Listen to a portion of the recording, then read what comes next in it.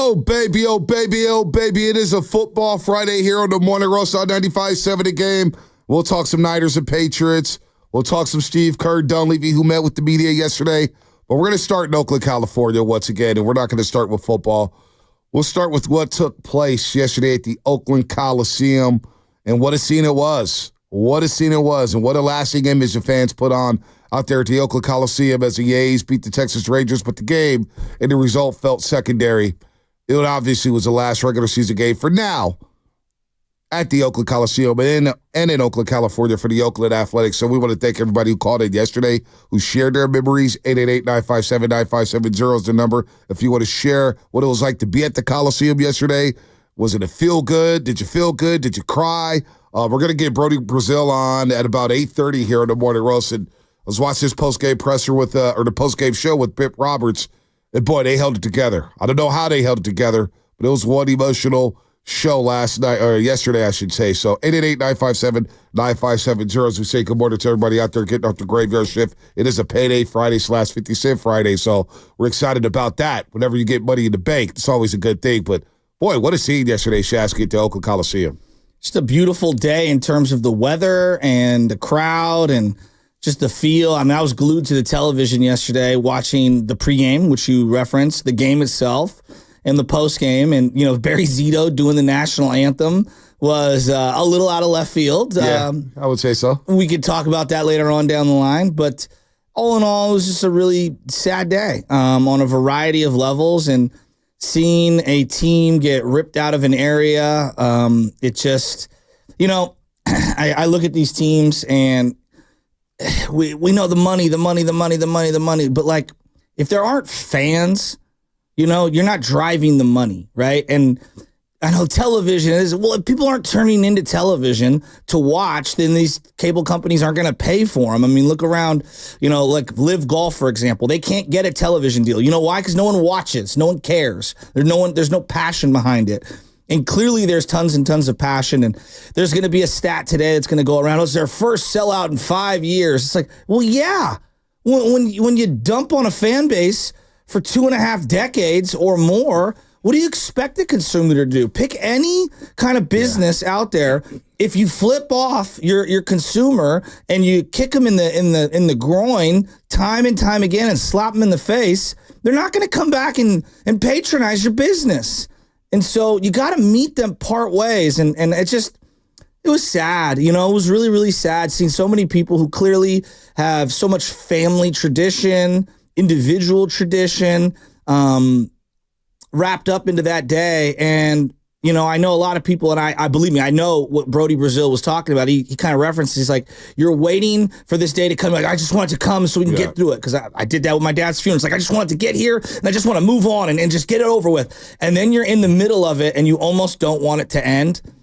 And it's just really hard for everybody. And my heart goes out to all the A's fans. And, you know, I know that yesterday we opened the lines up to them. And I appreciate everybody that chimed in. And I know it's tough. It's really, really tough. I know a lot of people had thoughts of like, I don't want to give that man, John Fisher, my money. Yeah, of course. And I don't want to tell anyone how to fan. That's just my belief. I don't want to tell people how to be fans.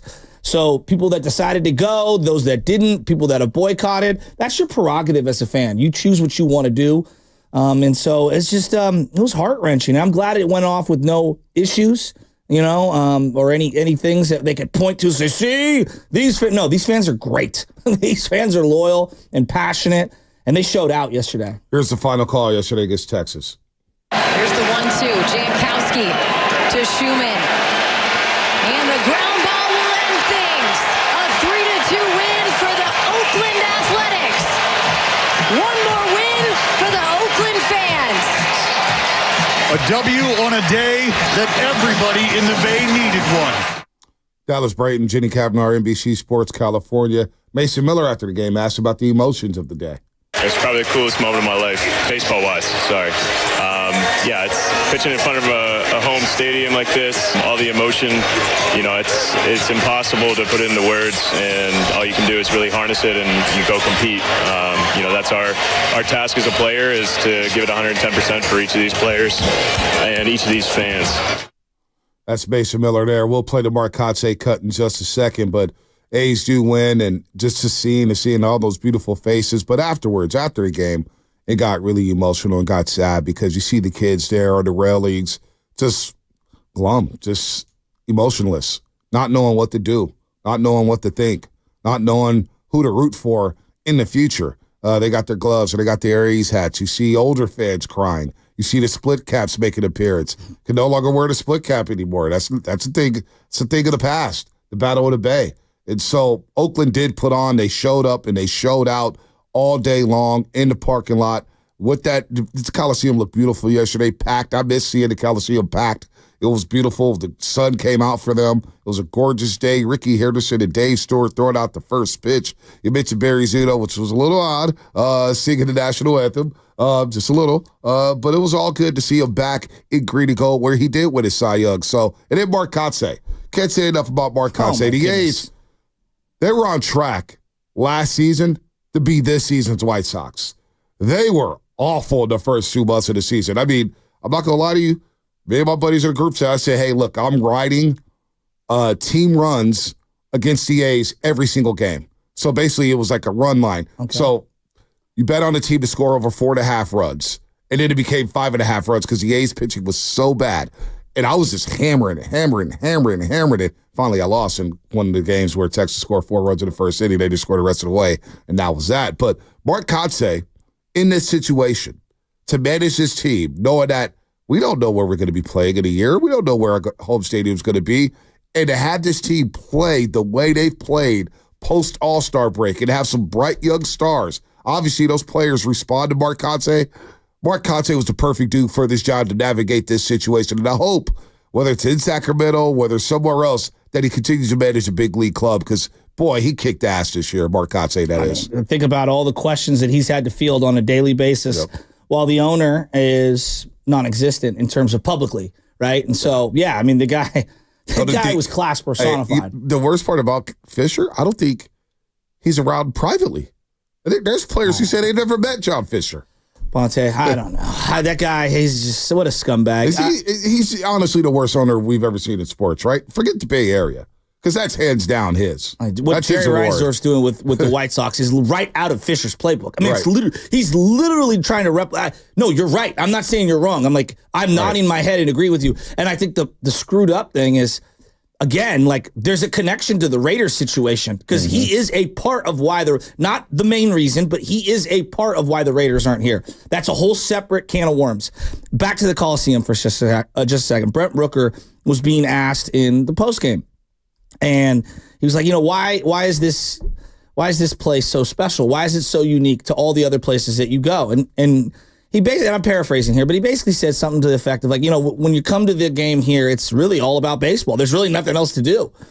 And Candlestick had that same feel. And I agree with him. And new isn't always better. Yeah. All right. Just hear me out when I lay this out, people that are listening. Are the amenities of certain stadiums incredible and new seats and sight lines and the ingress, egress? And there's a lot of ways you can make things nicer. And believe me, I get it. But there was something beautiful about thin concourses, okay, when you were at a game and there's not like a lounge area to go hang out. Like right now at Levi's, for example, they have this Bud Light zone where everyone's partying. And it does. It's awesome. It goes off. But you're also not necessarily in your seats waiting and watching and locked into the game. Right. Because when you're at the Coliseum, when you were at Candlestick, for example, the older venues, there's really nowhere to go. Yeah, you got to watch. You're sitting in your seats and you're just locked in on the actual game. And there is a beautiful old school feel to a game at the Coliseum because you're not hanging out in the promenade because you can't see anything. This is a bunch of concrete, and I see all these beautiful new stadiums that are built, and believe me, I enjoy SoFi Stadium is a great example, and Allegiant Stadium. You and I have gone to Allegiant Stadium. I've been a couple times now, and it's beautiful, and there are sight lines, and there's areas, but there's a lot of what I call hangout areas, and you are kind of not necessarily locked in on the game. Allegiant, I think Allegiant does a good job of having, now obviously you got the area around the torch where you're standing up, but for the most part, I think Allegiant is pretty good for damn football. There's not a lot to do. It's not a lot to do with it. And even SoFi, I think a lot of people, you got the clubs and you got the boxes, and that's football or whatnot. But for just baseball, if we're sticking with baseball, you think of Fenway. You know, you think of Yankee Stadium, you think of Wrigley Field, you think of some of the parks. Now, there's a lot of other parks where you got to have the quirkiness, like the swimming pool in Arizona, and you got Miami, which had their little quirky little center field, whatever that's. It was the home run structure they got that out of there. The Enron Field or whatever, Minute Maid Park, whatever it's called down to Houston, they had the whole hill and everything like that. And they've got rid of that and the choo-choo train or whatnot. But Coliseum was old school. There was an old school vibe to it. And you just think, man, if they would have just invested into that area, into that stadium, could have still been one of the crowd jewels in all of baseball. Well, I mean, like, they've got the weather that the entire Bay Area loves that weather right there. It's not super, super, super hot like Concord can be almost every day, it feels like. It's got just enough of the cool breeze, but it doesn't have the crazy, crazy, crazy fog that the Peninsula and San Francisco end up having every single day. Like, the location of where that stadium is perfect in terms of freeway access, in and out, BART access. Perfect. No, it really is. It doesn't get any better than that. Would it have been better or worse at Howard Stadium? I don't know. Howard Terminal, excuse me. Other people know the area better than I do, so I don't want to talk out of turn like I'm some expert, because I am clearly not. I'm just saying that yesterday, when it was a perfect, picturesque day, and you see all those fans lining up, and you see that tailgate atmosphere carry over and spill into the actual Coliseum, the players could pick up on the vibe, and they could feel it. And there's just nothing like that atmosphere. It's so unique. No, it's very unique. And they say goodbye to Oakland and the Coliseum after 57 years of baseball being played there. Let's go to Mike in Oakland, who's at the game yesterday. Mike, good morning to you, man. How was the game yesterday? It was bittersweet, man. Bittersweet. You know, after moving here from Arkansas when I was about 7, 8 years old, you know, the first baseball game I ever attended was the Oakland A's game, and I had a good friend who used to work with me in a group home named Jose. He used to always take me, you know, every single weekend. We'd hit the A's game, then we'd hit up Fenton's, you know, and I'm a season ticket holder, and I refused to go to any of the games this year except this last one. And, you know, my fiance was hounding me to take her to an A's game, hounding me. Too bad she couldn't come last night because she had to work. But it was bittersweet, man. I shed a tear, you know, because that's a big part of me. But a big part of who I am is Oakland A's, you know, going to the stadiums, creating memories with those fans. You know what I mean? So it was bittersweet, very bittersweet. And John Fisher can go to hell. You know what I thought about with the way the A's fans, I mean, they were first class. There was class personified yesterday with the way they acted and represented Oakland, California. I was hoping, and I was thinking this when the game was over, I hope there's a billionaire owner out there or some billionaires out there who believe in baseball and want to own a baseball team one day. And hopefully they watched that game yesterday and they watched those fans saying, you know what? We don't know if it's possible, but if we were able to bring a baseball team to Oakland, California, it has potential to thrive. It's a gold mine. If you invest into that team and into that organization and into that fan base, I still believe baseball could work in Oakland, California. I really do. So that's my emotions. Like, hopefully it's not the last time. I know it is for right now as they get ready to go to Sacramento, but hopefully there's some billionaire out there thinking, boy, John Fisher dropped the ball. If I could get my hands on the team out there in Oakland, California, boy, because they represented that well. I think they put on a great show. It could have went awry. Could have been like Cleveland when Cleveland decided to go to Baltimore and Art Modell had to lead the state of Ohio. And they were ripping seats. They were throwing things. It was a mess. It was all bad. Now, they represented in Cleveland. I don't want to give them a bad rap for that, but it could have got ugly yesterday at the Coliseum, but it didn't. Those fans represented the way Bay Area fans truly represent the way Oakland represents. So hopefully somebody saw that from afar. I mean, you seen Crazy George out there. He looks phenomenal. Yeah. I mean, somehow he looks younger now than he did back in the 70s. It's incredible seeing them all do the wave and the drums. See and your boy Banjo Man? Yeah, Banjo Man was there. I saw Banjo Man. I'm sure he got comped to go in. But, you know, one thing that I think about a lot is, like, when you meet random people, right, and you start, like, I call it the checklist. Like, where are you from? Oh, you're from Baltimore. Are you a Ravens fan? You know what I mean? You start asking, because that's what we do. We're sickos. We're sports nuts. I think about how much of my identity is wrapped up into being a sports fan and being a Giants, Niners, Warriors fan and have been my whole life. And I think about now the East Bay fan whose identity is wrapped up into I am or was a Raider, Warrior, A's fan. You know, and it's just like, to have it ripped away from you like that, not because you guys suck, because the owners suck, Right. because the business model completely is crap, and because other owners that aren't even from your region are influencing this decision. I honestly still don't understand exactly what is influencing this decision other than John Fisher wanting a complete handout.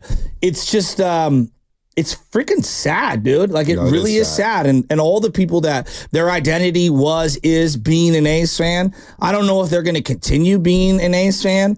But God, I don't even know what it would be like. Can you even enjoy baseball? That's what, Because great question. Can you even enjoy baseball knowing that your team has been ripped away from you?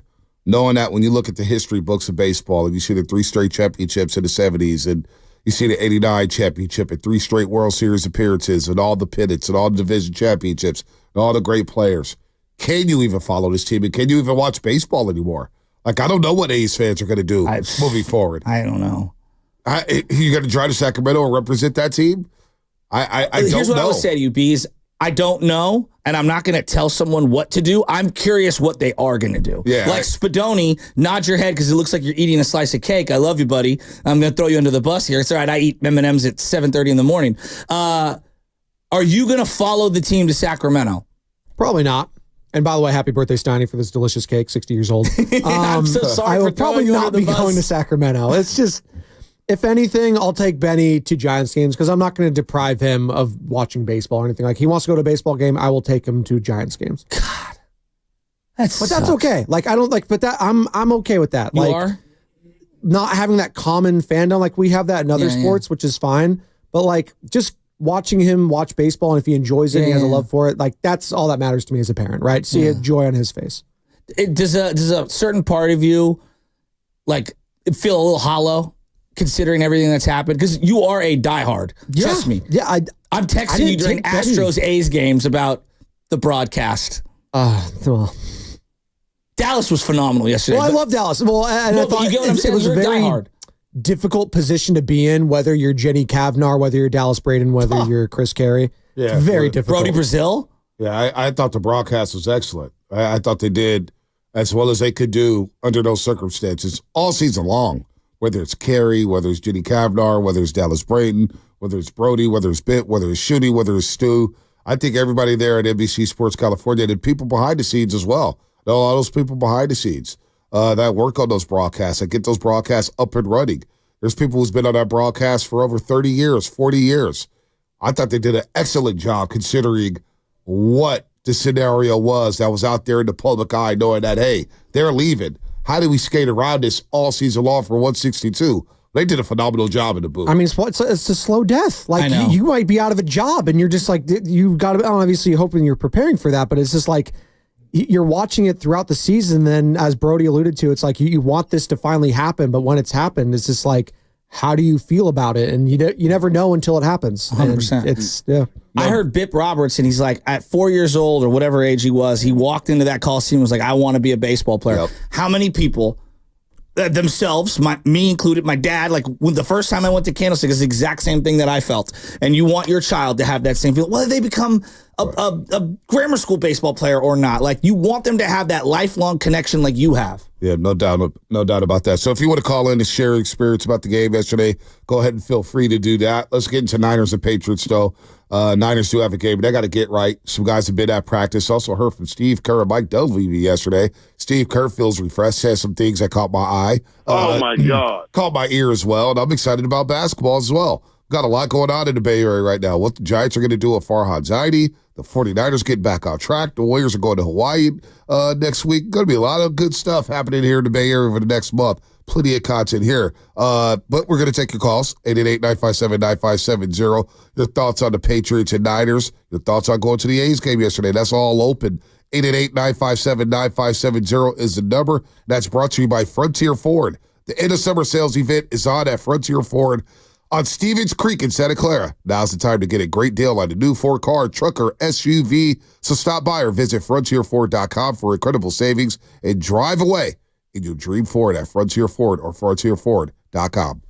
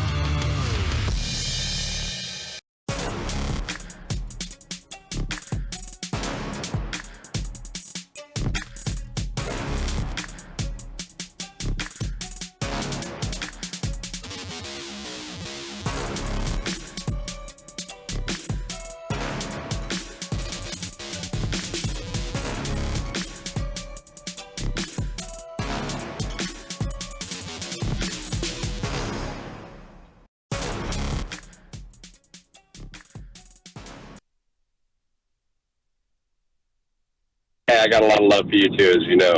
Bay Area is Draymond Green. The Morning Roast with Bonte Hill and Joe Shasky is live on YouTube and Twitch right now. Time for you to like and subscribe. All right, Draymond, he's back in the practice facility. Steve Kerr ran into him yesterday. The boys are getting out. They're getting ready for Hawaii, I should say, for training camp. They're going to do something different this year. The Clippers also practicing in Hawaii as the Warriors start to ramp up for training camp and get ready to roll. Media Day on Monday, where Steiny and Guru will be broadcasting live from at Chase Center from 10 to 2. That'll be Monday, the day after the Niners take on the New England Patriots. Could be a day where the Giants let go of Farhan Zaidi. We shall see. I know you guys had John Shea on the Garlic Fries and Baseball Guys podcast, one podcast you all need to be listening to for all your Giants talk. Sam Lubbock and Joe Shasky will bring you the best damn Giants talk in the Bay Area. No matter what happens during the season, good or bad, John Shea was on the podcast this week, and he shed some light on how the Chapman deal went down and the future of Farhan Zaidi. What did Shea say about that for those who haven't listened yet? Well, in summary, we went in a lot of different directions. I did hot and cold with him. Like, does he think this player is on the team as an impact player, moving forward or not? And, the Luciano one, ice cold. But regarding Farhan, he got the sense that he thinks that they're going to, go in a different direction. He didn't flat out come out and say that, but it sounds like a decision has already been made. They're just waiting on what's going on. Mm-hmm. And he thinks if he had to guess, he'd lean that he's probably not coming back. He had suggested a lesser role. I don't know. I don't know. Reassigned within the organization. Interesting. Yeah. How many people take a dramatic decrease in their position and then stay with a company? I'm sure there are people who will point out certain examples. I find it to be unlikely. So I don't know who ends up doing it. But I will say this is that he was on the other station yesterday in the afternoon, and I caught some of the stuff that was said, and I don't know what to make of it. I don't know if this is a guy who is going to be back. I don't know if this is just him going through the motions. If I was the Giants, I think I would have already made a decision one way or the other. That way he's not kind of like flapping in the wind here. Well, what Flem tell us earlier this week, that if you haven't made your mind up now and you need the recent stretch to figure out what to do about this situation or any situation, and he wasn't speaking specifically about the Giants. He was just saying, if an organization hasn't made their decision on what route they want to go by now, then what are we doing here? Then we need to reevaluate the organization and figure out what their plan is and what their thought process is all about. So I do believe they made a decision. Now we'll just wait to see what decision that is. Are they going to keep Farhan? Are they going to let him go? But we're going to get back to the A's for just a second here before we pivot to Niners and Patriots, because we do got a game. And it's Operation Win. I don't care what it looks like. Could be 9-6, 10-9, 13-12, 13-10, 17-13. I really don't care. Just get a win on Sunday.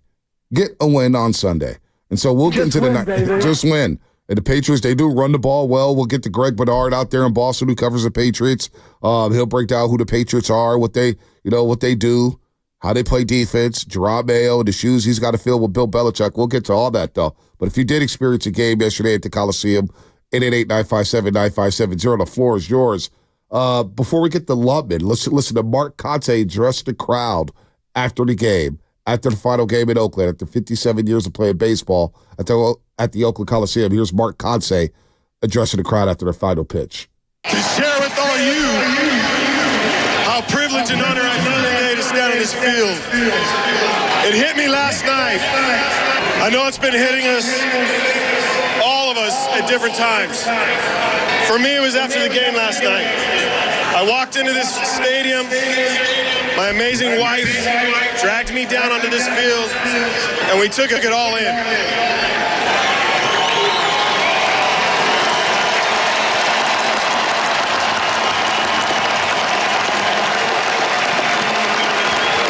I'm going to keep this short, because I don't really know if I'm going to be able to make it through this. To the staff who've dedicated their lives to the Oakland A's, especially those who aren't coming with us, I am forever grateful and will never forget you. And to all of you, on behalf of my staff, myself, this team, all the past players and coaches, everyone who's worn the green and gold. There are no better fans than you guys. Thank you all for loving the game of baseball.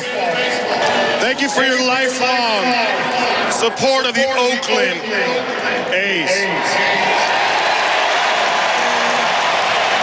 And last, I want to thank you guys for coming out today to share this moment with the club that I'm so proud of. We've played our asses off this year. We still got 3 left, gentlemen. I think we all should pay homage to this amazing stadium that we've had the privilege and pleasure of enjoying for 57 years. And I ask you for one more time to start the greatest cheer in baseball. Let's go, Oakland!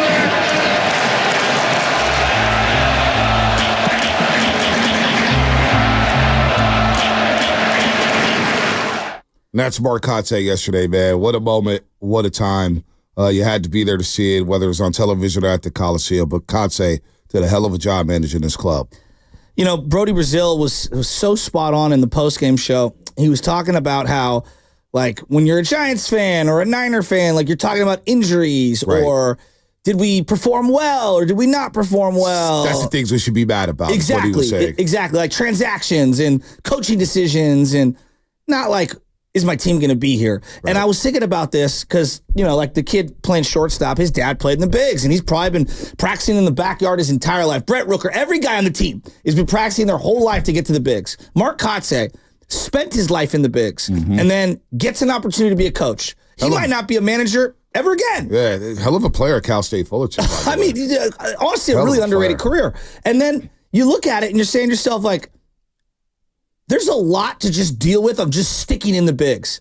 And then you got to deal with all this. You've reached your lifelong goal of making the bigs. You know, I'm talking about the players themselves. Right. You've reached your lifelong goal of getting to the bigs, and you're going to get peppered with questions that you're making, you know, I don't know, in the baseball world, a minimal amount of money. You just got called up. You're, you know, worried about sticking in the bigs and hitting arbitration and being one of those select few, those lucky few that can stick and make it. And you're being asked about location and stadium and fan bases, and it's just so unfair what they put the players and the coaches through. Nah, it is so unfair. So I hope Kotsay does remain a manager, as I mentioned. Whether they go to Sacramento or not, he deserves a spot. He deserves to be a manager. He obviously navigated some tough waters here for the Oakland Athletics. 888-957-9570. The Lubnitz taking on the other side. He was at the game. Want to get what he felt yesterday. Obviously, we got a football game. And per Nick Wagner of ESPN, who covers the 49ers, George Kittle does expect to return Sunday against the New England Patriots. Says he's very excited to play football. And in a physical game, that this could be on Sunday at Levi Stadium, having one of your more physical assets in George Kittle is definitely going to help the 49ers on Sunday. And obviously another weapon for Brock Purdy to navigate this Patriots defense against George Kittle. Back, it looks like, for Sunday's game against the Pats. Yeah, this is big. You got to get him back. He's a tone setter. They clearly need him. I saw Debo on the practice field, but I don't practice, just out there. Yeah, just chilling. Getting close. Hey, that's fine. I'll take it. Like, Jordan Elliott got hurt, apparently, the defensive tackle. He got carted off, and it's not good. Curtis Robinson got hurt, the backup linebacker who's a special teamer. I mean, that's what we need. We need more special teams people getting hurt when it's already a weakness on the team. You mean our defense? I mean, getting hurt. I mean, Jay Hargrave's already out for the year. It's huge. So getting Kittle back, I'll take it. Like, I will take it in a heartbeat, and then that'll give a boost to the run game, but more importantly, gives a boost to Brock Purdy. Yeah, run game is going to be interesting because the Patriots only give up 83 yards on the ground per game so far in the first 3, small sample size, but they are tough up front. They're going to hit you. They're going to be physical. But the D-tackle problem with the 49ers, again, I thought edge depth was a big issue. The entire defensive line now is a big issue, and it puts a lot more heat on Nick Bosa to produce at a high level. So we'll get into on the other side here. Brought to you by Fremont Bank, celebrating 60 years of full-service banking with no compromises. Come into Friedman's Appliance in Pleasant Hill.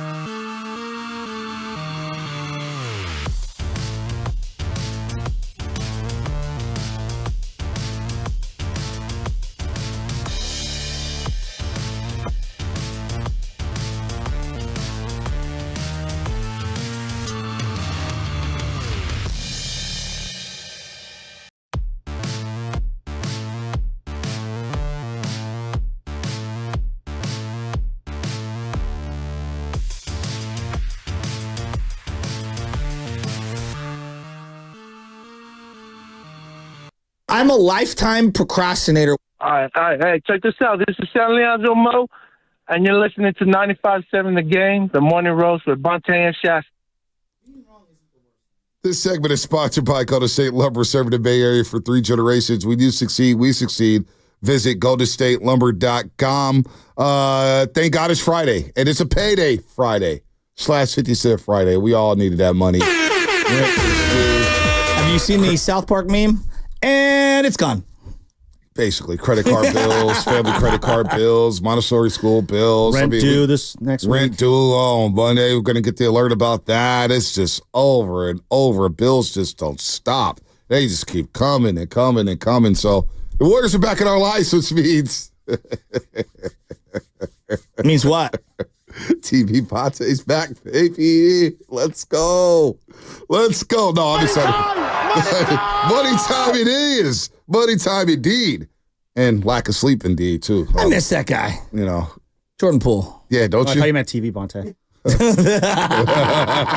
Slovin, you are. This is like the best performance you've had since the wedding Saturday night. He hasn't even performed yet. He's been on fire. Wow, that's just the warm up. He's just said 2 words. The performance is tomorrow from Freedman's Appliance, 12 to 3 at Pleasant Hill. Wait, what? For the fall clearance sales event. Wait. What's going on tomorrow at Freedman's Appliance? Well, it's their fall clearance sales event, as you guys know. No, I didn't. Come join Sam Lubman and myself, Joe Spadoni, from 12 to 3 live, Pleasant Hill, Okay. Freedman's Appliance. Steiny will be out there too. Jim Cozemore's calling in. No way. Yep, it's going to be a great time. You got those live working vignettes. Very cool. So it's going to be a party I this actually weekend. need some appliances for the river cabin. Freedman's Appliance. I think I'm going to head over there. but I usually hold go on. to A lot of really great brands that you can get too. Well, but you know what? No, this is about Lubman and Spadoni. Forget you and your appliances, Shasky. Well, I want the hookup.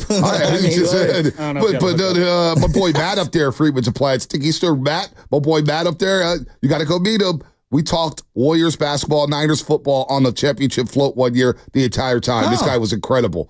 But Lubman and Spadoni live on remote. Oh, my God, my guys are growing up, man. But the babies at 95.7 The Game are in a big spot here, Freedman's Appliance. Mark Grandy, engineer, too. Look at us taking over. Mark Grandy's engineering? You got well, that's bumped scary. down? Well, you got to help you get on the line here. That's what I was. So what happened to Farhan? You're getting bumped down. I got Tim Jordan on speed dial just in case. Yeah, why is it Tim Jordan saying he's been milking this place for so many years? He's the president of engineering operations now. That's why he's elevated himself. Yeah, he's the Farhan Zaidi. They made up a title for him. Like Lucas Alexander, the great Lucas Alexander, brand manager, assistant director, director of sports. What does that actually do?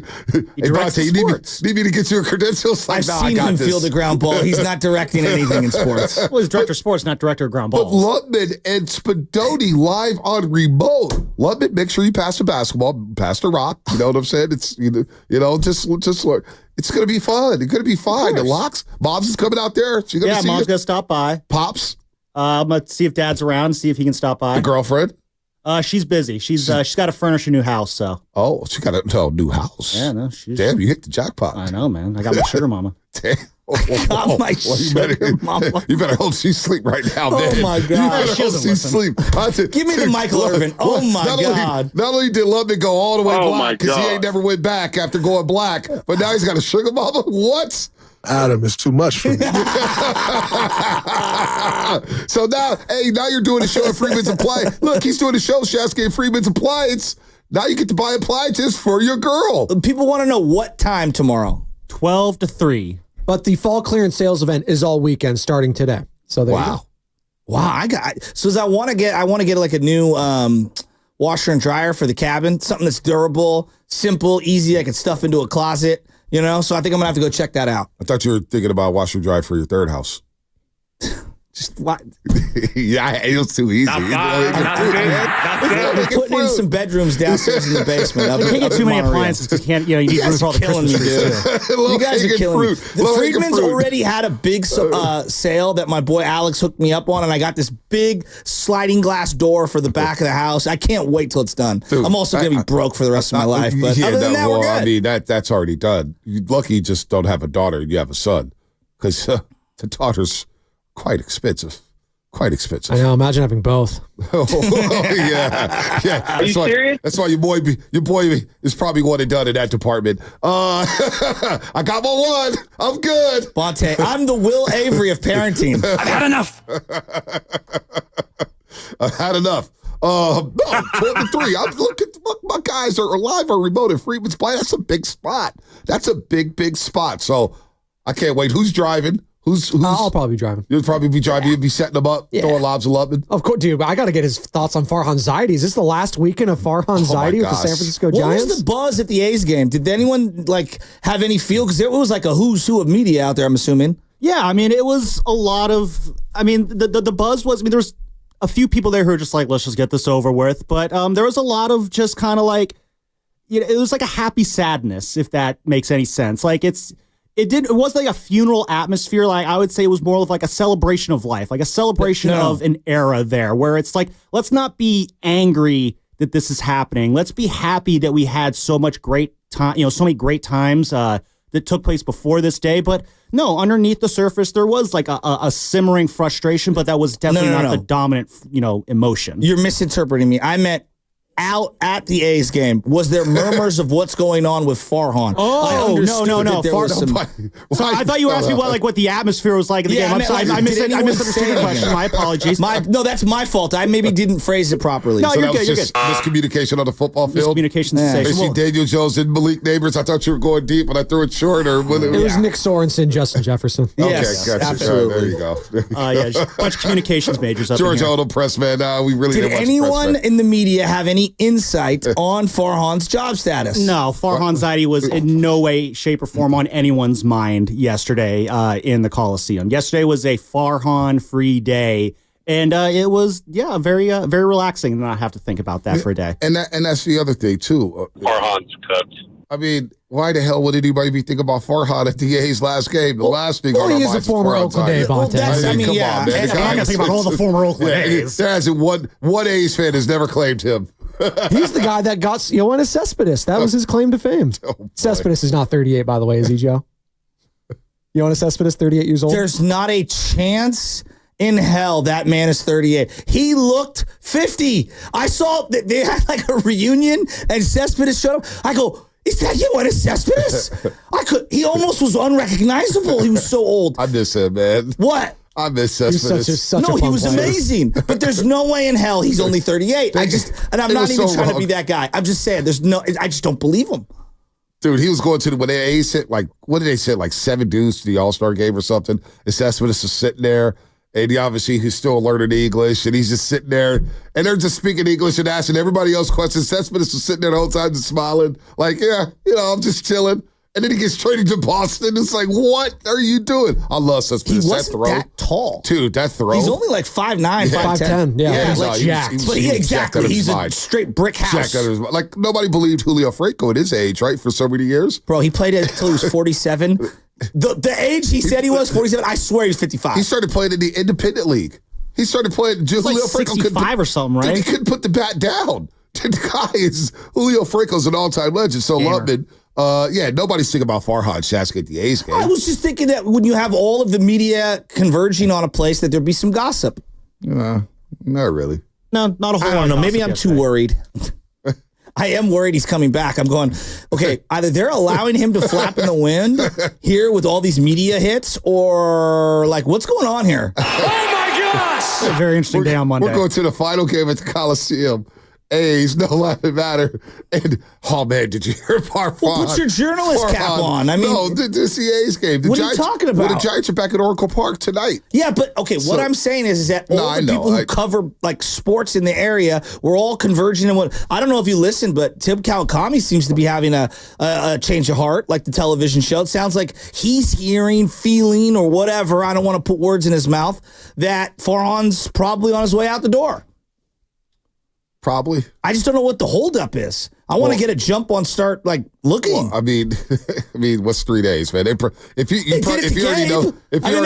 wait to slam the door on Gabe's face. They already knew Bob Melvin was available, and they was like, yeah, we're going to get Bob. Bob's going to get let go from San Diego. They're not going to push us back on that. So, look, man, he'll be gone. Maybe it'll be Monday. Maybe they'll try to steal the thunder from the Niners and Media Day, Warriors Media Day on Monday by firing Farhan Zaidi. Monday could be an epic day. And what could be an epic week in Bay Area sports history with everything happening to the A's, with what's going on with the 49ers. You got the Warriors back on the floor, and now you got the Giants maybe going in a new direction. Who the hell knows what's going on?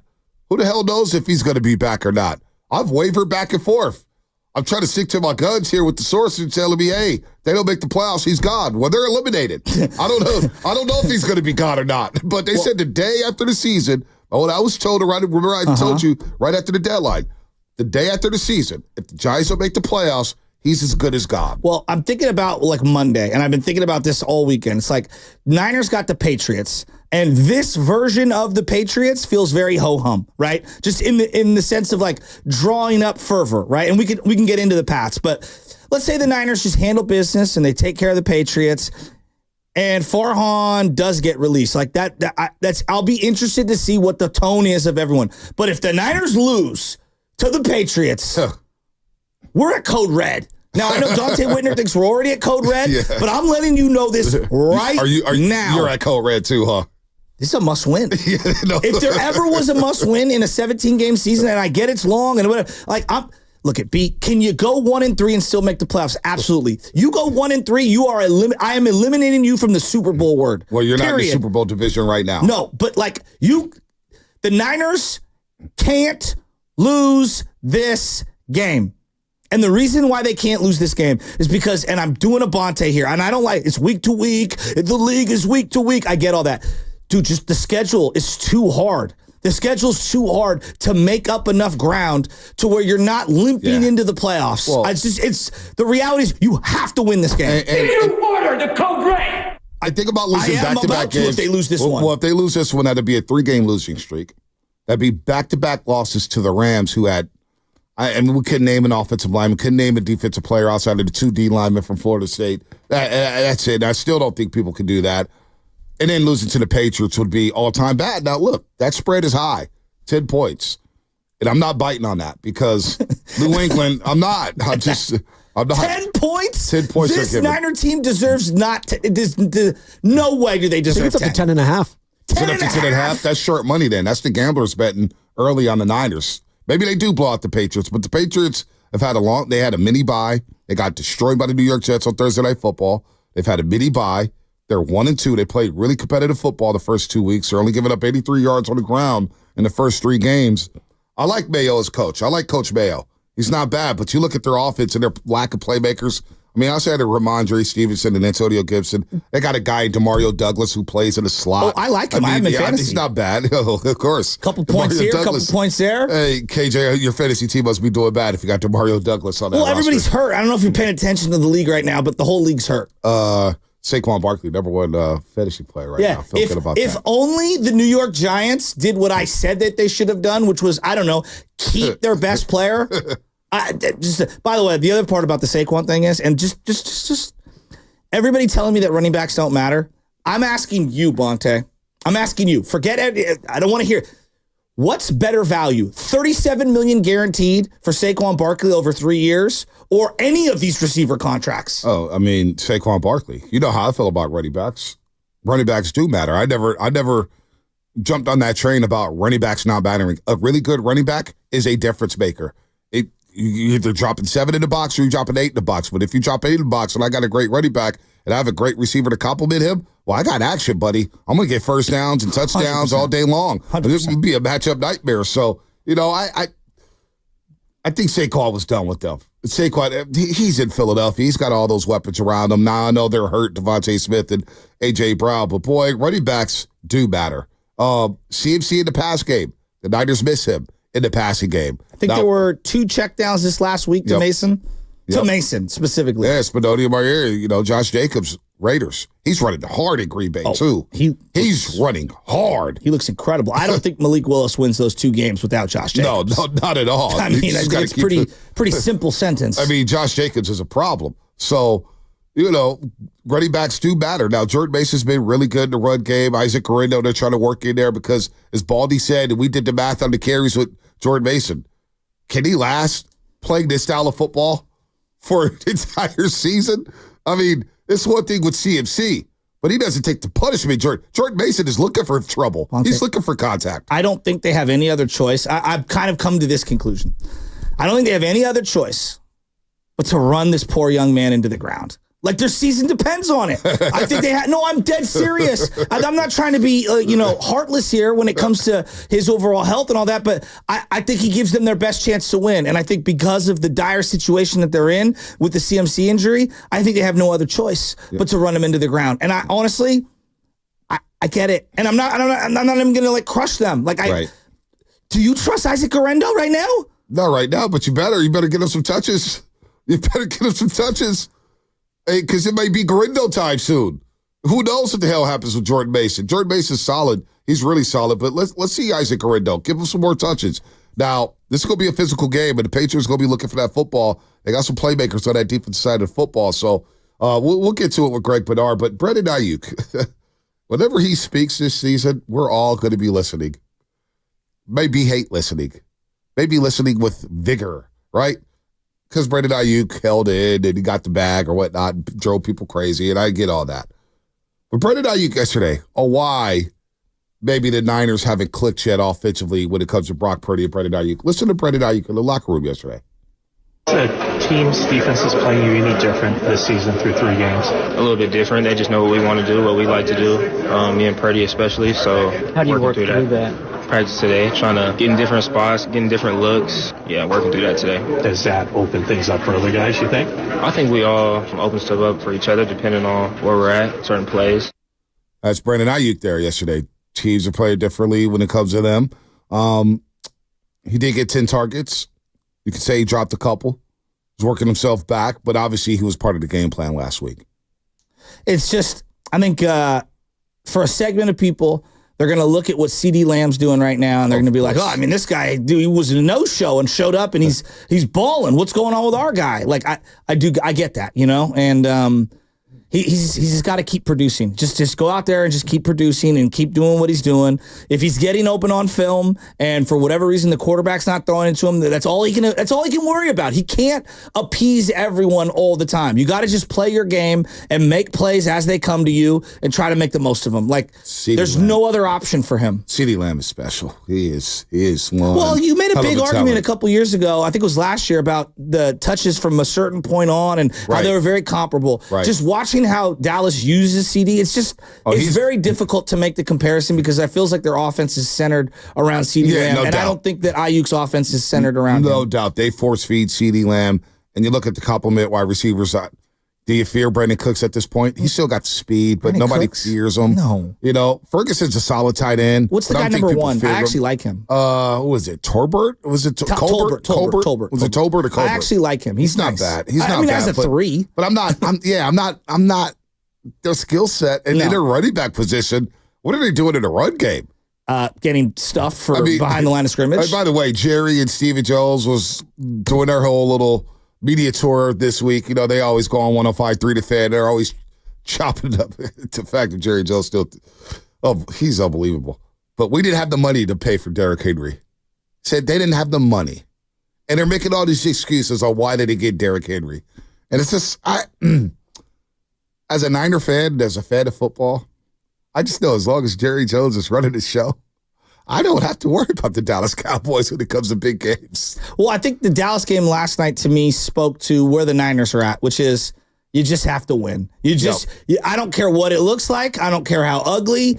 You just got to get a victory and walk away, right? Because now the Dallas Cowboys got 9 days or whatever to get ready for their next game. And they play Pittsburgh. Yeah, they're feeling really good about themselves. I think Baltimore finds themselves in a similar situation facing the Buffalo Bills this week. What a game. What? What a game that's going to be. It's going to be an incredible game. That's the Sunday Night Football slate. Yeah, that's but I think the Niners obviously have okay.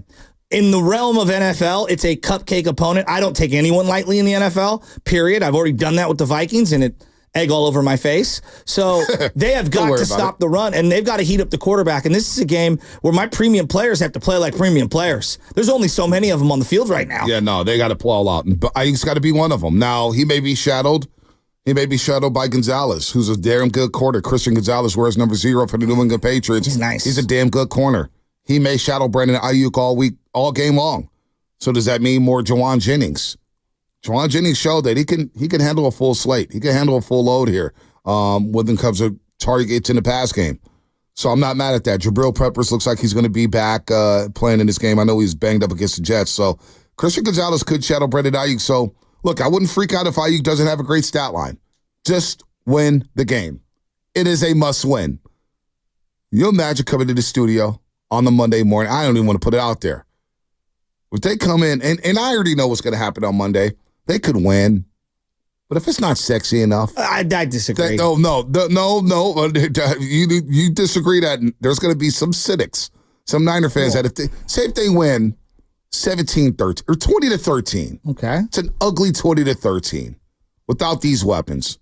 What do Niner fans say on Monday? I think that they come in and they're like, thank God we stopped the bleeding and we got to win. And when you look at the schedule, you're saying to yourself, like, you had to plug this thing because you got a big one against Arizona and Seattle and then the Chiefs and the Cowboys. Like, that 4-game stretch before the bye is treacherous. So I hear you on, like, yeah, style point. I'm at the point now, style points are out the window. Just get a W. Get a W. I agree with you. But you don't think style points matter to a lot of fans when they know that, boy, if we play like this, we only beat the Patriots 2013, and they see what the Jets did to them on Thursday Night Football, and they're looking at Arizona and saying, oh, boy. But this team's not healthy enough to have style points. I agree. Right? So, like, when they're fully loaded, like, yeah, I'm with you. Like, hey, style points. You can't stop the run. You have had a tough time establishing the run in the second half of the last couple of weeks. You have had a difficult time finding a specific playmaker on third down. Like, I think there's a lot going on right now for the Niners. And your quarterback has, day-to-day when it comes to back stuff. This to me is like, and especially given it's Arizona, then short week. Short week up in Seattle. You just got to win. You just got to win. I kind of want to go to that Seattle game. This defensive line. There's a concern going into Sunday. It's this defensive line. Are they going to be able to stop the run? This defensive line is getting tested. We're not even out of September yet. Hargrave, out. May not come back. Out. Jordan Elliott, he's about to start. What happened? Carted off. Lower leg. I don't know. What? So we got no depth on the defensive line whatsoever. We already talked about edge depth being a concern. Now the D tackles are decimated. You got Malik Collins. You want to talk about getting worn out. Is he ready to play 3 snaps? Is he ready to play every snap, 90% of the snaps?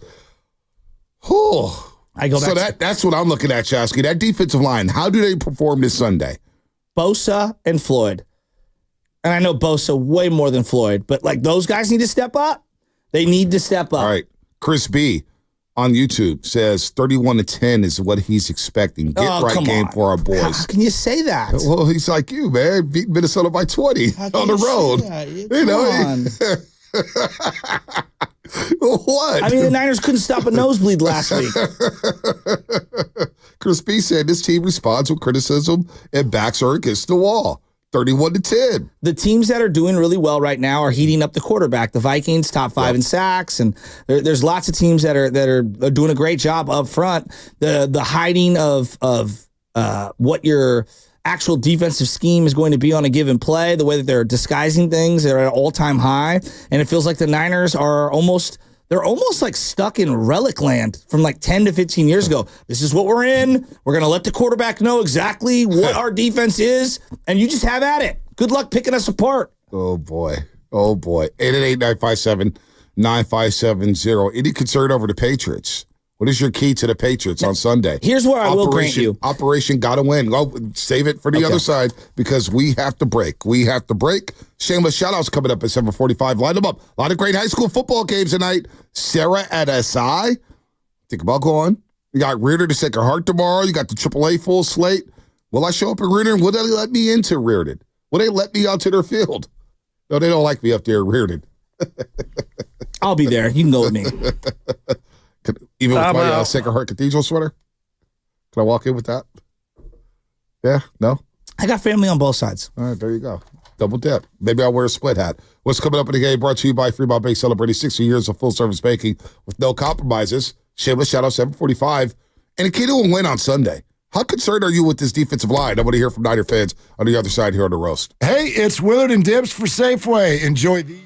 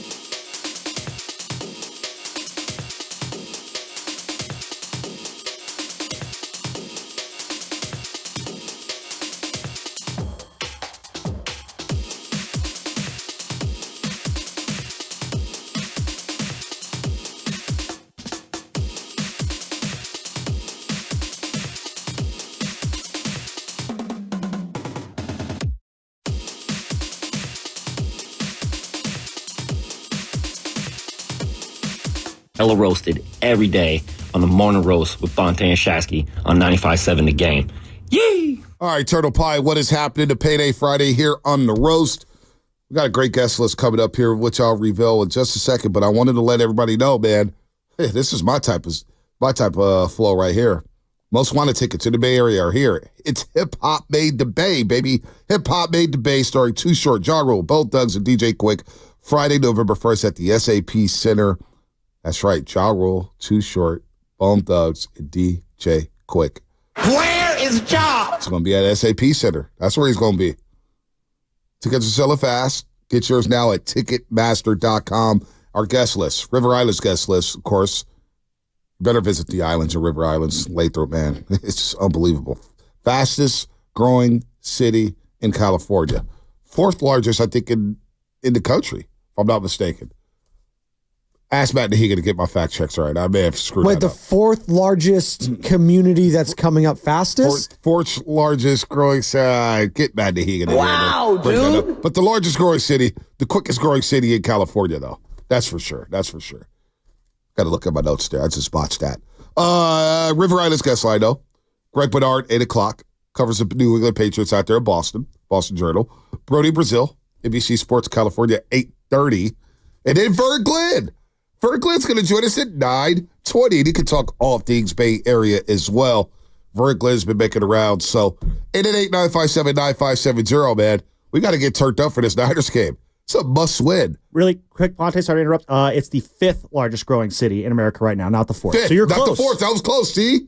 But the largest growing city in California, correct? That is correct, yes. The four cities above it are Anna, Texas, Princeton, Texas, Fulshire, Texas, and Salina, Texas. Wow. Well, it's not the world's biggest little city. It's not Reno. Hey, shout out, Mac Dre. You know River Islands is popping, though. They got an In-N-Out burger. They when do. you got an In-N-Out burger, They do. That's next level. I'm telling you, I was blown away. I thought you were one of the In-N-Out's overrated crowd. It is overrated. But not when it's in River Islands. Properly rated. You guys rated it so high. It's like, all right, what are you relax. talking about? They got the River Islands bump. Once you move into River Islands. Hold on. The fact that River Island, because it took San Francisco a very long time to get an In-N-Out burger. What does that have to do with anything?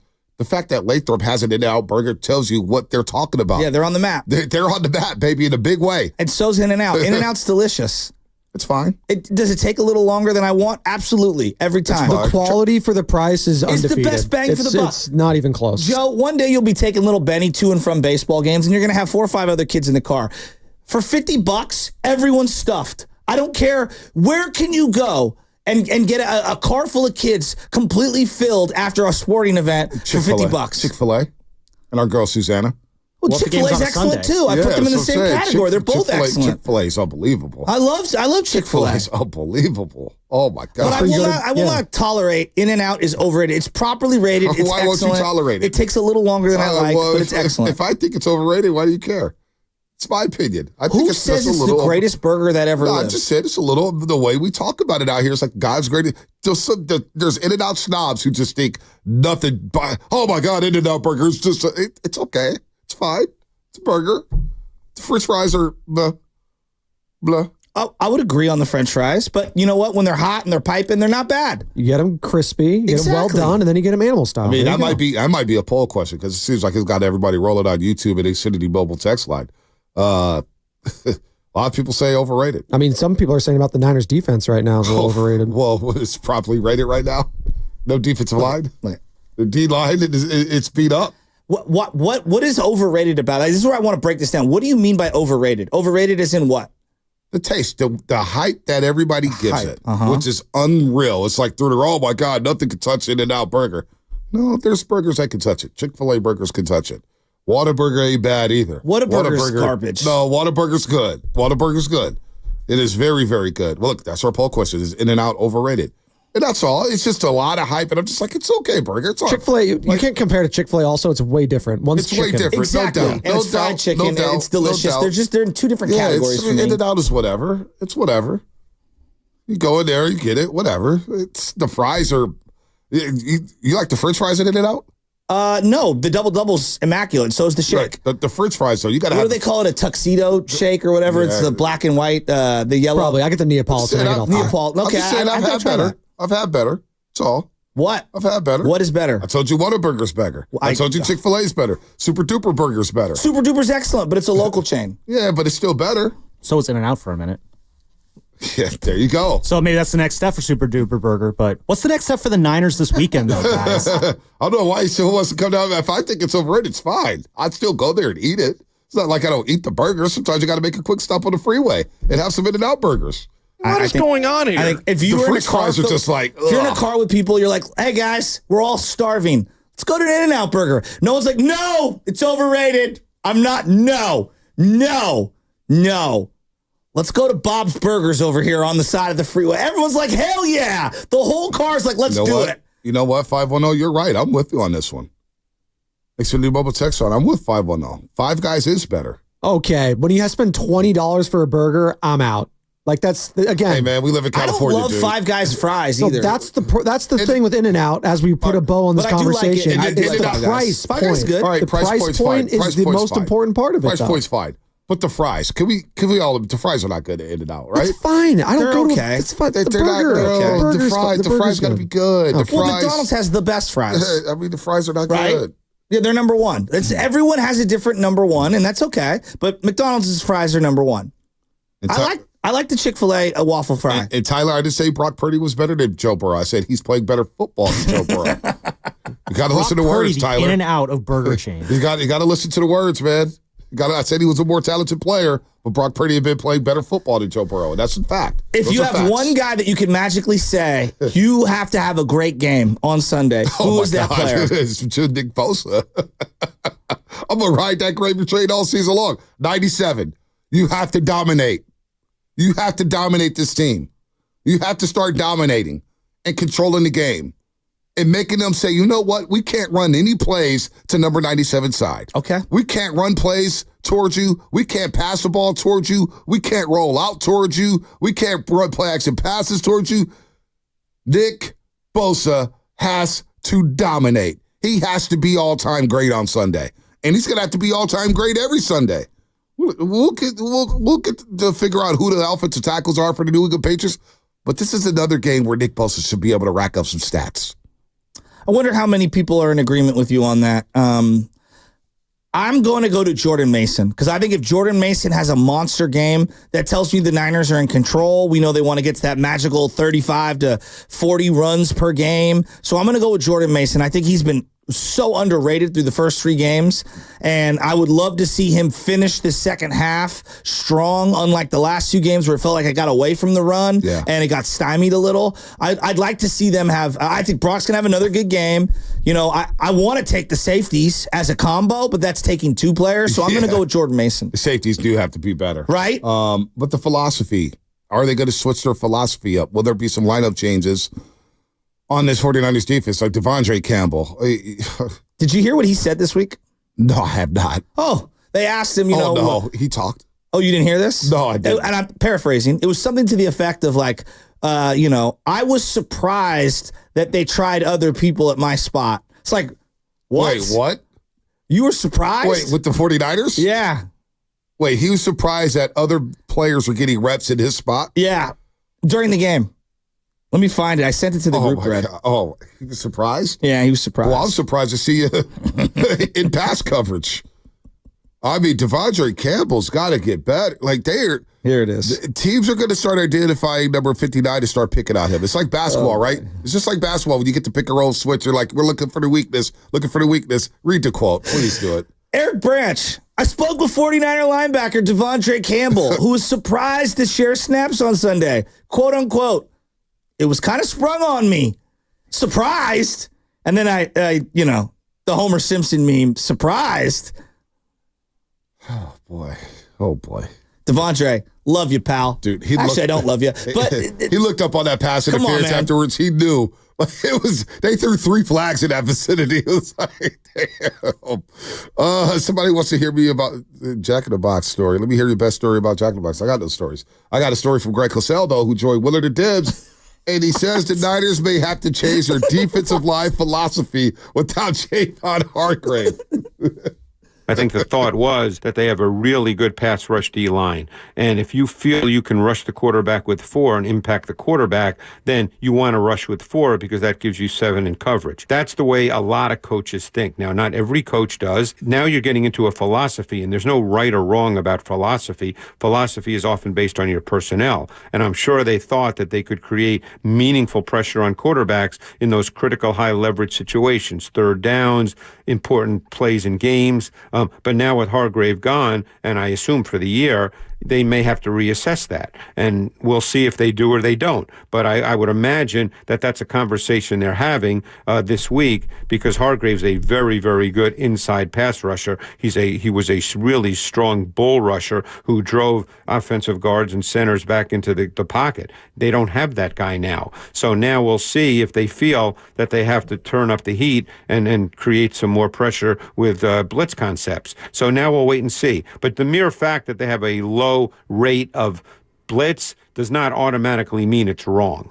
So that's Greg Cosell joins Willard and Dibbs every single week. He breaks it down with the best of them. We got Baldy. They have Greg Cosell. Not a bad lineup here at 95.7 The Game when it comes to guys breaking down the league. But it's another guy we heard about, Javon Hargrave, that he gets pressure, that he knows how to, push back guards into the pocket. And did we underrate Hargrave's importance to this team? Because from the naked eye, when I listen to us and I listen to other shows, oh, man, Hargrave ain't good. He ain't doing anything. He's a waste of money. But then you hear Shanahan say, boy, he's having his best game. Then I hear from other people who are experts in the league saying, Billy, Hargrave's going to be missed. He is going to be missed in this defense. I don't know what to think. Well, he's going to be missed because the backups aren't very good. I mean, that's one element. Like, what is his value versus the replacement player coming into play over him, right? Yeah. Like, that's a part of the equation. I think he's a solid player. Is he worth $22, $24 million a year? Absolutely not. Like, those are two separate conversations, right? Like, is he solid? Yeah. Is he worth what? No. Like, no, he's not worth that money. And so, like, he'll be sorely missed. Well, look, yeah, he probably will be missed to a degree, but it's not like they were shutting down the world with him. Right. No so, doubt. I don't know. I think that people obviously know who he is, and he's got a high profile, and he plays a lot of snaps, or at least has the last couple of years, so there's value in that. Was it even close to the value I was looking for, given how much it costs to bring him in? No, not really. No, not really at all. And then I think both those things can be true at the same time. By the way, shameless shout-outs in 15 minutes. Shameless shout-outs in 15 minutes. 888-957-9570. I'm sure a lot of A's fans have some shout-outs. Shout out to the Coliseum and the A's fans yesterday. That'll be my shout-out. Shout out to you guys for putting on the show yesterday at the Collie. Greg Cosell on the DBs getting beat over the top. Now I want to hear this. The thing you always have to be careful of is it's the NFL. Guys are going to get beat, corners in particular. So that doesn't mean they're bad players. What happened was Atwell motioned across the formation on the 50-yarder, so he had free access into his route, and Ward was playing with outside leverage. And Atwell is fast. I think he's a sub 440 guy. So he just got on top of Ward, who may not have been, I don't know what's in his head, but my guess is he may not have been expecting that route. So he just got behind him, and Stafford made a great throw. But Ward's a good player. The question is really on the other side, because Yadam is a guy that's been with a lot of teams. You can line him up. There's no question. He can play in the league. But, I think that's one reason why they drafted Green, who got some time, obviously had the holding penalty in the end zone. But we'll see if, as time goes on, if Green is able to win that job, because he's a physical, competitive, feisty kind of corner who played a ton of press man in college at Florida State. But for now, he may not be ready, so they're going with the veteran Yadam, who's, like I said, he's played a lot of snaps in this league. It's I'm going to get real dorky here, okay? I don't pretend to be Greg Cosell, and I don't pretend to be Brian Baldinger when it comes to, like, studying the film. But when you watch what McVay did against the Niners in this game, bunch formations with the wide receivers, and either they're all running these kind of like rub pick routes where they're all kind of together and they splinter off, and it creates chaos at the top of wherever they break off at, 8, 9, 10 yards down the field, or They have a bunch of people bunched up, and they're running a guy in motion and using the two receivers in front of that guy to kind of clear out some space to give that guy a head start in running, and then crossing him across the field. And they're saying to themselves, like, well, Tutu's not a big, strong, physical guy who can get off of press coverage, but if he's moving and he's running really fast, it's hard for a guy, even as good as Ward is, even though speed's not his strength, to stay with that guy in a foot race. I just thought McVay was really, really smart in how he deployed Tutu versus us. Couple things. One, you could always use emotion to see if that defense is a man in coverage, to see if they're trying to disguise something. Number two, they came into that game running 11 personnel 100% of the time. 11 personnel, 1 running back, 3 wide receivers, 1 tight end. They went to 12 personnel in this game. 2 tight ends, 2 wide receivers, and a running back. They adjusted. And they got that run game rolling, to which put that play-action pass into play. And you get that play-action pass rolling with that bunch formation, whether it's trips right or trips left, 3 receivers to one side or 3 receivers to the other side. You start running that stuff and you get the play-action pass rolling and you can run the ball out of it. It's a deadly formation. You can't get your hands on these guys. And then when you add the fact that Charvarius Ward was obviously compromised. You go watch the out and up DeMarcus Robinson ran and they missed him on that play. Charvarius Ward, Shasky, literally fell down. He fell down. He was not right. He probably should not have played in that football game. There's no excuses. Once you strap up your uniform, strap up that chin strap, put your uniform on, there's no excuses. You got to go out there and play, and if you get beat, you get beat. But he obviously shouldn't have played because he was not right whatsoever. They attacked him relentlessly in that second half. And you don't see that with Charvarius Ward. He's a really good corner, an all-pro for crying out loud. On that Tutu Atwell 50-yard bomb, it wasn't even close. So the bunch formation definitely bothered him, but I think he also just had a compromised corner who was battling a knee and hammy. There's a reason why he was out of practice last week.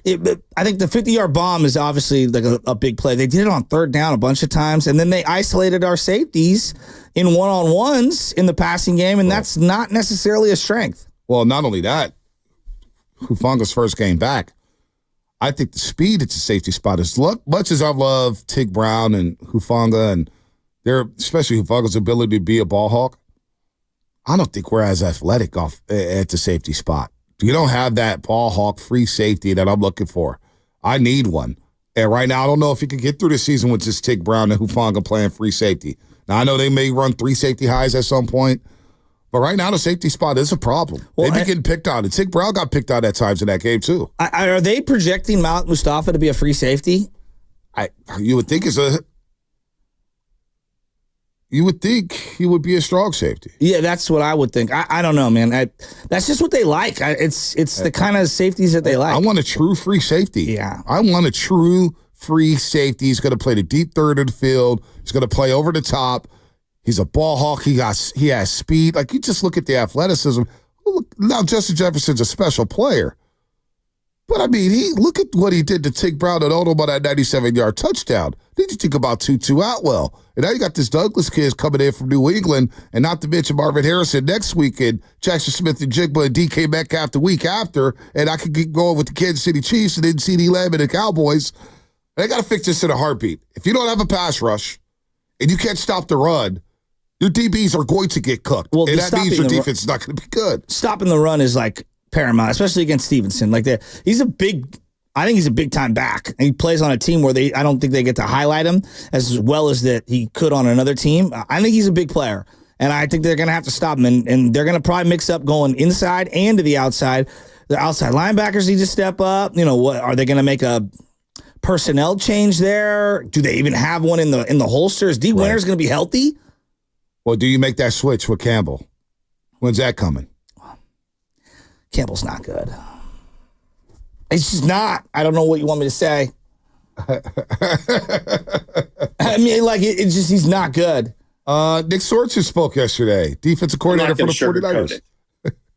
Not going to sugarcoat it? Well, there was a point in time where Derek Smith was assault. Like, go back in time. Derek Smith and Jeff Ulbrich were your linebackers, and there was a point in time they had a nice season, and then it clearly was like, oh, they're too slow. They're just way too slow, and they're too stiff, and they're too upright, and that time has come for Devondre Campbell. Yeah, it may have come. It may have came. It was. It's not a good game. Sunday against the Rams. Not a good game. Nick Sorensen. What's going on with this team? What is going on with this defense? I think it's a culmination. It hasn't really ever been one thing or one coverage. It's kind of been a culmination of things, and it just hasn't been good enough overall. It's not one person. Like I said, it's just be a little better here, a little better there. As always, I always look at myself first, and I should. I mean, it's my defense, and I'm the coordinator, but I take responsibility of that, and I think we just all feel that way. That's a cool thing. All us coaches, we got to coach better, and players feel that challenge as well for themselves. Yeah, I think we're looking at a bunch of guys, and Jordan Elliott's been rotating in, and so does Kevin. So those guys in particular, you think of it to step up, and it goes from there. We've got guys on practice squad, so I think it's just a matter of getting guys trained, and that's why you have practice squads, so that they're trained up and see who can step in and make plays for us. Practice squad guys getting called up already in week number 4. Now, somebody just asked me about Ronaldo Guillen playing free safety. He played 5 snaps at free safety in 2023. He's a corner now. I mean, this is at Florida State? Yeah, Florida State. I didn't even know that. Yeah. He played like 5 snaps there. Okay. So, but he was interchangeable. He could play, man. This kid could play, but I think they slot him at corner. Now, may have to look into that. You may have to look into that. I'm not saying that all options are off the table, but it's something you may have to look at, man, because I'm very concerned about the safety position. The Athletic and there was a couple different places have done deep dives on passing and offenses. The question is basically, why is offense down? Right? That's the essential question. Right. And the answer was all over the place. There was quarterback development. Your point about coordinators leaving. There's only like 5 offensive coordinators that have stuck with their team for 2 or more years that are currently employed in the NFL. So there's a lot of like coordinator movement. Mm-hmm. But the big part for me, outside of the offensive lines and quarterbacks and defenses, are disguising what they are running more than ever. It is a trend throughout the league. And so faking pre-snap and then doing something totally different once the ball is hiked is in vogue right now. Showing cover 2, flipping to cover 3. Showing single high, flipping to something else, right? Showing cover 0. Exactly. And then bailing back, which Brian Flores does a lot of. You see Mike Zimmer when he used to mug his linebackers in the A-gaps, and then all of a sudden they bail out to the zones there in the middle of the zone. So, and they should. But they should be disguising these things. Or should we outlaw that too, Bell Kiper? Well, never at a time has 2 safeties ever been employed more than right now. Like in terms of them since 2006 being able to study it. The team that's at the lowest of all of these things, whether it's disguising your coverages or whatever, are the Niners. Right. They almost feel like they're running an antiquated defense in contrast to what the rest of the league is running currently. I'm sure it has its strengths. I would love to dive deeper into that. But you also mix in, so not only are they not disguising what they do the least amount in the league, they're also blitzing the least amount in the league. Right. And again, it's early. We're a month in. I'm sure the trends will evolve. But you see the teams that are blitzing, at least generously, they are seeing the rewards of that, and they're sacking the quarterback more. And there's a correlation to sacks end up equaling drives that get stalled out. It is early, though. It is early. And I'm kind of with the 408. Disguising defense is nothing new. Belichick's been doing this for many, many years. But they've been, it's not nothing new. But what I'm saying is that they're doing, No, I want to make sure I'm saying this right. They're checking the percentages of how many teams and how many plays in a game a team disguises a coverage and then goes something different. And right now, the percentages of that are higher than they've been over the last 18 years that they've studied it. I would say this, too, with the lack of preseason, especially in today's NFL, the defenses are ahead of the offenses in the month of September. I think by a long shot anyway, because the offense is not – I think it's easier to gain a defensive rhythm or consistency if you have the same amount of guys playing defense than it is offensively. You got to know where a guy's going to be in the spot. You got to have timing right, timing down in the pass game or whatnot. How are you going to run block? Well, you don't know if you're going to run block because you're not doing it in the preseason. You don't know how good your running game's going to be or whatnot until you get out there and face another opponent. So I do think we'll see as the season goes on, offenses will get better. But it is fascinating to me, Shasky, that so many people are panicking about the lack of offensive production and the passing attacks or whatnot. We're 3 weeks into the season. Are we that desperate to see a bunch of points? I kind of like this football right now. Hard-hitting, low-scoring games. Give me more of this. I'm tired of the 45, 42 games every single week. At the arcade, we're not playing video games. I don't care about league-wide trends. I just worry about, like, why are they struggling on defense? I guess that's the question that I'm coming to. Well, like personnel. Well, yeah. Personnel's one, so you can't sit in your front four all day long and just rush the passer because you don't have DeForest Buckner, D Ford, and Eric Armstead. You got Nick Bosa and maybe Jordan Elliott, and now you have Leonard Floyd. I mean, and so you're not getting to the quarterback in the wide nine. You don't have a lot of speed guys to rush the passer, so you're not getting home in the wide nine. And even when you do blitz, you're not getting home. You're just blitzing just to blitz, it feels like. So their blitz is not getting home. That's a problem. The way I would summarize it from what I've been reading and kind of looking at where the Niners are, they look very predictable and antiquated on defense schematically. And I think that it goes hand in hand with a drop-off in personnel. And I think that's why you're seeing what you've been seeing. So now you're going up against a team that the Patriots, if I were to just tell the average NFL fan, what's the Patriots game plan on offense? Well, they're going to try to run the ball and do some play action stuff with Jacoby Brissett. They're not going to spread you out and try to dice you up. This should be a game where the Niners defense should be able to contain them a little. And so you're asking about Joe, style points, how do you win? The one way where I will come out of a game feeling like, even if the Niners win, if they give up like 30 to this New England offense and they still end up winning the game, yeah, that's probably the one scenario where I will come out of the game saying, we've got some big issues here because you're facing way more potent offenses in the coming weeks. Yeah, no doubt about that. 888-957-9570. Shameless Shoutouts going to start in a minute here. Here's Nick Sorensen asking about game preparation and adjustments. A lot of the preparation is done now. It's done during the week, and you kind of prepare for the situations. There are tweaks that you do have to. Sometimes you can pre-think, okay, if this happens, we're ready to go to this, that you might have some tweaks in game. That's why you always hear people talk about halftime adjustments. Sometimes you have those, sometimes you don't. Sometimes you don't need them necessarily, or you decide that you don't, need to have something called that you have on the sheet based on what they're deciding to do, and you're just kind of figuring each other out and seeing how it's working within the game. But I think primarily most of the work is done throughout the week. It is sad, though, that here we are a couple weeks into the season, and we're like, boy, this defense is so loaded. Oh, my gosh. The cornerback room is so deep. The safeties, oh, man, the defensive line is going to work great together. Then you're going to get Dre Greenlaw back.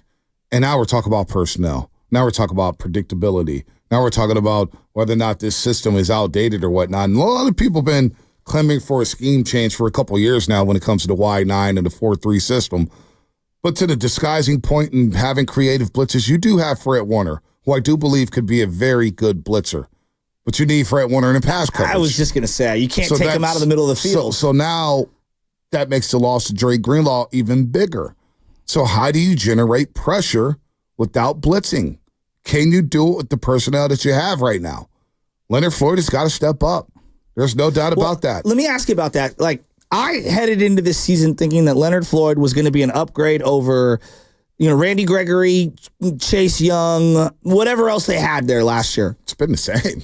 Yeah. It's been the same. I would agree. Okay. And then the other D tackles, like, I think Malik Collins has actually been pretty good. Javon Hargrave's been okay, I guess, but now he's out, so we'll see. The big loss to me and the big difference is Dre Greenlaw. Dre Greenlaw is a huge game changer for this defense. Linebacker is extremely important, the guy who plays alongside Fred Warner, and Baldy said it, and I see what he's seeing. When your linebackers play fast, the whole defense looks faster. And they just look a step slow and a step old. And it's that spot of Dre Greenlaw, the intensity, the physicality, his instincts, his ability to make plays, separating guys from the ball, the fear factor. He brings so much to the table. I underrated his impact dramatically. Yeah, no, he is a special talent. The first time since he's been out, I felt this Sunday against the LA Rams. His spirit, his energy, his swagger. Something was missing Sunday from that defense, a lack of juice. And Fred Warner, he didn't have his best game. He'll admit it. But, boy, he keeps saying, I keep hearing too many my bads. At some point, you have to correct it. All right, let's get to shameless shout-outs here on the roast.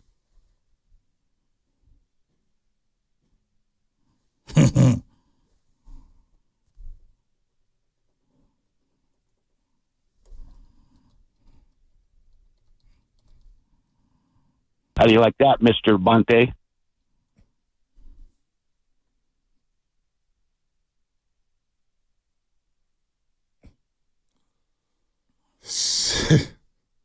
It's funny. I got another little jokey joke here. Okay. I'm still from YouTube.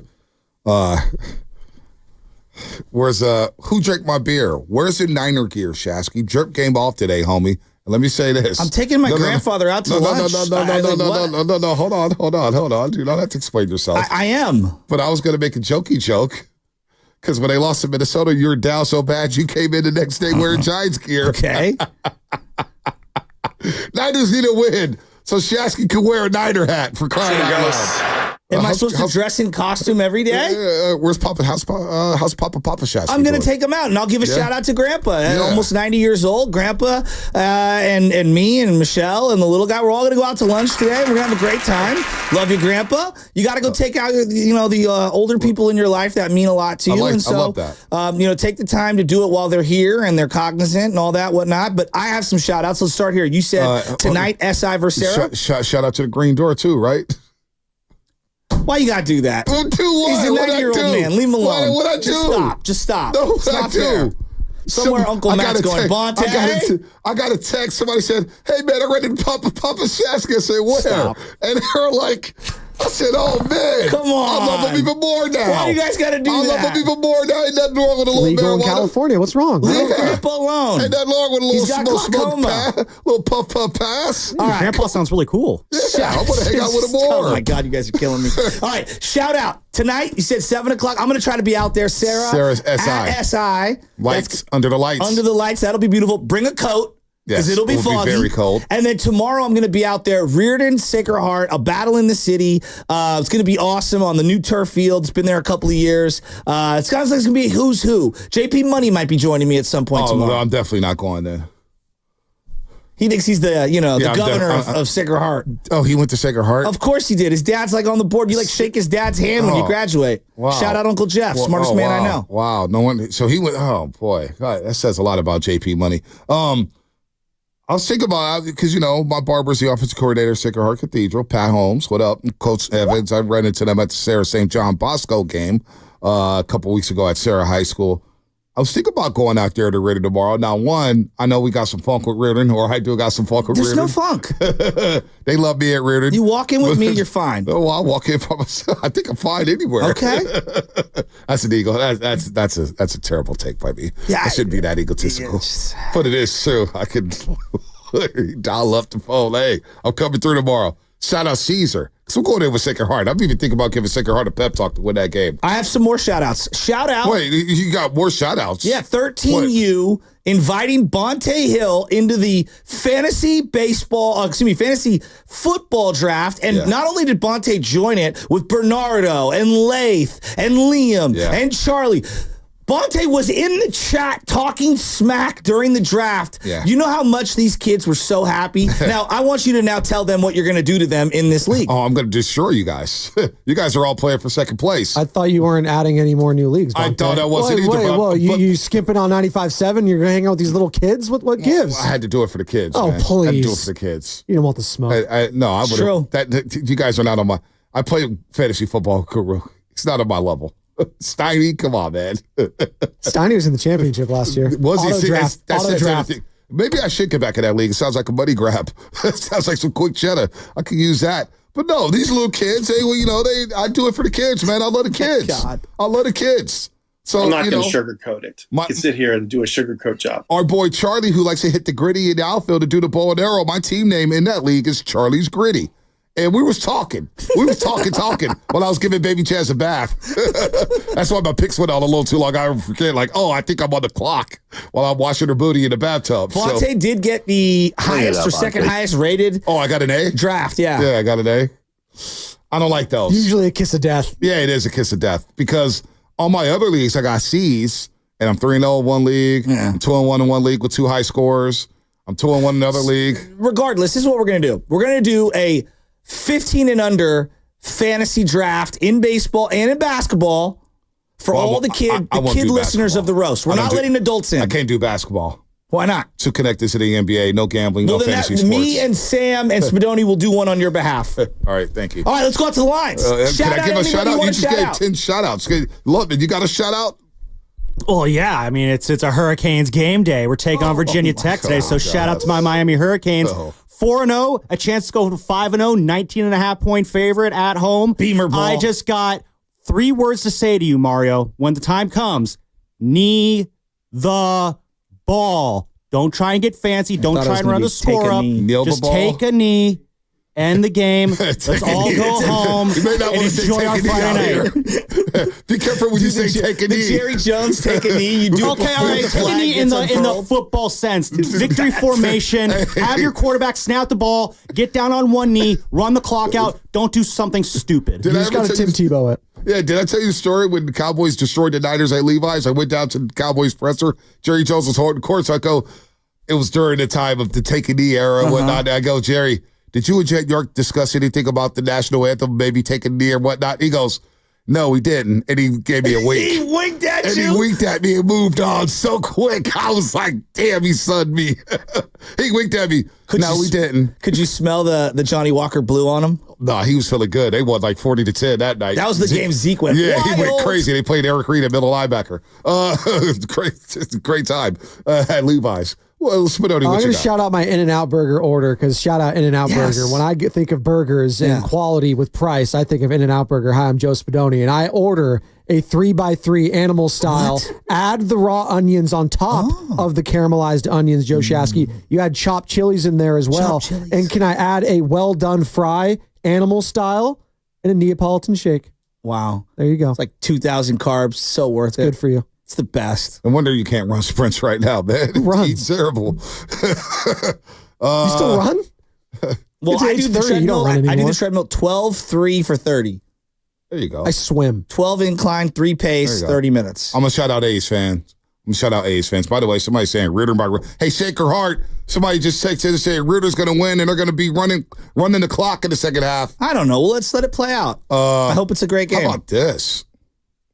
Wow. How about this? This is terrible. I got to stop this. 510, Xfinity Mobile text line. My son Xavier wants to shout out Bonte. He likes when you sometimes cuss and say ass. He thinks it's funny. He says you should be Bonte the Butcher. It's actually not bad. You like that, huh? You like so that. Look at this smile over here. Look at this smile over here. Whose smile was wider just now, Shasky's or was Steph called Steiny yesterday to wish him happy birthday for his 60th? Steiny was cheesing ear to ear. I'm going to be humble in this one. Oh, man. I think you were the one who was jealous of the Steiny shout out by Steph. Why would I be jealous? Because, you're friends with Steph and you're Mr. Warrior. And why would I be jealous? How would you spin Steiny? Steph is your account. No, he's not. Yeah. It's everybody's account. No, I would assume he would call in for yours. My birthday was on a Sunday. I know. I still think he'd call in for you. No, he wouldn't. Why? Nobody knows my baby. A little bit of jealousy. No, hey, how about we shout out some of these callers waiting online to give their own shout outs? Wait, so I'm jealous. I'm happy for Steiny. Bob Myers called him. Bully called him. I'm happy with Brock Purdy. I'm happy with Brock Purdy. I'm happy for Matt Steinmetz. When Shasky walked in the media center, Shasky walked in the media center behind the scenes. We weren't supposed to be there, but, since I'm kind of the unofficial mayor of Chase Center, I walked in, and what did Steph Curry say? The hardest working man in Bay Area sports.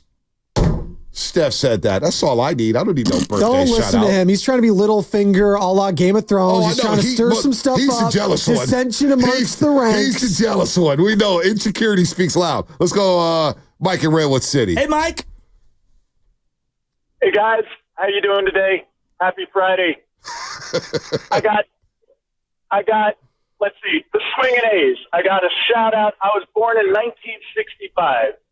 We take baseball very seriously, and the first team that really emerged as my childhood got into baseball was the Swingin' A's. They were the coolest team.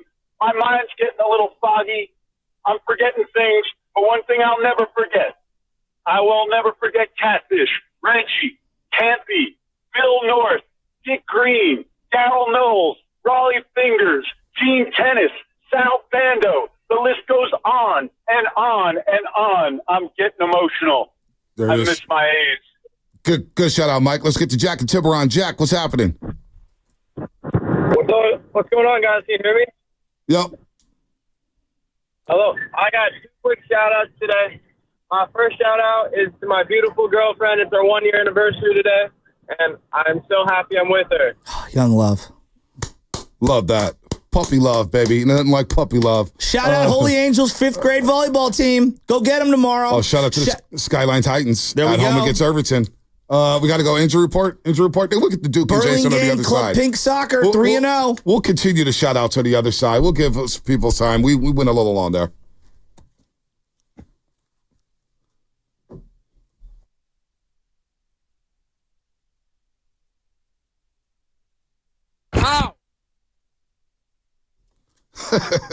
PF Flyer. YouTube. Looks like Bonte dressed himself today. I'm dripped out, baby. Got the drip on. Possibly. Well, Jordan Elliott had the drip on Sunday. He was limited to practice due to a foot injury. He's questionable for Sunday. As of now, as the defensive line continues to take hits, but George Kittle did participate. Limited. He was limited, but he said it felt good to play football again. He's excited to play football again. So it sounds like he's on track to play Sunday against the New England Patriots. Whenever I hear George Kittle, I think of Guru. George Kittle. Maybe he plays on Sunday and we'll say, George Kittle. Touchdown. Anyway, injury report brought to you by Foxer Garrison, Northern California's premier workers' compensation law firm, helping injured workers get their lives back over 40 years. What's coming up in the game brought to you by Fremont Bank, celebrating 60 years of full-service banking with no compromises. Greg Bernard, founder of the Boston Sports Journal. He's going to join us and shed some light on who the Patriots are. That's coming up here on the roast. Forget my opinion. The economy is rough, and traditional...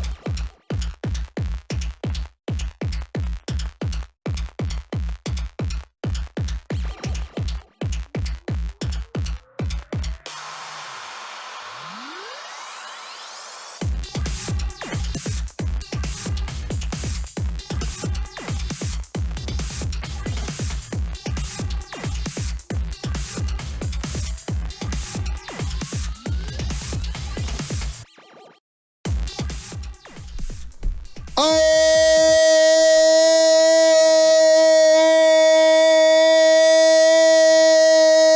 baby!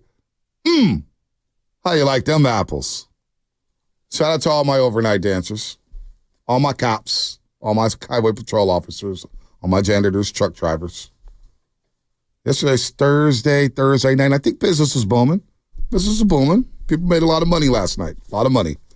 Bartenders. We never shut out the bartenders. We need to shut them out. The waitresses, waiters, all that. Shout out to the people on hold. We'll get to you all. Shout out to Greg Bedard, who's going to join us in moments on the River Islands guest line as we go behind enemy lines with Greg Bedard on the River Islands guest line. Founder of the Boston Sports Journal, covers all things Boston sports. I love it. You're looking at me because we must have him on the line. Wow, we got the River Islands read in too. Isn't it time for you to visit?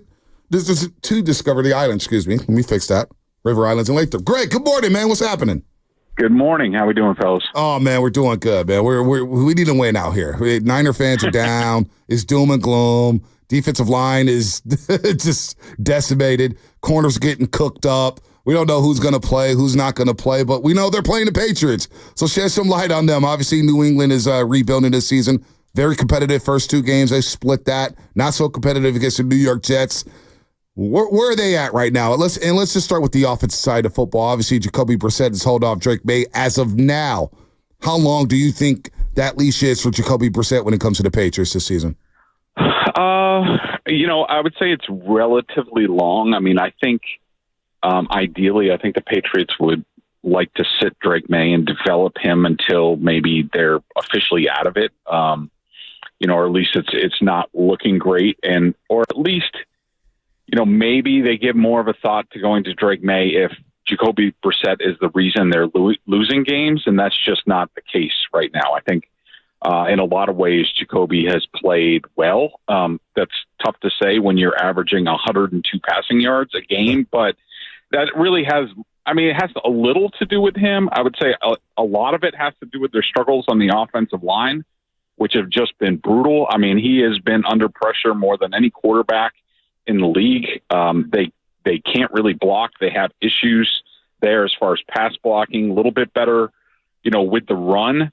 But, it's going to be on Alex Van Pelt, the first-year offensive coordinator, to really figure things out, get the quarterback a little bit more protected so they can make some plays down the field. They just haven't been able to do that. So it's really their formula to winning is just don't turn the ball over, play really good defense and keep it close and see what happens in the fourth quarter. Wow. I mean, that seems like the bar has gone way down since the old Brady Belichick days. So let's get into that, because Bonte and I would talk about it like the guy who takes over at quarterback, they're always in Ninerville is always compared to Joe Montana. The head coach is always compared to Bill Walsh, fair or not. And these are just huge holes to fill. And, it's like being the shortstop of the Yankees. Being the head coach of the Patriots, how big of a shadow does Bill Belichick cast over Gerard Mayo? Well, it's huge, especially it doesn't help that, Bill has like 12 different jobs in the media and is commenting every week, not really about the Patriots. He sort of avoided them, but it's not like he's gone away and he's not visible anymore. So he's still out there. It's obviously tough. But Gerard is trying to take, the best of Bill in terms of, getting a team prepared, having a tough, hard-nosed team, pretty much kept the same defensive scheme.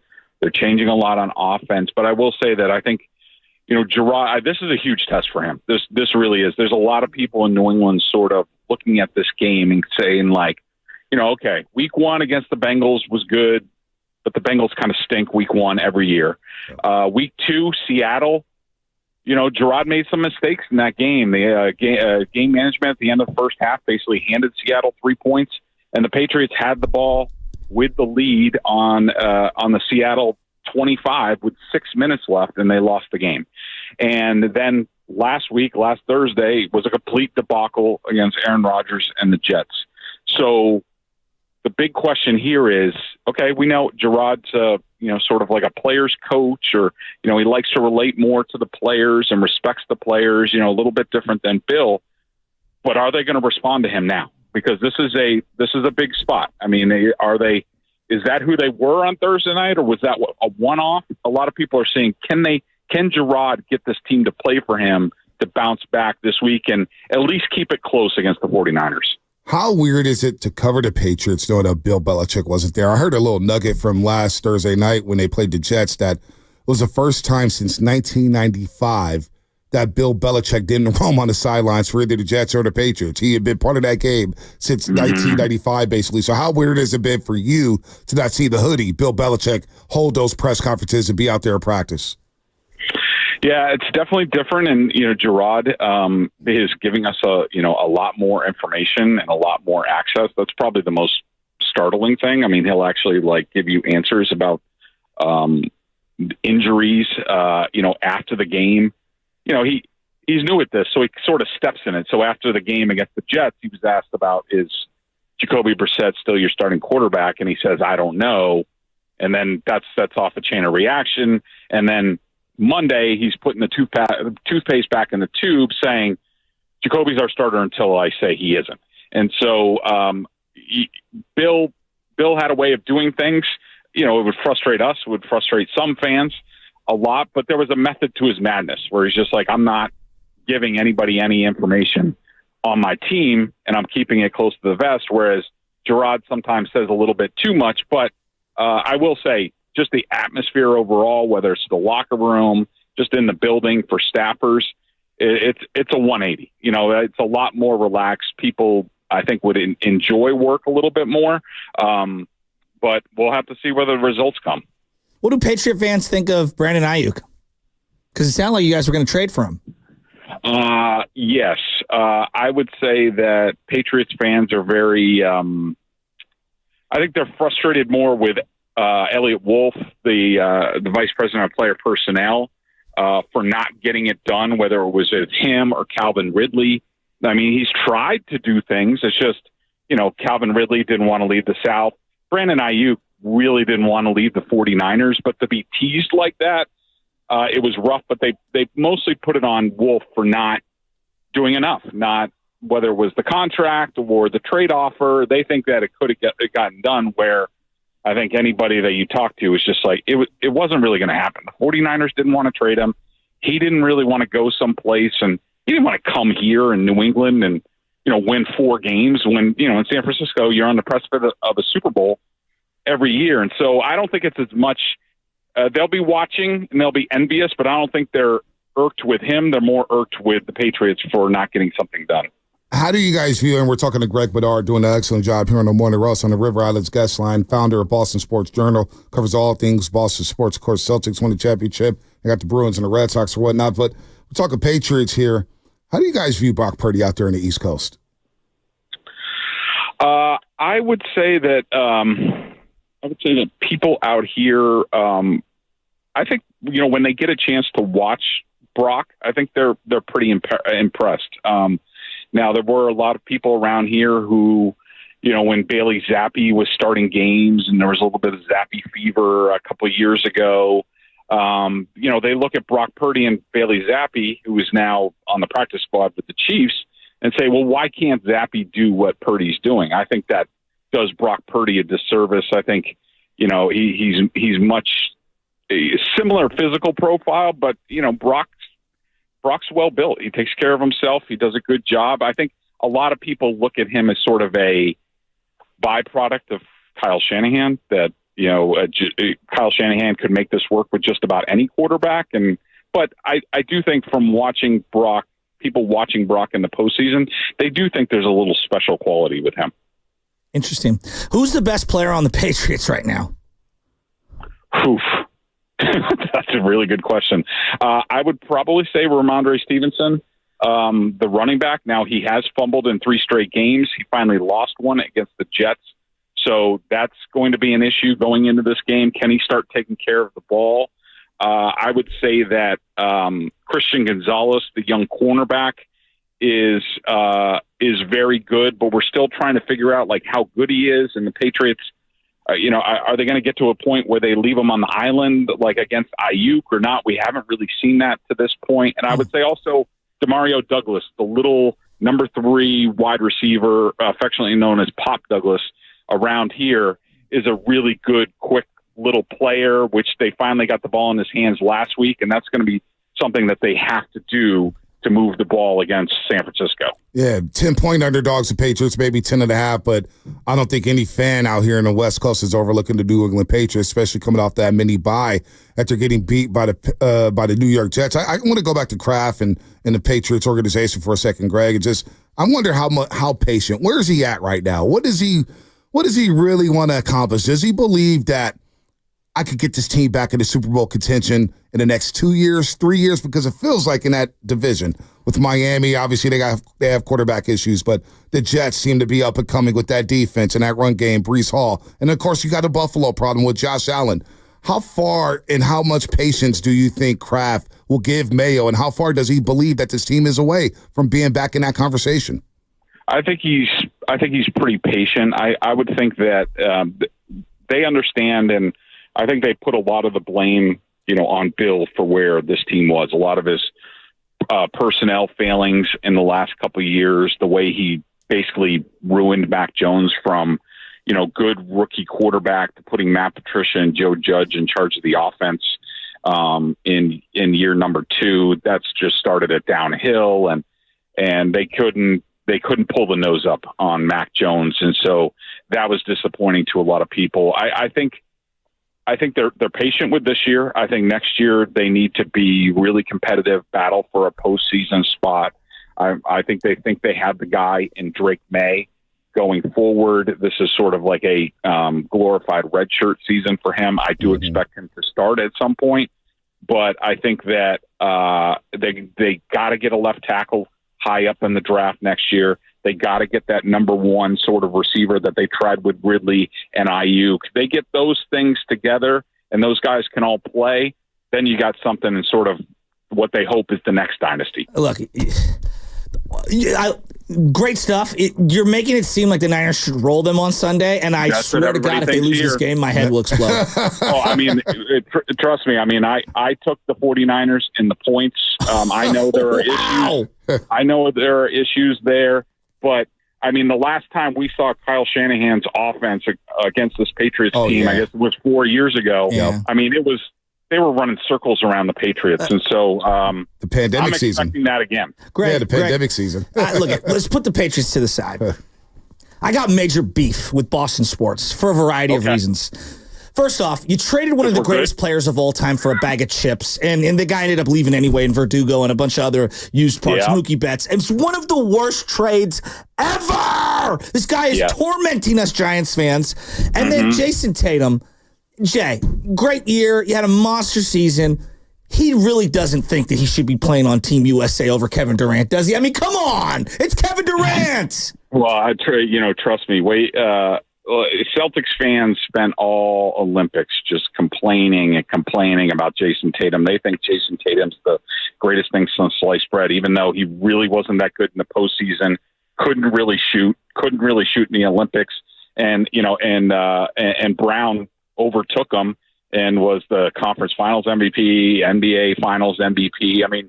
He went to another level. Tatum did not. You know what's interesting about the Red Sox is, trust me, the people here are as frustrated with the ownership. They've missed the playoffs, I think, 5 straight years now.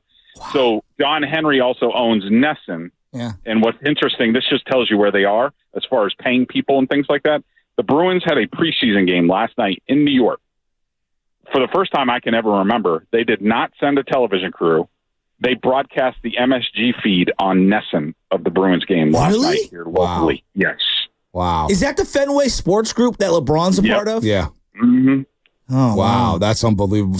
So how are Boston fans going to treat Steve Kerr, though, when the Warriors come out there to TD Garden? Steve Kerr, Jaylen Brown should have been on the team. Jaylen Brown probably should have been on the team, no doubt about that. But we were there for the finals a couple of years ago when the Warriors won it in 6. I'm sure they have no love for Steve Kerr because, look, a lot of people say, can you find 5 minutes for Jason Tatum? Can you find 6 minutes for him? The fact that he didn't, I'm sure that trip to Boston is going to be very spicy for the Golden State Warriors this season. Did you watch that, what was it, Winning Time, the LA Lakers show?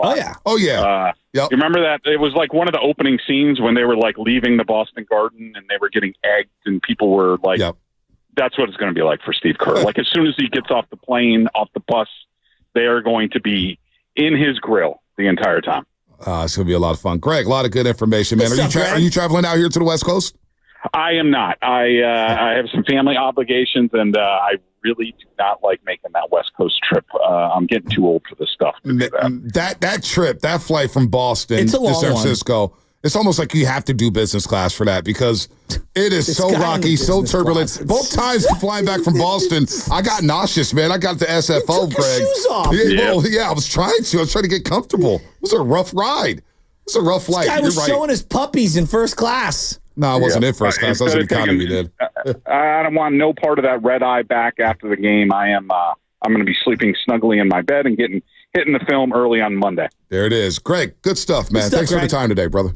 Anytime, guys. See you. Anytime. Greg Bedard, founder of the Boston Sports Journal. Good get, Lubman. Good get. Maybe we could use him for basketball season alongside Gary Washburn. Look, our Rolodex is growing here in the morning roast. Go figure. I just watched the Whitey Bulger doc again. It's so good. Gosh. The brother was a senator. He's just like one of the... Wait, the movie? Well, there's the movie, and then they've got all these docs on him. Got it. Yeah. And Whitey Bulger is just like, man, very complicated. FBI informant, part of the Winter Hill gang. That popped up on Netflix. So I was watching scrolling through Netflix. No, what was it? Mask, right? No, what's the Black Mass? Yeah, Black Mass. Black Mass. That flight is brutal though from Boston. Oh my gosh, I had headaches and migraines coming off of both those flights. That's when I said to myself, if I ever fly east, and it's a trip that's longer than 5 hours, I don't fly all the time. I fly maybe 3 times a year. I'm splurging. I'm going business class. I'm Bonte Hill, and I don't fly all the time, but when I do, no, it's first class with no shoes on. No shoes. Yeah, you take your shoes off in first class. That's how I roll. You lay down and let your not breathe. Take your shoes off on an airplane. Yeah, you can. In business class, you can. In business class, you can. This might be a new poll right here. No, in business class, you lay flat. You can lay down. You stretch out. You take your shoes off. It's all good. Now, I take showers and my socks are clean. My feet don't stink, homie. Shower. I have good hygiene, so nobody. It's not about the stink. I don't want to see it. First of all, why don't you want to see my socks? No, I don't want to see socks or feet. So if I got fancy socks on, my sock game's on point. So when you fly business, you can do that, and they got the slippers you can put on or whatnot. That's fine. Those are covering your feet. Business class Bonte, back in business. Listen, back in business, boys. E40, shout out E40.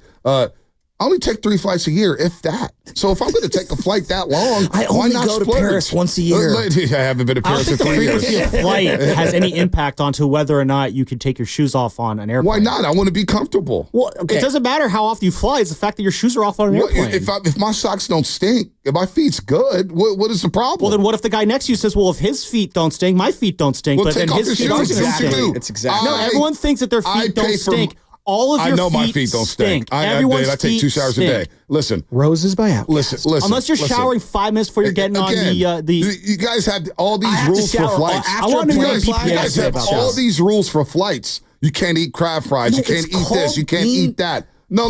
Decent to the others around you. I am decent, but I paid a lot of money for my seat. So if I want to get comfortable and I want to take my damn shoes off, I'm taking my shoes off and I'm going to stretch out. And my shoes, and by the way, I'm 6'4". So I stretch out, my feet are all the way under the seat in front of me. So you don't even see my feet because half of y'all are 5'5" and under anyway. So stop. I can take off my damn shoes on the flight. It's okay. You feel better? When did you guys become like the flight police? Shasky don't even fly, for crying out loud. I thought you were a Larry David guy. Like there's certain rules set in society that we all don't need to speak about, but we all know they're there. It's like you don't pick your nose in the middle of the flight, right? Like in front of everybody. You don't take your shoes off and, show the birds. Well, if I'm in first class, I'm definitely taking the shoes off. You definitely can't in first class. It's higher society there. I will say, as long as the socks are on, I'm good with it. Like taking the full feet off and all that. I mean, it's just you guys clean your feet then. Go get a pedi. That's what I'm talking about. Go scrub your dead skin off your feet, man. Don't be mad at me. It's not our feet that are the problem. Y'all got foot problems and y'all still stink. Good Lord. You smell a lot of feet there, Bonte? No, not my feet. Dude, I got crispy Nike socks. Today I got the little doggies on. You see the little doggies? Let me show you too. Show the little doggies. Switch. See that? Little doggies. What is going on here? Sock game be always sock game be on point, man. BPA. Here you go. Let's bring the show back. Shasky's favorite guest, Brian and Palo Alto. Hey, two Menches cutting it up. Shasky and Brian and Palo Alto. What's up, buddy? Hi. Is this the week finally, Farhan? Are we going to be? Is it going to be put to a glorious end? Please, God. So, hey, a lot of media members say BPA. A lot of media members are saying Farhan's done. The switch up is pretty interesting, isn't it? I'd like to think it started with us, by the way. So we were on that. We were sailing in new waters.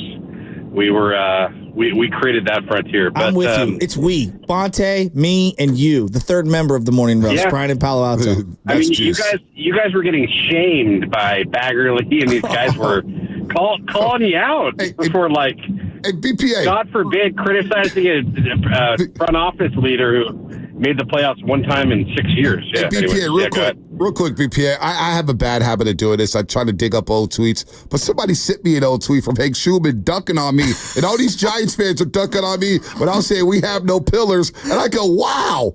13 months later, this aged really well, and boy, the switch up is glorious. I think more incredibly is accounts like McCovey Chronicles are still trying to make a case for him. It's like, I can't believe it.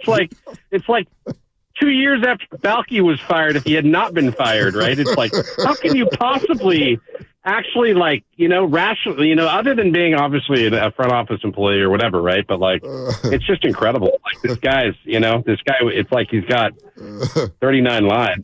But my one Niner take is,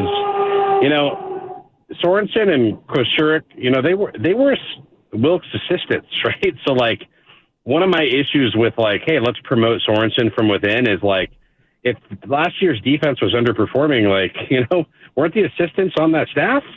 And it's the comp is like a VP of sales who gets fired because the salespeople are like, yeah, he sucks, man. But in reality, Kosurik ain't.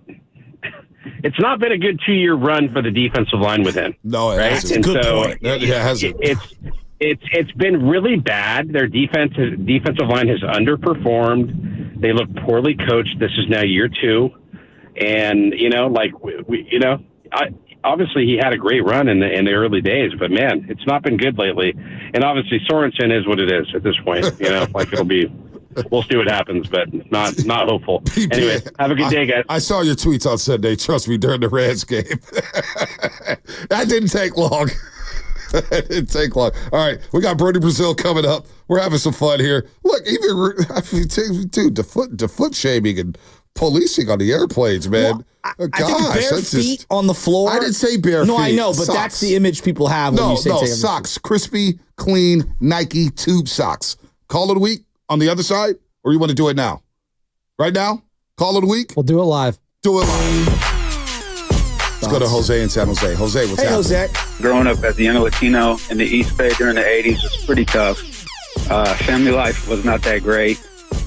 So I would scrounge up money, take the 72 to the BART, take the BART to the stadium, get the little round trip ticket, and sit there for 3 hours and forget. We don't have that no more, man. This hurts. This hurts bad. Oh, thank you guys, and I hope Mr. Fisher is listening. You're crushing us, man. You're hurting us bad. And you just don't know it. So I pray they stay. But I know it's a long shot.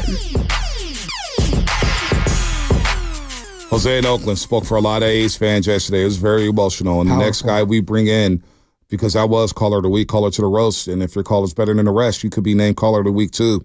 Next guy's going to get emotional. And I don't know, he's going to keep it together, but we had him on about a month ago, and he's a good friend, good colleague. He's a professional, a pro's pro. Brody Brazil is going to join us next. We'll talk about what went down yesterday. Then we'll get back in the Niners, and the Patriots was with Vern Glenn at 9:20. But in the meantime, Brody Brazil coming up next, and that will be brought to you by O'Reilly Auto Parts.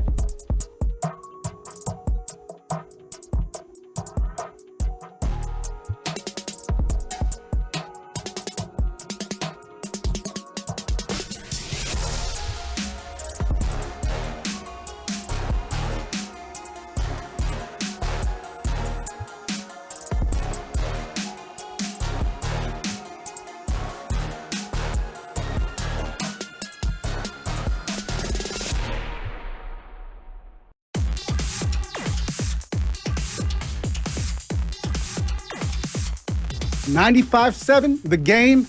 Shanahan, run the ball. Oh, boy. Niners and Patriots on Sunday. Oh, boy. I'm trying to talk Ann out of not going to that game because there's so many good games on. This is a game I would rather sit back with Jacoby Brissett. Patriots just, all right.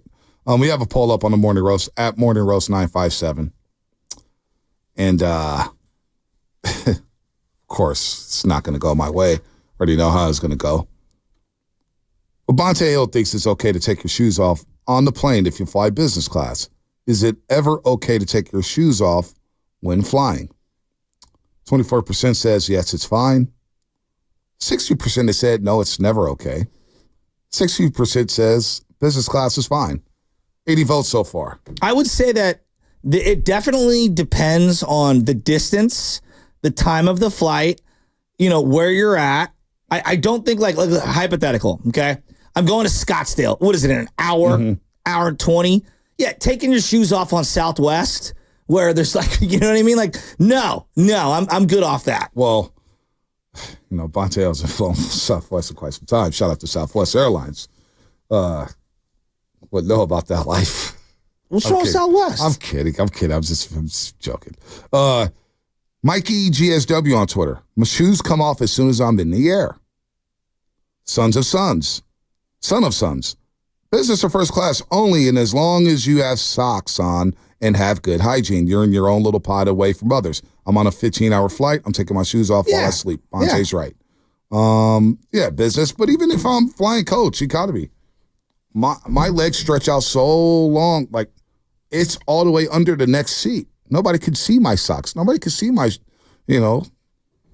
I'm wearing socks. I'm not like just going raw doggy barefoot. But don't the socks get dirty before you put them back into the shoe? Yeah, I mean, the shoes are always going to be dirty and whatnot. That's always going to happen. We could worry about that all the time. So, as soon as you get back to the hotel, you take the socks off, you wash up and, spray a little something in the shoe, make sure you're all good. But the shoe doesn't get that dirty.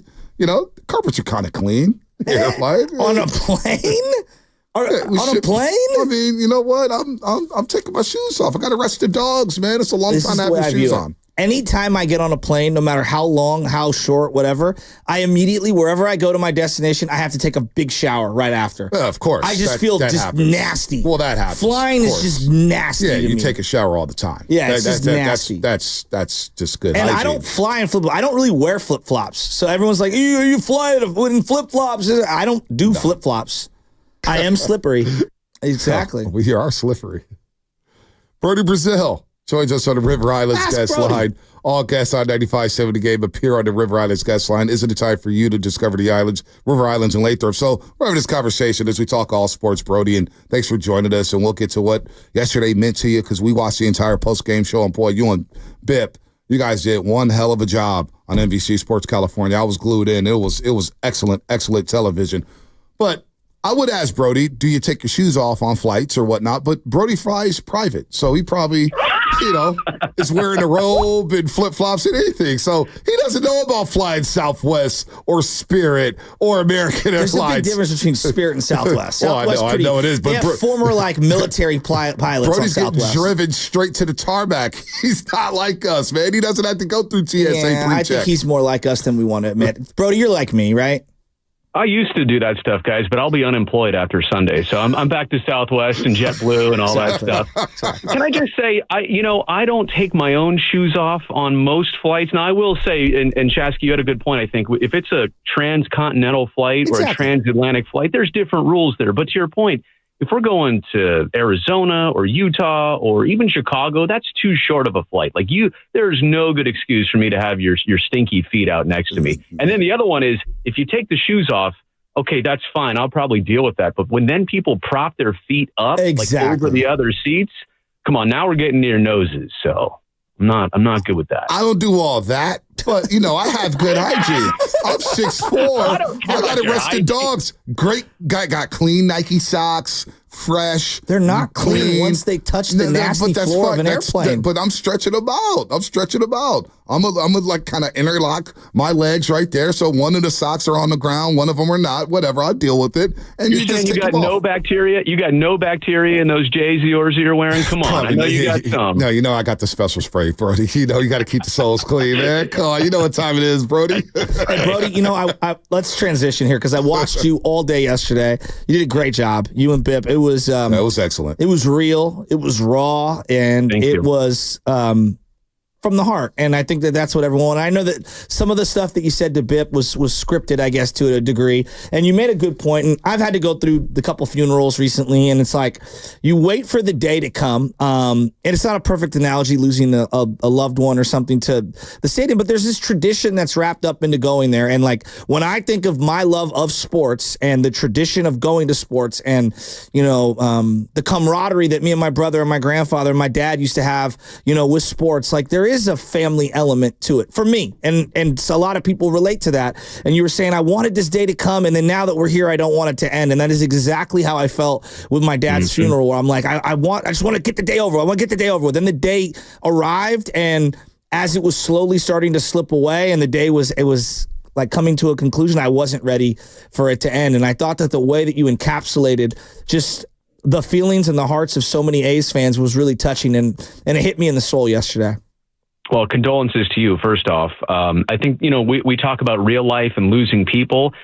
I mean, this is related to that. It's similar to that. Certainly it's not like life and death, but for a lot of people in their fandom and their history and tradition and legacy, it was that. And to your point yesterday, on our shows, there was one little scripted session where I kind of wrote out something I wanted to say at the very end, specifically to Bip.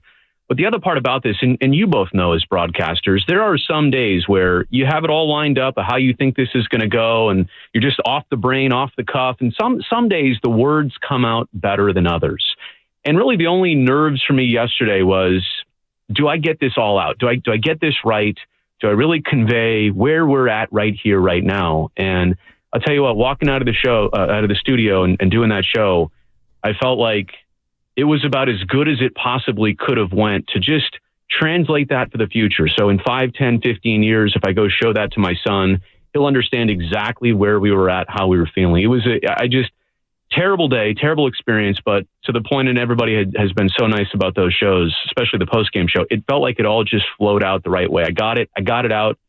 I got it across. And, you know, there's so many different things to touch on. There's frustration, there's sadness, there's all the different range of emotions. So it's also kind of weird to not have even one theme of your post-game show. It was all the different things wrapped up in one. No, it was really good, man. The tissue papers that you put on the set right away for Bip there, as Bip was balling, and he discussed his experience of being a 4-year-old going to the Coliseum, saying this is what I want to do in my life. I want to be a Major League Baseball player, which is something he accomplished. I thought about all you guys yesterday, but, you know, other A's fans, because you have the pulse of the A's fans, no more so than anybody in this market. How have they handled this process from the A's fans that you've talked to throughout this entire process, Brody? Some of them got, and I say I don't want to make this a life and death thing, but some of them got killed off over time. You know, some A's fans, rightfully so, they just couldn't put up with this anymore. And whether it was 1 year ago, whether it was 2 years ago, whether it was 4 years ago, 5 years ago, they started to deplete. But when I say deplete, it wasn't that they still aren't around here and they weren't paying attention. They just didn't want to interact. They didn't want to show up to games. They said, I'm out, right? And some even transitioned already to a new team. I know plenty of people where the conversation is, who's your new team? Easily could be the Giants. Easily could be somebody like the Padres. I don't think anybody's going Dodgers, which makes me feel good. But everybody's kind of doing that thing of like, where do we go next? They're looking for that attachment. They do want to attach to something else. But what I thought was interesting yesterday, and I got so many texts during our shows, and I mean, just even in the last couple weeks and months, so many people coming back. And the sad thing is, as much as people, and I just saw a news report this morning where it was pointing out the low attendance at the Coliseum this year. I mean, what do you think came before that? Like the attendance being what it was, how do you think it got there?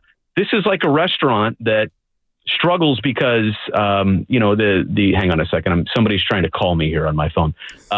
This is like a restaurant that Okay, they're still trying to call me. This is like a restaurant. Is it voting? Is it Democrats? Hi, I'm with District 7, and you need to vote for us. It's driving me nuts. City Council. Decline. There we go. Sorry, I got declined. No, but what it is it's like a restaurant that goes out of business. How often does the restaurant turn around and say, well, it was the customers? Never. The customers just didn't show up. If the meals are good and the atmosphere is right and the service is right and the menu is good, you don't keep flipping the menu 18 different times, people are going to show up to your restaurant. We've seen that in a variety of different ways. It doesn't have to be the perfect restaurant, but so long as they're trying, so long as it's a good product, restaurants can never blame the customers when they shut down. And so my point in all that was to say, that A's fandom and that group of people, they really showed up yesterday. I know they've existed this entire time out there. Despite how many times people say, well, nobody cares. That was very apparent yesterday that people do care.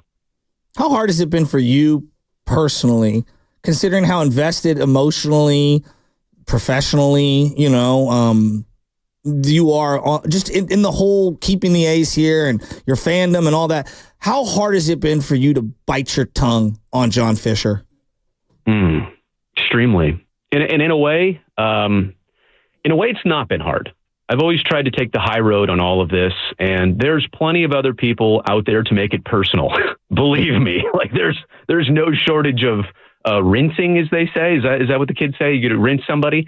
That's happening all the time. My main goal in this was to lay out the receipts, and I'm not here to say that I'm going to make any change in this process right now. What's going to happen is going to happen.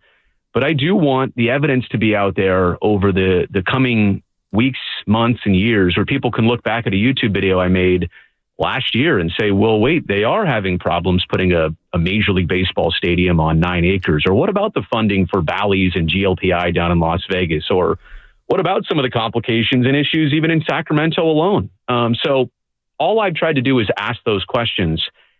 Because they are legitimate questions, and let me just if you guys give me a second here, let me pull up some bookmarked tweets I had yesterday, because I thought the national media, like who is against the A's in asking questions here, or sorry, who is against the A's staying in Oakland based on some of the questions that were asked here? Buster Olney of ESPN. What remains a total mystery is why the other owners in baseball stand by as the A's debacle plays out, and they don't do anything. And the situation will continue to be an embarrassment for them all as the team moves to a minor league ballpark. It's mind-boggling. Jeff Passan, the Oakland A's were killed by greed. Do not allow the people responsible for this to spin it any other way. John Fisher did not have to move this team. Major League Baseball and its owners did not need to be complicit in it. This was a choice, a wrong one. History will sneer. Last one here, Evan Drellick of The Athletic. Politicians across this entire country killed the Oakland A's. John Fisher could have fully funded a stadium in Oakland, but he and every other owner feels entitled to hundreds of millions in taxpayer dollars to free money. Your officials everywhere keep proving them right. So the point is to just lay some of this groundwork. I never had to make this personal. There's other people that if they want to do that, that's not my style. I just want to take the high road. I want to paint this picture. People out there are smart enough to see this. Yeah. Where was he yesterday, John Fisher? Great question. There's a lot of names who I wonder why, and let's be real though. What would have been the counter side of showing up and maybe even a security risk? And I greatly understand that, but actually let's rewind it to a different time though. How about the 1974 reunion day? Where was the leadership there of the A's? How about the day that, what was the other one that they recently had? The Hall of Fame. Yeah. The A's Hall of Fame inductions. They brought in their last class of the Hall of Fame, their A's Hall of Fame class of 2024, no representation. So I'll even give you a pass for not showing up yesterday because, that would have a bad taste. What about the entire rest of the season? What about the last couple of years? I mean, hey, I show my face. I show up. It's part of my job. I put my name and stamp on this. Where are some other people? It's a great question. Yeah, no, Dave Cavell as well. I thought about him because he was barking loud over the last few years, and he's kind of disappeared and flown under the radar as well. But you're right about Jeff Fisher, John Fisher, I should say. He can't show up. I remember when the Cleveland Browns left in the mid-'90s, Art Modell had to leave the state. And whenever the Ravens played the Browns, he could never go back in the state of Ohio. He wasn't allowed there. It was a security risk. So I get why Fisher wasn't there yesterday, but you're right, the representation all season long. But look, there's still a chance this falls apart. There's still a chance everything falls apart. What number or of a percentage chance would you give that, Brody, of this thing falling apart? And hell, who knows? Maybe they do end up back in Oakland. I have no idea what's going to happen, but it does feel like it could fall apart big time here as they try to transition to Sacramento. It's a two-leap process, right? It's not straight to Las Vegas. It's the old two-step, Sac to Las Vegas. I happened to run into Larry Bear yesterday, and we started talking about the night before and then obviously watching this game together yesterday for a little bit. And one of the things that I brought up was, I mean, how crazy is it that both baseball teams in the Bay Area had their last game day? The Giants had that at Candlestick Park. They were gone to Tampa Bay. Not only did Tampa Bay have the uniforms already mocked up, they had 30,000 season tickets already reserved, and they had Tropicana Field. They had the stadium. Like Las Vegas, the hotel is still there, and nobody's paid for anything to be built yet. Like, it was so signed, sealed, and delivered. It literally was until things obviously reversed. Point being, you're asking about the percentage chance for the A's in this situation. I don't know, probably single digits. And I don't want to get anybody's hopes up, but I also am here to say you're right. I mean, this is not the easiest thing in the world. Even if this was the most competent, direct, plans laid out situation for a Major League Baseball team, what is happening here and what is laid out is not even an easy process. And until ground is broken at that stadium site, at the Tropicana Hotel, the former Tropicana Hotel, there's just, the questions are going to loom, the questions are going to remain. And I'll tell you this, guys, if it doesn't happen in the second quarter of 2025, instant red flags are going to go up in places like Utah and Portland, where they actually have legitimate groups out there trying to get Major League Baseball. They're going to throw their name in the hat. How implicit are the Giants? Because I'm a Giants fan, and I freely admit that, like, if I was running a Starbucks, I wouldn't want Pete's across the street from me, right? I would want to have the full. No, I'm just being honest. Like, as a businessman, I understand market share and all that. And like, if I look in Southern California, you got the Angels and the Dodgers and the Padres, and you're splitting up that pie. And if I was running the Giants, like, I'm being fair here. I'm trying to understand their point of view. Hell yeah, I want them out of town. And so them going to Sacramento, it's good, but it's not good enough from their perspective. I'm sure they want them out of the state.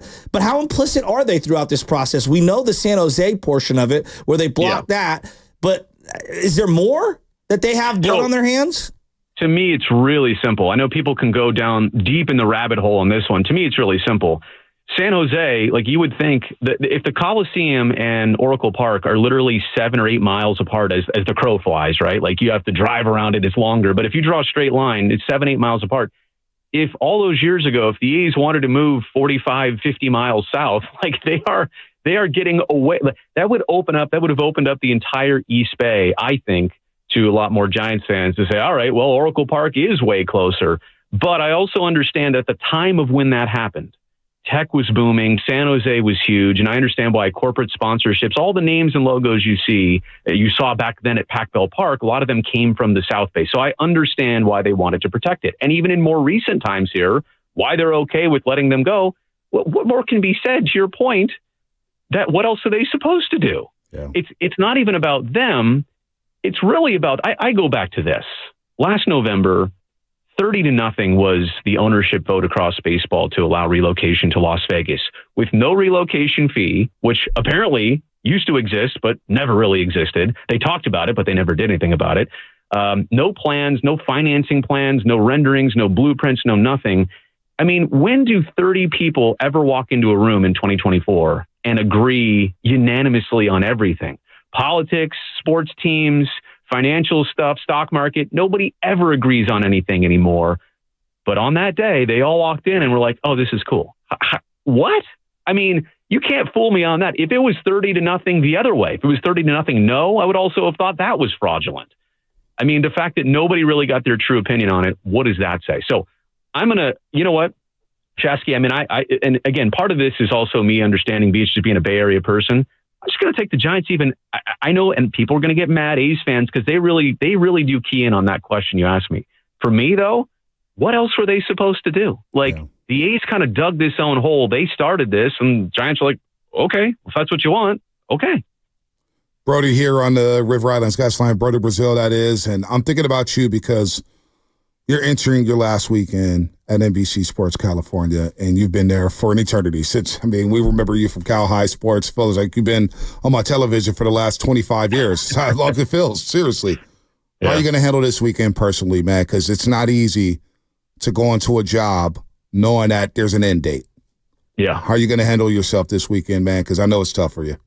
I appreciate you, man, for asking it and putting it that way. I think yesterday it hit me for the first time that I'm ready.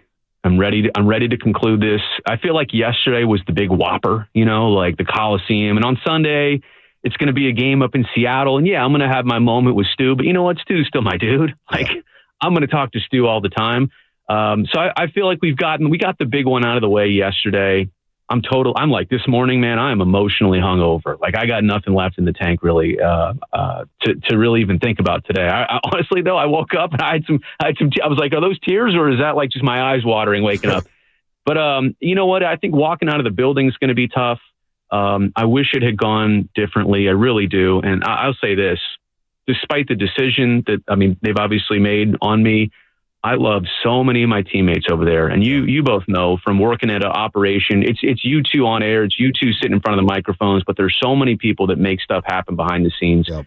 I'm so proud to have had the teammates I had over there, people that made me better. And I can't even start with the list of names. It would never end. But so I'm ready. And I do want to say this, I've been working real hard for the last couple months on trying to figure out what's next. I got a couple really good leads on things. I'd be really excited if any of them worked out. So, to your point, I'm hoping that, man, this is not the end of the story. I'm hoping that it's just a new chapter starting pretty soon. All right, Brody, you're a Bay Area guy. You live in Oakland currently, right? I'm in the East Bay. I'm actually I'm one hill over. I'm a 925er now. Yeah, that's okay. So I'm just going to give you my perspective. And I told Bonte this. I grew up within a stone's throw, if you will, to Candlestick. We'd hop up and over Manziel. It was a big part of the neighborhood, and I would hear people on air representing the Niners or whoever, Giants, whatever, and they're talking about, they're going to turn, Candlestick, they're going to demolish it. I hear politicians, and it's going to be, we're going to make an urban park, and we're going to build all of this development and housing, and it's going to be great for the community. And it's like, okay, I'll believe it when I see it. And then they knocked down Candlestick. Yeah. They knocked down Candlestick, and to this day, I have an uncle who works down in the area, and it's disgusting. It's dangerous, more so now than ever. There are RVs everywhere, and that's a whole nother can of worms, but they've never developed anything on that site. They knocked it down and let it sit like rubble, and they wasted what was a very important landmark in the neighborhood. It was the heartbeat of the neighborhood, and it has actually made that entire part of town even more decrepit now that it's been vacated out, and no one cares. No one cares. I drive by it all the time, and Hunters Point is as sad and as isolated as it's ever been, okay? And I'm not saying it was ever perfect, but part of that stadium on game day, it lit up, and it created something there. What are they going to do with the Coliseum? First off, Shasky, you and I are brothers from another mother. You just happened to grow up in the 415, and I was out in the 510. So, we feel that passion about the site, and what are you going to do with it, and that connection. I think about that a lot. So, two things about it. I'll give you my optimal case scenario, but then I'll also tell you real quick that AASEG, the African American Sports and Entertainment Group, they now own the land, and then they're in the process of that transaction. They own the entire site. It's up to them to do what they will with that site, and they have plans and they have ambitions. And the person in charge is named Ray Bobbitt. I've got his phone number. We've been playing phone tag. I've been a little busy the last couple of weeks. He is 100,000% on my radar to have that exact question and discussion with, maybe here on the YouTube channel at some point. So that being aside, if you're asking me, that land is way too valuable. It's got a BART stop. And the Coliseum and Candlestick site are two different things, similar but different, right? Yeah. Right off the freeway. You could throw a rock from 880 in the Nimitz to the arena. Candlestick's a little bit more secluded, Hunters Point area, kind of where 101 kind of bends around it there. My point being is that it's way, and people are going to see it. Candlestick's not necessarily an eyesore unless you actually go to it.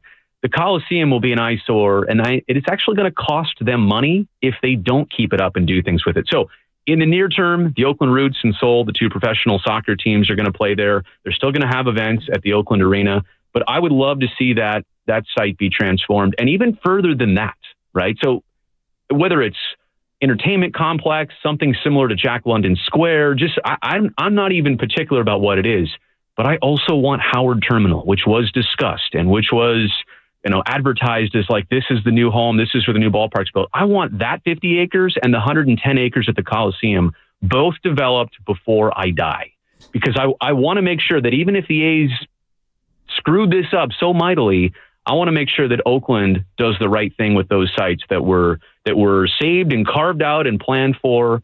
So I can't even get into specifics, but I just want them to be put to good uses, whether it's housing, entertainment, commercial, whatever. Make it something that people want to go to and they're proud of. Honestly, Brody, do you think there's any chance that Major League Baseball would consider, after seeing that site yesterday and the way A's fans showed up and showed out, and that beautiful scenery and the sun setting on that beautiful grass, do you think Major League Baseball would ever consider maybe bringing expansion back to Oakland if it doesn't work out with the Athletics? Oh, well, Bonte, let me quote the great Bonte Hill here on X yesterday. Oakland showed up and showed out today. What a lasting image at the Coliseum. Those fans represented that city in the best way possible today, and hopefully some billionaire is watching and thinking to himself, baseball in Oakland? That sounds like a great idea. Major League Baseball belongs in Oakland, and Oakland deserves a Major League Baseball team. Bro, I could answer that question, but you nailed it perfect yesterday. Who didn't see that scene and says, I don't think it's going to work there? And like I said before, all those people, all that situation, that was not manufactured for yesterday. That would have existed perfectly over time if you just took care of your people. And let me throw this in here because I want to make sure I get this in before the end of our chat. I've been seeing all the memes and all the videos and the montages from yesterday, and everybody attaches that Moneyball music, that Moneyball theme to the clips and the highlights of yesterday. That's cool. And you know what? That makes me cry. But if you really want to get real about it, you would put the theme of the movie Major League on those clips.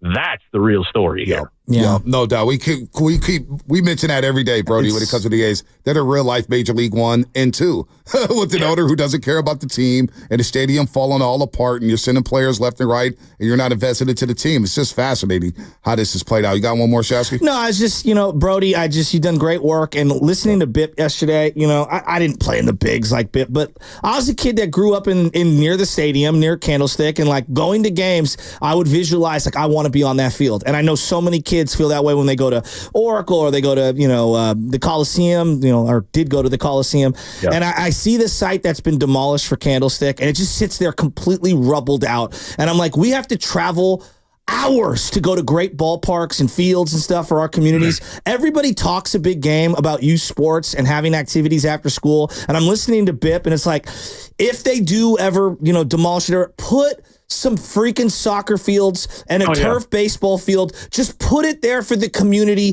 and fund it just a little bit. I think about this all the time. The amount of time John Fisher wasted that equaled money for these politicians where he never dealt in good faith. If a fraction of that went to the parks and some of the park directors to be able to help young kids turn into the next Bip Roberts, imagine how much better our community would be. It like, because I'm into youth sports, it drives me crazy how much time and energy was spent when it felt like he never dealt in good faith, and it could have been used for schools and kids. I mean, look at our area. It pisses me off. Watching all the footage yesterday and grown men and women at the game wearing A's stuff, and I feel bad for adults. Of course I do. But the shots we showed yesterday, the ones that just hit me the hardest, and both of you know, as parents, as I do, this is more about the kids and what they will not get to have. And I agree with you. You know what? Building sports fields and facilities and putting a lot of that money into youth, I fully agree. But at the same respect, and I'm not telling kids that you should inspire them all to be major leaguers. I don't think any of us made it to the professional ranks, even though we might have thought about that. But at least have the example out there. Have the Oakland A's playing games so that it's right around, to your point, it's right around your backyard and you get taken to games just like I did. So I think it's sad in both ways. I agree with you that more could be done at the youth levels, but also if you don't give them the example, and I've run across so many people, not just from a BIP or a Stu or a Shooty, but a Dontrell Willis. Yeah. Yep. Who talks about showing up to the Coliseum, and he literally says this, and it's deep, and I don't want to get into all of it, but he says baseball and the Oakland A's saved my life. Now, if you really want to think about that for a second, think about where he was as a young man before into now. Just think about when he's serious, saying that the Oakland A's saved his life. Yep. So that's probably the best way to put it about what we're losing here, in addition to the fun and entertainment value. Well, Brody, always a pleasure having you on. I'm going to miss seeing you down there at NBC as basketball season ramps up. We had some great conversations, a lot of fun down there at the cubicles, but I know you're going to land on your feet, man. Whoever picks you up is going to get a pro and a guy who knows his stuff inside and out. So, Brody, man, take care. We'll be watching this weekend, and hopefully you can hold it together this weekend. I feel better about this weekend. You know, like I said, I feel like we've all turned that corner. I can't speak for everybody emotionally, and look, the scar is here, right? Like they're going to play in Sacramento. We're going to have to watch highlights of that next year, and this is a process. But I feel like right here, right now, I'm ready to turn that page. All right, Brody, good stuff. See you, bud. Good stuff, man. Appreciate it. Anytime. Brody Brazil here on the River Islands Guest Line. A's and Sharks pre and post game show host. Obviously, you heard the news a couple weeks ago where he will not be working at NBC Sports California after the weekend. So that's unfortunate. You never want to see people lose jobs in this day and age, no matter what it is, what field it is, what industry. But Brody's going to bounce back. He's going to bounce back on his feet. He'll be fine. He's going to be just fine. As you are listening to 95.7 The Game, KGMZ FM in HG1 San Francisco and Odyssey Sports Station, always live on the free Odyssey app. All right, we got a flush of the week. We want to do flush of the week. We got Shasky's 5 plays. We got Vern Glenn coming up. We got Matt and Sack. We got a lot going on here. Should we start with the flush of the week? Let's do the flush of the week really quick, because it is time for the Friday Flush, where we flush the worst take of the week, presented by Flowing Water Plumbing and Drain for all your plumbing needs. Go check out flowingwater.net. This week, we are flushing John Fisher, and I think no one flushed John Fisher better than Larry Beal of ABC7. This is the letter. This is a great work of fiction, by the way. Oh. Yeah, that's what it is. So many A's fans would say this explanation is both weak and long overdue, but we're finally hearing from Fisher about exactly how we got to this point in time. Fisher says he knows the A's are part of the fabric of Oakland, and then goes on to explain his version of reality. Fisher says when he and his business partner, Lou Wolf, bought the team back in 2005, quote, "Our dream was to win world championships and build a new ballpark in Oakland. Over the next 18 years, we did our very best to make that happen. We proposed and pursued 5 different locations in the Bay Area, and despite mutual and ongoing efforts to get a deal done for the Howard Terminal project, we came up short." Now, he goes on to say, "I know there is great disappointment, even bitterness. Though I wish I could speak to each one of you individually, I can tell you this from the heart. We tried. Staying in Oakland was our goal, it was our mission, and we failed to achieve it. And for that, I am genuinely sorry." Yeah, that was Larry Beal with the assist there on the Friday Flush. Larry Beal was on with Willard and Dibbs yesterday, too. Check out that interview on the Odyssey app. But, yeah, that was presented by Flowing Water Plumbing and Drain. Be sure to check out their website at flowingwater.net.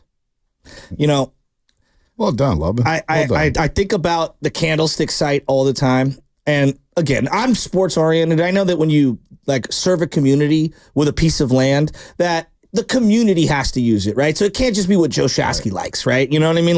I like sports. Well, there's a lot of people that don't like sports, and I get that, right? And so it's difficult to balance things out. And this goes into a little bit of political talk. I know we get a little nervous and whatnot, but my point being is that we were promised as a community that Candlestick was going to get developed, and this Lennar Corporation was going to get the land, and they were going to develop it, and it was going to be great for the community. It's been 10 years. Let me ask you, Bonte. A, is anything even there? And B, has that been good for the community? No, it hasn't. Although Double Rock Projects, I guess I got some new housing complexes over there. But to your point, nothing has been. I'm talking about the Candlestick site specifically. Yeah, no, I know, right there next to Double Rock. Yeah, there's nothing there. There's nothing there. There's nothing. It's sad. And so I guess what I'm saying is right now it's like the Coliseum stuff. I'm very interested to see if they can actually crack the code on this as a community and hit a grand slam. Whatever they end up doing with it, just do something with that land that helps the community out. And I'm with Brody on that. Like, yes, the Howard Terminal thing. Yeah. Now's the time. Like, all right, no excuse. Get the Fisher out of the way and just do whatever is right, whether that is a mixed-use housing, whether that's businesses, some sort of like park, something. Just you got to do something that's positive for the community. They cannot go back and in 2034, you and I are having this, hopefully, this conversation on air, and it's the same story that's happening in Candlestick right now. No doubt. Housing complexes, something. Low-income housing. Make it affordable for people. I don't know. There's a lot of options you could do at the Coliseum site, but, you talk about stadiums and what's there and what's not there. I'm a sports geek. So, when we travel, the first thing I do when I'm looking at seeing, okay, is there a game going? So when Anna and I went to Hawaii, we went to Hawaii about 5 years ago. I'm such a sicko. I said, boy, the Hawaii Warriors, they have a basketball game at night. Tickets are $3. She goes, we did not come here to go watch the college basketball game. That's me. And then I was like, well, it's next to Aloha Stadium. That's where they played the Pro Bowl for many years. I want to see it. Yeah. So when I drive up 101 North every day to get to the show and get to the city. And it is weird. You see, it's just, you look to the right, there's nothing there. The absence of that stadium. And when I have my daughter, I'm like, she has no idea what would loom large when you're driving up 101 North, coming from South City, coming from San Bruno. And you see that Candlestick, but it's like, it was a dump, but it was our dump. Mm-hmm. Hell, if you have friends who lived on the other side of Hunters Point, you see the stadium in their backyard, it's like, that's a pro stadium right there. We have professional sports right there in our backyard. And so to see it get torn down and nothing happen over there, it is sad because it's a hidden gem in San Francisco. The views that you could get, the weather's from good. The weather's good. You get a little windy at night, but you got the view of the East Bay, the Bay Bridge. It's beautiful. Well, and they have developed, to give them credit. I don't know if you ever drove through like Old Harbor Road area. Yeah, no, they developed West Point and West Bob and under. Yeah, it all looks that incredible. No, it looks unrecognizable, quite frankly. But the actual site where Candlestick is. It's just ruins. It looks like... It's terrible. It just looks like it's just been sitting there for a decade in rubble. It's terrible. It's nothing. And I wish they would have just put, like, like we have Crocker Park, which is over the hill over there. There's Gilman Park, which is a smaller one diamond with a couple hoops right there. It's a little field right there. Put a couple of... turf soccer fields, put a couple of baseball diamonds, put something out there so we don't have to drive down to Santa Clara and drive down to Twin Creeks and Sunnyvale. Put something for the community and just reinvest a little bit into the youth. We know, like, that's what we have to do. It bugs me. They want corporate money and they want, certain subsidies and whatnot. I hope that the Coliseum gets utilized for the community, and I'm very skeptical. Well, how about alleviate some of the pain with the homelessness out here and just build? I'm always about building houses and making sure people have a home, having a roof over their head. Single mom with 3 kids, can't pay the rent, living in the projects. How about we move her out to a better spot? So I always go housing first, but I understand the youth sports because youth sports was very important in my life, kept me out of trouble. So I wouldn't be here without youth sports. But always, if you can't figure out youth sports, what about getting affordable housing in a city that's very, very expensive?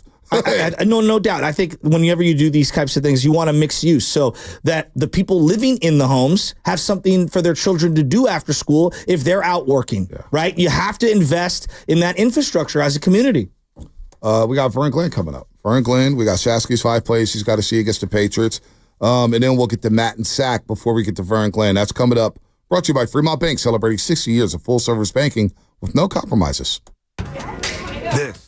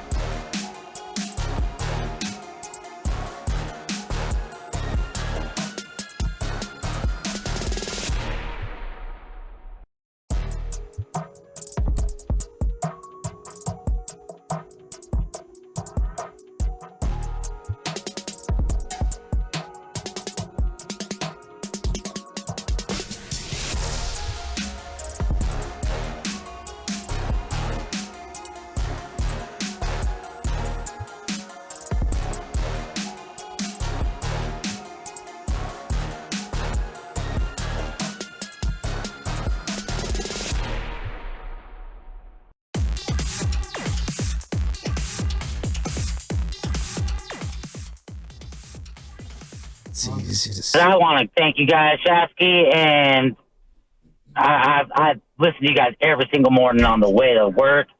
You guys make my morning drive way better.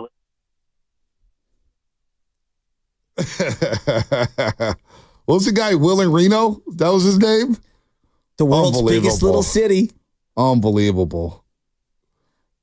It's Xfinity Mobile text line 408. Take a playoff. Night in August. Take a playoff, 408. Take a playoff. Matt in Sacramento, what's happening? Hi, Matt. Hey, guys. How you doing?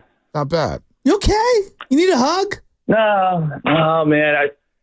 So sad, man. I grew up a diehard A's fan from Sacramento, and just watching and hearing Dallas, Brody, and Biff, it immediately brought me back to the 2011 NBA season when Sacramento legitimately thought that we were losing to the Kings and they were leaving for Seattle. And I remember Kings broadcasters at the time, Grant Napier and Jerry Reynolds, did this super emotional send-off. And just so lucky for us, we had Kevin Johnson as a mayor, who was a former NBA player. But it's just the worst, man. I've been pretty on board and kind of reluctantly excited that the A's were coming out here next season. But seeing the faces, hearing the pain from all these grown men, it's just I'm kind of out on this now, man. I love baseball. I grew up loving and playing this sport, but you can count me out. And the only saving grace I would say for the A's fans and for my love for Major League Baseball is hearing that the late great Padres owner Peter Seidler was against the A's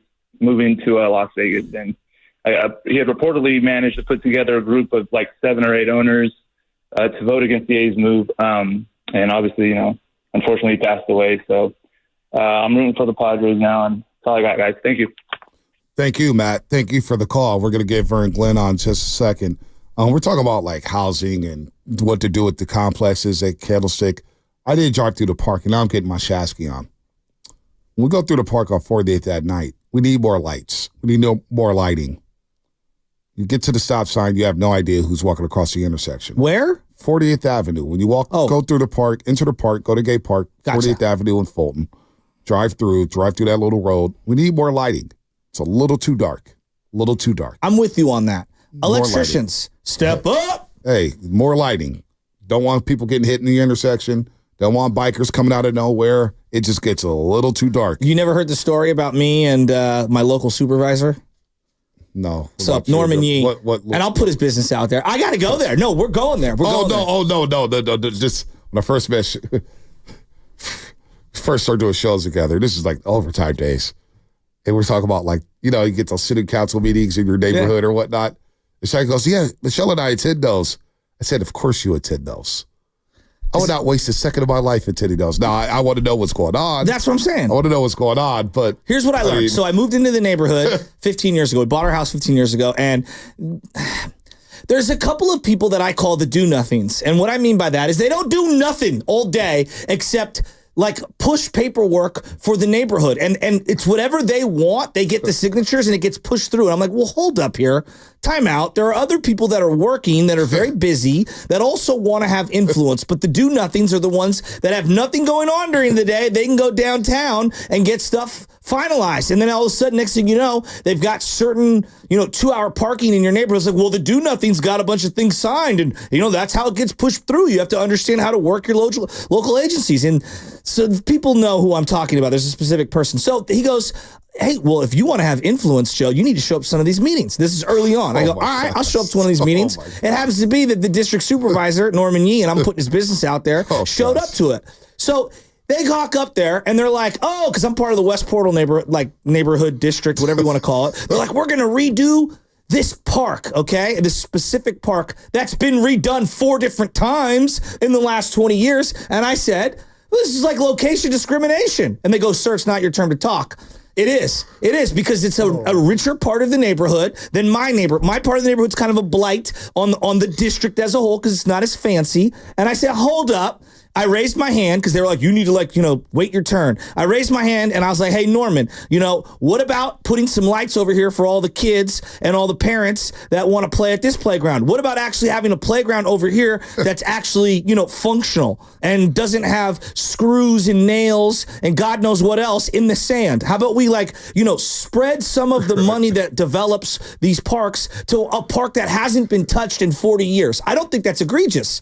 And they're like, sir, you need to talk to Norman afterwards. And I'm like, well, what's the point of you showing up to one of these neighborhood meetings if you're not going to ask, and answer some of the questions from the actual people out here? And the guy who's one of the head do-nothings in the neighborhood's like, you're ruining this for us. He's never going to come to one of these. I go, this is his job. This is your job as a supervisor, to hear people like me. So, of course, I go, all right, let's go outside, and I waited outside for this guy. And then one of his handlers was like, Norman doesn't have time to talk. I go, well, thanks. Well, thanks. This is our local politics coming to work. It's absolutely ridiculous. Have you ever thought about running for office? Oh, yeah, I'm too real. I already admit I'd love to. I'm just way too real. You could do it. I mean, maybe the city needs You that. tell it like it is. Here's the problem. Maybe the city needs Here's the that. problem. Here's the problem. Maybe Here's the problem. I'm too honest. My teeth aren't white enough, and I'm too honest. These people are frauds. You should run for office. Oh, I do. Man. I already told Norman. I go, bro, I'm never voting for you again. You suck. You told him. I told him to his face, and he sucked. And then Michelle was like, "We're never gonna be allowed." And we haven't gone back since then. Has he been reelected? What's that? Has Norman Yee been reelected? He's phased out. He's phased out. We've got a current person in there who I want out too. I'm not going to give you who I want to win West Portal. It's a good dude. You actually met him at boxing night. Oh, yeah. I did. Yeah, got great hair. A lot of people hit me up and was like, hey, maybe you could speak here. I don't speak at political events. I don't show up to political endorsement. No, I'm not. I am Bonte Hill, and I approve this message. Listen. I'm in a no-win situation. I literally just talked about having affordable housing. And I got to do it on 408, going crazy, losing his mind, calling me all kind of names in the book because I said we want an affordable house. So political parties, if you're out there, not doing it. Here's showing up, problem. Not coming around. Look, at anyone who knows West Portal knows J.P. Murphy Park has been redone 10,000 times, okay? There's a lot of money in West Portal, Forest Hill area. You don't need to redo that park. You know what park needed to be redone? The one on Alamany. Yeah. The one that has no lights. The one that has the tiniest, saddest structure you've ever seen. Are there no kids in Lakeview? Are there no kids in the Metna? Fix that park. You've done J.P. Murphy 16 times in 20 years. Do that part. All I'm saying is spread a little bit over there. That's all I was saying. Be realistic. I want you to run for yours. I want to know what those campaign rallies are going to be like. Yeah, what would those campaign rallies be like? You got the money to get the billboards and everything. Here's what my campaign would be. Endorse, yeah. The Common Sense Party. The Common Sense Party. It's pretty straightforward, okay? We're not living on the edges. I'm right in the middle, okay? On some things, I'm fiscally conservative. Whatever you want to do at home, go right ahead. But we overthink everything. All right. Shasky 2024. We overthink everything. No, so now it's the Common Sense Party. Now I saw something in the news since we're there. We want safe communities. We want good schools. We want infrastructure for our children. Everyone agrees on these. The greatest schools. The greatest infrastructures. You can't come up with that right and then follow up with that impersonation. That just eliminates everything. By the way, I saw something in the news yesterday, and I thought of you instantly. The RVs. Oh, don't even start me. The RVs. Yeah, my aunt lives right down the street. You know how dangerous it is over there? I mean, it's not.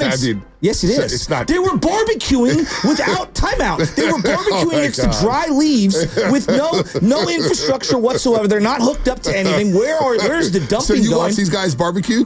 Bonte, I drove by and I called 311 and I was like, there is a fire going on. Yes.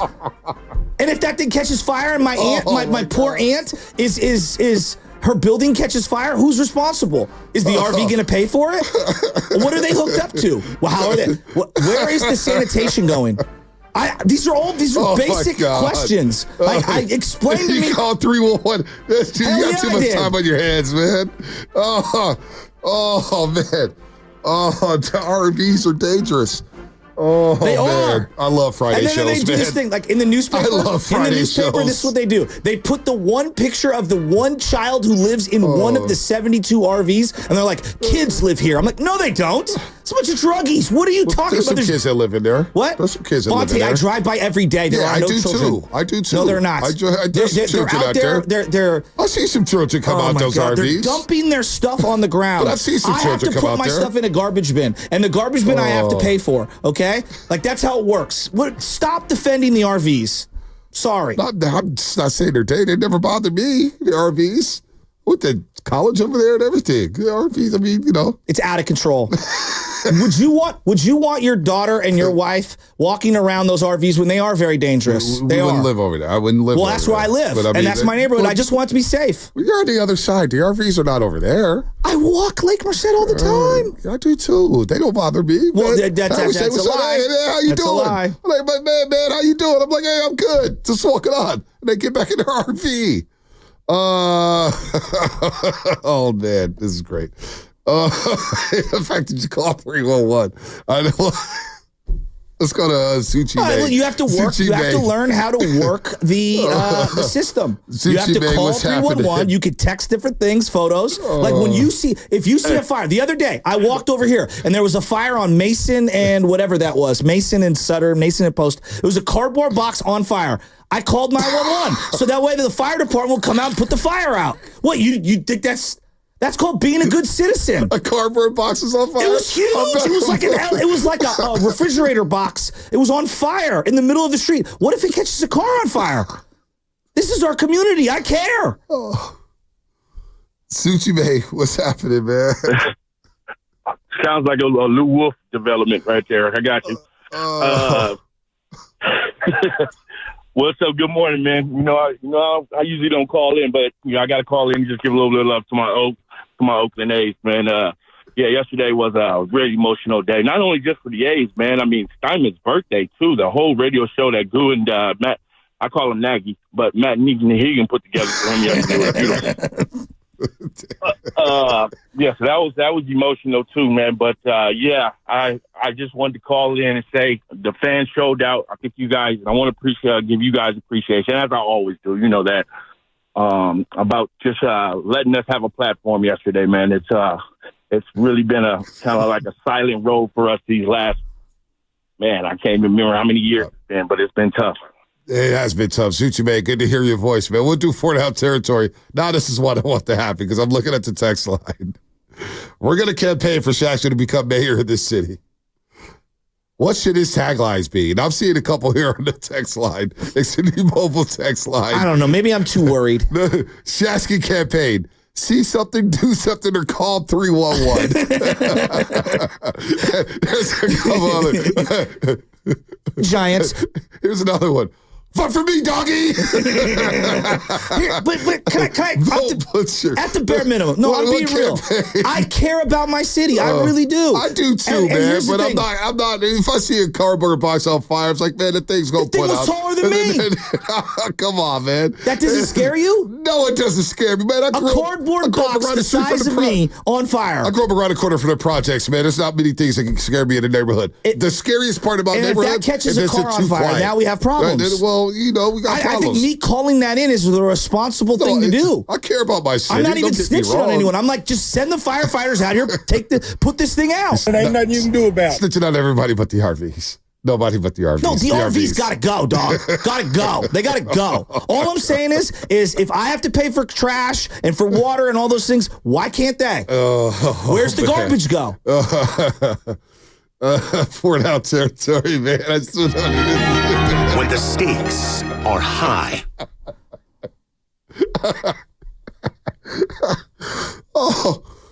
Oh my gosh. Whew.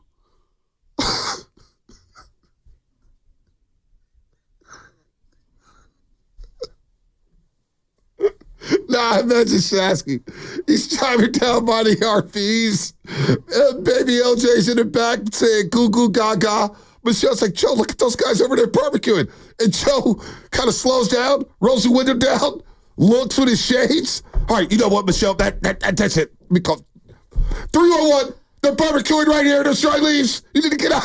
I got this. Do you have the binoculars? Do you like pull over for a second? No, it's called being a cognizant, good citizen. I'm like, well, wait a minute. If that thing catches fire and makes me, you can't just barbecue anywhere you want. When you go to the park for your family, you have to rent the park spot out to use the barbecue. Like, how is this anything? This is common sense. Again, common sense party here. The streets are saying Walter White would have never had a chance in Albuquerque on Breaking Bad if Shasky was in that town. They would have never came up with Blue. What was it, Crystal Beth? Walter White would have never cooked. He would never made it in Albuquerque. Hey, look, 4-down territory. I'm not laughing. See, people, we're just laughing. 5-1-0. Bonte laughing. This is why the project's never approved. The project's had plenty of improvements. Stop. First down. All right, first down here, guys. Let's get things going here with 4-down territory. So things might be tough right now for the 49ers. They're 1-2. They got a lot of injuries. But, hey, at least we aren't blank. Finish the sentence. Things are tough for the Niners, but at least we aren't blank. At least we aren't the Panthers. Well, they beat the Raiders last week, so. No, at least we aren't the Panthers. They're playing Andy Dalton. At least. All optimism, baby. At least we're not the Cleveland Browns. Oh. Paying the quarterback all this money.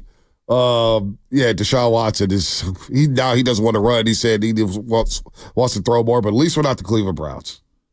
At least we're not the Jacksonville Jaguars. Ooh. Speaking of paying a quarterback a lot of money, Trevor Lawrence has regressed under Doug Peterson. He looks like he's on the hot seat now. It's also Jacksonville. They're trying to set up a new stadium down there. It's not looking good at 0-3. And within that own division, you got C.J. Stroud now, the Texans story about. I know they're coming off a tough loss. For a second there, it looked like it was going to be the Jags division to own 2 years ago, right? Yes. Coming off that playoff win. Now it looks like it's them and the Titans in the sellers. And you don't want to be anywhere near the Titans because that's another team that might be on this list. I mean, at least we aren't the Miami Dolphins right now. They're dealing with what? What's O? What was that O for? The Miami Dolphins. Oh, okay. I thought something happened. I thought a campaign alert just popped up. No, at least we aren't the Miami Dolphins. I mean, they're dealing with Tua's concussion issues right now, guys. They are haggling between Tim Boyle or Tyler Huntley starting for them on Monday Night Football against the Titans. They're freaking out that they're going to lose that game against the Titans this Monday night. They're dealing with injuries. They can't get Tyreek Hill and Jalen Waddle involved in the offense, and seats heating up on Mike McDaniel down in Miami. It is an absolute disaster for the Dolphins right now. Just saying on YouTube, Pierce said, Shasky calls 311 the cops when your exhaust is too loud. Second down. Like, come on, man. We got to make this into a joke. This is good stuff. I would rather be the White Sox. Come on. That'd be Vontae Hill's campaign slogan. They're on fire right now. Did you see that? Yeah. Couple in a row. Speaking of fire, YouTube is Highflix Shasky calls the cops when you eat a candy bar on a bar train. Oh, that's cold. I mean, everybody's going to make their jokes till it happens in front of their house. I applaud your passion for cleaning up the streets of San Francisco. I just want a safe community. No, I hear you on that That's one. all. But we go get these jokes off, though. We can second down. We're going to have fun with it. Second Make sure you have a permit for them.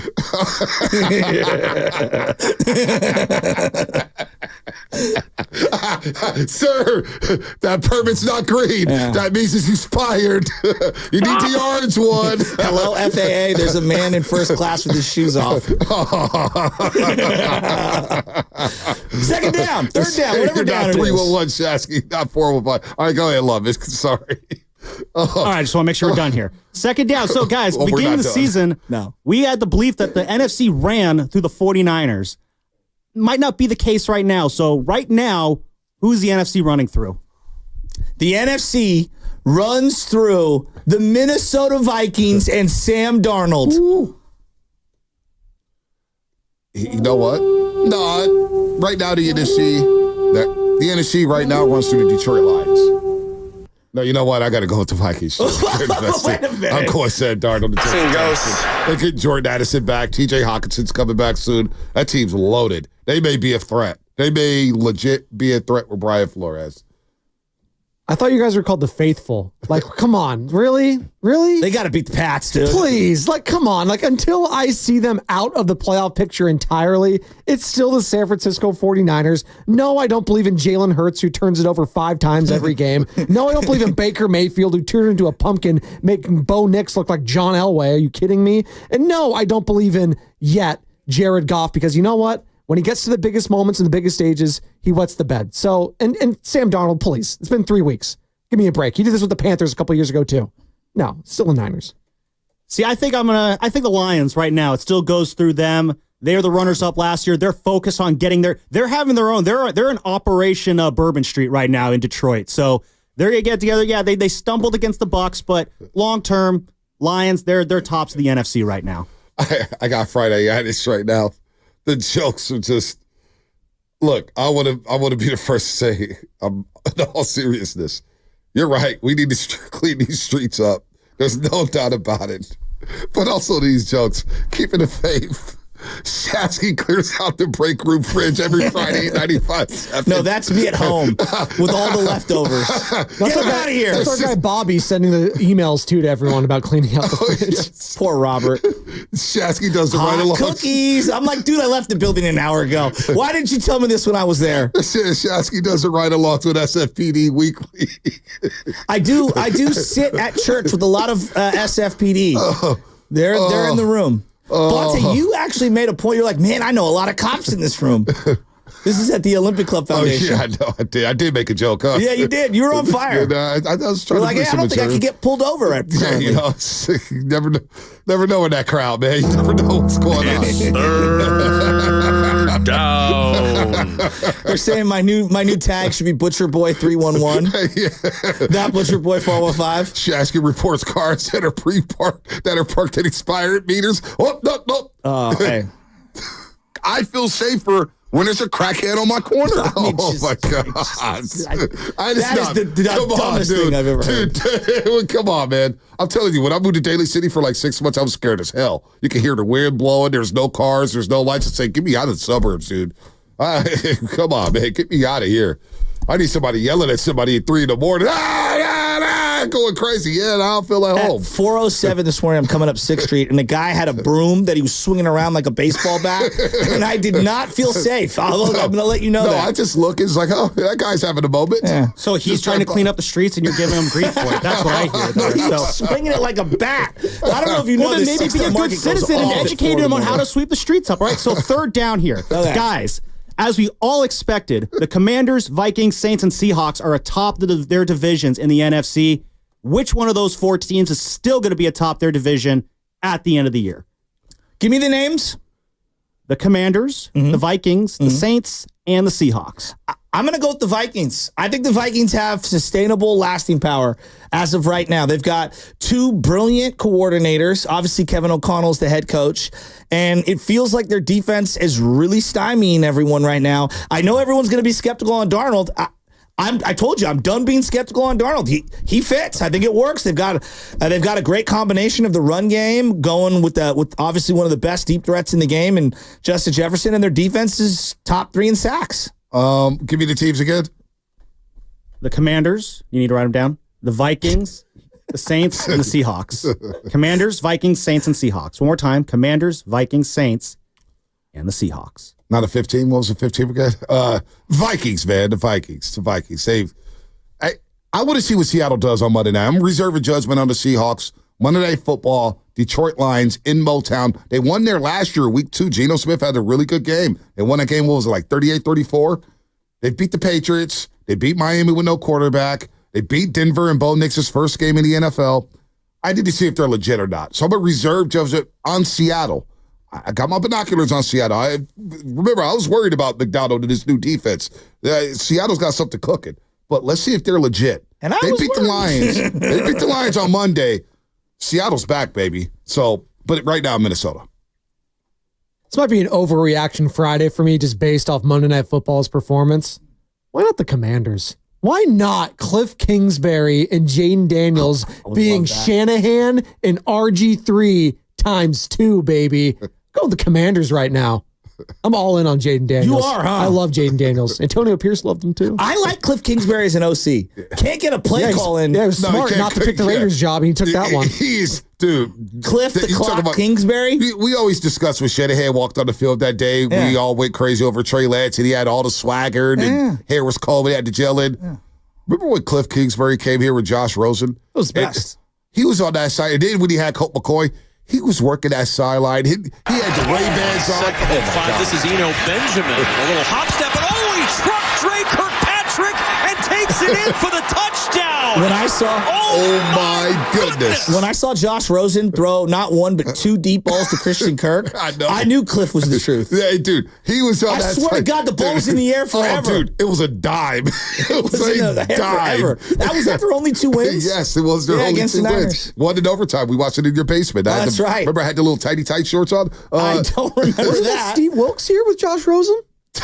That was Steve Wilkes. Was he that was Steve only 2 wins. It was only 2 wins. He was kind of built for it. It always comes back to Steve Wilkes. For that. It always comes back to Steve Wilkes. Oh, man, missed that guy. Oh, my God, what a legend. That's what we need. We need fat heads of like Farhad, Steve Wilkes, Jimmy G. We do. Like we just that's need a good call. You know, like, that's a good call. I mean, just like the Pete who's Carroll, who. Gabe Kapler. Gabe Kapler.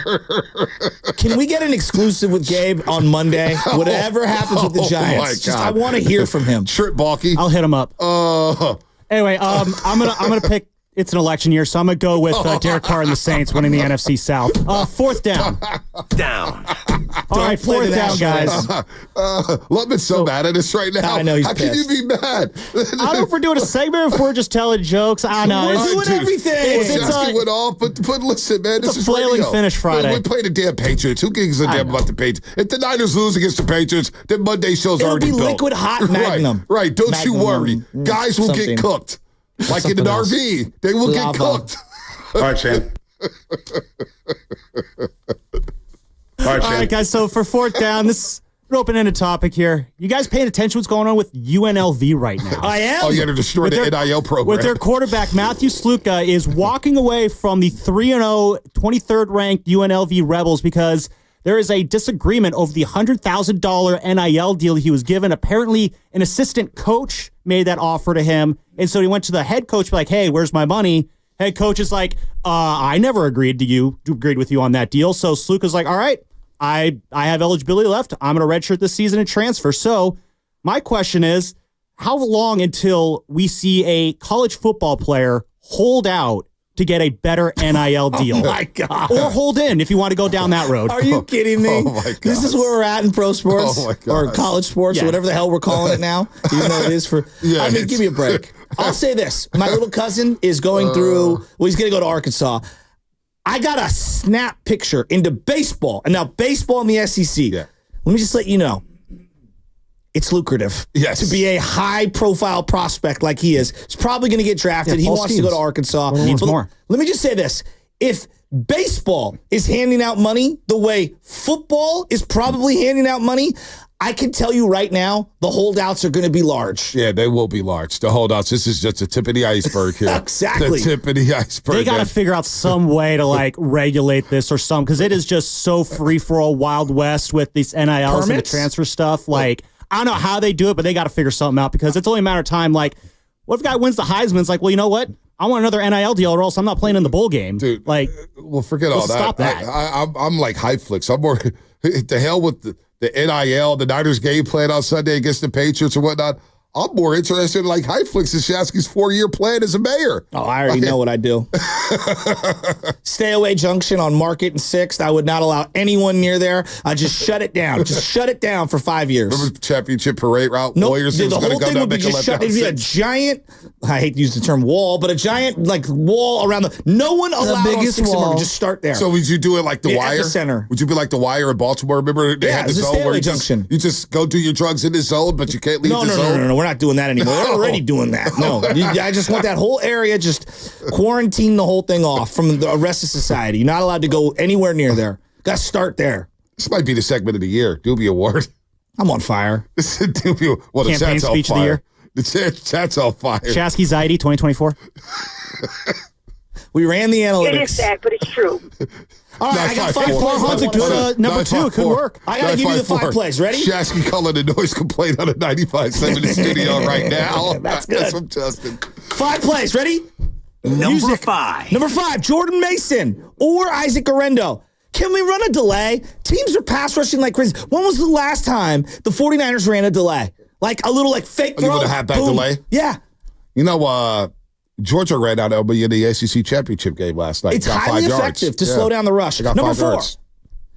You ran it in the red zone last week. Can I get another Aiyuk rub route to get him going a little here? All right. Number 3. I want to see in the shotgun a little rollout by Purdy like he's done the last couple of times with a Kittle crosser, a big drag play. All right. Let's get Kittle going. I want him lined up on a corner or safety so he can run him over. Number 2.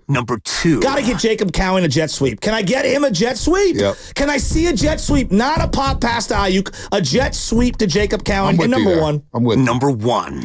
An intermediate drag route, which is wide open all day, to wide receiver number 1, Juwan Jennings. Over the middle. I love those plays. Fast 5 now. You like that, huh? I love those plays. He's shook. Oh, my gosh!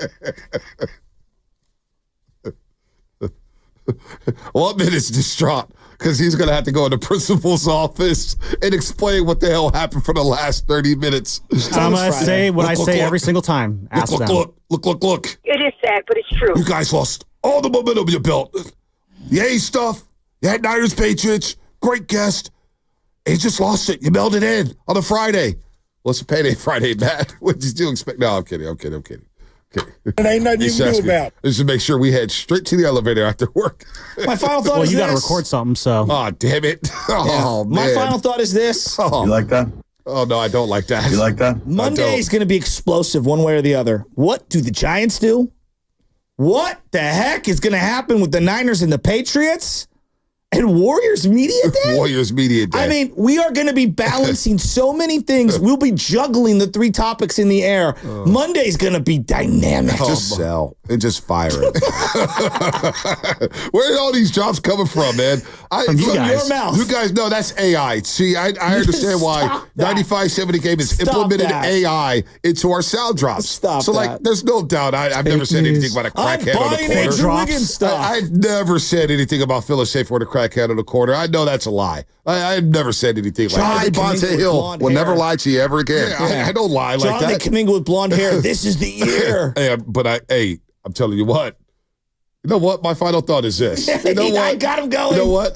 My final thought is this. Steve Kerr spoke yesterday. We didn't talk much about the Warriors, but I'm telling you guys right now, you better buy stock in Andrew Wiggins. Listen to Steve Kerr. Well, I mean, I've only seen him the last couple of days since he got back in town. But, number one, he looks physically really fit. I think he also looks, just speaking with him, he sounds very motivated. He's very much at peace. I think he's in a place where he knows the last couple of years have been tough for a lot of reasons. And I think he's primed to get back to, where he was a couple of years ago. He's at the age where he's right in his physical prime, and we've seen him do it. He helped us win a championship. So I'm expecting a big year from Wiggs, and I think there's also a void that is left by Clay's absence that we need to fill. That's a lot of points to score, but it also means we have to rethink how we're doing things, and Wiggs will be featured for sure. He's a guy who's proven he's a 20-point a night guy, and we're going to be relying on him heavily. Buy your stock. You know what it is? In the two-way Wiggs. It's a Bone Thugs year for him. See you at the crossroads. That's a 3. That's a 3. I mean, his career is at a crossroads. That's a 3. Which way does he want to go, Uncle Charlie? Hey, when you're campaigning for mayor, can I be can I be part of the team? No, we don't align politically on terms of thoughts. That's what we do. You're pro RV. No, pro Shasky 2024, make RVs great again. No, eliminate them. Can I just be the weasel in your camp? I feel safer with an RV on my corner. It's the most ridiculous thing. It's one thing when you're at an RV park and there's hookups. Where is the garbage going? Hooking up at the RV park? Let's. My final thought is Gonna be a very interesting weekend for the Giants. Who's gonna win the Willie Mack Award tonight? I'm interested to see who's that's gonna happen. I'm pretty sure it's my final thought right now, Bonte, not your final thought. Pull a Shasky and interrupt you. Well, we know Chapman's winning a Willie Mack. Job is done. Well, okay. Well, then the next job is over. All right, and there goes my final thought. No. I'm very excited to see what Cam Ward does tonight too. He's gonna put on a show. Ooh, Cam Ward, let's go. It's hurricane season. Spadoni, what's your final thought? Come say what's up to Sam Love tonight tomorrow. Freeman's Appliance from 12 to 3. Throw up the U with us. Local. There you go. Steiny will be there for a little bit too. Jim Cozemore's calling. It'll be a good time. Friedman's fall clearance sales event. What time is Coze calling?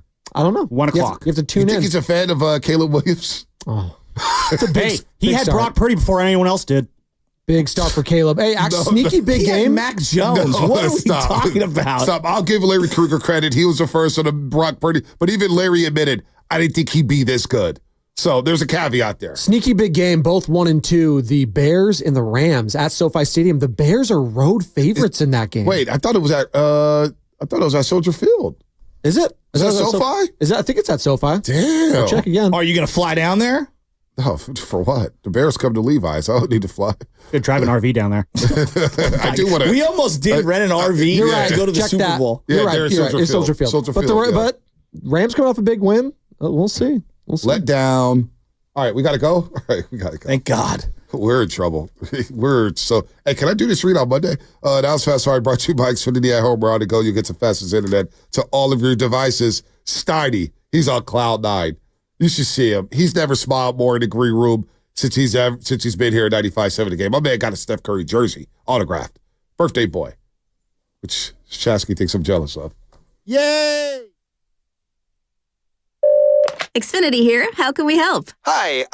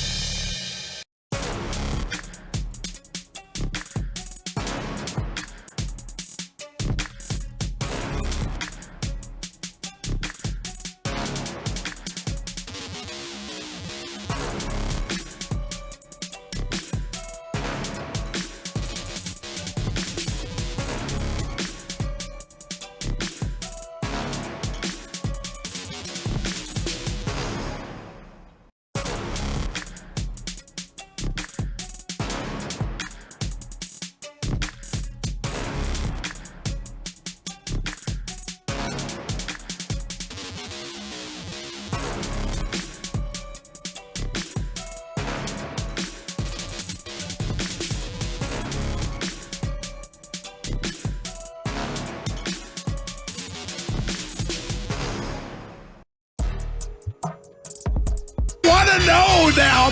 I'm mentally invested. Don't tell me to pray and you don't say what for. He brings the perspective. Yeah, I think they both have a great point. Get off me, text line. He's truly one of a kind. That is wow. Oh, my God. And he's doing a great job. I need you to man up and say what you really want to say. Simon, you're doing a great job. And we got a Pasoy problem in the clubhouse. They're Steiny and Guru. Yeah. On 95.7 The Game. That Pasoy problem's been solved, by the way. They didn't make the playoffs. Yeah, but it wasn't because of playing cards in the clubhouse. And it wasn't because of Kapler. Put some respect on his name. Gabe, how you feeling? I'm good, man. On a payday Friday after a payday Thursday, baby. Yeah. Streets are talking, man. Uh-oh. Is it good? No, the chef called. I saying, boy. He called you. I feel like he called me. He did. Evan's back. He called us. He called the station, man. There you go. The chef. He's called the station. That's what he did. Well, those guys are talking about taking their shoes off on a plane. Bonte and Shasky. I missed that. I don't know. The first... you can't do that. Yeah. You got on me about a tank top. I didn't hear them. What were they saying? You can't. But people do, but... Well, I don't. You know what? I think if you have clean socks on, it's all right. But you'll ridicule me over a tank top. Well, you can see your arms, but if I have socks on, you can't see my feet. But what if I got smelly feet? They can come through the sock. No, that's what I'm saying. Clean socks. Oh, right. It's got to be clean socks. Slap me for what I'm doing. Wow. Payday. Yeah. Yeah. So you had a good birthday night? Yeah, I had a good night. You know what? The boss is right, man. You know, although I don't know how he knows. He's younger than me. But yeah, those you gotta be careful now at my age. Otherwise you overdo it, and then the next day you're just shot. And it just hit me when Bonte goes, that's a good number. That's a special number. I go, shit. I said to myself, damn, B, you're right. It's a big number. Yeah. It is a big number. But thanks to everybody who was listening yesterday, who called in, everybody at the A's game. Just appreciate it. It was a real neat day yesterday. We made the best out of a situation that's not the best in terms of the A's. But now we got football coming up. Patriots in town, Goo. Sunday, 1 o'clock, Levi Stadium. Niners 1-2. Yeah. Let me just quick give you a couple updates. Go ahead. Purdy's fine. He's fine. He's been practicing. Debo was out on the field. Kittle was out on the field. I still don't think Debo's going to play, though, but I think Kittle's going to play. Those are my hunches. All right. Go get a win Sunday. Get this thing back on track, and we roll from there. Yeah, and you got me thinking about, your little theory. It was almost like the theory with Purdy. You wanted to see him without his weaponry, and the football gods, bam, here you go, Stoney. Okay, a little too much. But you talked about his load management hit the NFL. I don't believe it has, but at the end of the day, here comes Kittle. He missed a game, and he'll be ready to go against the Patriots. But you talked about preseason. Yep. With me and Bonte here before the show started. And that's where I'm at. Like you saw Dallas last night. Did they look good? No, but they got the W. And right now through the first 4 games, that's the title of the jam. And with the Niners being in a jam at 1-2, not ideal. You got to take care of the New England Patriots and Jacoby Brissett, Stoney. Yeah, no, and you brought this up, and I think it's probably the biggest reason. And we've been saying this for the first couple weeks. And Evan said it again this morning. He's like, boy, the NFL's been drunk the first 3 weeks with the stuff that's happened. And by the way, I got a stat for you that's unbelievable. I said it on Wednesday. I don't think you were here, but Evan brought it up. All right. Anyway. Well, Evan has a stat for me. Yeah, it feels like the first 3 weeks have basically been preseason. I feel like, okay, now NFL teams are going to start showing us more like what they're really about, and things are going to get back to normal. How about this one? But kind of hard when you're like the Niners when you're injured as much as they are. Yeah, but and the Rams had issues too, and they got through. And now you get the Patriots. You got to just beat the Patriots. Coach Mayo. Here's the troubling stat. Actually, somebody on the text line said it. I wish I remembered who. In each of the first 3 weeks, the biggest underdog. I heard him say won the game. That's crazy. So last week 2, it was the Raiders when they beat the Ravens. Last week it was the Dallas. Dallas was favored heavily over. I think that was it. And this week, you know who the biggest favorite is? The Niners. 10.5. Damn. That's a lot of points. Without a lot of the Avengers. Well, still, they got the biggest Avenger. Yeah. Brock Purdy. Brock, how's the back? Probably cumulative, just in terms of the whole game, just all the stuff that sort of went on as a physical game. So, sort of after the game is when I started feeling some stuff and whatnot. But the last couple days have been good, just getting some rest and obviously treatment and stuff. So I feel good now. See, can I just tell you? Go ahead. Go ahead, man. I mean, is he just the guy next door? Are Shanahan's mannerisms wearing off on? No, I think Purdy? that's who he is, man. There were two-and stuffs. Yeah. That's vintage Kyle Shanahan and stuff. We're back and stuff. Possibly. But you guys always make fun, and I'm going to throw him in here with me now because I'm not solo. All right. Shasky, you guys call us warriors. Yeah. But when I hear him say I start feeling some stuff, if I'm a New England Patriot defender, I'm like, and I got a chance to sack him or, put a good lick on him, Stoney, knowing you're feeling some stuff, I might be able to jar that stuff loose. But yeah, man, it's not an easy sport. The NFL, Stoney, that's why you and I didn't play. We'll see. I played. You didn't play intramurals. Flag don't count. No, I told you. I played when I was in about 6th grade for 3 practices. I went, Mr. Smith, the coach, asked me to come out for the team. Get him to call in, Evan. Yeah. He's dead. Mr. Smith's passed. He was a great little league coach, baseball and football. But he asked me to come out for the team. I went out for the team. I was one of those kids that didn't grow till like 10th or 11th grade. Right. So I was small, playing outside linebacker, and you couldn't take it. Outside linebacker. Yeah, I was. A cowboy linebacker, a little small ass. And I'll never forget Tim Dotterer, the running back. He was the biggest guy on the team. They always put him at running back. Came at me. I stuck my arm out to tackle him, and I thought that he pulled my arm out of my socket. It hurt so bad. Oh. I went home and I said, "Hey, Dad." Yeah, exactly. Yeah. I said, "I don't like football." Did you see stars like Tweety Bird? Yeah. I just held on to my arm for about 8 minutes. Anyway, it's a violent sport, man. And that was the one of the things I always remember about my dad. And he said, "Well, son, I would never let you quit, but since Mr. Smith asked you to try it, I will let you." So that was it. And I got you. 3 practices. But then you're right. I did resurrect my career in intramural football. Do you and right? Evan think any differently of me? No. I was a junior on JV at James Logan. You know what? It's not the day. You know what? I could go get it, but I was a junior. My whole. You know what? After yesterday, my kids hate me for when I tell them the story. After yesterday, my whole outlook's changed. Wow. If you're in JVs in 11th grade, great. You're part of a team. They saw something in me. You're part of a team. You can be a great teammate. Wasn't Dwayne Wade on JV in his junior year of high school? Are you serious? Now I feel better. Something like that. If that's true, I feel better. And Jordan got cut. Right? He was a freshman, though, going out for varsity. Yeah, that's true. Yeah. But 49ers and the New England Patriots, and we got some fun things today. We will do, how much do I want to tease this? We got to we'll do it at what time you want to do the Belichick thing? Oh, yeah. We'll let Evan pick. Okay. Yeah. But we're going to have a lot of fun.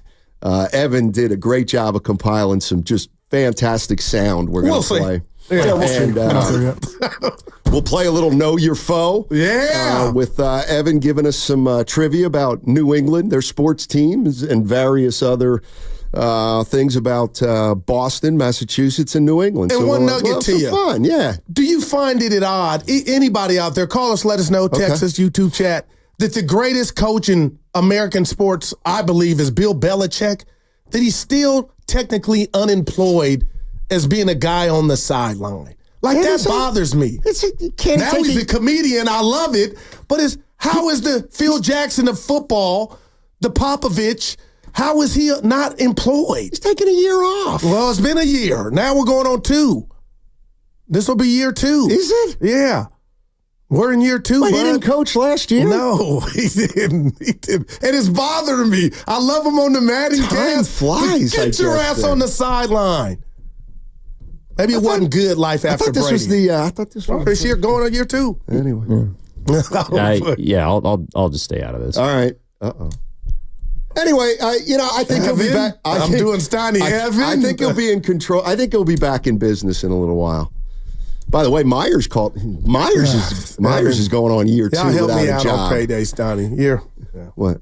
Well, we'll check the stats on that. No, we got it. Let me see. Boy. Oh, boy. Yeah. It's bothering me. He had Zeke last year. It's sounding good, Evan. I think he's going to take 1 year off. All right, okay. I think he'll have his choice of some jobs, probably, right? Would you like to see him be your team's coach? Honestly, I would love it. All right. Yeah. All right. 888-957-9570 is the number. 49ers, Patriots on Sunday. We got a lot to get into. We're going to jump into what happened yesterday in Oakland for a little bit.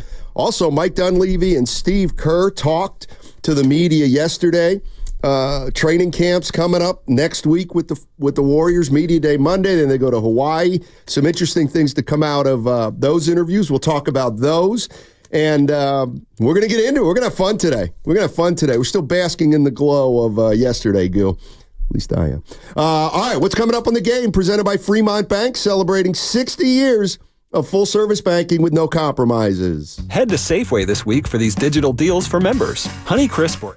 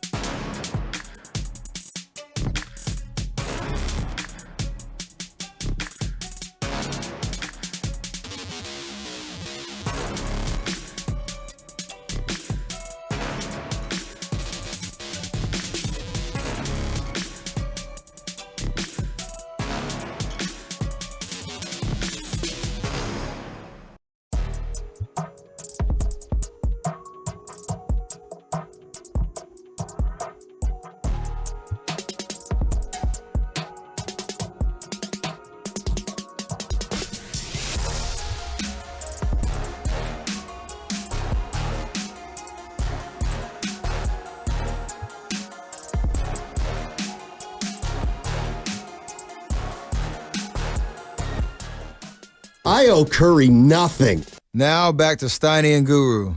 Take it away, Steiny. All righty. Tell you what, so I play that Brock Purdy quote, and you know what I'm starting to think? Maybe people are going to say, well, no kidding, Steiny. You know, he's becoming the leader of this team. Yeah. Feels like he's becoming the leader of this team in a way. Did you ever think that of Jimmy? Not to go down this road, that's but a great question. Steiny, Jimmy on a good day, I thought he was a tough SOB.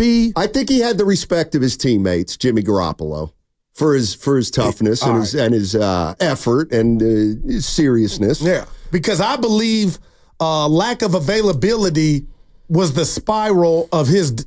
It was that superseded poor play. Well, that certainly has something to do with it. 2020 season or 21 season where he had the high ankle sprain and he was done during the COVID and they were playing their home games in Arizona and still could have got in and Mullins and Beathard couldn't do anything. That's when I think the inception of the thought in Kyle's mind of Trey Lance or something new was on the horizon. Yeah, like we can't keep doing this. No doubt. And I'm interested to know if 49er fans kind of feel that way too, or if I'm trying to look into something that's not there, but it's starting to add up. The way Brock Purdy answered the question about Ronnie Bell's drop after the game, and he put it right on his hands, and yet Purdy says, I still could have done a better job getting him the ball. And I'm like, how? You put it right where only he could catch it, but that's what leaders do, is what you're saying? He gets it, man. Right. I mean, he gets it, and I think his teammates, guys in the huddle, think that he's the real deal and that he's going to be the guy leading this team. Yeah. I think that's a good thing for the Niners. Let's go to Chucky in Oakland. Chucky wants to get in here. He's got a question, apparently. Hey, Chucky, what's going on, man? What's on your mind? Hey, good morning. Hey, Steiny, I want to wish you a happy belated birthday, man. I felt all the love you got yesterday, man. I appreciate it. That, brother. I appreciate it. Thank you, man. Steph and Ray Renner, they came through for you too, man. That's a big surprise you got yesterday, man. It was great. It's the kind of thing that my kids now respect me because he called in. So,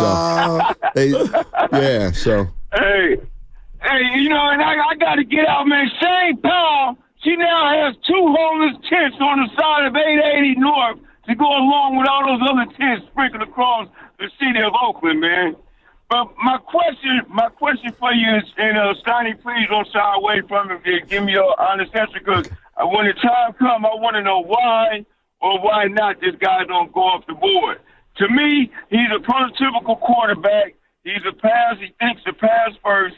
And to me, I think he shows poise, but what do I know? And also, I just feel that, that he has a high IQ, but what do I know? But my question is, what do you and Guru think about Shedeur Sanders? How do you rate him? And what do you think about his skill set? Thank you very much, man. Enjoy your weekend. Yeah, you too, Chuck. Go ahead, Goo. You're no, I'll say this because it's changing by the game. And again, I'm no scout, but I was almost texting Evan. He didn't even know this, and I said, I'll just wait till Monday. But when I see him and his porous offensive line running for his life, I'm like, that ain't working Caleb Williams style at USC on Sundays. But then when he gets time, I'm like, okay, I can see that on Sundays. But Steiny, I don't think he's the tallest. I'm rooting for him. And to answer your question, Chucky, that's above my pay grade. But I'm not looking at him like I was looking at Peyton Manning coming out of Tennessee, like that's a sure shot. John Elway out of Stanford, you know what I mean? So I don't know what to make of them. There are days to where I'm like, that's going to get you killed if you get drafted. And then there are days where I'm like, man, you might be a top 10 pick, or I don't know. I'm more interested in Travis Hunter. Well, he's a baller. Travis Hunter. Yeah. Are you telling me that guy's going to play both ways in the NFL? Nah, I don't know. Thank you, Evan. What's he better at to you? I mean, that's how talented. I mean, I've only seen him play. I've only seen Colorado play one game. He's pretty good. Don't guys like that normally play defense rather than wide receiver if there's two things to play. And you just talked about Purdy, my neck and my back, talking about he felt something, Steiny, just to be durable and have a long career. I think the days of playing both sides of the ball, Bo Jackson, you know what I mean? Yeah. Deion Sanders are over. Well, they play the Patriots. So we got our guy. Can I do my impersonation of him? Why don't you call for him, J-Dog? J-Dog, before you go, hey, I just want to tell you that Shanahan really gets on my nerves. And he tells people in the Bay, I just can't stand him. What up, J-Dog? Come on, man. Why you gonna do me like I that? tried You gotta do me like that? Yeah, that's the biggest form of flattery is imitation, man. So I tried. I love it, man. I love it, man. I love you guys, man. I want to wish my boy a happy belated birthday, Steiny. Happy belated birthday, bro. I got a little present for you, Steiny. I can't wait, buddy. I got you something, brother. I got you a nice fresh pair of Stevie Wonder glasses, autographed before Shanahan. But now, when Shanahan gives the playbook to the other team, you can act like you don't see it. You know, all this stuff, you know. I got you, Steiny. I got you covered, man. But check it out, man. I swear, man, if we lose to these bum-ass Patriots, man, I'm going to jump off a cliff, man. I'm over here deep in the heart, Boston, Mass, with these bandwagon Patriots fans that want to be 49ers fans. They got some that want to be Minnesota Vikings fans now. It's disgusting. And Kyle Shanahan, I'm talking to you. When have you ever been a top 3 offense or anything like that? Like, I need you to score 40 points on the Patriots. I need you to carry this team. Why is it always the defense has to carry this team through your whole tenure? I'm so sick of the constant, and I want to tell you this. I want to be wrong so bad it hurts, guys. I want to be wrong, but I just can't go another week. I have no confidence in this offense being able to carry us. Let me ask you this. All right, listen. I'm wondering if... Because they're hurt on the offensive side, have you and Airman and the mailman Eric, if you were coaching the Niners, this week against that team, and I got to assume you know about the Patriots, how are you attacking them if you're Kyle Shanahan? How should he attack them?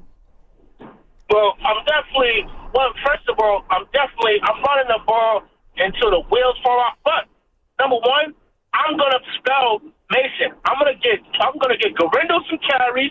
Okay, I'm bringing in Crowden. I'm getting my young boys. I'm getting some speed on the field. That's what I'm doing. I'm getting some speed on the field, some misdirection, some bootlegs. Get Purdy rolling, and then hit him with Jordan Mason. Then hit him with Garindo. I want to get my young bulls rolling. That's how you hit them. All right, if they do that and they win 31-7, are you going to call in Monday and give Kyle Shanahan credit? I'll tell you what, if we win 31-7, Kyle Shanahan, I'll tell you right now, it's a step in the right direction. Okay. Only because you listen to J-Dog and you played some of these young bulls. Stop. But like I told you before, Steiny, if CMC was here, we wouldn't even see Jordan Mason. And I think that's pretty ridiculous because Jordan Mason should have been getting burned for the last 2 years.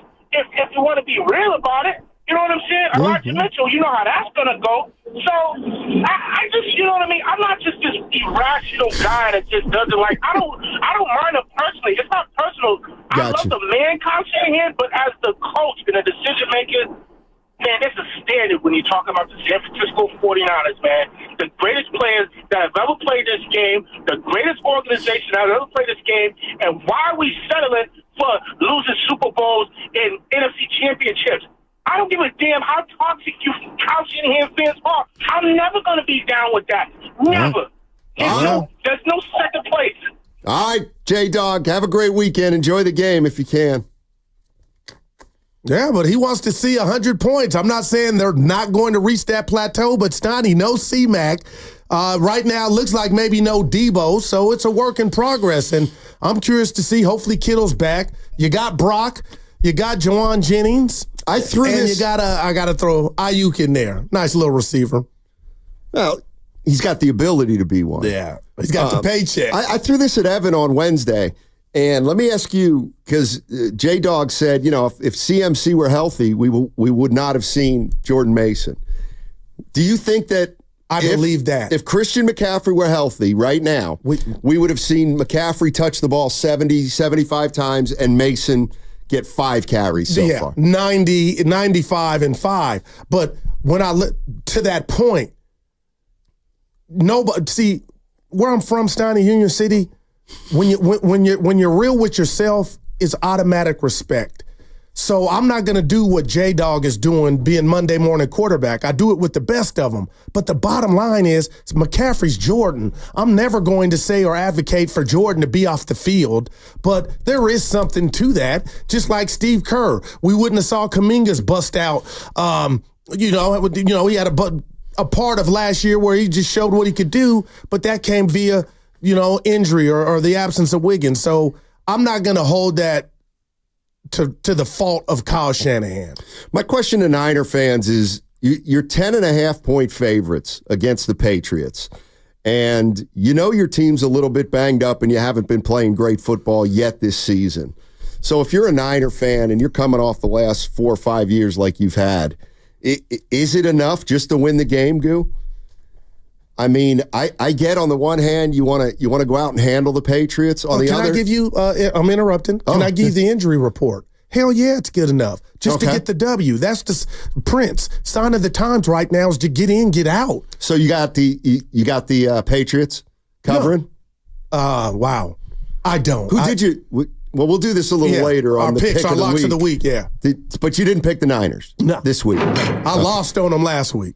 That's true, you did. And went to Twitter after the loss like Kevin Durant, like, oh boy, they're going to blame Guru Bet on us. But nobody, it wasn't none of that. People were mad. I got you. Yeah. Speaking of your guy, Brandon Aiyuk, PA. Brock Purdy talked about the play that now we've spent some time talking about where he missed Aiyuk, who was open, because it was a busted coverage and they didn't communicate right. But here's Purdy addressing that, and I'm talking about Brock Purdy, the going leader. Through my read, obviously there was a route that I thought he was going to run, but he felt grass, man, and went and took it. And when we're watching it after, it's like, yes, that's the right thing to do in that moment. For me, I'm going through my read and progression, and I'm concerned about his safety, and then I see him go deep, and I feel like he's open, and I'm like something's not right, in my mind per what we have drawn up. But that's something that we both have to be on the same page moving forward with. If he has stuff like that happens, and it's not being dumb and just running deep every time, but actually there's a reason for why you're going deep.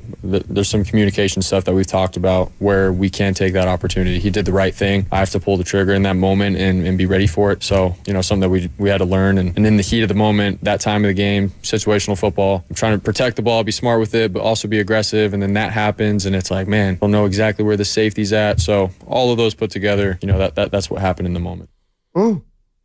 So he said he'll lock and load and fire.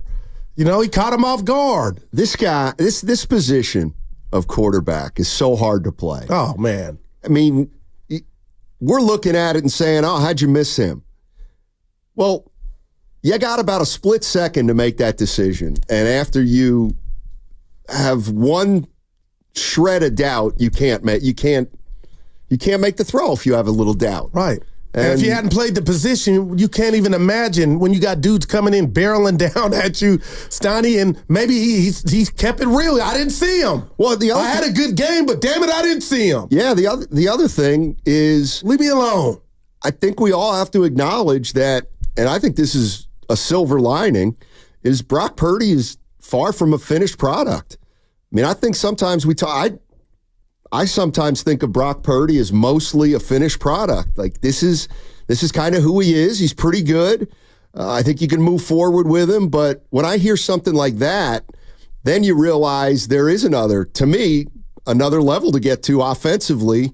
And the only thing preventing Purdy from getting to that level is just more games. Right. Play more games, get more experience, put another season in your back pocket, play 45 games instead of just, 28 or 30, and just expect him to keep getting better. And there's another side to that. Yeah. I like that. And that's why Brock Purdy and his maturity, or, him growing as we watch him go through his football puberty, has been impressive, because there's a flip side to it. He could also regress.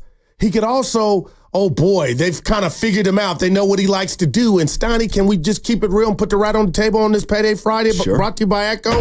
He has not. It's still good. And it's actually getting better now, the fact that he's back there. But what I want to talk about too, and I'll get to you, Austin. He has an issue, Austin San Jose, with me calling him Jordan. McCaffrey. He's your Curry, okay? Say he's your best offensive player.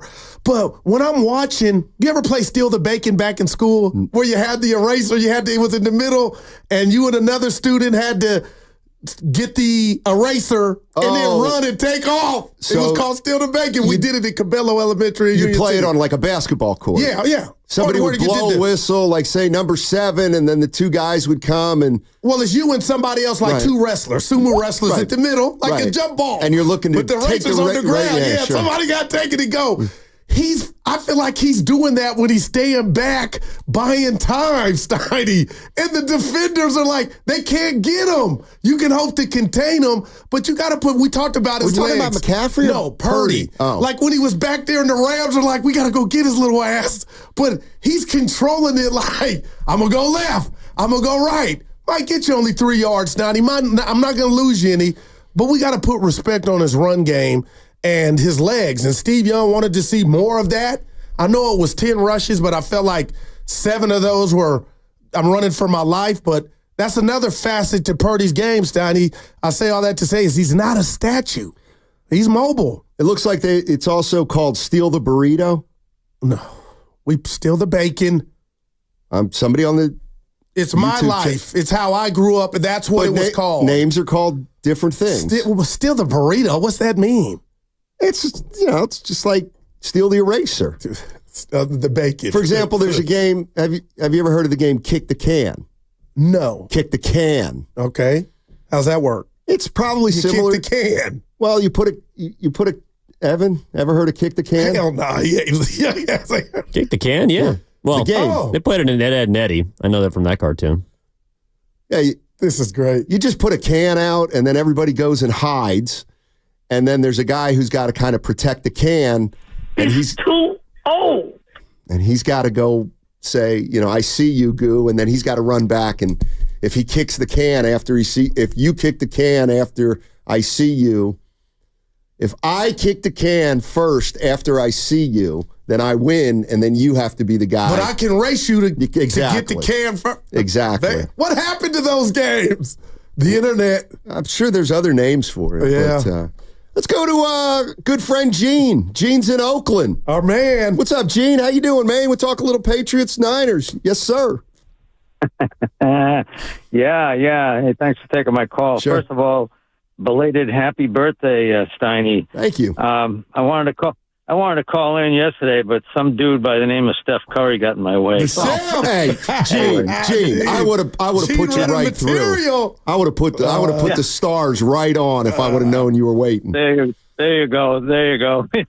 Yeah, let him follow me, right? Exactly. Hey, one question: Are you going to be at Friedman's tomorrow? Yes, sir. 12 to 2, and we're broadcasting there 12 to 3. Spadoni and Lubman. Yeah. All right. I'll try to make it over there and say hello. Cool. All right. So anyways, there's just some random thoughts on the Niners. First of all, as I've expressed before, I hate the Patriots for a lot of reasons, mostly because of the owner, Kraft, even though they're naturally my home team, my other home team, because I'm from Boston. So I want to see us obliterate them for 2 reasons. First of all, because I hate them so much. And secondly, because I think we need to do that. This needs to be a statement game moving forward because, we got Miami, which is, compromised right now, but then we got Seattle and KC, and it's time to start playing, a lot closer to how we played last year if we have any notion of, getting at least deep into the playoffs. So I'm hoping to see that. I'm mostly concerned right now about that defense. Yep. It just looks really terrible. And I don't know whether that's the new coordinator just kind of getting used to things or, catching up to the league. I don't know. But it's something's got to be done about that. We're not going to be able to win like that. And we're not going to be blowing teams out, and there aren't going to be 40 to 30 games. Their teams are going to shut us down too. So, anyways, that's my main concern.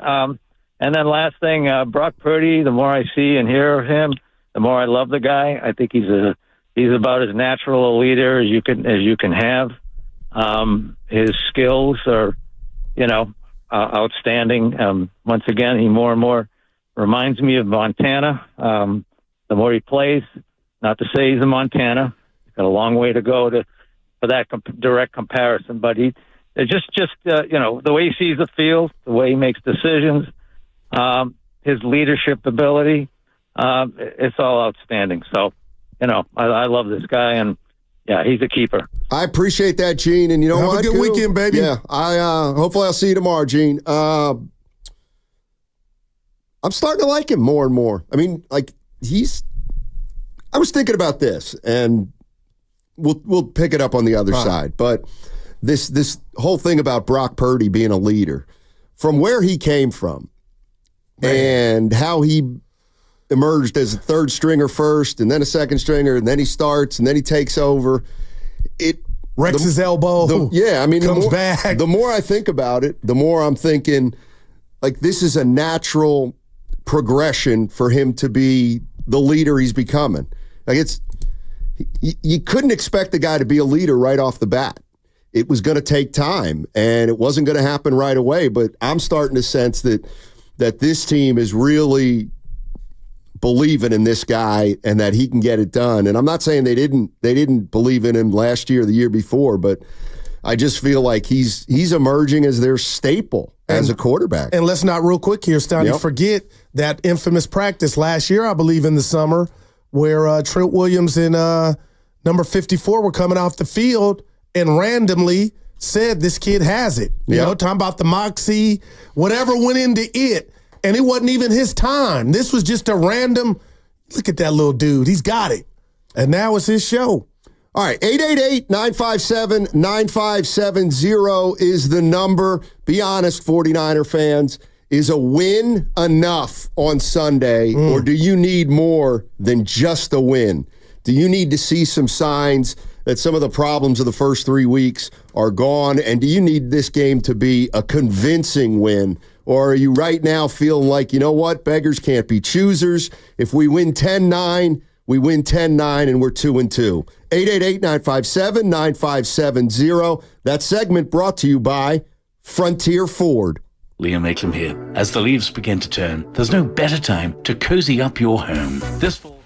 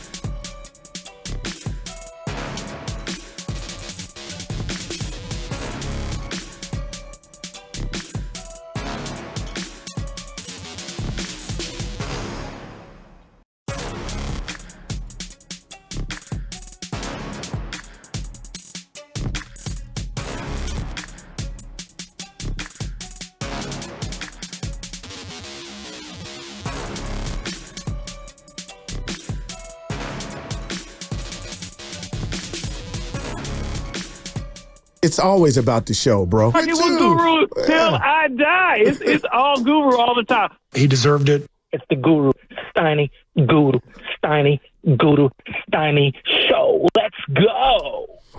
All righty. Hey, the Freedman's Fall Clearance Sale. It starts today, and it's the best time to save on new appliances for your home at Freedman's Appliance, 2304 Monument Boulevard, Pleasant Hill. It starts 50 minutes ago.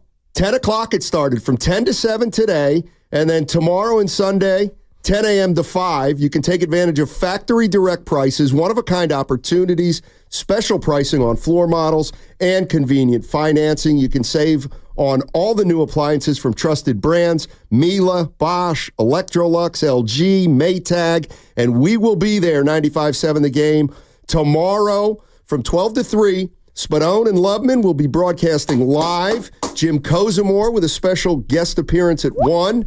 And I'm going to be hanging out there at noon for a couple hours. I'm going to jump on with the boys. Yeah. And we're going to have a lot of fun. If you've never been out to Freedman's, you got to get there. It's a totally cool place, unbelievable store. There'll be food, there'll be drinks, there'll probably be music. There'll be a lot of fun activities, and I'll be there from 12 to 2. So come out and say hello. Good, you gonna make it out? We'll see. Yeah, no, I got some things to do. What? Just some things around the Johnson Kingdom. Let me ask you this: is Dana coming with you? Because you know you roll. That's your guy. Your security. I may have another partner at tomorrow's event. Oh, do I know them? Yeah, you know. Hey, yeah. Who? Well, why don't you come by and see? All right, I'll text Spadoni. Okay. Yeah. I'll tell you on Monday who I showed up with. Right. Hey, we were talking about the Patriots and 49ers. 49ers big favorites. And I just got to thinking, your Cowboys played last night. They played a team. They played a team that stinks. They won 20-15? Yeah. Spread was 6. Neighbors hurt. Okay, so as a Cowboy fan, was that enough for you last night? As bad as the defense has been, the run defense, Donnie, they were stout. And again, it was the Giants. What did you say, Evan said this morning? The NFL is drunk. So I'm done style pointing. And that's what J-Dog's doing with New York. Like, it's about the wins right now, especially if you're dealing with things outside of your control, like injuries. So I say all that to say is that win was suffice for me. I'm not nitpicking. Like you said, and I hate it. Is this really preseason? Is that what we're watching from NFL teams through week 4? No, obviously they're trying to win, but man, there's a long way to go, man. So are you willing to give teams? No, give me your word and give the Bay Area your word that if the San Francisco 49ers win on Sunday by any means necessary. Let's say 4. A last-minute field goal, 3. 10-9. 10-9, we're going to come in here and say, needed it. Good job by the Niners, back to 500. No, we'll talk about what we discussed, but they are so hurt and injured that's bigger than anything that could happen on the football field, Steiny. And I got to throw this to you. I know it's not the day, but it's out there. McCaffrey, when do you think we'll see him, if we see him at all? See, that's I think that's the rat on the table every week that comes and goes, and he's in Germany roaming the streets looking for the antidote. I need it, inject me. Well, and I'm just wondering. I got a theory, but I need 49er fans to either prove it or disprove it. And it's, what am I thinking? I lost my train of thought. It's a theory. Yeah, but I lost my train of thought. It's 49er fans. 60, it's about McCaffrey. 60. It's about McCaffrey. Oh, I know what it was. Yeah. Here's what I don't feel like, and because I haven't really done it too. I know the 49ers have had some injuries, and obviously McCaffrey's a big one, Debo's a big one. But I don't feel like 49er fans are using that as any kind of excuse. Oh, no, I get you. For example, I think under a different circumstance, maybe if this team hadn't had the success it's had for the last 4 or 5 years, that we would view this differently. But I feel like nobody's given the 49ers any kind of pass, even though they are hurt. That's real. I think it's because they're considered Super Bowl favorites in the NFC, and that 49er fans believe, even with the injuries, they've got more talent than most of the teams. And I'm wondering if, are we being a little too harsh with the 49ers start, considering that they are hurt early in the season? Okay, man, that's phenomenal. 888-957-9570. That's phenomenal. And the first words out of my mouth to that question, Steiny, was going to be, well, most of the injuries, all the injuries are on the offensive side of the ball. But the reality is, no, this team misses Greenlaw. So the question I have, and the answer I think I have through 3 games, is they don't have anything to lean on at the linebacker position like they do other positions, when you can look at Aiyuk and you can look at Kittle and Debo when they play, and now maybe a rising star, if you allow me to call Mason that, on the offensive side along with Brock Purdy.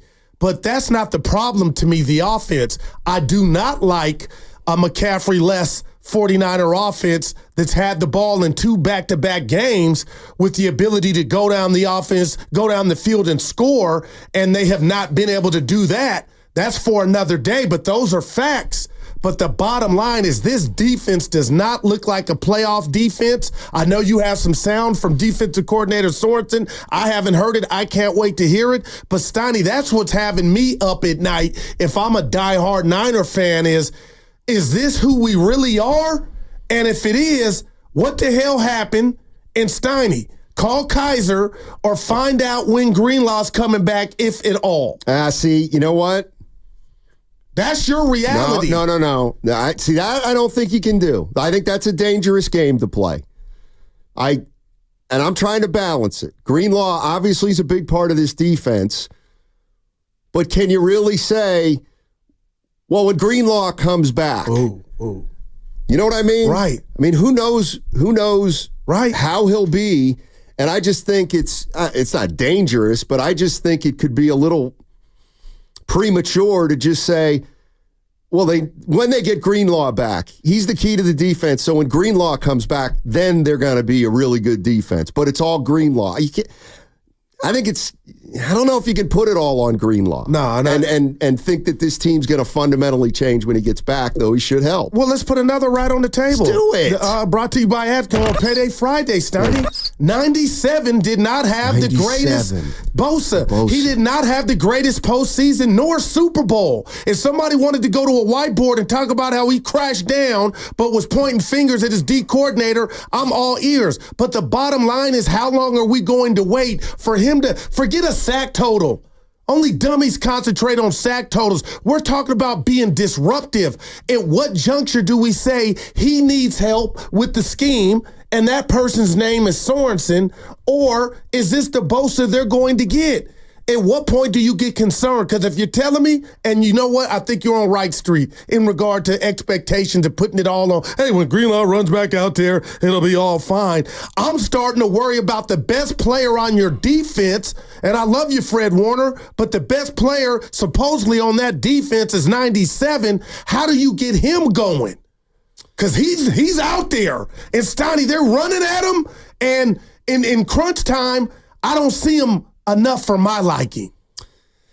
It doesn't seem like he's making impact plays yet this season, but I got to find, because this was Wednesday, I believe. This is gonna because Ice on the chat is saying, Goo, you're wrong. Yeah, and others agreeing with me. How about this? This is from Matt Barrow. This was on Wednesday, because I remember now Evan and I talked about it.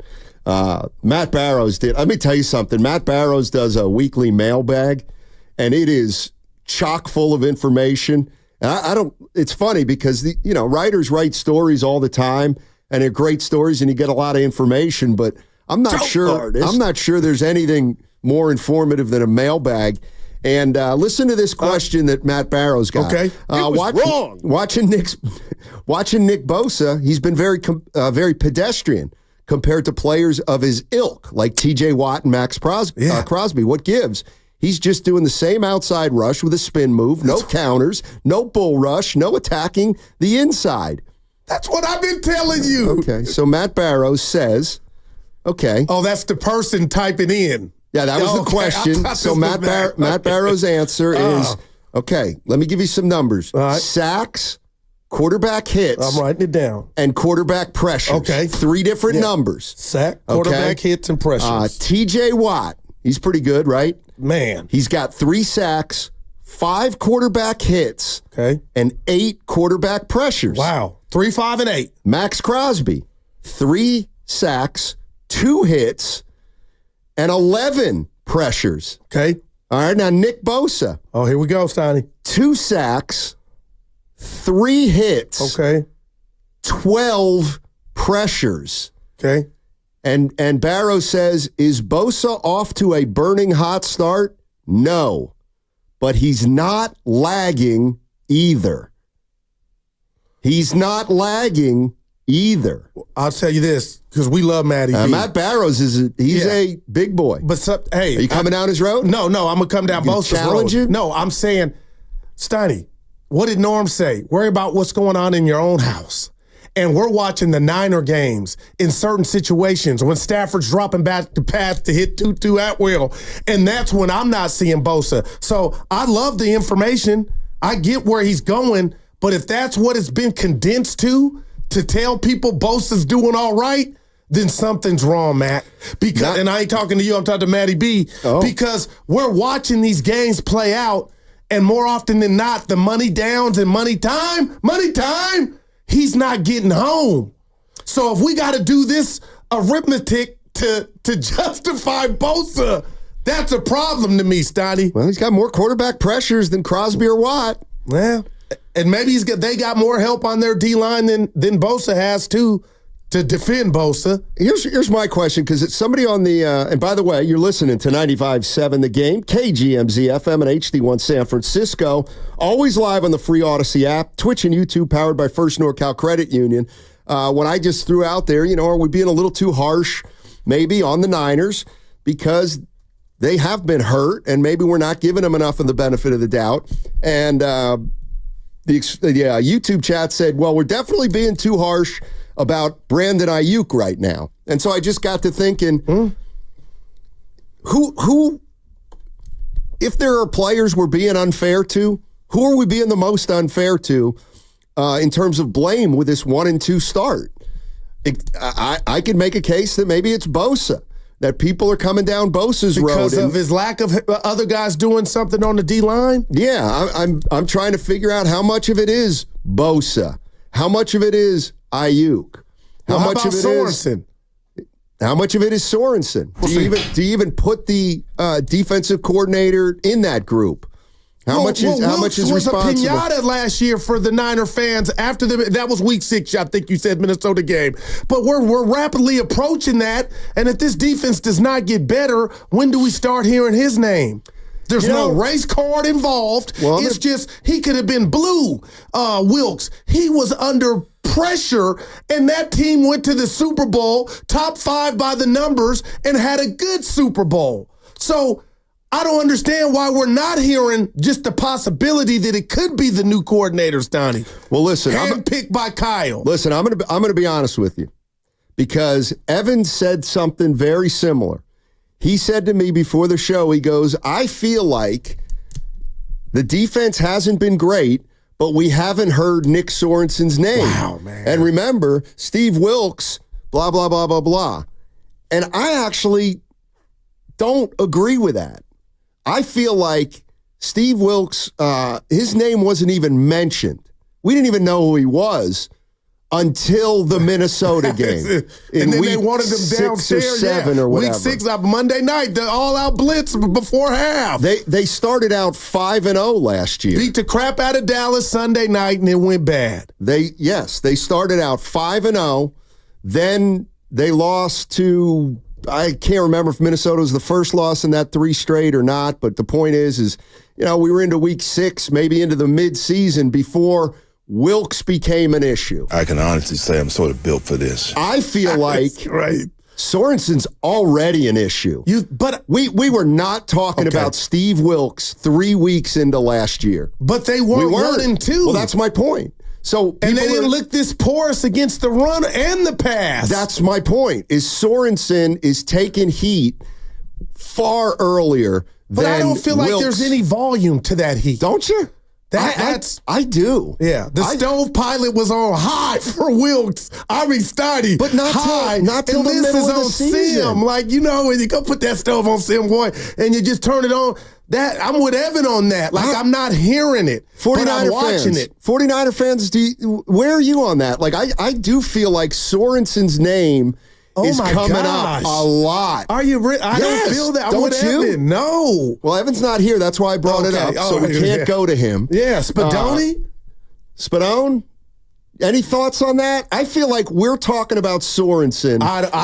Far more. And I'm not bringing up race. I just don't hear his name at Spadoni at all. Because remember, guys, when they went on that 3-game losing streak last year, they were what? 6-0 already? 5-0 after they beat Dallas. I mean, we're already 3 weeks into the season and they're 1-2. But the defense looks this bad. It never looked this bad that early with Wilkes. That's why it's so. Where are the Jackals? Well, if you're listening to the pregame show and morning show, the morning roast, there's been surprisingly a good number of callers coming out Nick Sorensen. I kind of feel the same. I kind of feel the same, and obviously a lot has to do with they started 5-0 last year. This year they're 1-2. I don't feel like Sorensen's skating. I feel like I would love, Stoddy, for us to what's his stilo in regard to what's he saying? This sound we have, we got to hear. I'm curious to what's he blaming it on? Or what's he saying is not happening for his unit? Well, I want to know if Niner fans, because it is defective, buy into that. I feel like Sorensen's getting heat. Do 49er fans feel the same way, or do they feel like, we scapegoated Wilkes last year and Sorensen's skating? See, I mean, it's still early too. So Christy Yamaguchi, I was thinking of a great skater, from Washington. Oh, okay. And I know her brother Brett. We do. Yeah. What up, B? Yeah, great guy.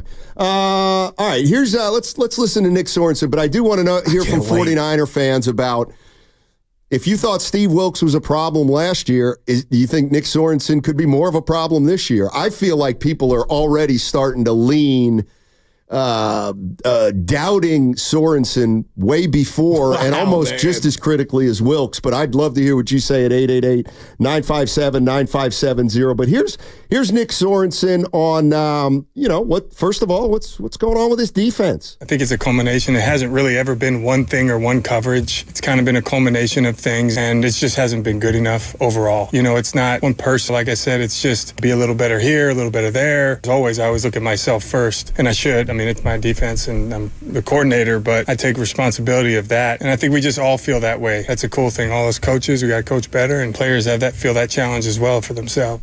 Yeah, give them time. Say 3 games in. Figure some stuff out.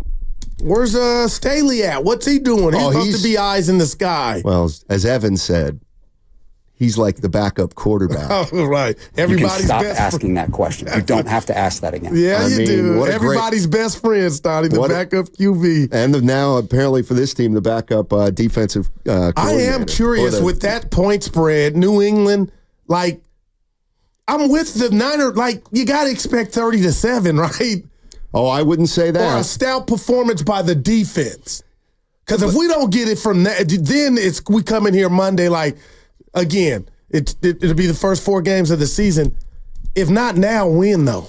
Well, I'll tell you this. If you're telling me the line's 10, good God. I'm telling you right now, if the 49ers win 20-10, we'll be saying, something going on with their offense? 20 points against that team? If they win 30-20, people will say, well, defense still gave up 20 to that terrible Patriots team. Wow. And God forbid it's 40-30. Even though they would have covered on each of the 3 games.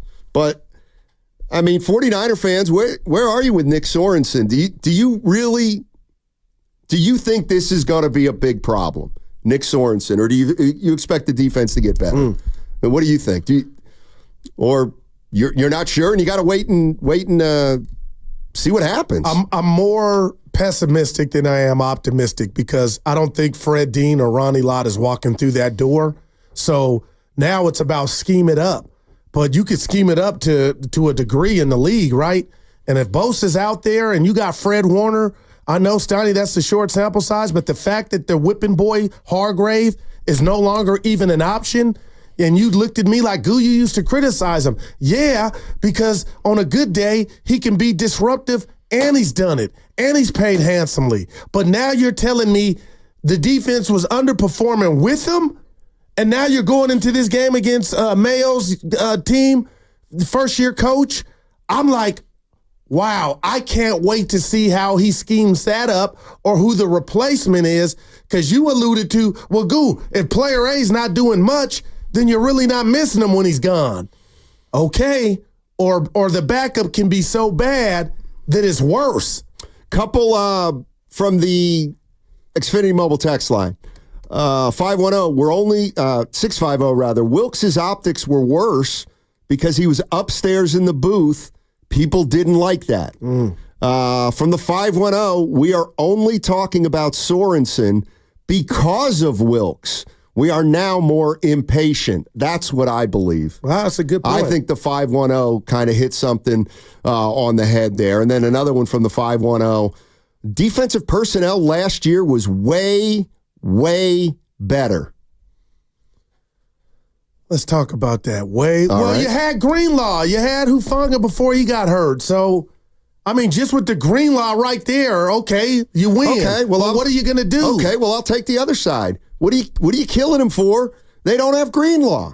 But I'm the guy that kept telling you all year long, but they were loaded. They were loaded defensively, so we thought, right? You got Fred Warner, he'll hold it down. But if they have no Greenlaw. But you got Bosa and 54.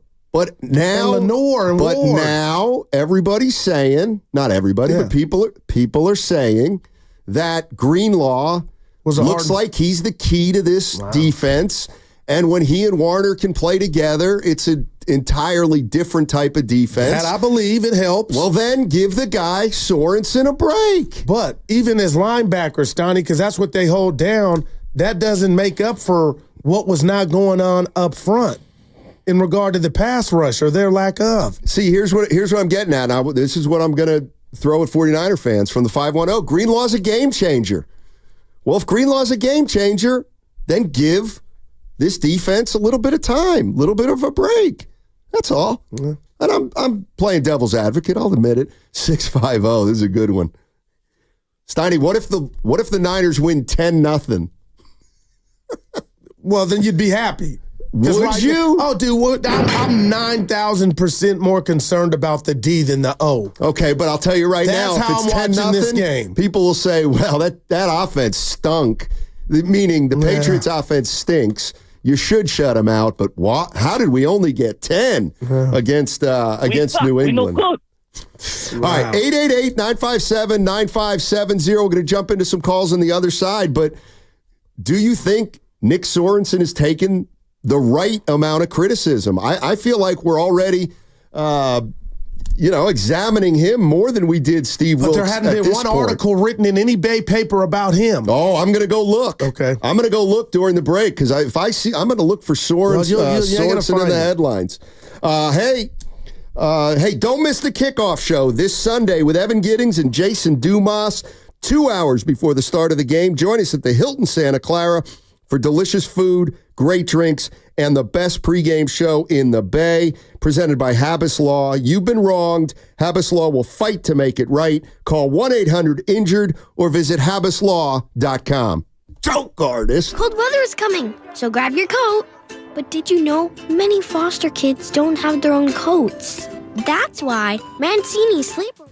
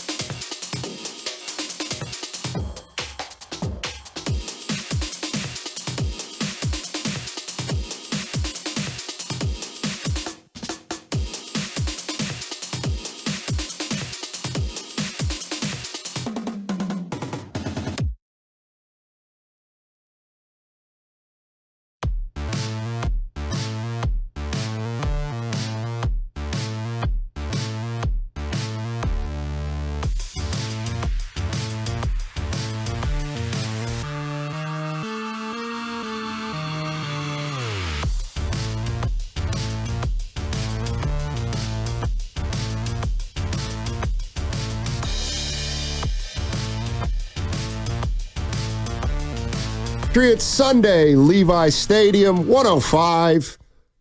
You know where you're watching? You know, that's my question each week. So, you're golfing. I'm golfing early. Oh, okay, gotcha. 7 in the morning, so I'll be done. But, you know, some of you may know that I turned 60. And you know what I'm realizing? He's too old. Thank you. My guy who's, Dana, I usually will go over and watch a lot of the been open this year, the streets are saying. He has not opened the backyard a lot.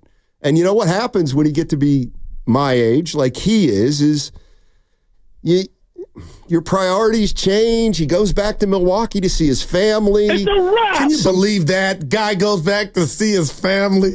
So I actually texted him and said, when are you back? Because this is week 4 and he hasn't had his opener yet. His season opener at the crib. Do you know? Did you get any new intel when it might open? I know that's killing you. Let me see. But he's got priorities. No, he hasn't answered me yet. Wow. So, but hopefully I'll be over at his house. All right. We're talking about Nick Sorensen and how much blame he's getting, and whether it's enough or whether it's not enough, and how he's running this defense after 3 games. Because can we agree real quick that this is the biggest issue for the Niners? Forget 1 and 2. The defense is not up to par. Let's put the offense, hey, we got excuses galore. If you even need to go to that, then come on, Stoddy. Defensively, what can you write home about? 19. So they won 32-19. Then week 2, they lost to Minnesota. But please add 10 more points to Minnesota's total. I won't. The Fred Warner super play heroes, come on. They got gashed. They should add 10 more points. What is it, 19? They gave up the first week. This is a defense that still has not given up 30 in a game. See, but that's where you're paralyzed by paralysis by analysis. Numbers lie sometimes. I'll give it up about 24 a game. Yeah. That's all. But when they've had to stop teams, what's happened? Two Atwells. Situational stops they need to get a little bit better at. Let's go out to Keith. Keith is in L.A., wants to talk about Nick Sorensen, the newest scapegoat. What's up, Keith? Hey, what's going on, guys? Hey, man. I think the heat he's taking is warranted, mainly because Nick Sorensen doesn't have any skins on the wall. Okay, he hasn't proven anything. Nobody knows what to expect from him. Nobody even knows whether he's good or not. And the defense has underperformed tremendously. Yep. So quite naturally, they're going to look at him because he hasn't proven anything. What do you think? As a side note, go ahead. Go ahead. No, as a side note, I'm sorry, I didn't want to interrupt. As a side note, go ahead. As a side note, Nick Sorensen, he sucked as a player. Now, normally that wouldn't matter to me because there's a lot of marginal players that have been good coaches. But he wasn't very instinctive as a player. Interesting. Wow. That as a head coach. I watched him with the Rams very closely, and I watched him in KC. He sucked. Wow, it's time to report card. Appreciate it, Keith. On Nick the player. Well, that's crazy considering he never played for Kansas City. Oh. Hey. Get off. We love you, Keith. Spadoni from the top row. Spadone brought up a good point. Yeah, he did. That may be playing into this is pregame show, 5 a.m. Yes, sir. Steve Wilks was an outsider. They hired him from outside the organization, and he had to adjust to the 49ers system. Sorensen's been there. He should probably know more about this defense than Wilks did when he came in last year. And I feel like one of the reasons that Sorensen was hired was because he was already in the organization and had a big-time familiarity with the players. So I think that's part of it too. Maybe if you think Sorensen's not getting the criticism he deserves, maybe it is because Wilks took more heat because he was an outsider. People knew who he was, but he wasn't part of the quote-unquote 49er family. And maybe Sorensen's getting a little more patience given to him from the fans because He is a 49er guy and has been. Well, I don't know how to look at the Wilks era as a zero, especially, again, top 5 when it comes to numbers and stats. Collectively, the defense, they have a pretty damn good showing to me in the Super Bowl, put you in position to win. So with that said, Steiny, right now I feel like it's Kyle's 0-2. And I'm not saying this year's a failure because it's really too soon. But damn it, it's off to a slow start. And then this is what I mean. I'm looking at Strato Man Big Fingers. Sorensen is not on the field either. Players have to step up. Okay, if that's how you feel, all I'm telling y'all, Steiny, is that was not something that Wilks could do at any point last year. Blame it on the players. The morning show had Eric Crocker, who's got a great YouTube channel, SF Niners. And listen to what he said. Are we scapegoating the wrong guy? Take a listen to what Eric Crocker said earlier this week. I don't think he's doing anything different. I think he's doing the same thing they did, and is listening to Kyle Shanahan. I think Kyle Shanahan is the real defensive coordinator. Really? All right. I think Kyle's the defensive coordinator. Kyle brought in Wilks and said, "This is the defense I want you to run. I want you to run it like that." That's the same thing he did with Robert Saleh. Like he went, found Robert Saleh because he knew that defense. He went after one guy, couldn't get him, then said, "Okay, let's get Robert Saleh. Robert, this is the defense I want you to play. You know it. You understand it. Let's build a team around that." And then they have transitioned into more of a two-high team over the years. Mm-hmm. But when they went and got Wilks, it was with the thought of, this is the type of defense I want you to run. If I'm not mistaken, he sits in on some of these meetings, gets guys to understand, hey, this is how I would attack it. This is what you should do, et cetera. I think he's kind of the key piece in how well the defense has been. That was interesting. Even surprised Chasky and Bonte with that one. Yeah, that's a lightweight bombshell. Now, I do vividly remember he didn't like late in the fourth quarter of the Super Bowl. Do you remember when Kyle called a timeout? Yeah. To me, that's undressing a defensive coordinator. For the second time. Okay, but this is in the game. But how do we know if there's anything to that? Because we've never heard anything remotely close. Like, I'm blown away hearing that. Wow. Well, if you think about it, it does kind of make sense. If Steve Wilks came in and was running a different kind of defense, and Kyle said, no, we run this defense, then isn't it Kyle's defense? And maybe Wilks was more reluctant to run it. Now Sorensen's running it more like Kyle wanted or has a better grasp of all the nuances of it. I don't know what the answer is, but I just thought that was very interesting. Eric Crocker saying, look, this is, Sorensen's just running Kyle's defense. Well, it can't be that because then Wilks wouldn't have been fired. Well, maybe Kyle didn't think Wilks was knowledgeable enough with the defense Kyle wanted, and maybe he thought Wilks just didn't have the grasp that somebody like Sorensen, who's been there for a few years, might have. I wonder if a reporter would ask Kyle, not that Eric said it, are you running the defense, how he would respond to that. I think he'd probably say something like, well, I mean, whether I am or I'm not, I'm responsible for all aspects of this football team and stuff. But I'm talking about installing the D, Stoney. Yeah, he's got too much going on with his offense to be calling the defense. Well, I don't know if it's a matter of calling the defense, but I think he wants the defensive coordinator to implement the nuts and bolts of something I think that he believes in and he likes and he wants to try to execute. Wow, I don't know. Eric, this is I hadn't heard that. This is stuff that's tricky to figure out. But I'm interested to know where Niner fans come down on it. With is it Sorensen? Is it Kyle? Is it the players? What specifically is the biggest issue? The play with the defense. Is it the defensive line? Is it the linebackers? Is it the D-backs? Or do you just say, you know what, it's all linked and it's all three levels, as they say? No, it has to be, right? Because you just can't point to one unit. But what do they say? A secondary's best friend is a pass rush. And right now, anybody that has a set of eyes knows this is not good enough. This is why I know it's 10 and we keep focusing on it, and I think it can be a walk in the park for the Niners. But, Stoney, I thought Minnesota was going to be a walk in the park. It's just me.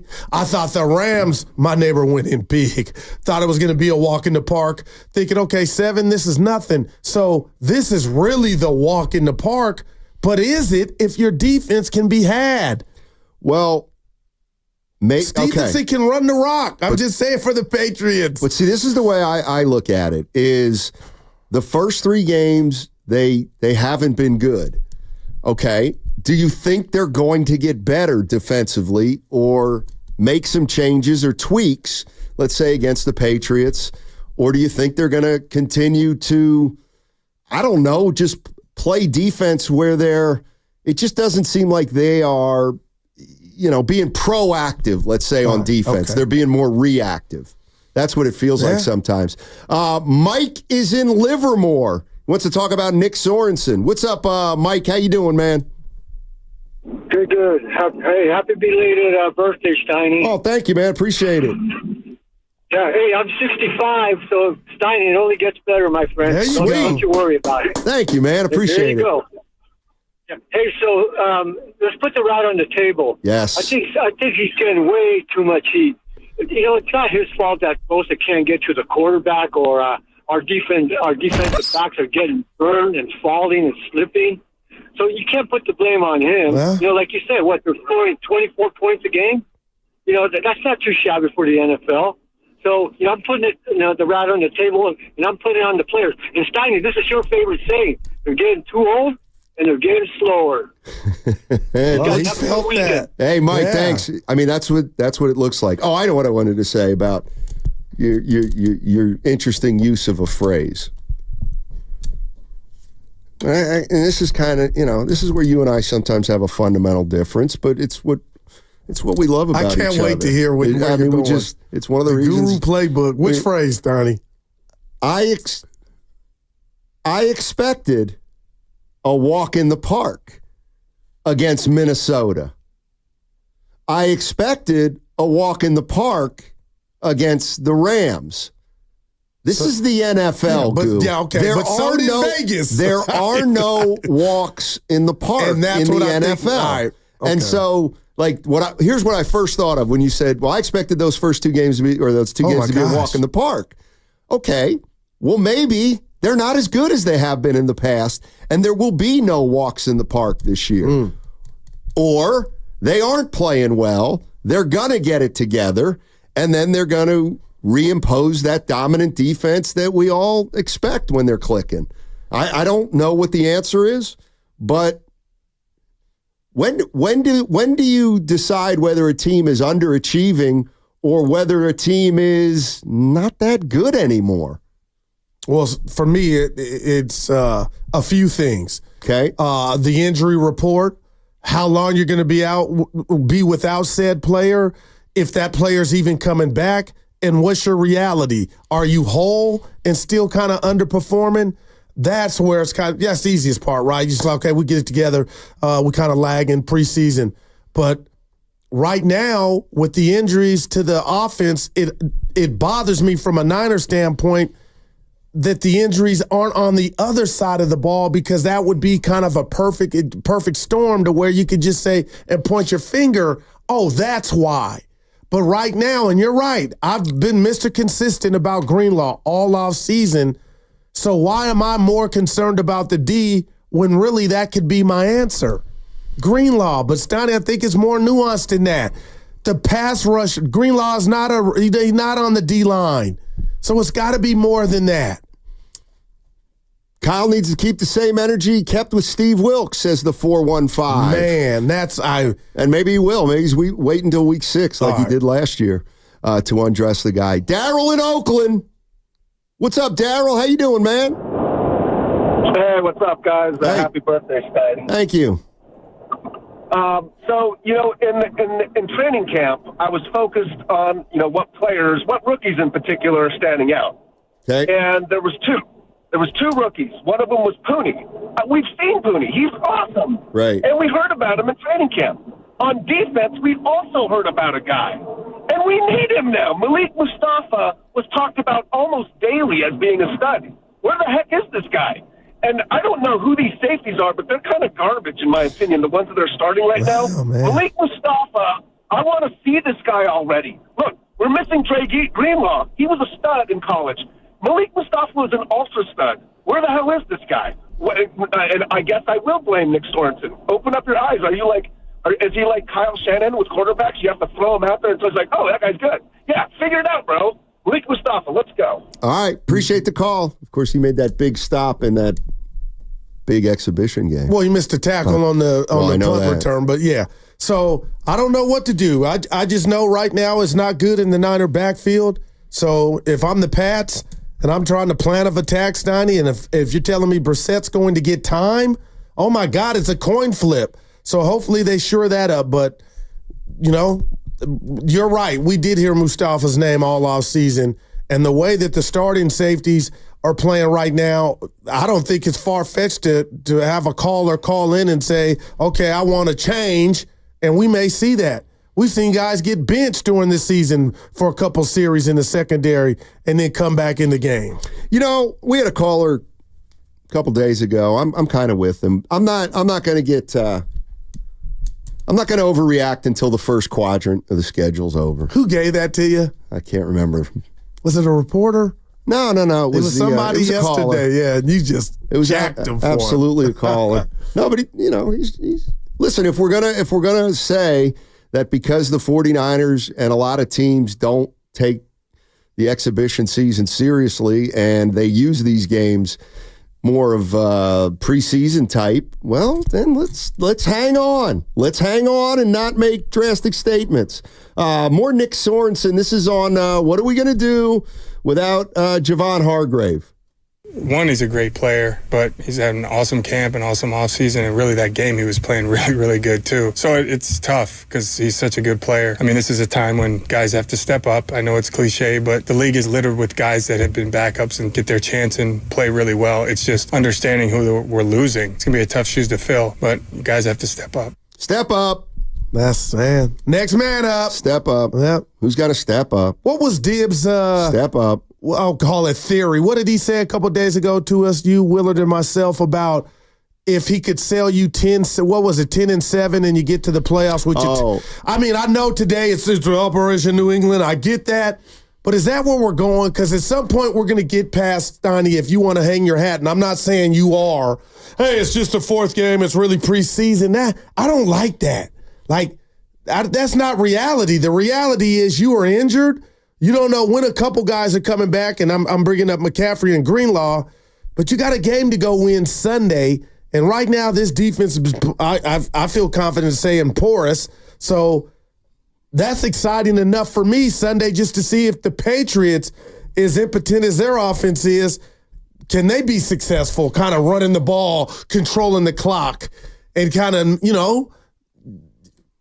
just exciting because you don't know. Apparently, Grandpa Daddy used that. Oh, okay, gotcha. He did. Used the quadrant. The quadrant phrase.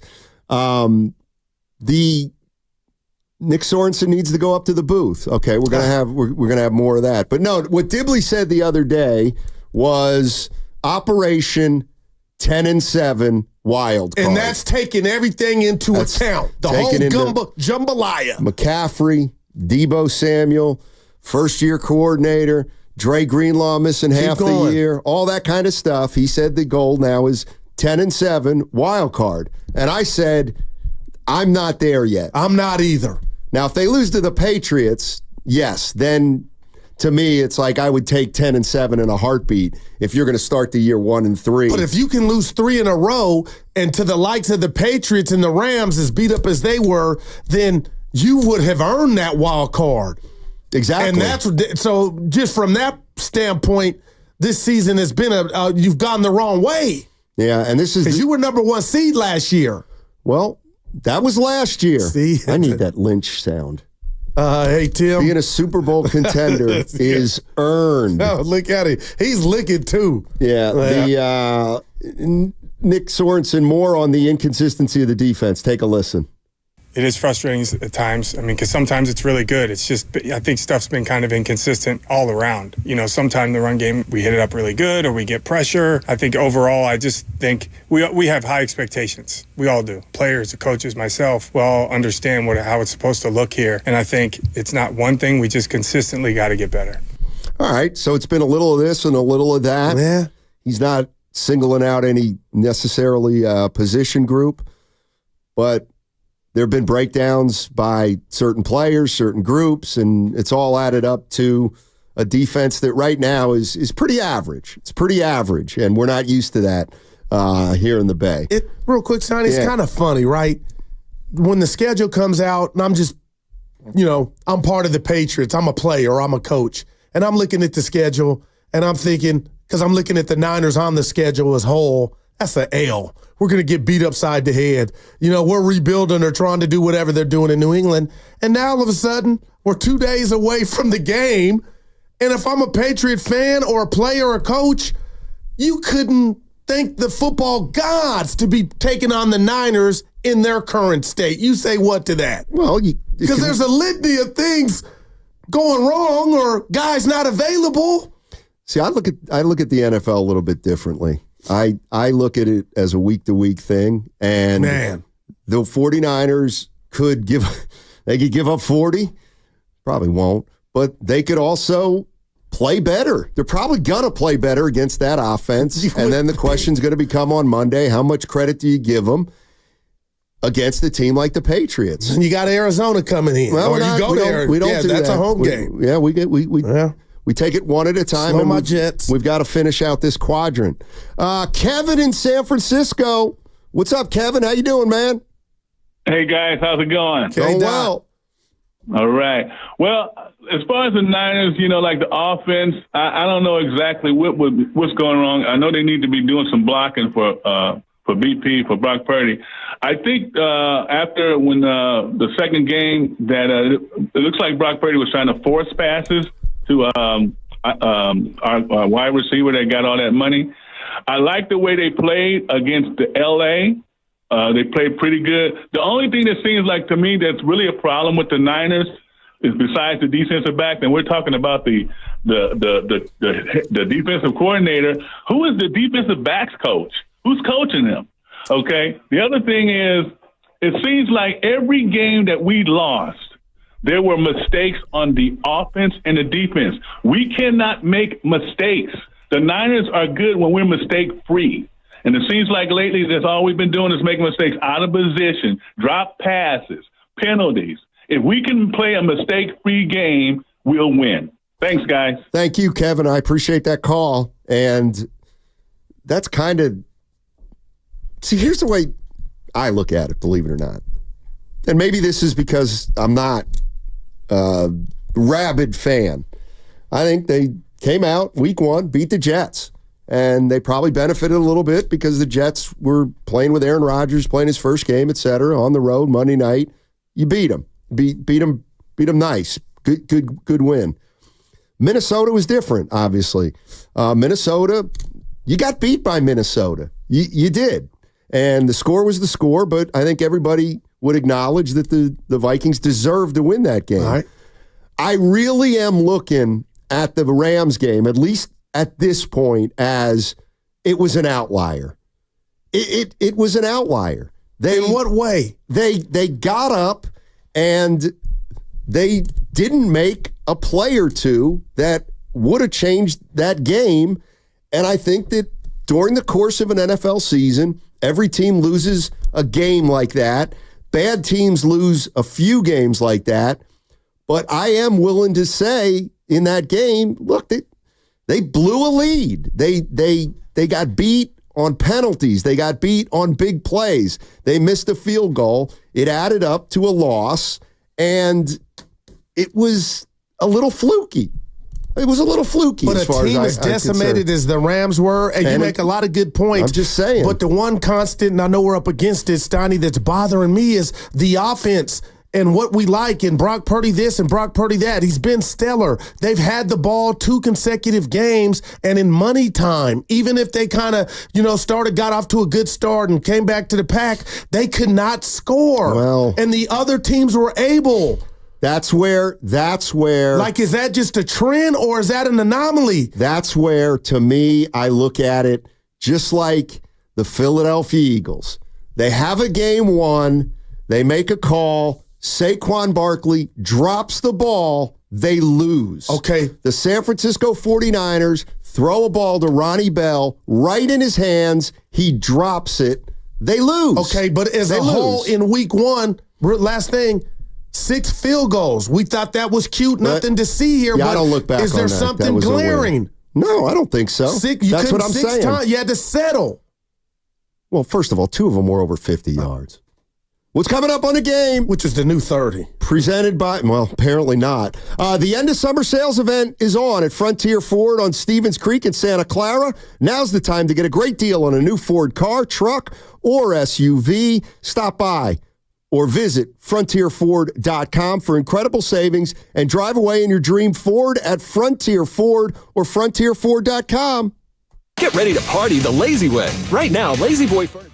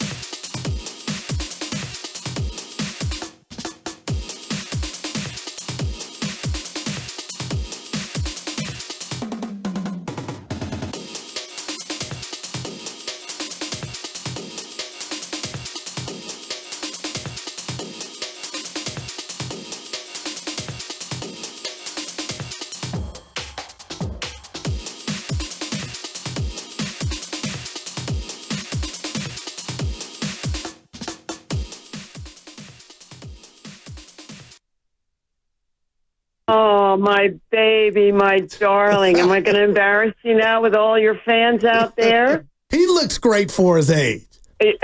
You think so? Yeah. Now, back to Steiny and Guru on 95.7 The Game. Mama Mary! I didn't catch that yesterday. Did I hear her say, "You think so?" Yeah, I did. Yeah. Like I don't? Oh, boy, you were cheesing like a kid on that photo. I plastered all over social. Define cheesing. Your cheeks are up to your forehead because you're happy you got some. Shout out to everybody that participated. The boss, too. Did you say thank you to him? He made it happen at Ritter. Well, let me tell you something about the chef called the station for you. So did Bob. So did Molly. Let me tell you what happened between me and the boss. I should say what happened between the boss and me. I would say I. Yeah, but you'd be wrong. So after the show, I start walking to the boss to say thank you. Oh, I saw this. And before I can say thank you, he looks at me and he goes, "Don't ask me for anything for the next 6 months after today." I was going to say thank you, and he said, "Hey, don't ask me for another thing for the next 6 months." Yeah, I saw it a little differently. There was contact. Might have been a bro hug. Oh, there was a fist bump, barely. It was like barely. Who did Pete Rose not like? Oh, Johnny Bench. Remember they like each other. Well, boy. Yeah, Bench just didn't like to get asked about. The chef called as busy as and Molly. He's not that busy, man. Remember Rick Sutcliffe? An actor. No, he's not. Of course, I got the show wrong. It's called a cameo. Yeah, you butchered that. Well, thanks, Bonte pointed that out. Anyway, I said, man, he might get an Emmy. Dude, he called you and sent you a jersey. Did you put that up on your wall? Not yet. That's where it's going, though? Yeah, I'd have it on today. I'll put it in. It's like well, I didn't want to get on Curry about this or Raymond, but that's your size? I think it was like a medium. So you tried it. No, I think it was specifically to be put in a frame. That was dope, man. Yeah, that was great. Thanks for posting that, by the way. And thanks for Spadoni, Evan, Bonte, Shasky, setting the tone of yesterday with everything that went on with Oakland. Yeah, I'm still sad. Yeah, I think something's going to fall apart and they come back. Hopefully. Yeah. Hopefully it all goes to hell. Hey, Guru, what do you base that on? Heart? Coming up in about 8 minutes, we're gonna do a little bit of a different Sounds of the Week. The New England Patriots obviously were once coached by Bill Belichick. It's his first year not coaching the Patriots. Yeah, he coached them last year. Of course. This is his first year out of the booth. And why are you saying this? Well, because you said it was boy. Hey, when I say Patriots, give me an old school player you think of. Steve Grogan. Darryl Stingley. Okay. And Russ Francis. Russ Francis? Yeah. Okay. Hey, by the way, but we got a couple minutes here. I do want to bring Evan in. We call him E-Dog. Huh? Okay. We touched base with Evan yesterday at 10:30. A few hours before that game, he was out there, gave us a great piece of content. How'd the rest of the day turn out at the Collie? And was it as festive as it could have been? Were people safe? Were people responsible? Well, first of all, damn you two for almost making me cry on Dude, air. Evan, I didn't demand. No. But we didn't know. It was. It counts as a thug tear. Maybe not a cry, but Stephen Orlando. A choke up. Stephen Orlando. A little bit of a choke up. Yeah, Stephen Orlando. Stephen Orlando. No, I mean, seriously, the one thing that hit me yesterday was it doesn't matter if you're 75 years old or 25 years old. If you miss the team and you have a history with it. And he does. It's brutal. And Evan goes back 20 years of memories. But listen to this. I got a sick problem. Like yesterday was your birthday, but I was so happy it felt like mine. Good. So what I'm about to say about Evan is his life in photo, but I feel like I was in it. Did you see what he posted when he was born? They're at the hospital, Mom, Pops, and Evan, and a baseball with the A symbol on the baseball in the hospital. The day you were born? The day I was born. Yeah, my dad sent me that photo yesterday to the group chat, said, have a fun time. And then my brother responded, well, why'd you guys do that with me? Dude, that's just like... Maybe that's why he hates baseball. I'm going to show you the picture during the break. It was incredible. He's an A. Well, I got a buddy. I hope he doesn't mind. Harry? No. His name's Matt. Matt Davies, actually. Hope he doesn't get mad. But he's a friend of our family's, and he posted a photo of being at an A's game when he was in first grade. He saw his first A's game in first grade. He had an A's jersey on and a hat, and then he posted a photo of him yesterday at the last game. Now that's dope. And he's probably about my age now, so it was pretty Evan, cool. did they rush you out after, or was it one of those, no, you can hang around and take in the moment? Because I know Kotze got on the mic. I don't know what he said, but how was that I think I'm going to play that, but go ahead. Go ahead, E. Yeah, I was going to say, if you want to, you can play the whole thing, but they didn't do anything as far as rushing people out. Man. I think they try to incentivize people leaving by giving them vouchers, and they were giving out these collectibles that you had to exchange the voucher for. But I was lucky enough that one of my buddies who works for the team actually took us out through kind of the inner sanctum, through the bottom of the Coliseum. So we actually went out through the players' lot. So I didn't get a chance to go through the gates or over the bridge for a last time. I kind of made my peace on the way in. But yeah, it was cool after the game. Honestly, I don't know, like people were grabbing dirt off the field. One thing that did hit me, though, is watching Dallas Braden. He embraced his grandma for probably like 5 minutes just on the pitcher's mound. Like it was just him and his grandma. Because his mom passed away. Man. The whole story behind his perfect game on Mother's Day means a lot more. But just watching that, he was there with his family. Everyone was there. I mean, it was just a big-ass party, like 50,000 people. By the way, shout out to Barry Zito. I thought he did a nice job. We were waiting for the Carl Lewis. He killed I it. give that guy a lot of props for that. Yeah. I only cried once during the game. It was during that. Really? Oh, wow. Yeah. It's Sirianni. Honestly, I couldn't even hear the... I went full Ray Lewis. Right. Oh, man. I tell you what, let's play, because I haven't heard this in its entirety. Mark Kotze, this is about 2 minutes. He addresses the crowd after the game, and it's really cool from what I hear. To share with all you how privileged and honor I feel today to stand on this field. It hit me last night. I know it's been hitting us, all of us, at different times. For me, it was after the game last night. I walked into this stadium. My amazing wife dragged me down onto this field, and we took it all in.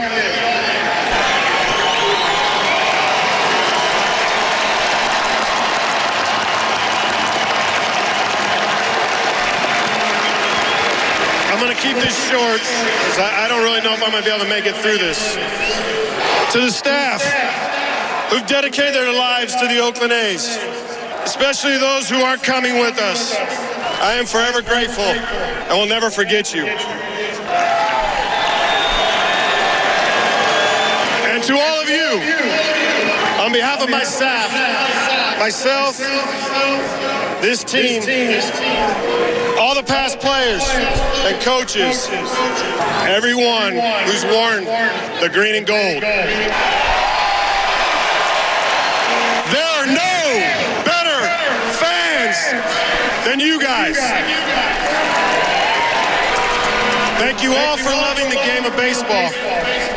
Thank you for your lifelong support of the Oakland A's. And last, I want to thank you guys for coming out today to share this moment with the club that I'm so proud of. We've played our asses off this year. We still got 3 left, gentlemen. I think we all should pay homage to this amazing stadium that we've had the privilege and pleasure of enjoying for 57 years. And I ask you for one more time to start the greatest cheer in baseball.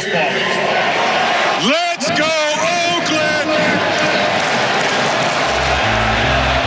Oh, man. Wow, man. That's really cool. That, man. So bittersweet. Wow. How was that part? Sorry, but how was that part at the very end? Well, it was also kind of special because one of my friends who works for the team helped him write the speech. Oh, really? Yeah. Oh, that's so cool. He's a kid from Oakland, went to O'Dowd, and wow. I think one of his favorite games he went to was there's a couple things that happened throughout the game that sent a lot of people back. Like, everyone remembers Josh Hamilton dropping the fly ball in 2012, right? I was there. So that was in the 4th inning. In the 5th inning yesterday, in the final game, there was a drop fly ball by Wyatt Langford. And it was right when the sun came out, which is, of course, something that's difficult to deal with at the Coliseum. So, like, there was a bunch of kind of random things that made you feel like, I don't know, maybe there's something a little bit more about this game. Wow. And I got to say this to you all. After I left you, Steiny, after the show, I had Willard and Dibbs on. And you know I'm a nerd when it comes to a sports nerd, when it comes to the uniforms, the announcers and all that. But I'm going Cheech and Chong. I love grass. Nothing more pretty than a manicured grass with the white chalk before a baseball game. And the Coliseum can take all its lumps and hate and shade. But what it did have, Steiny and Evan and Lucas, is the best grass in pro sports. Chavez Ravine online. And you know what I'm saying? Like, that part is gone. And I should know his name, the groundskeeper, because Willard and Dibbs were talking about him. Evan, I think, I don't know if Evan had a picture. It's not George Toma. No, the guy responsible for that grass for over the years. That sod is some of the greatest grass in green and pretty, and they cut it in diamonds. And I'm driving, almost tearing up, like, I forgot to give out a shout out to that guy. I forget his name. There were a lot of people that were getting dirt from the field. Wow, who call themselves loyal to the soil. Yeah, I love literally. that. You know what? On a day like today, I'm not going to make fun of that. No, it's although you did, but you understand that was some of the prettiest grass in the game. But. Well, hold on one sec. Okay. You're listening to 95.7 The Game, KGMZ FM and HD1 San Francisco. Always live on the free Odyssey app, Twitch and YouTube, powered by First NorCal Credit Union. Well, what made that grass different than the other 30 to 31 ballparks? It was greener than all green. And it was the A's. But Steiny, oh my gosh, you never looked at that grass? Even when you're watching on TV or if you're there, it was all just pretty. The shade, everything was on the same accord. It's better than the Twins grass. I'm telling you, I know. And I just want to give some love and props. And a lot of people saying, "Goo, yeah, that's the prettiest best grounds in MLB." Well, they're saying the gentleman's name may be Clay Wood. Okay, or Clay Woods. Yeah. Anyway, Clay, there you go. Yeah, you shout did out your job. From Darryl the Guru Johnson. Appreciate that. Boy, now I feel like pushing our next little segment back 8 minutes. So we give ourselves the whole enchilada because I can't wait for this next one. Speaking of which, last time you had enchiladas. Well, last night I had surf and turf. Is that like Quick Way? The hell is Quick Way? Over by the lake, like burgers, shake, and fries. You don't know what surf and turf is? That's what I'm asking. It's not a restaurant. Yeah, it's like a ahead. Castle. No, surf and turf is when you have a steak and lobster. Get it? Surf, lobster, turf, cow. I'm from the Union, and I had a good upbringing. And a baked potato. Surf and turf. I got to talk to Norm today. Is that what it's called, a surf and turf? Yeah, it's typically the most expensive thing on a menu if they serve it because you get... I don't like the name, though. It makes it not expensive. That ain't surf and turf. That sounds like a shake and some fries. Isn't usually just any seafood? Surf and turf. Maybe it's just me. I thought it was specifically lobster. I feel like Coolidge on White Shadow right now when they took it to the restaurant. And he was like, man. Yeah, I don't think if you have catfish and a burger, it's surf and turf. But maybe I'm wrong. Yeah. What's your favorite fish? Salmon. Oof. Yeah, not catfish. Nah, me neither. Yeah. Salmon has to be cooked right. And my wife can do it in the teriyaki sauce. Oh my God. With some angel pasta, Evan. I'm getting hungry now. Good God. Yeah. Well, there's still some more cake from yesterday. I didn't touch it. Have a piece. Well. Did you see it said hit the pike? I did see it. Yeah. Now it just says pike. Pretty soon it's just going to say key. Pike. I saw you had a piece. You had to. Yeah, I had the ceremonial first piece. But now it was a bittersweet Somebody day. saying, damn, Goo, live a little. I've never heard of surf and turf like That sounds ghetto to me, surfer. That's why I said shaking fries. Oh, okay. You know, never be like, hey, what would you like, sir? Give me the surf and turf. It's oh my God. I'm looking, shoot, it's 12:03. This happened a lot yesterday. I'm caught in between segments. And now I'm looking at the board. I didn't realize, oh my God. Yep. Woo! Let's push it off. I'm going to push it till 12:10 because I think we got to do it justice. Is that cool? Yeah, of course. All right. Evan has put together. Dude, he said, this is my favorite. You can't talk about the Patriots without talking about Bill Belichick. And to my way of thinking, when Bill Belichick is at his best at the podium, there is nobody better, nobody more entertaining. Yeah. I would put it. Let me ask you this. Do you feel lied to about him now that we see a different side? I don't. I don't. In a crazy way, it's not his fault. I feel like it was an act. It was a good act, but now he's letting us know I was doing that, and I get it. But I didn't know he was this social butterfly, man. But Andrew Dice Clay. But over the years, we've heard that he's not really the same with the team and the players and the guys in the business that he respects. He's totally different. But I would say we're going to play some of the greatest Bill Belichick sound in 5 minutes after the break or 10 minutes after the break. But I was thinking about this, Goo. If I would have to say, who's on your Mount Rushmore of podium game, okay, press conference game, what guys come to mind? You like that? Barry Switzer. Really? Yeah. Even at Oklahoma. Was he good? Dude could sell, man, that dude could sell water in the rain. He knew when they were trying to run game on him, and I thought he ran it with the best of them. That's just me. Remember when he brought a gun onto the plane? Oh, that I don't remember. Oh, yeah, he got arrested in an airport. Switzer. Jamel Holloway or Barry Switzer? That had to have been the quarterback. Barry Switzer, I believe, was at security, and he put his bag through, and they're like, whoa. And it was a gun. Now, I can't remember if the gun was loaded. I hope not. But I believe that he got detained and... Is Kay looking at it? He giving him thumbs up? He tried to bring a .38 caliber handgun in his carry-on luggage. Wow. And it might have been on a trip, like with the team. It was like they were flying. What are you doing at night, Barry? Wow, you needed a pistol. Let me ask you this. A pistol. Let me ask you this, because you're a gun guy. Yeah. What's a .38? How big is that? Like a revolver, regular type of gun. Like that big? Yeah. And is it...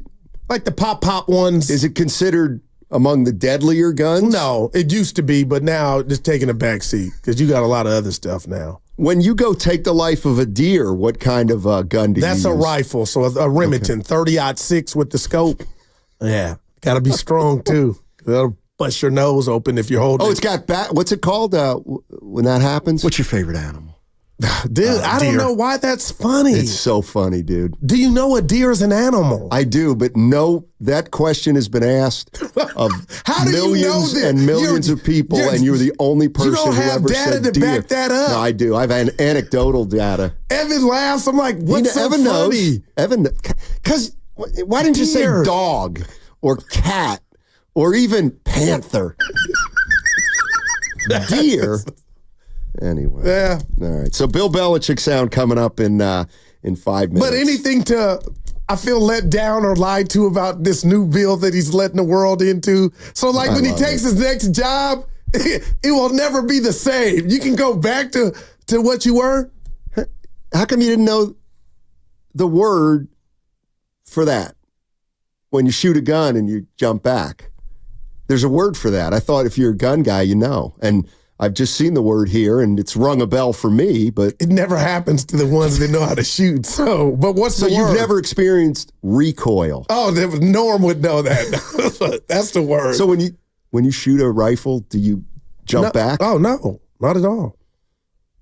Because I had recoil early on, and I had PTSD from it, and Norm was like, you got to hold on to it or it'll kick you. So... It like hits you in the face? In the nose, in the bridge.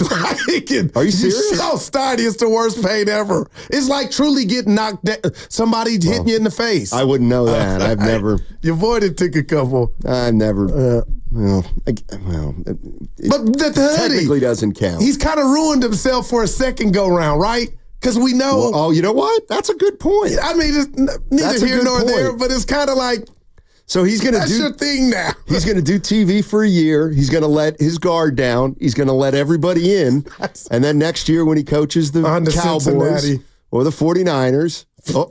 No, when he coaches somebody, do you think he's going to go right back to being the guy he was? He can, but my point, it won't be the same for us, right?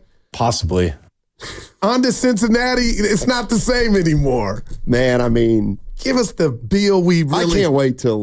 That's why he's got the young girlfriend. He's got the personality. Yeah. I was like, how did he get. But that is not who he is off the court. Look, he's also got the money. But he's got humor. Women love a man with a sense of humor. That makes up for a big nose or the lack of looks. I don't want to use women. I'll just use people's partners. Oh, okay, gotcha. You know, they tend to like money more than comedy. See, I used to more think than that. comedy. Yeah, but sense of humor both ways goes a long way. Yeah, see, I don't know because, you know, look at Beyonce and Jay-Z. I'm as funny as they he's come. Making her laugh. Yeah, but I'm as funny as they come, and I get nothing. And the reason is because I don't have money. Now, you give me money and a sense of humor, then we go to the Stephen Curry night. But you don't have a sense of humor. You're stale. Try. You know what I'm saying? You know what? what? Own it. There's two things. Like Lo Neal. You know that dude's funny. Lorenzo Neal? I don't think so. When are you going to get a heart? He's got a couple. That dude's naturally funny. When the boss told me I wasn't funny, it hurt. He's got one good line. Well, cut my legs off and call me Stumpy. That's his best one. That is his best one. What else? The other one? You can't go to the rain and pray for rain in the sun and then get mad at the mud. That's one of them. Low deal. That's one of them. Yeah, he's great. Oh my gosh, you were the one who made the joke about Lo Neal yesterday. Yes, you did. You can say it. No, I don't even remember it. Remember, after the show, we were basking a little, and you said, Steiny, can you believe Curry called in? I'm like, dude, it's unbelievable. I can't believe it. That guy's unbelievable. Yeah. He goes, yeah, you know, we kind of heard he might, but nobody really thought he would. And you said, you know, we all kind of figured he probably wouldn't, and then we'd be stuck with Lorenzo Neal. I didn't say stuck. I said I was blindsided when we found out we had a caller. Evan. No, I love Lo. And I said I thought it was Lo Neal. Like I thought it was somebody like Lo calling. And for it to be Curry.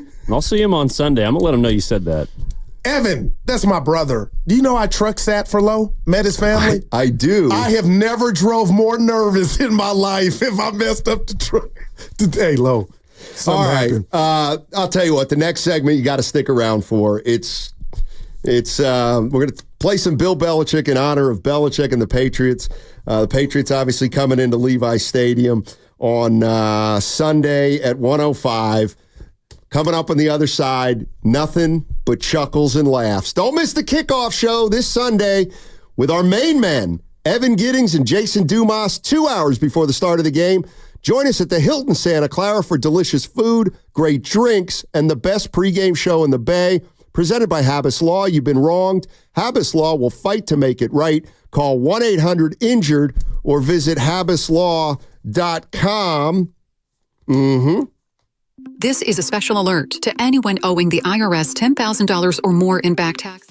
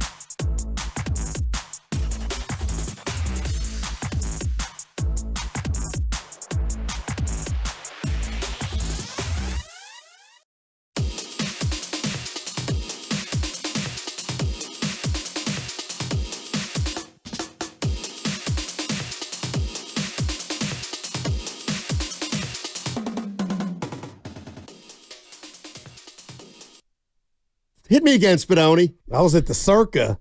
Putting in work. Now, back to Steiny and Guru on 95.7 The Game. That was a year ago, man. Is that when we were there? Yeah. And your daughter was with us. Yeah. You were pouring bottles. That was in the limo. Just a beer. Now it had everything, Evan. Clear, dark. Hey.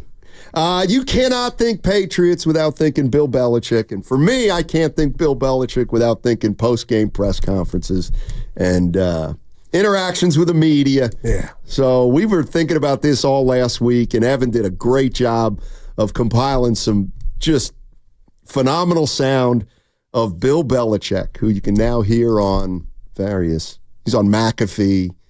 What else? Demanding cast. Yeah. He's everywhere. All right. Let's just go through this. This is Bill Belichick talking about his little aversion to a lead running back. Are you averse to having a pizza bet? What, like when Corey Dillon ran for 1,600 yards? Would I be against that? Yeah, I don't think so.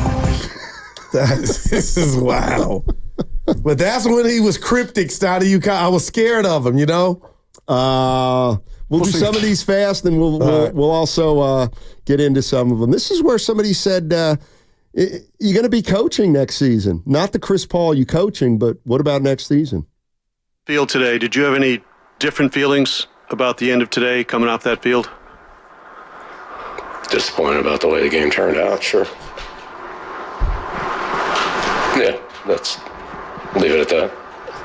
Do you expect to be coaching the team here next year? It's disappointing the way the game finished, yeah. What tone is that, Evan? Steiny, Did he know at that point that he was definitely, well, he probably knew, but it hadn't been announced? Oh, man. Who'd they lose that last game to? Well, did I see? I know Brady's was Tennessee in the playoff game. That's what he threw. But I don't know. Yeah, but I don't game. know who Belichick lost to. Anyway, don't ask Bill Belichick about his feelings because he was. It sounds like surgery for him to talk, Steiny. All right, this is one of the classics, but we're going to play it in its entirety, and this is one of those that put Belichick on the map. What do you think having a 37-year-old? We're on to Cincinnati. It's nothing about the past, nothing about the future. It's right now we're preparing for Cincinnati. Okay, do you feel like the talent you have here is good enough? We're getting ready for Cincinnati. What is your responsibility? I'm just asking, do you think you've done enough to help Tom Brady? We're getting ready for Cincinnati. Man, you can play that on loop, man. And they were like bees. They were like coming out. So on to Cincinnati has now become a phrase that my gosh. we all use. Yeah. I mean, we all use it. On to Cincinnati. Oh, man. Let's listen to Bill Belichick laugh. The quarterback position you evaluated this week? I think that's when he got asked if Brady was going to start the following week, maybe. Something like that. And he just laughed. Hit it again. The quarterback position you evaluated this week? He's got a sense of humor. Yeah. He's got a sense of humor. This is Billy. This is a really good one on Lawrence Taylor. I'm pretty sure whom he coached in New York when he was working for Belichick. I'm sorry, working for Bill Parcells. Got 2 rings. And this is at his best. Come on, baby. Lawrence Taylor was like that. I mean, Lawrence Taylor, he knew what every player on the field was doing. Lawrence would go out there and come in after the series and say, Coach, they're not blocking it the way you said they were going to block it. Here's what they're doing. Instead of him taking me, this guy's got me, he's helping. I could see that guy looking for me. If I come inside, the center's going to come off. He's going to pick me up. Go look at the film and say, yeah, you know what? He's right. Like, you can never get that from the sideline, but he can. Having that both physically and mentally is really rare. Well, yeah, that's what makes him special. I mean, that's what makes Tom Brady Tom Brady. It makes Randy Moss Randy Moss. It made Lawrence Taylor Lawrence Taylor. Those guys are just, they just have that 6th, 7th sense. Wow, though. See, that's what. Listen to the LT tell him this is how you said it was going to be, but this is what actually is happening in the fire. See, that's the Belichick that's incredible. Yeah, no doubt. And that's the one. What was the one? And I don't know if it's on here or not, but you can ask Belichick questions and it'll be short. And then somebody asked him about a long snapper once, and he goes into about a 3-minute description on how important the long snapper is and the art of long snapping, and it was absolutely incredible. But that's why I just love listening to him, because even if you're not a football expert, he's got a way of putting it that makes it understandable. This is we're just gonna go. This is Bill Belichick. I have multiple friendships that are important to me, and that's what that was about. So it's not about politics, it's about football. We got a huge game this week against a great football team, great organization, and that's where it all is going forward on Seattle. All right. Coach, were you happy or annoyed that Trump read the letter? Seattle. But your team's always been good at keeping outside distractions on the outside. Given the nature of this presidential race, Seattle. Did you find it helpful to talk to your players about this? If any of your players talk to you about this, are there any concerns about any locker room rancor as a result of this? Give the media credit. They were dogs on the bone, but he kept Seattle. Dude, he's special. You know what else you can tell is the beat writers who have been there for a while, they almost know that you can keep going a little bit. Like they're almost part of the show in a way, and they don't mind being part of the show. Well said. I'll tell you what, we'll take a little break here because Murillo in Petaluma, our man, wants to jump in here on Belichick, and he's one of our favorites. What's up, Murillo? How you doing, man? Hey, guys. Everything is well. Thanks for asking. Sure. Hey, Steiny, happy belated, man. I tried to call yesterday, but you were having heavier callers than me, so I don't know. I don't know. I missed you and Gene from Oakland. He's too old. Yeah, I shoot you a text message. Thank you for enlightening us through the proper lenses and how you see sports. But here's how I think about Belichick. I think Belichick is one of those guys that in the media, he won't give you much, but on a one-on-one, I once watched an interview with Sally Jenkins from the Washington Post, and she was saying that one-on-one, he's great.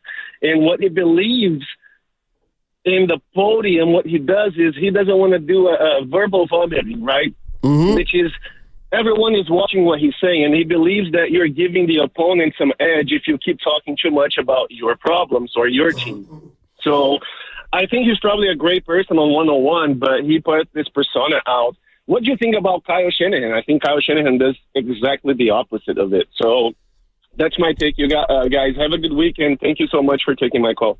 Yeah, appreciate it. I don't know. Belichick, to me, Belichick is Belichick, and he's always dry.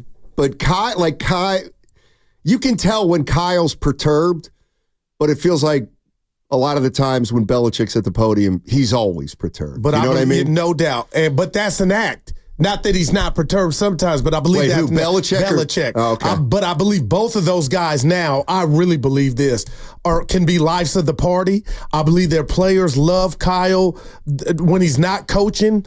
And for Kyle to be, and I'm not just saying it because it's rap, Steiny, but to love Lil Wayne, name his son after the Carter albums that Lil Wayne had. Kyle's done that. It's got a tattoo with his bestie. That's true. Chris Sims. He's a wild guy, but sometimes you got to lead like the commander. And then when you get like Nahegan, we know he's the boss. But when you get to know him, there's a funny guy at the down the road. So he's safe with the people that really aren't in his circle. But if you're in the circle, then you could be like, Rodney Dangerfield. Hey. If you get my drift, I'm saying a lot and saying nothing. I do. I do it daily. This is Bill Belichick talking about, you just listen for yourself. Seattle. Bill, specific to Chandler, how much will what happened affect your usage, the way you use him in the game against the Chiefs? What happened on Sunday with him? Well, we'll find out on Saturday. I could just Xerox you a copy of the game plan. You can send it over to Kansas City if you can. It might be easier for all of us. Let me see. Man, oh man. Coach, do you think the fans have a right to know about what happened with Chandler on Sunday? Yeah, I've already covered this. You guys told me what you do on something like that. You just say, okay, it's a medical situation. We don't try and find out. I've already covered it. When that was the Super Bowl Chandler Jones didn't play in. Did I remember it right? Or am I remembering like you might have remembered, which would have been that was a shot. misremembered. Yeah, that was a that shot. Was at you. Yeah, I didn't like it. More Bill Belichick. Right, that you said Sean Lee visited you as a kid in Cleveland, or did I miss that when we were talking about you? Yeah. What was that connection? Were we on Snap Face there when we were talking about that? Gotta get it together. Yeah. Well, he's a Pittsburgh guy, friend of a friend kind of thing. Now I believe he knew it wasn't Snap Face. See, I don't. But when originally I'm like, heap that. But now I'm like, that's material for him. I'm trying to think. The hoodie. Sometimes, yeah, you know what? Maybe he did know, because sometimes I'll say something wrong just to see if I can get a laugh out. Oh, you doing that? What do you mean? No. I was thinking more of the ins and outs. No, I'm talking about. Yeah, I know. And saying a guy's like saying. Saying it's your birthday still, Stoney. No, it's not. Yeah, the weekend. No, it's not. Well, you know what? Yeah, birthday week. Some people do months. Well, my problem is there's only 3 more days left in the month. And our age. So I get hosed. Yeah. You can't go too hard. I'm very proud of myself yesterday. I mean, no, you did good. Everything in moderation. Yeah, that's the key. Mm-hmm. Except I wins. met the criteria to be selected, but I wasn't. That haunts him.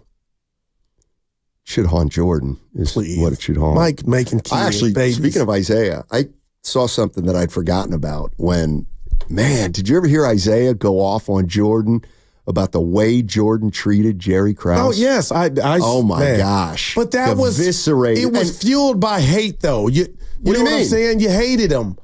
You hated Michael. So you could have talked about how Michael put milk in his cereal, and you would have had that vitriol towards that. That's what I mean. So it was tainted. The only hate was displayed by Jordan toward his boss, the architect of 6 NBA titles. There's no way you can sit here, Daryl, and say, no, I thought the way Michael Jordan treated Jerry Krause was appropriate. No. Say it. No, I'm going to say that is a stain. Say that is a stain on Jordan. No, the stain, rest in peace to Krause, because he was an architect, but he was part of the reason it folded the way that it did, and that pissed Michael off. But am I going to defend Mike? Like I think they were better than a lot of people thought. Mike and Jerry were cool. They weren't cool at all. Yeah. And here's the other thing. What about Jerry's family that survives him? And they've got to hear. I hated what and that they've got to happened hear Michael Jordan. I hated that. Make I'm this talking guy about how his out wife to be was treated.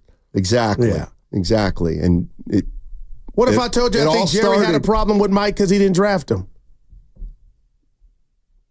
Like when you have egos like that, Stoney, like little stuff. I think maybe Jerry didn't like him because Michael tried to humiliate him at every turn. All right. More Belichick. Give it to me. I think I remember this one. So it seemed your team rallied around your quarterback to some extent. To drop down to number 3 on the depth chart at the most important position and still beat a good, well-coached team that decisively, what does that say about just where your team is right now, just how good it is right now? I don't know. One more time. Dude thought he just said the most poetic question, Stoney. You know what? Phil loves this. And Phil was like, yeah. The dog sniffing. So it seemed your team rallied around your quarterback to some extent. To drop down to number 3 on the depth chart at the most important position and still beat a good, well-coached team that decisively, what does that say about just where your team is right now, just how good it is right now? I don't know. Tell me you would just, oh, man, dude. And why do we get off on that? Because that's just raw and... You know why? I'll tell you why we like it. because it's kind of the opposite of coach speak. It's just a guy who doesn't want to share any information, so he's not even going to lapse into cliches. Dude broke it down. All he got was, I don't know. This has, apparently Bill, one of these press conferences had some microphone issues.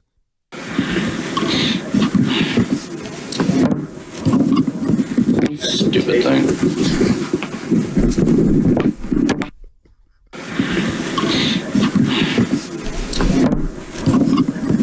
Stupid thing. Oh, man, Starty. How about this from the YouTube chat? You better win if you act like that, though. And I think he checked that box. Yeah. Last one. Which it's hard to find anybody's role on our team that's the same every week. So,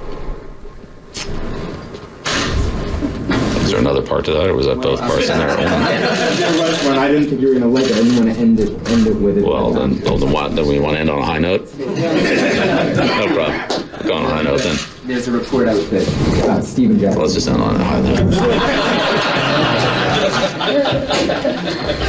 note. See, they're in on it. Yeah, he gave it to you. He gave you a glimpse, Tiny. Yeah, the media's in on it. Let's end it on a high note. Anyway, thank you, Evan. Great job. Appreciate that. We were talking about that last week, about having some fun with Belichick and the Patriots. And part of it was because we were thinking, well, what are we going to talk about with the Patriots? Nobody knows any of their players. I got one for you. Oh. Funniest or best personality, most outgoing head coach in the Bay Area since you've been here? Since I've been here, oh boy. Silly, funny, oh boy. I already got my answer. It's not even close. Okay, go ahead. Nelly. Nelly was great. He smoked trees for last sake. Come on. Let me clarify. I got to clarify. Not when he was coaching. That was a habit he picked up after he was retired. Can I tell you how Swear to God. the Guru computer processes that? Yeah. These drugs are not for me. They're for my friend. Hey, you smoke's not it. But hey, he did not while he was coaching. But that's how I took that. But Nelly was so good. He was awesome. I'm mad at him about Chris Webber. Like, I wonder right now, would he say he regretted that, not closing the door, going to the Hilton, having a pop with Webber and fixing that? Because that could have been what could have been. Well, you remember, Nelly was actually tight or had a relationship with Webber's dad. Remember, he would talk to Webber's dad. Not good enough. Webber was young. You don't put any blame on Webb? Oh, no. I mean, I do. The trade had to come from upstairs, but Nelly should have been like, "Let me sticky icky and smoke, get my mind right." Tell the people whatever we do, we cannot trade them. We just took Phoenix; they swept us, but we took them 15 rounds, man.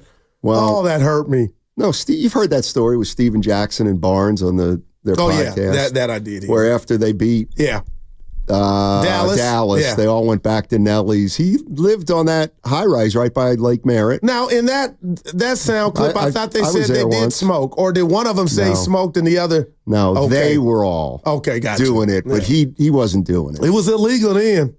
I know. Yeah. But he lived, the place he lived in? No. Right off the lake, right near the... I lived on Vernon. Yeah, it wasn't near there. It was near the Kaiser Pavilion. Oh, okay, gotcha. By the way, you want to talk about a great venue. Uh-oh. Kaiser, you ever see Kaiser by the end of the lake in Oakland? Yeah, by Mosswood. No. Kaiser.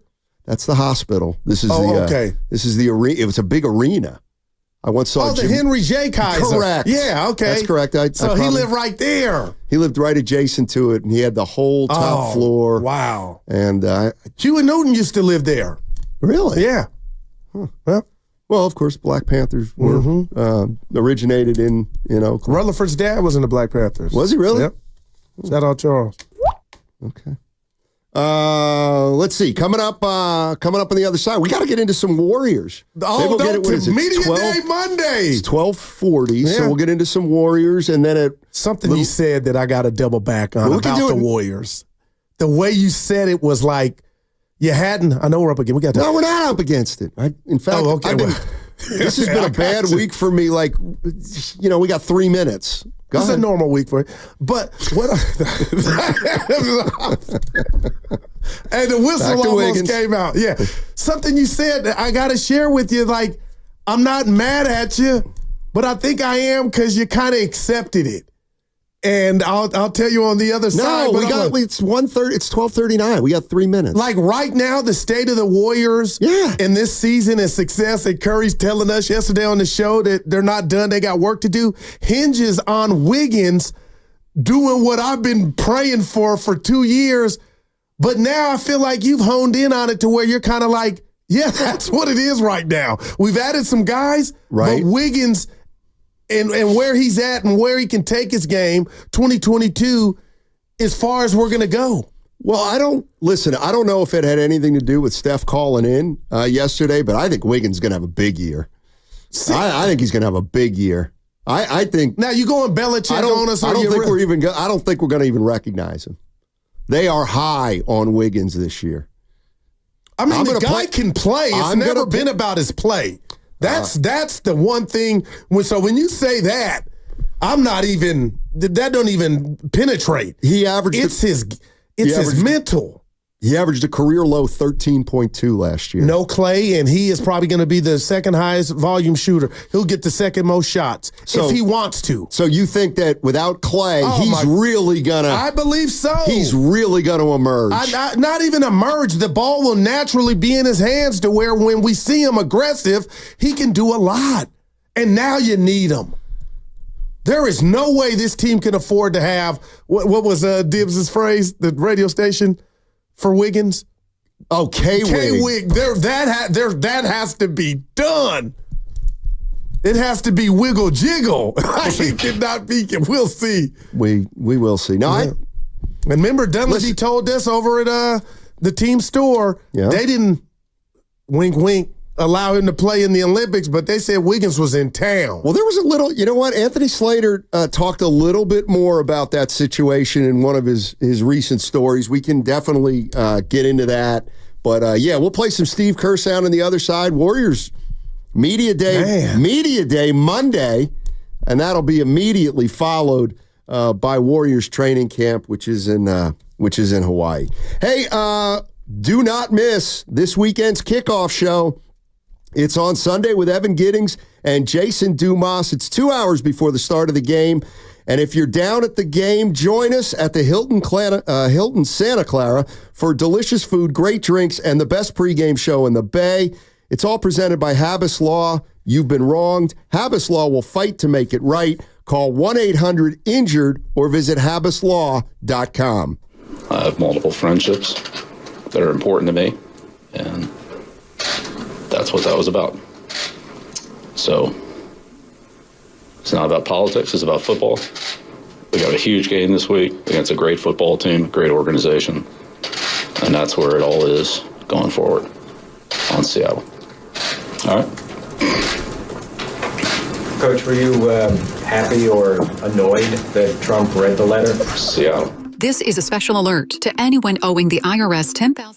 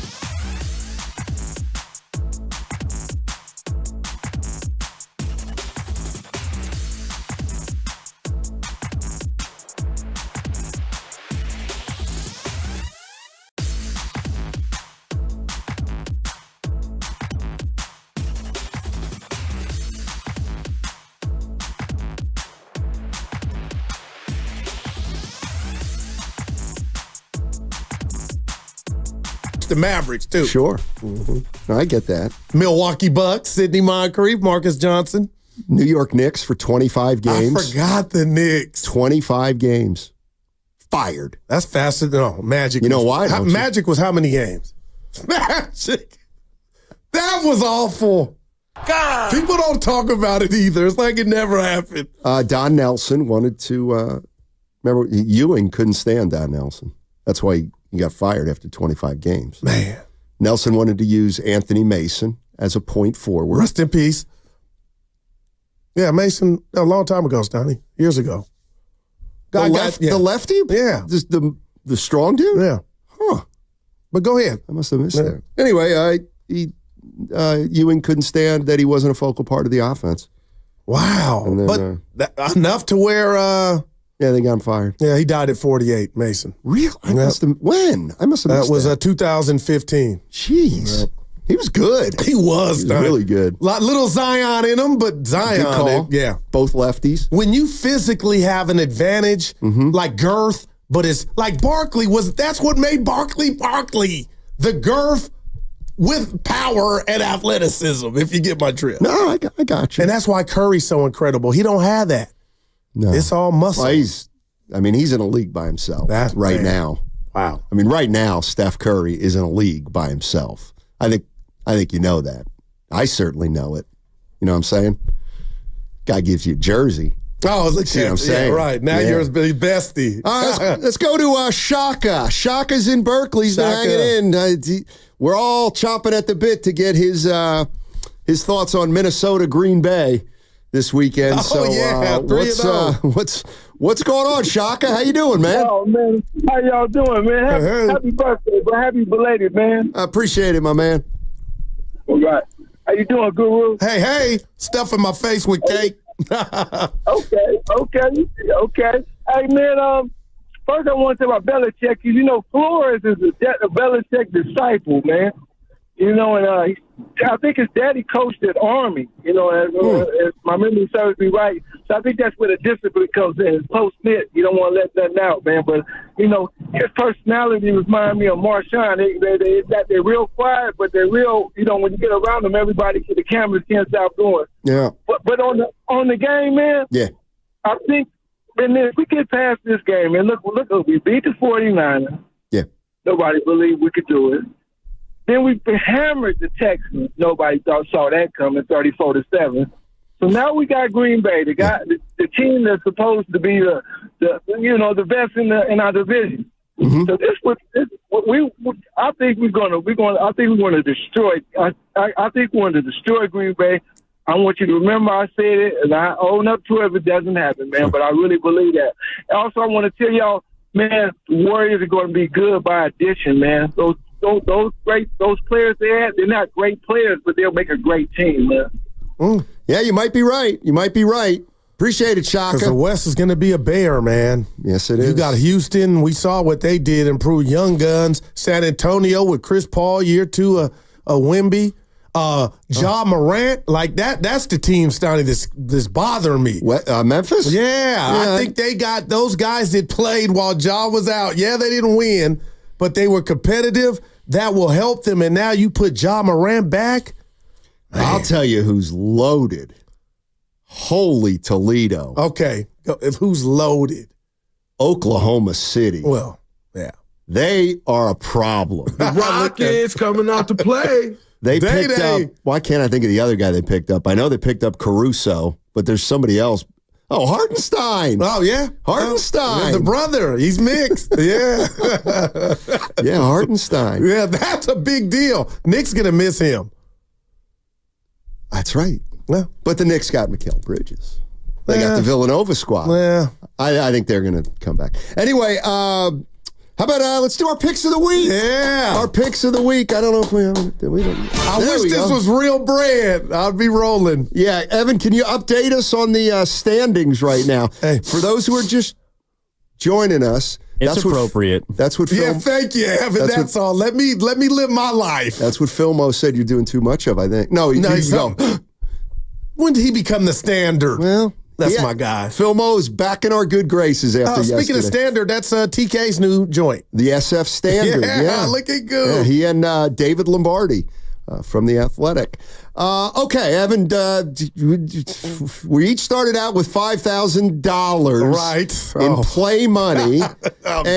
We're making one bet each week, and whoever has more money at the end of the season, you'll owe the other guy. Drinks on you guys. Sure. Yeah. Well, then you owe Goo a lot right now. Right now. After 3 weeks, he's got 7,000, so he's plus 2K. Okay. You, Steiny, are at 4,300. So you've lost $700. Well, and look, go ahead. It's your birthday. For now. Last week, I thought I had picked the Denver Broncos. That's so you, though. But Evan is the authority. I checked the text. I was wrong. Okay. No, I was wrong. I asked for Miami, but I just must not have been thinking clearly. So, all right, Goo, who do you got this week, and for how much? You're sitting with $7K right now. Yeah, Put your money where your mouth is. Evan, I believe I said $5K, right? I'm going all in. What? You said 3. Okay, $3K. I'm getting excited. You're betting 3,000 of your $7. I wouldn't bet it all. The game needs to last all year. I think you guys would, if you allow me. I'm the president of the Black Quarterback Delegation, right? Okay. But Anthony Richardson, man, I like him. He can throw it. So could Jamarcus Russell. But Steiny, the mannerisms, the touch, it's not there. You guys can say he's young or whatever. But Pittsburgh with Fields are undefeated, and they continue that. So I just can't believe they're favored by 1.5 on. Excuse me, now it's 2.5 on the road at Indianapolis. I'm taking Pittsburgh to win this one easy, Steiny. Really? This is free money. Liquidate all assets. That's what the boss said about the Minnesota and I retweeted 49ers that bad boy. game. Yeah. All right. Who you got? The funny thing is I was feeling pretty good about this bet, and then somebody on the YouTube chat was like, I love the Vikings this weekend, but I am picking the Packers. You're in on Willis? They're getting 2.5. Jordan Love's still not ruled out. I think this is Minnesota. I think Minnesota's really good. But I think this is the week that they get beat. And they'll still be 3-1. And I love the Vikings, just not as much when they don't have Kirk Cousins. But even if Love came back, you wouldn't want to bet on somebody that possibly might be rusty, right? Because Malik's been playing his ass off. Yeah, either way. Okay. And you do know they're favored, right? The Vikings. No. Green Bay. Oh, boy. Hold on. Oh, boy. Yeah. Oh, this is where I just sit and revel in it. Let me look. I'll take Packers over Minnesota at minus 2.5. Wow. Yeah, I still like them. So you thought you were going out on a limb. Dang it. Well. Anyway, I'm betting 800. Okay. And isn't it just an indication of how different we are? You're betting thousands, and I wanted to bet I want to bring it down. 100K is my goal before the season's over. I'm so conservative, but let me come down your road, okay? Because this is where you are so hypocritical, and I hope people heard this. So what I heard you say was that arm strength might not be that important. No, because few in the NFL have and Phil Mo, I hope you're listening because I'm taking up for you. Oh, wow, I forgot. The guy for the Colts, Anthony Richardson's got a cannon. Missile cannon. Oh, maybe more arm strength than any quarterback in the league. So, Goo, if you had your choice of any quarterback in the NFL, because arm strength's the most important thing to you, I got to believe you're taking Anthony Richardson. No, come on, Steiny, stop. Jamarcus Russell had the strongest, I believe, ever. Okay, he could throw it, 70 yards on his knees. That you got to have other things going, okay? The tangibles. And I'm watching Richardson, and I'm rooting for him. I just think that he couldn't hit the side of a barn if his life depended on it. I hope I'm wrong. I don't think he has it, and I think his time and days are numbered. Now watch him go beat Pittsburgh by 20. Snotty, I need to see more from him. Now let me tell you who I'm high on. It's not just color. C.J. Stroud. Boy, he got handled. Brock Purdy. And when I hear the Montana white. stuff, that's what I'm saying. It's not color. When I hear the you stuff said you were the president of the Black Quarterbacks Association. But I had to take that cap off to let you know I know quarterbacking. I had an arm. But what I'm telling you is Brock Purdy is the epitome of epitome. No, the epitome too. You don't have to just have a cannon, Steiny. No, but you think it's the most important aspect. Oh, so you're backing off that? I'm not. Go ahead, just back Evan off just grabbing his hair like, thank God we only got an hour left. You want me to say that, but I'm not. I'm like, it's part of it. Right. But it's not all of it. Yeah, I don't know how he's up 2,000 either. Who said that? Did Evan whisper that? Now I'll be hurt if Evan whispered that too. Well, you don't know if he did or he didn't. Oh. You're listening to 95.7 The Game, KGMZ, FM, and HD1 San Francisco. Always live on the free Odyssey app, Twitch and YouTube, powered by First NorCal. I have to do this for the Guru fans out there. Are you changing your mind? No. For you to just put me in the camp of this meathead said arm strength is the number one component to a quarterback is like saying the equivalent of if you can jump in the NBA, you're a baller. Well, you think jumping's a part of it. You know, hops is a part of it. But come on, don't sell me down the river like that. We once what the number one component to a quarterback is. Well, Warren Moon had it. I just know that your number one component the 3 weeks ago. The processor. No, don't do this. We're gonna end up on a bad note going into the weekend. It's been a minute since we fought. I asked you 3 weeks ago, what's the most important component of a quarterback? And you said, arm strength. But I took one for the team. What about you, did Steiny? The Wi-Fi. I took one for the team. I said processing. You know what it is. I said, what's the game again then? You got to be able to read it, man. I said being cerebral. Yep. Being absolutely cerebral. So, anyway, we talk a little Warriors? I can't wait. Monday, we're at Media Day. We are. Who we get? We'll talk to Mike Dunleavy for sure. Hopefully we get one of the new guys. I'm anxious to see Slow-Mo. Hopefully we get Slow-Mo. He's a friend of the ship program. He came on. Yeah, he was great. He was. Go bye-bye. I wish he would have called yesterday. Who? Trey. Just so he could have squashed it. He has no idea. He might have called if we asked him. He has no idea who I am. Now, Bonte, on the other hand. Dude, that was great. He knows who Bonte is. Shocked you talking to me. That was incredible. I still have it on my DVR. I didn't delete it. It's always fun game. Bonte was great. Hey, Steve Kerr, how are you feeling about Draymond? Do you think he's going to be suspended for half the season? Yeah, I just talked to him just a few minutes ago before I came up here, and it's great to see him. I didn't see much of him. I saw him in Paris briefly, but we always give Draymond a lot of space in the summer, and he's excited for the season. I thought he had a good year last year when he was on the floor, but obviously we missed him during the suspension, and so we've got to do everything we can to help Draymond have another good year, but make sure this team is on the right path for all 82 games. Guru, what's more likely to happen? What's more likely to happen? Draymond Green. You don't have to ask that again. Has a suspension-free year and a drama-free year, or Wiggins reemerges and resembles the player he was during the championship season. Which is more likely? Which is less likely?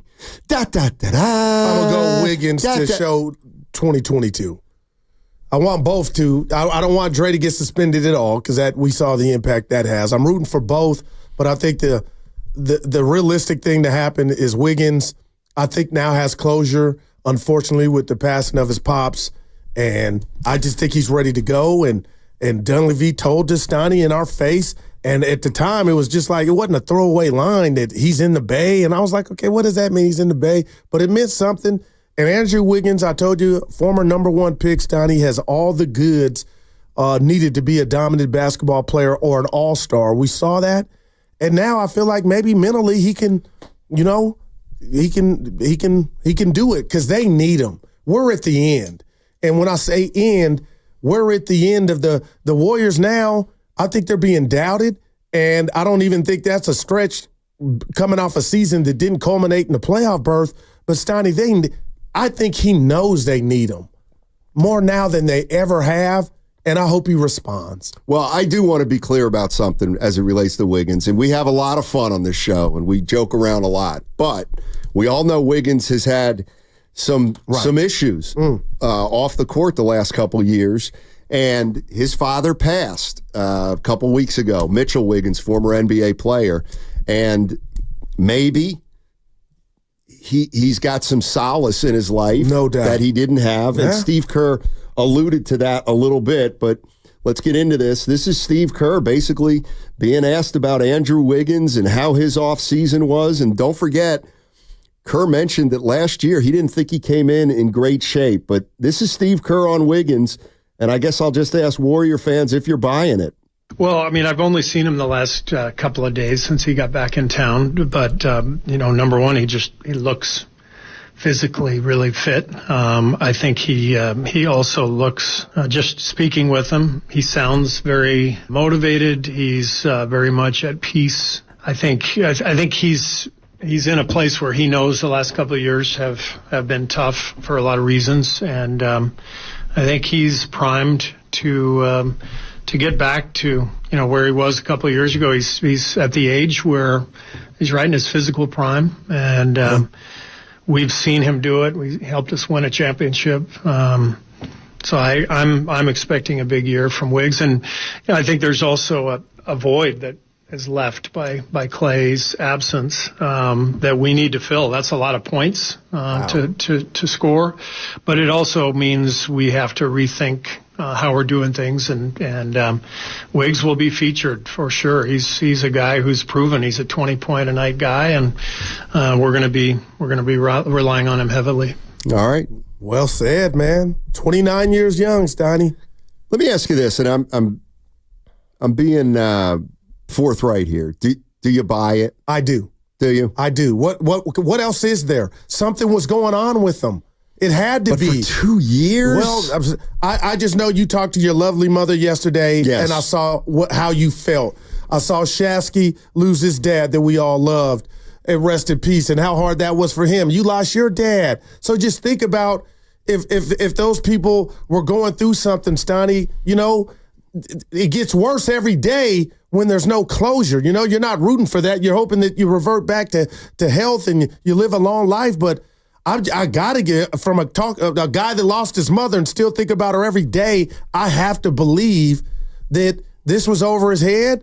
I'm not making excuses, but now he can be free and play the best basketball of his career, or some of it. Yeah, we'll see. We'll see. I do feel like maybe there's a chance that he's put some stuff in the past that we don't even know about.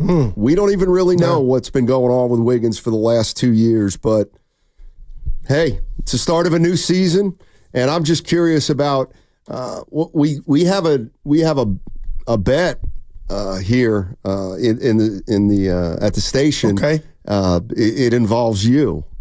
That I'm not aware about. That's correct. This is the stuff that, right. Go ahead, tell me, because it hurts. There's a bet. We're going to keep a tally this year, starting when the Warriors season begins, of what you bring up more. The 49ers losing 2 Super Bowls, or the Warriors winning something 2 years ago. Dude. You tend to live in the past with both these franchises. I admit it. So we're gambling on what guru will mention more, the 49ers Super Bowl loss, or and the ancient history of the Warriors title 2 years ago, and trying to convince people that it's still relevant. It's funny how we transition and what we think of, because I was just going to ponder to you and the fans right now, Steiny and Evan, because, Evan, I want to hear from you too. If I said Pods is going to crack the starting lineup, would you say yes or no to that right now, today? I would say no. Believe it or not. Yes. Believe it or not. I'm saying yes. I think I know who's starting in that spot, but go ahead, E. What is that? I think it's going to be Pods. Do you really? 2-1. But please double back. I got Melton. I got Melton starting. It just feels like Kurt kind of likes him. I think Kerr likes the idea of, because Melton's not a huge scorer, but he does other things well, I think that's part of the whole Wiggins thing. In other words, I feel like Pods has earned it. They feel like he's earned it. The tea leaves of he's untouchable. It's almost like he deserves it in a sense. And they love Melton. But Steiny, we don't know what's up with his back. We'll find out, assuming good health. I just feel like this team is about to reward a rookie who shocked the world basically with the starting position. Yeah. And he plays off Curry well. Evan, that's the Guru Lytics. I just feel like Pods is going to start. You said yes on Pods, you think? Yeah, I think Pods is going to be the game one starter. But I also think we're going to see a lot of different starting lineups this year. We might. Now there we go. See, I just feel like when I think about Melton as a player and Pods as a player, I like the idea of Pods coming off the bench more than Melton because I think Melton is a little bit less impactful, may not be the right word, but I think Pods gives you a better chance to be a spark off the bench than Melton. I also even think, offensively, because that's how I look at Melton. Because Melton on a good day can get that little spark, Steiny. I can picture him now trying to cook, and they're like, "We need you to cook after the game starts." Yeah, see, but Pods, I don't see him as that. He gets everybody involved, but that spark in regard. And I'm talking about points or offense. I just think your boy's starting. I like the idea of starting Melton, who, see, to me, when Pods plays, he's involved. Yeah. He just has the ball a lot. And I think that if you start Melton, who's not a natural big scorer, it will put more of an emphasis on Wiggins to be a scorer. And that may be the avenue to getting him back to re-engage. But that's just me. But I am going to, I do want to play one piece of sound for you on the other side, Goo. And I've played this for a couple people before, and sometimes it drives some people crazy. Oh. And I think you're a candidate to be driven crazy by this particular piece of sound. So I'm going to play that on the other side. By the way, do not forget tomorrow at Friedman's Appliance in Pleasant Hill, 2304 Monument Boulevard. It's starting right now, and it is on from 10 a.m. to 7 today. And then tomorrow and Sunday from 10 to 5, you can take advantage of factory direct prices, one-of-a-kind opportunities, special pricing on floor models, and convenient financing.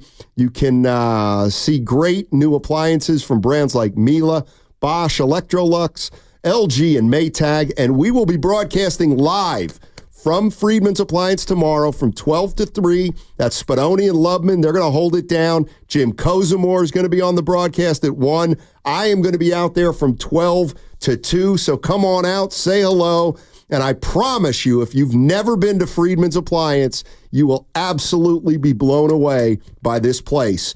I got to play this sound on the other side for Goo because I want a reaction out of him on 95.7 The Game. This is a special alert to anyone owing.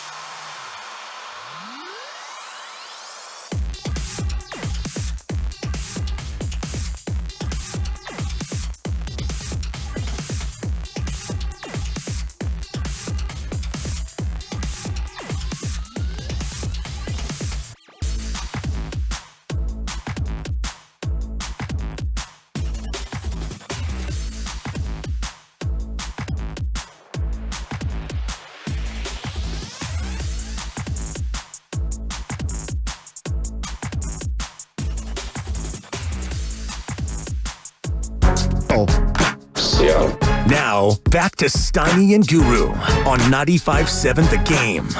Hey, can I be honest with you?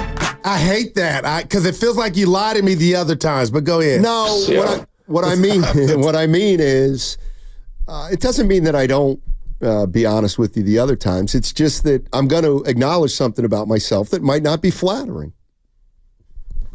Whenever a newer guy on the media scene comes around, right off the bat, I tend to be a little bit skeptical and say, who's this guy? What's this guy know? It's natural. Yeah. So there was a guy I used to feel that way about maybe 3-4 years ago when I first saw him, and it might have been longer than that. But I saw him on ESPN, and I was like, what's going on with this guy? Who's this guy? And then after 3 or 4 years, you're like, that guy's good. Yeah. This guy's really good. Right. ESPN fired Zach Lowe. I saw that.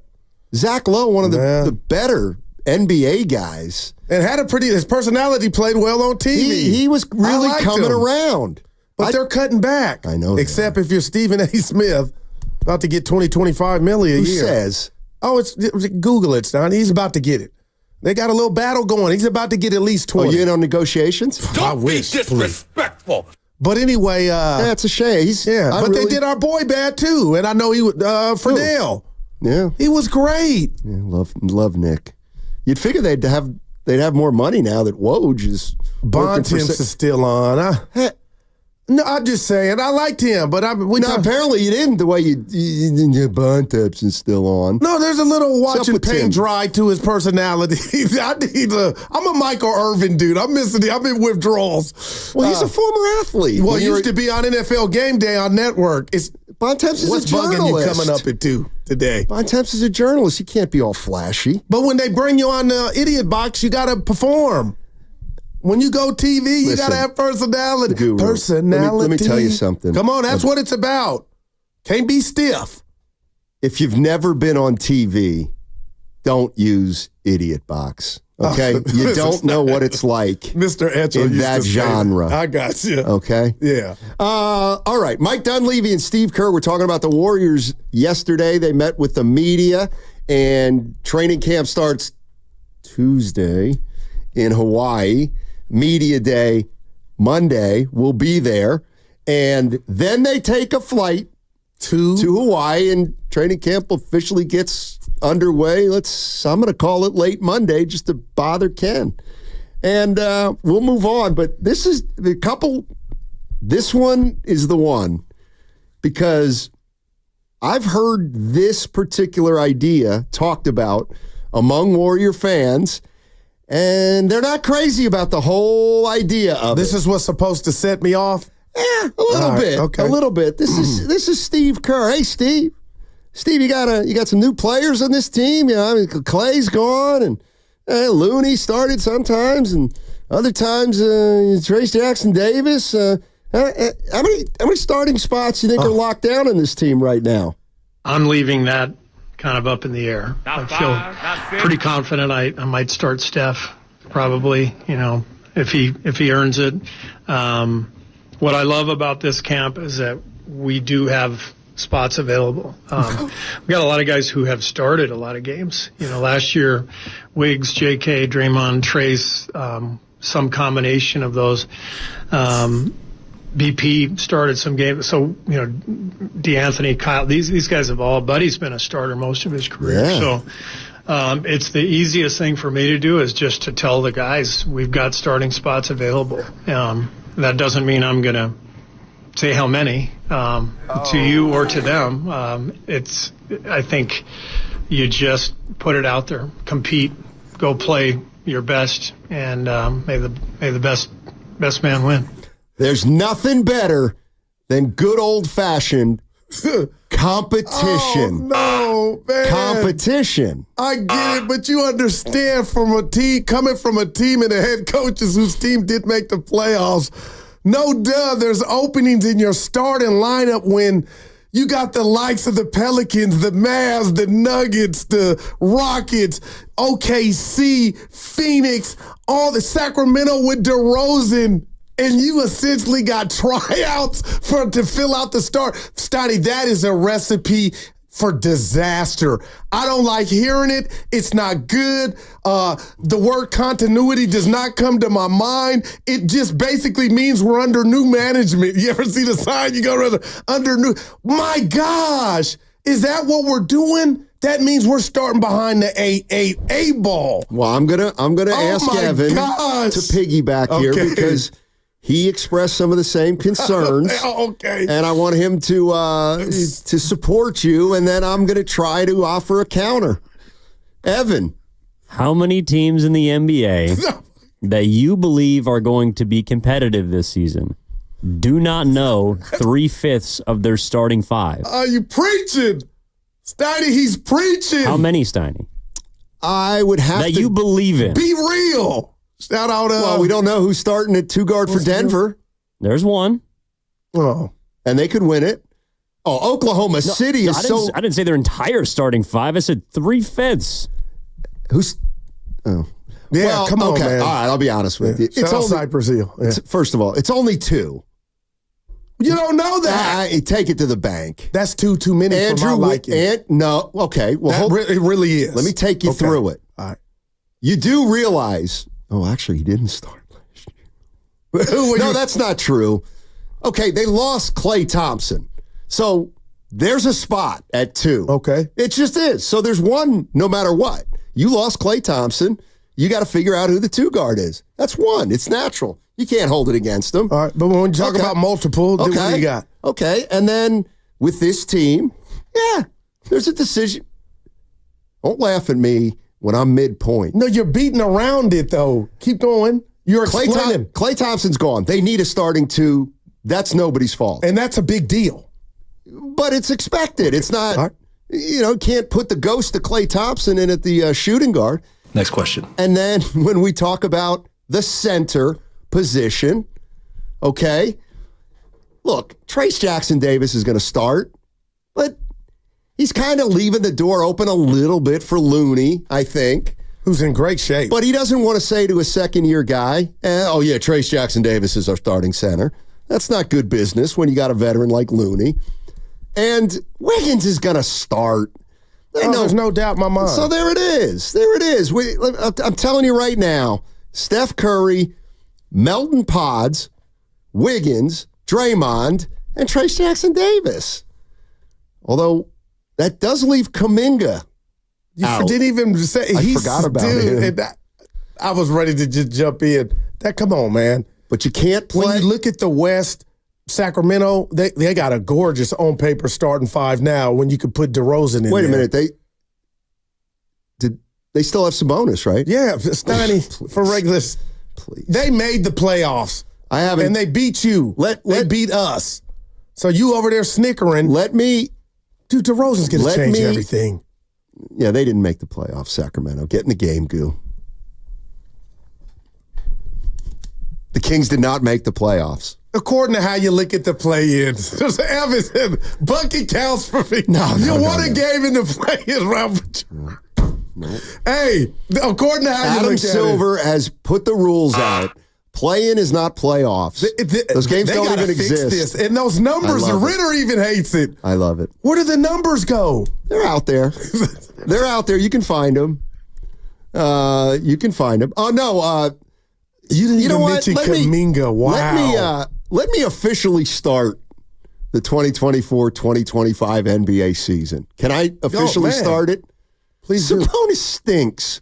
He stinks. But in the regular season, he does stinks. Not. Nah, it's Donnie. He's an average regular season player. Kuminga can't start if there's no way Kuminga's starting. For who? For Wiggins? He's either going to be a small forward or a power forward, right? There's no world he's not starting now trying to do. Well, okay. You give me your 5. Draymond. Okay. At the 5. Kuminga at the 4. Yeah, TJD ain't starting. No chance. You think Jonathan Kuminga in a contract year is not going to start? Oh, my. Maybe that's why he won't start. Evan, your thoughts real quick. There's no. TJD, I think he's not. He'll come off the bench. You're going to start Draymond game 1 at the 5. I believe so. Just for Kuminga. Oh, God. This is what we're going to be doing all year, isn't it? Not after the first game. But it's a reality of theirs. Kuminga off the bench. I would like to see Kuminga start. Me too. All right. For his mentals. So then TJD would come off the bench and you got to run Dre in the ground, or you could spell Dre early with TJD's emergence. Could you do this? Curry, Wiggins, Kuminga, Green, Looney/Davis. Can Wiggins play 2? Quentin Post. Yeah, look at that's great. You know what? Can I do? Stop talking about him. Why? Because he just got a contract. That's fine. You really think he's going to play? I didn't think TJD was going to play. Well, he didn't the first half of the season. Man. Dude out of Boston College. He's not going to play. You never say never, man. Well, if he play, you know what? If he plays, they stink. Going to play. People, I was watching him in practice. Santa Clara. He's starting. Who?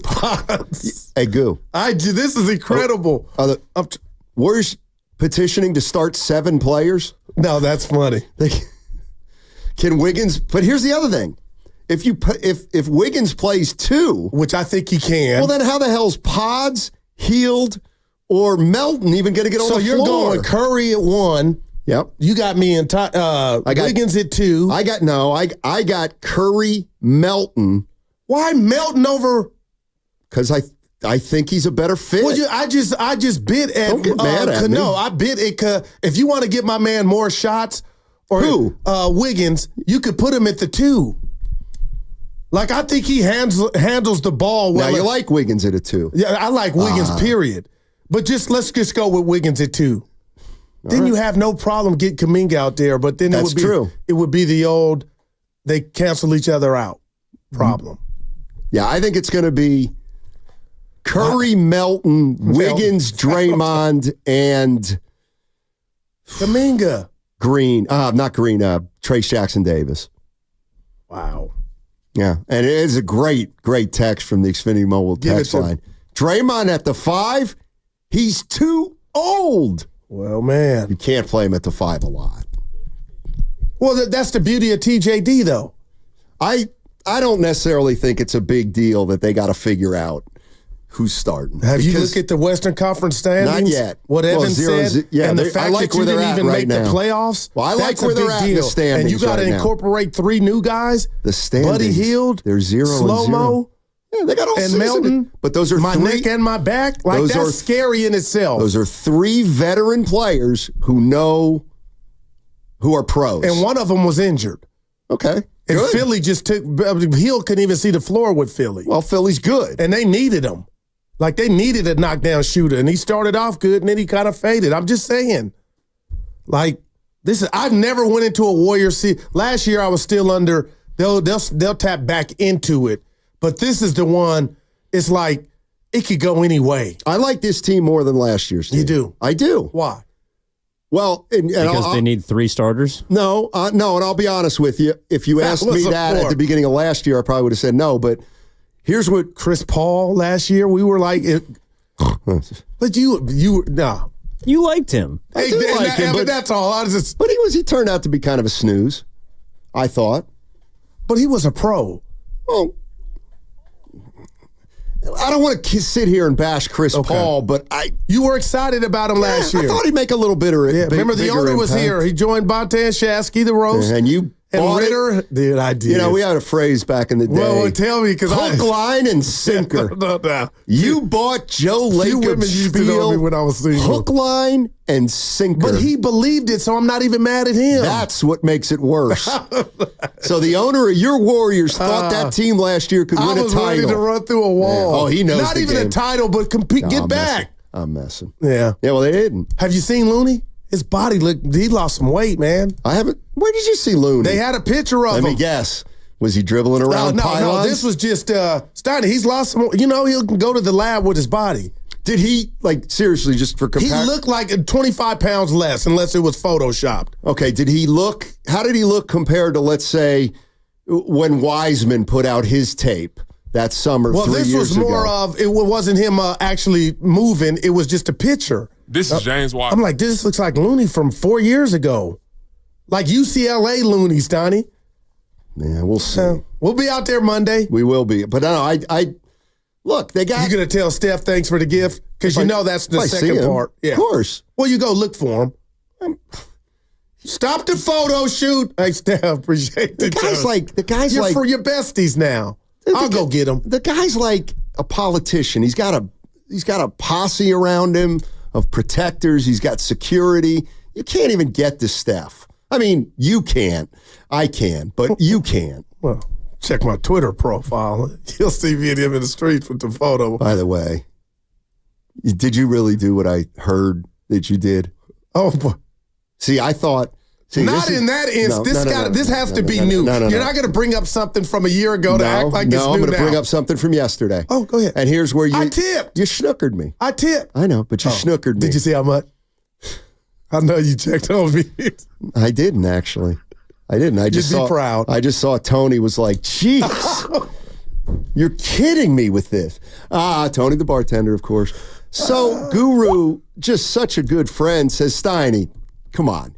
Hold up the Curry jersey, and you're not on Twitter, yeah. Hold up the jersey, and I'll put it out there. And I was like, you know what? I said, you know what? 700 likes. I said, you know what? That's a hell of a friend.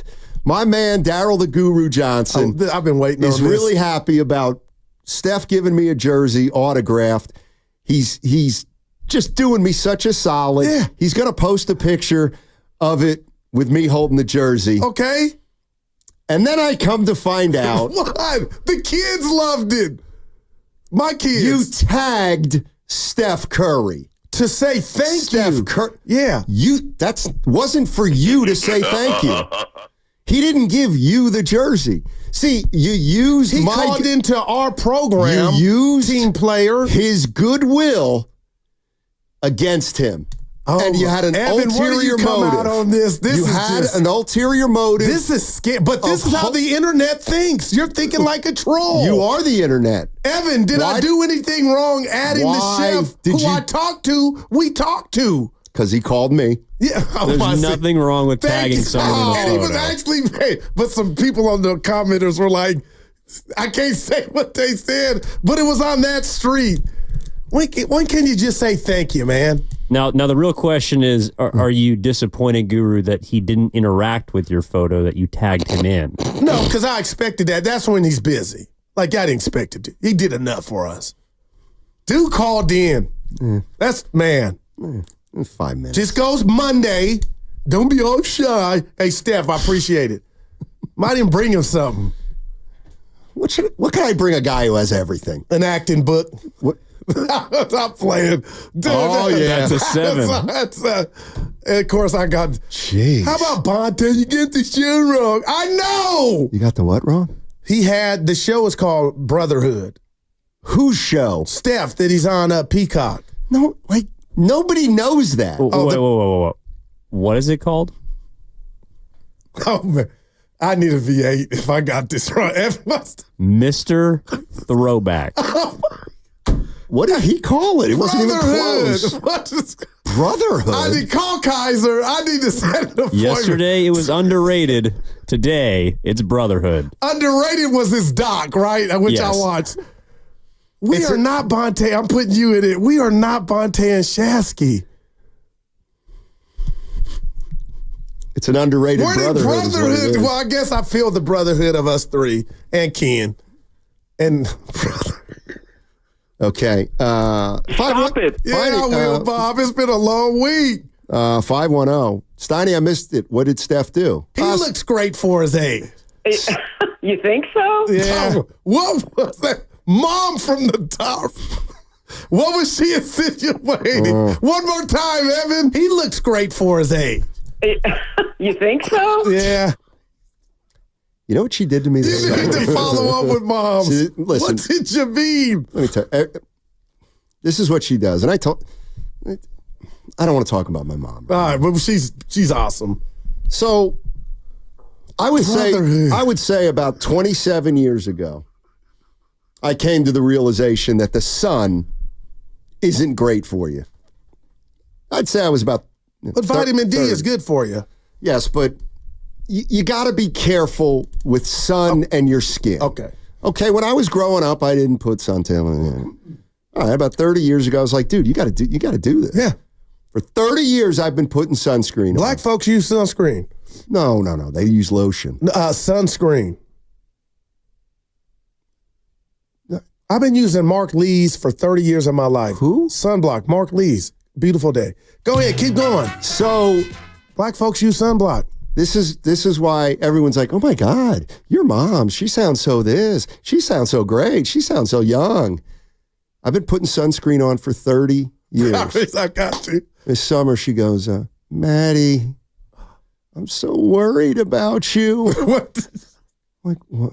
Why, Mom? She goes, she had nothing to say. Right. Nothing. And she goes, well, I'm worried about your skin.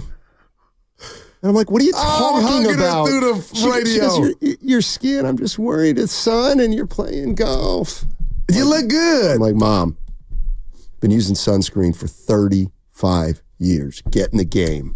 See, as cogent as she is, and I know she's not listening right now, she sometimes feels an urgent need to fill dead space with inane conversation. Yeah. God love you, Mom. And the lady, Catherine Leverett, who's treated J.R. Ryder too short. Who? Esthetician that's done my facials. Danny Glover, Lawrence Fishburne, all the goats. It doesn't matter what color your complexion is. Just like you said, the sun, you can use sunblock. And it can have you looking younger way later in the game. And, it's helped me. Go ahead, sorry. But you look good, pal.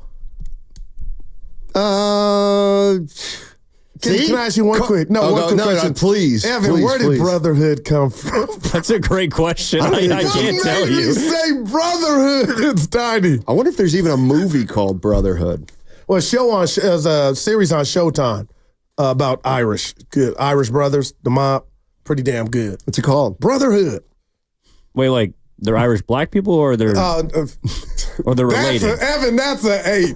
They're really Irish and they're brothers, but that's pretty damn good. I used to do facials all the time in high school. Not on the court. In your face. Man. Remember when I put a couple jumpers in your face in my backyard? Phrasing. Hey, we gotta go. Evan missed your college coach. That was the only part. But he heard the interview. He was great. Yeah. He was great. All right. We got the crossover coming up next, and I guess I got to stick around for all of it because I cut out early yesterday. But we're really excited to bring Dibbs and Willard in here and do what we do during the crossover on 95.7, The Game. Mm-hmm. I could keep going if you want, but I'm not. This is the day.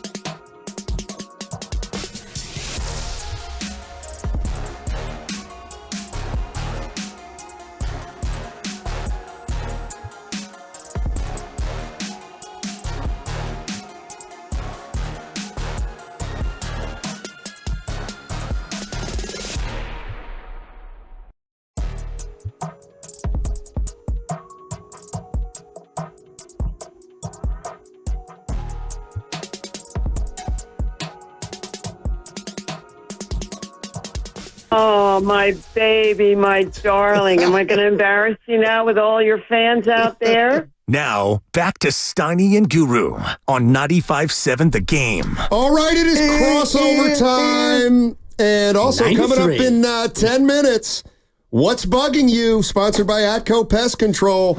And I will lead us into that in 10 minutes with a sparkling read. Can you even, you're on such a high, can you even, is anything really, truly bugging you? You know what? I'm going to use the next 10 minutes to try to think of something because I'm in a pretty good frame of mind. Well, that's usually my role. I'll see if I can get you. Yeah, you are the Jedi. If you guys want, I can do one for each of you. I can do the whole damn thing. Tim's running hot. So hot. You have no idea. Danny Ainge. Hot. Like more Scott Skiles, quite frankly.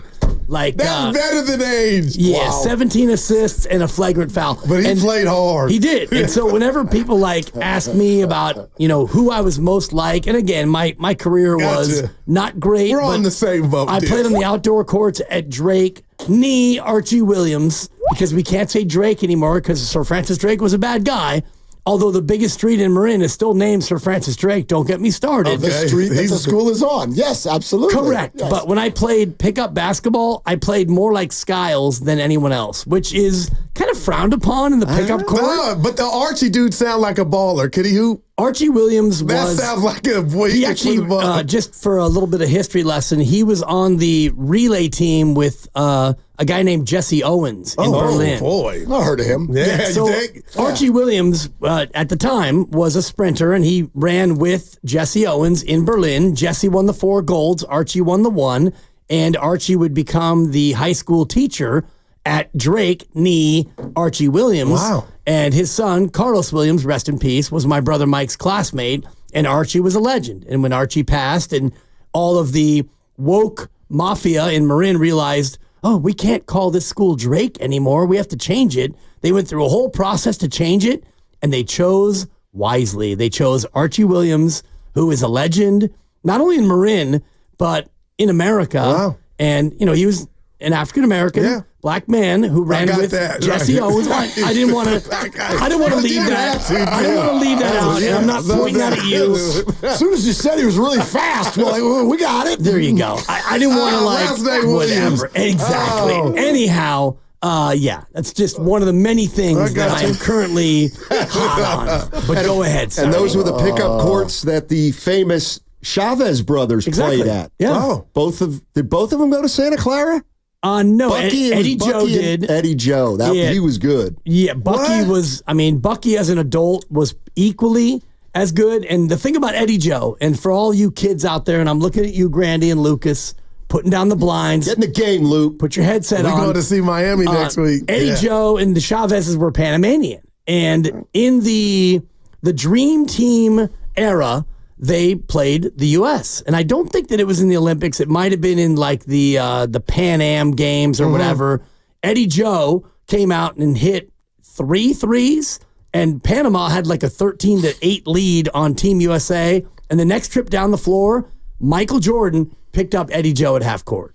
And it was like, enough of you with your headband and your long hair. Yeah. So Eddie Joe, like on the high water mark of Marin moments, the EJ performance for Team Panama might be first and foremost. Wow. Picked up by the That's GOAT. history. Look, you see, Because you're facing Panama, and you're like, okay, this one's going to be 107 to 14, which it probably was. Niners, Well, New yeah. England. Let me guess, he didn't score again. Spoiler alert: USA wins. Yeah. He might have got another bucket, Maybe a bucket. but I think it was 3 trips down. It was like, okay, enough of this Chavez or Chavez. Who knows? I'm But just saying that's the mark on that's the plaque on the wall right there. Totally. MJ had to pick me up at half court. Yes. I don't care if he scores another hoop. Man. nope. Yeah. Yeah. If I took the inbound pass after a Team USA score, and I got the inbound, and Jordan was picking me up, waiting for you. I would not bring the ball up court. I'd be like, "Hey, Talbert, get back here!" Wow. Just take the 10-second violation No and then chance. leave. Just walk off the court. And I It's love the over. story you tell about,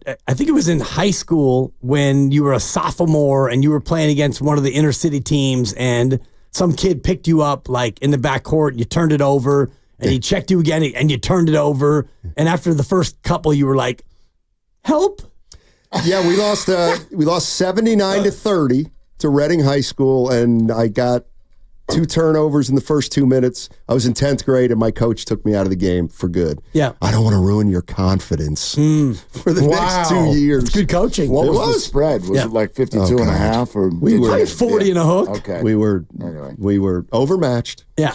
Let's put it Anyway, that way. yesterday was about building you up. Today's back to tearing you down. Well, look I at love that. He's it. ready. His comfort zone. Yeah, Whatever. it's just out of Hey, you know what? I didn't, per Nick Wagner on Twitter, we talked about this a little earlier. Kittle expects to return Sunday against the Patriots, and he's very excited to play football on Sunday. So it looks like Kittle's going to play. I'd be surprised if Debo plays. I think he's just getting out there to prepare for next week. But all right, George Kittle, and what we know about George Kittle, even though Guru can't stand it, is he will help in both the run game and the pass game. Yeah. And it gets you a little bit back to normal, I think, where you can get Juszczyk in the game in the backfield. And if you want to run 21 personnel, then Juszczyk can be a real lead fullback. Or you can have him up there in place of Saubert, and you can have a single back, because it feels to me like Jordan Mason runs better when he's by himself in the backfield. So that'll be something to watch formation-wise, and also how much Kittle actually plays. This breaking news will actually lead me to my response, which is because Kyle Shanahan is talking right now. Curtis Robinson, linebacker, did suffer a torn ACL. Yep. So he's out, and I know that people don't see him as like a key piece to this, but when we talk about Kittle and or Debo and who's back and this and that and get healthy and all of that, I still go to the same place. I'm not worried about the offense. I'm not worried about That's the what I offense at said all. this morning. I'm 100% focused on the defense. And by the way, I listened to you guys talk about this morning, and Goo, I Get him. I'm curious why you don't think you're. I'm hearing Sorensen's. I was waiting on you. I'm hearing Sorensen's name everywhere. We're using it. Are you seeing it in print? And that's why I guess I'm fixated on. I just feel like I also, but I don't want. It's not a competition. Yeah, right? no doubt. To like, and it's not even a race thing, because I got people. Oh, you're bringing them. No, I'm not. Here's what I would say. I'm not hearing it though. The way I processed last year with Steve Wilkes, and for those who don't know what I'm referring to, the discussion earlier this year about. Or earlier today about the heat that Steve Wilkes got last year. Right. Is Nick Sorensen feeling the same thing? Right. First of all, I think yes. What do we need? Really quick, guys, before you keep going, Kyle Shanahan is talking right now. Debo Samuel and Trent Williams are questionable for Sunday per Kyle Shanahan. Kittle and Brock Purdy are officially good to go. They're in. Okay. Beautiful. Now, Trent I would Williams be being questionable. irritated. Did that starting to bother me? Like now, Well, he was sick, remember? Yeah, he's sick. So he may have a non-COVID illness. Did he practice today? Who are we talking about? Trent. Oh, Trent. I was like, go get some Theraflu. Yeah, but you saying that? I prefer Dayquil, but go ahead. But anyway, back to the Wilkes Sorry Sorensen about thing. that. I like the quote unquote heat that Wilkes got last year. I really felt was not from fans or media. It was from Kyle. Well, that started it. That started it. Speaking for me, I took my cues from Kyle. And when you have a head coach go to a microphone and say, my defensive coordinator knows he messed up, when you say that publicly, the Jackals, you started the campaign. Yeah, you hold up a sign that says we're not getting along. And I don't know what was going on back there. Yeah. And the defense wasn't awful all year by any stretch. All right. But there clearly was something of discord. And I don't mean like they don't like each other, but that it just wasn't, they weren't all feeling it. So you got me thinking real quick now, well, maybe that's what I'm not hearing, Dibs. Willard, maybe that's what I'm not hearing. I don't know if anybody in the media has asked him about Sorensen and the job he's done through 3 games, which I do know is a short sample size, but something's going on, and maybe it starts right there because that I can keep it real. After he went in, Kyle said his name, that's when it all exploded. And then everybody was like, okay, we can get him. But I haven't heard Kyle answer or even get put in position to defend Sorensen. Yeah. Or, it's early, Dibs. We'll work it out. But I just feel like that noise, that volume is not there like it was on my guy Wilkes. Well, it's coming up. And yesterday he did talk in general terms about, rushing 4 and, it's nice to be able to cover with 7 and stuff. And, and he talked about the 50-yard pass play. We played some of the sound. And, Kyle mentioned how, Charvarius, he had inside leverage and he was, didn't get back in time. And, it's tough to guard, Tutu and stuff when he runs a 4-2 and all the rest of it. And so it was less about Sorensen and it was more about the defense where it's been the D-line at times, the linebackers at times, the secondary at times. They're not connected. So it's less about the coordinator and more about the defense in general. Full injury report for Sunday, because we can now add a little bit to this. Trent Williams irritated something with a toe yesterday. Which one? Was still bothering Well, it's always him. going to be a big toe. Yeah. Good call. That's a 3. They're all big toes. That's a 4 because they're all big toes. It's actually a 5 because that's how many are on each foot. But anyway, that's why he's questionable, not because of an illness. Sure. He's got a toe injury. It was still bothering him today.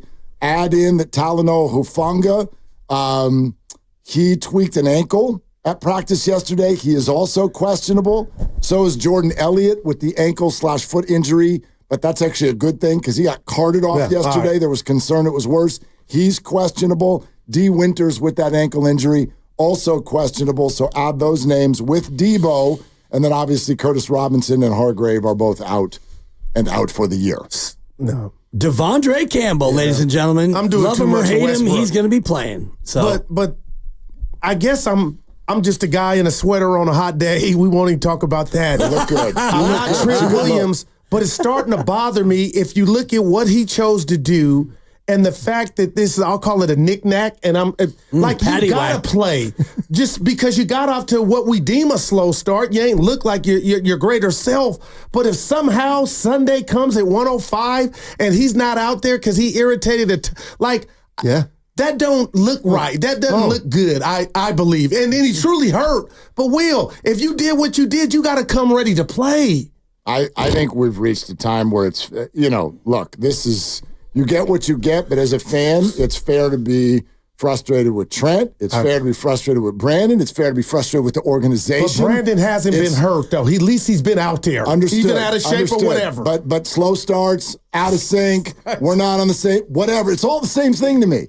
It's all the same thing. Blake Snell, your agent, the Giants, the Niners, Nick Bosa, Brandon Aiyuk, Trent Williams, get the hell in to camp. It's on all of you. The organization, the players. This is different, though. Why? Because if he has a toe injury, that's not soft tissue. That's him having a toe injury. Understood. That has nothing to do with a holdout. No, but it does when you need an IV and when you tell Christina Pink, I'm so surprised at how tired I am right now. No, you're right. But because I didn't go to camp. And I've been critical of that. But if he has a toe injury, if he gets his toe stepped on or he gets turf toe, that has nothing to do with a holdout. Agreed. Yeah, that's so not I just what think I'm saying. The timing of that is different. What I'm talking about is already a baked cake. For sure. This is done. I think this is a pie to me. The cake has been baked. And by the way, your birthday cake is still out there. Well, it's a big cake. It was monstrous. It's really good, too. For how many people? I attacked a piece yesterday. Good sized piece. Very soft. It was soft. Yeah. Very soft. Yeah. A window into radio for the people who don't know. The cake is now more than a day old, and it's still out there. And by the time our show's over, it'll get eaten. It'll be gone. Wow, will it be done? Radio people love day old food. You're listening to 95.7 The Game, KGMZ FM and HD1 San Francisco, always live on the free Odyssey app, Twitch and YouTube, powered by First NorCal Credit Union. Before we get to what's bugging you, Willard, I got to ask you, have you... Uh-oh. Are you on smirky grin? Are you on top of this? Oh, boy. What, the fact that you and I are playing? And I am now the favorite. Oh, jeez. You don't want that. That's only Devontae Adams is... for out. I'm not the favorite. I just haven't put his replacement in yet. No, I'm 56%. Yeah, because he's still in my lineup and he's getting a 0. You want me to fix it right now? No. I'll be the favorite by the time he's the guy that thinks you're not going to fix it. Of course I'm going to fix it. No, that's the kind of competitor I am. I don't want to beat him if he forgets Devontae Adams is out. What kind of a player do you think I am?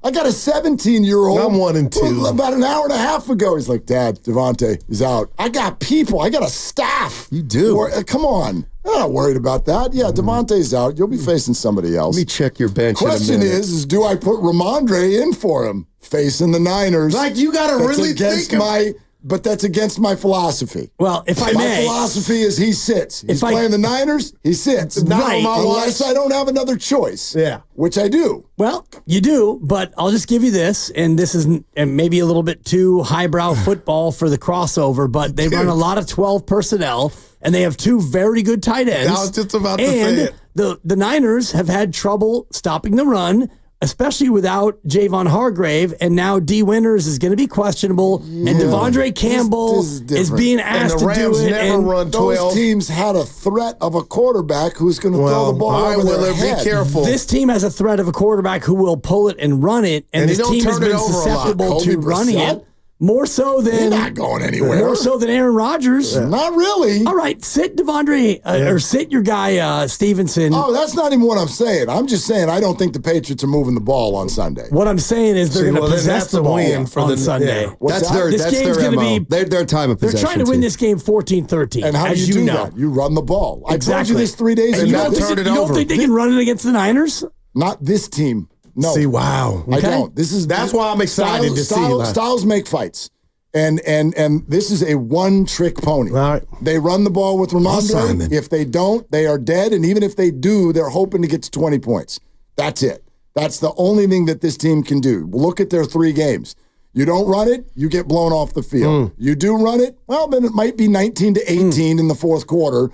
Like, that's what they do. And I don't think it's going to happen this week. It would be bad. Where are the Niners in run defense in terms of yards per carry allowed? Those games. That's those games. This is this game. This is my read on Styles make fights. Yeah, I get it. I get it. You're back home. This is going to look much more like opening night did, I believe, and even sort of that on steroids. You got me thinking about Dallas, who they were nothing with run defense. And then last night they held him to 12 yards running. So I'm like, he might be onto something. But the 12 personnel, Rams never used it. Yeah. Used it, and how successful were they? Yeah, how'd that work out for you? I mean, you had no answer for K-Dub. K-Dub carried it, 24 times and ran for damn near 100. And, they controlled the game. So, yeah, go ahead and sit him. And my money's on Stein.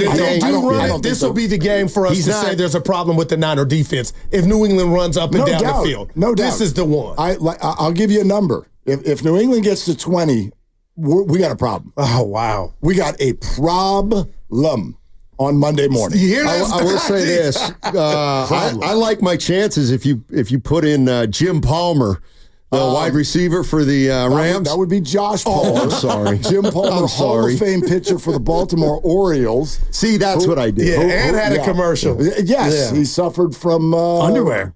No, he also did stuff for what's the with the esophagus. Acid reflux. Yeah, there you go. Thank you very much. Yeah, a little acid reflux for Jim. Hope he's doing better. Hey, got spiders? Oh, my God. 3-2, and you can pass it over. You're a 60-year-old man now. It's okay. People will just be like, just give him a minute. Got spiders? Atco Pest Control is here to help. They specialize in eradicating those 8-legged intruders with both precision and with care. Don't let spiders take over. Go to atcopestcontrol.com, and you know what you do then? When you do that, you reclaim your space. You want to face Ramondre Stevenson, Khalil Shakir, or DeAndre Hopkins? Dibs, I'm watching. Face? They better shut them down. Who do you 20. Take your pick. Hopkins, because he's over the hill. All right, so Hopkins is out. Yeah. Okay. Anyway. All right, be careful. Y'all fat-mouthed. Hey, let's go. Let me go first, but it's your birthday. Can I acknowledge it's a repeat? Oh. This was done by my friend a few months ago, and I didn't really know what he was talking about, but now I know, and I'm doubling up. When is it okay that we're allowing bikes, mopeds, motorcycles, pedicabs on the sidewalk? Wow. It's an epidemic. Dibs, talk to me. It's an epidemic. And you're right, a lot of it are the dish caviar people or the ones delivering food. That's great. And now they've set the precedent that it's okay for anybody. Anybody. Skateboards, fair game. Scooters. Guys, get on the road, not on the pavement. If it's self-propelled, you could be on the sidewalk. If you have a motor, then you go on the street. In other words, if you have a skateboard and it's your foot and the board, okay, I'll allow it because you're going 7 miles an hour tops. But if you have a throttle, scooter throttle, or those e-bikes or the rest of it, get in the street. I'm with you. What about a regular bike? Well, you should probably be in the street, honestly. I agree. It's supposed to be. Right. Exactly. Let's go. SFPD, get in the game. Wow. It's a good 60-year-old man conversation right there. Yeah. That was. Especially when a guy like me can't even ride a bike anymore. Yeah. Here, I'll spit one out next. So, like first we of all, rapping. Go ahead. I'd never been to this place before. It is beautiful. So let me give them a shout.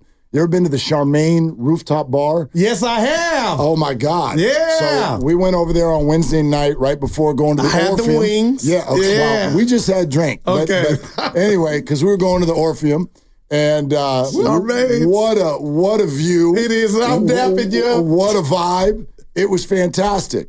They did nothing wrong. It was just exhibit 8,000 of something the that has happened. neighborhood. No, check it out. Check it out. Lovely Christy Mate calls them. Hey, do we need a reservation? We're going to come by and get a drink. And it's her 2 daughters. It's my daughter. They're all driving here. I'm walking. I'm hoofing from right here. But Just you need a walk reservation. over. Well, she asked. They said no. Oh. Come on by. It shouldn't be. It's a Wednesday. Okay. It should be fine. Well, I get over there first, and I say, hey. I need to go up the elevator. Right, I got to go in. Let me get my spot. My girl called yesterday. We're good. And they kind of looked at me like you're not on the list. It's pretty tight up there. It's pretty tight. And I said, yeah, well, but she called. And they're like, yeah, we've had a lot of that. And so, people start talking into their microphones that are on their shoulders. I love it. Comes back out and he goes, look, we can take you. Just 5. There's spots. You're a party of 5 spots at the bar. So you can go, but you got to sit at the bar. Not outside. I said 3 of our 5 are not 21. Are we good? No, sir. I'm sorry. Oh. You cannot go up. So I call her. I say, hey, we can't go up. And she said, hold on a minute. Just wait. Hold my beer, Willie. Dude, she's the closer. And I should have known, because I've learned this lesson 1,000 times. Just stand there. Don't talk to people. I'm a dude. A lady walks up, and I mean, it didn't take 7 seconds. That's amazing. We are on the elevator. There are seats. There is open space. Willard. There is wherever the hell we want to sit. So it is the only time I've learned that being a man in America actually puts you at a disadvantage. Yeah. Very, very aware of the privilege. Non-confrontational. Just wanted to share how funny it is. No, that's amazing. I can't get in. She can get in anywhere she wants. They can get stuff done. I told you, Charmaine's, my buddies had me there. My buddy got divorced. We celebrated with the Charmaine's. That was a good old-fashioned and a good view. Yeah. I told you, It was nice. Yeah. It was nice. All right. Goo? You know what? Real quick here. I grew up on pregame shows for the NFL. So I get 6:30. Jimmy the Greek, Jane Kennedy, the great Brent Musburger, Irv Cross. right now what's going on with the pregame shows, and I'm a guy that yaps into a mic, and I know people probably can't stand me, but it's jumped the shark. Fox Prime last night. I don't know if you guys watched that pregame show with not love Richard Sherman, but it's out of control. There's too many dudes on the set. It's too much going on at once, and it's hurting me that I turn the TV on now at 9:56 for kick. I just can't take it anymore. And I don't know if I'm getting older, but what they're selling, I ain't buying. It's just too many guys and gals at one time on these pregame shows. I'm out. Yeah, Dibs?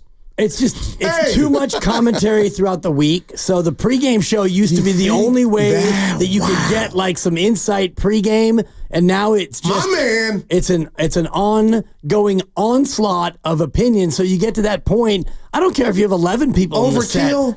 I'm out. Overkill, no doubt. That man. Dibs? I don't even know which one to pick. Because you came in hot. And I came in hot because of motorcycle lane splitter guy. And I'll just say this. You're on a motorcycle, and I get that the law allows you to split lanes. It's the worst, and man. me, as a driver, I'm the guy who sees you and moves over. I get and nervous. a lot of times, I get the 2 fingers or I get the 1 foot out, and that's their way of saying thank you. Well, today, this mother jumper is going about... I'm on the Bay Bridge, and I'm going about 12 miles an hour, and I can hear it at the last second. He's probably going, and I don't mean to give the gender because I don't know, because this individual is going probably 55 and just rifles through. Plow! Bye-bye, passenger mirror. My passenger mirror exploded, and I can show you the picture.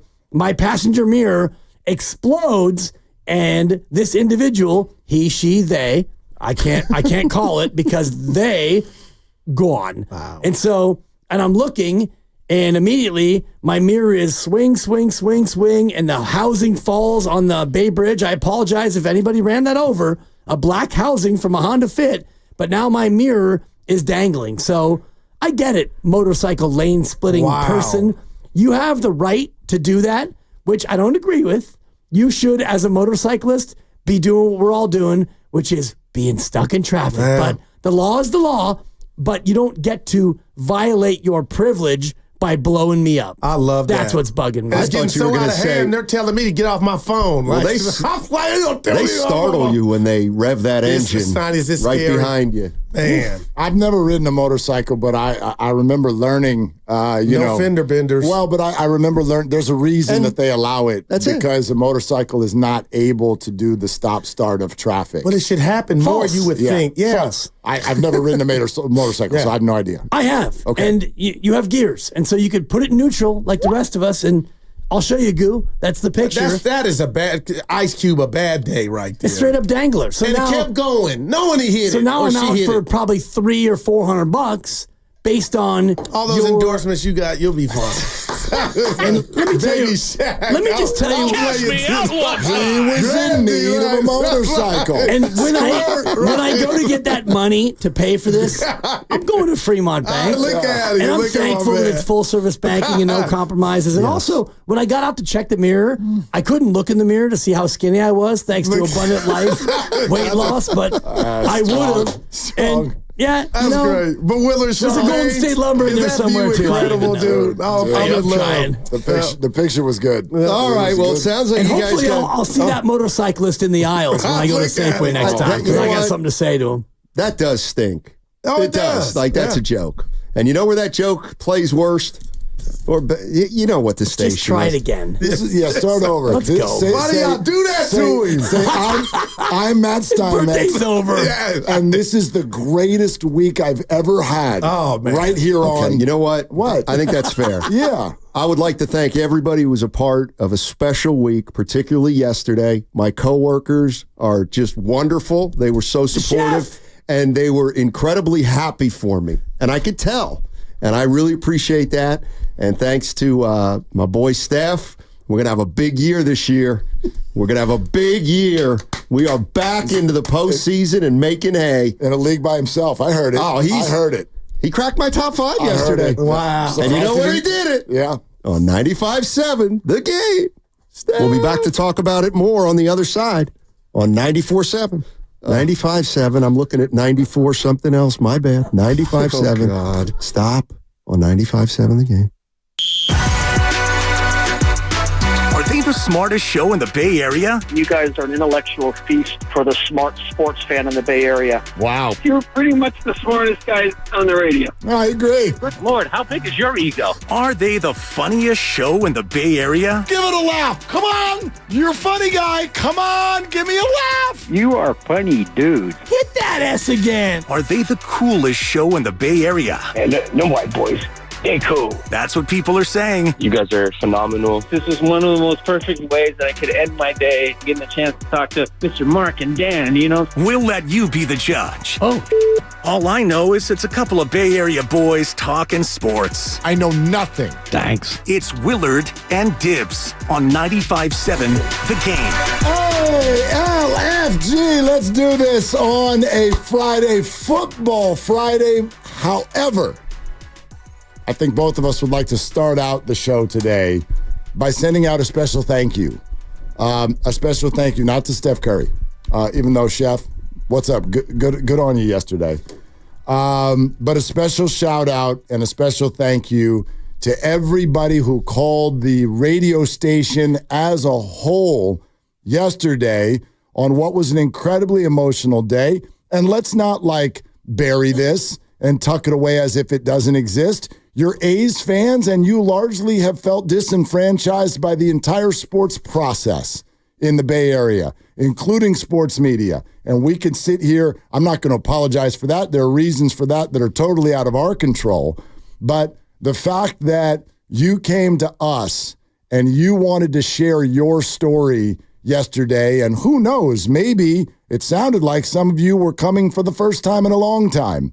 And if that's the case, I just want to say thank you, welcome you, and appreciate your contributions to all of our shows yesterday. Yeah, and it was a contribution, I think, to all of the Bay Area. And you and I have a thing where we leave together a lot of times, and we park in the same place, but we have a deal where we don't walk together, we don't talk together. We talk for 4 hours, and then we get to the parking garage, usually about the same time, and then it's usually a tap, tap, my brother, I'll see you tomorrow. But yesterday you saw me and you caught me, and I was on the phone with one of 3 A's fans who actually called me off the air to share their experiences. So yesterday was bigger than just all the calls we took at 888-957-9570. Yesterday was about the entire sports Bay Area, A's fans, non-A's fans, casuals, diehards, criers, reflectors, angry, the whole thing. Yesterday was a special show. Yeah, absolutely. And it does, I think, if you're a sports fan, and maybe even if not, like this, it hits everybody, whether you're a diehard A's fan, whether you're a Giants fan, whether you're not a fan, whatever, whether you've given up on baseball, to have a sports franchise leave town is not just a sports story. That's a news story. That's a political story. That's a lifestyle story. That's all kinds of things. So anyway, thank you very much for your contributions, for sharing all of it. And we do hope, for those of you who are always here, thank you. For those of you who are new to here, thank you. You're welcome to stay a while. We hope that you do. It is a Football Friday, and we've got a few things to get to for sure as we head into a weekend that the 49ers absolutely have to have. I'm not doing the must-win thing. I know it gets you going. But this I'm already angry today, so thank you. This would just, maybe I can dumb it down a little bit. This would be really, really stupid and damaging to lose. Like, it just... Stupid and damaging. Come on. What are we doing? No, really? totally. I don't care how injured you are. You're not losing at home to the Patriots, and if you do, my God, what are we doing? That wouldn't be a Super Bowl hangover. That would be like a... I don't know, that would be like a Super Bowl hospitalization. Like, you can't come out and go 1-3 and start losing home games to one of the worst rebuilding teams in the NFL. So you've got to do it. And I don't have any worries about the offense, specifically because they are getting back healthy. George Kittle is going to play. Debo, surprisingly, is a maybe, and that's great. Even if he doesn't play, that means he's healing up quicker than they thought. And at minimum, he's going to be good to go for Arizona next week, unless something happens in this weekend's game. But anyway, so that's all good. Let's talk about this defense, though. Let's really get into this. And I know a lot of people want to do the Steve Wilkes got this. Is Nick Sorensen getting that? I have sort of a different entry point to all of this. I bet a lot of you don't even know what Nick Sorensen looks like. And you don't even know what Nick Sorensen sounds like. We'd like to change that right now. I want you to listen to Nick Sorensen talk. He spoke yesterday. Let's listen to him talk about his defense. And then I think it will be abundantly clear that there's a conversation that has to be had. First of all, this is his answer to, quote unquote, what's wrong with the defense. I think it's a culmination. It hasn't really ever been one thing or one coverage. It's kind of been a culmination of things, and it just hasn't been good enough overall. You know, it's not one person. Like I said, it's just be a little better here, a little better there. As always, I always look at myself first, and I should. I mean, it's my defense, and I'm the coordinator, but I take responsibility of that. And I think we just all feel that way. That's a cool thing. All us coaches, we got to coach better, and players have that, feel that challenge as well for themselves. All right, who's feeling inspired? Well, I mean, not me. I'm glad that he answered the questions, and I'm glad that he put the bullseye on himself. Did he? I didn't know what the question was. What's wrong with the defense? Listen again. I think it's a culmination. It hasn't really ever been one thing or one coverage. It's kind of been a culmination of things, and it just hasn't been good enough overall. You know, it's not one person. Like I said, it's just be a little better here, a little better there. As always, I always look at myself first, and I should. I mean, it's my defense, and I'm the coordinator, but I take responsibility of that. And I think we just all feel that way. That's a cool thing. All us coaches, we got to coach better, and players have that, feel that challenge as well for themselves. I mean, you could get that at halftime on your way through the tunnel when the poor sideline reporter, hey, coach, what's going on? Well, we're going to do better on defense. We're going to do better on offense. And special teams. We're going to have to do better on special teams. We have to play better. We're going to have to coach better. We're going to have to execute. Thank you for the interview. Whoop, off you go to the locker room. What's he supposed to say, though? I think that his answer is mostly correct because it's been the front, it's been the coverage, it's been the linebackers, it's been everything, and ultimately that is his responsibility, and it's only been 3 games. So if we want a small sample size Brock Purdy, as we all want to do, we should also give him that same grace in terms of this being only 3 games. What do you mean we want a small sample size Brock Purdy? Well, everyone has, and everyone continues to do so, and I heard a guy this morning on the morning show talking about, well, you know, New England fans see him as a product of the system and this and that, and it's like, yeah, they don't know. But I mean, people want to do that in the ways they want to do that to further their point. This guy's been the coordinator for 3 games, so I do think what he said is accurate. Now, can he fix it? That to me is the big question. And again, when you say what's he supposed to say, there's nothing he's supposed to say. I'm not looking for him to start throwing individuals under the bus or anything like that. I'm just talking about what I feel is traditionally an energy spot. When Robert Saleh and D'Amico Ryans ran up and down that sideline, I felt something. I'm not even on the defense, but you could see an inspirational personality. It's why, not only because they ran a good defense, but when they got into an interview with other franchises, those franchises went, you know what, that's our leader. We'd like him. We hire you. You can carry a room. When Nick Sorensen talks, this is just, again, this is an initial concern, because you're right, it's 3 games. But I have an initial concern when I listen to him talk. Oh, you know, it's a lot of things. Got to do a little bit of this and a little bit of that, and it's my defense, so that means it's on me, and we've got to coach better, and we've got to, but what are you saying? And are you getting anyone's attention? Because right now, all I can do is look at the product. And no, it appears you have no one's attention.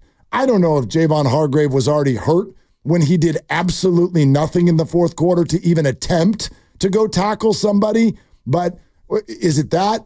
Is it that they've read their press clippings, overconfidence? I have no idea what's going on. But a completely torn apart offensive line for the Rams stopped this defense.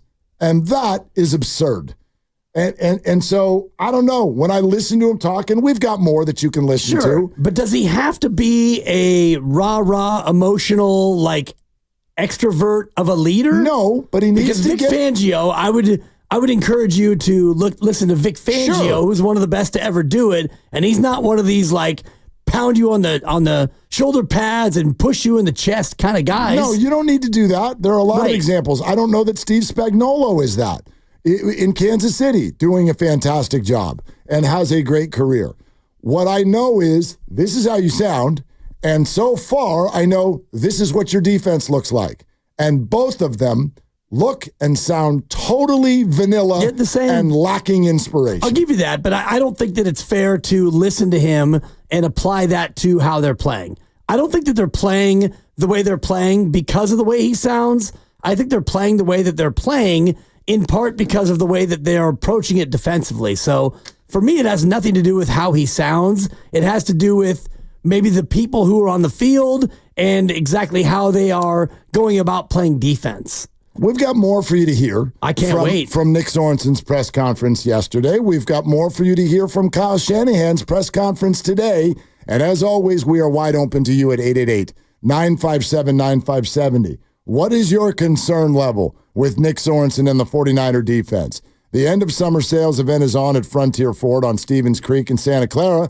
Now's the time to get a great deal on a new Ford car, truck, or SUV. So stop by or visit frontierford.com for incredible savings and drive away in your dream Ford at Frontier Ford or frontierford.com. It's Willard and Dibbs. Xfinity here.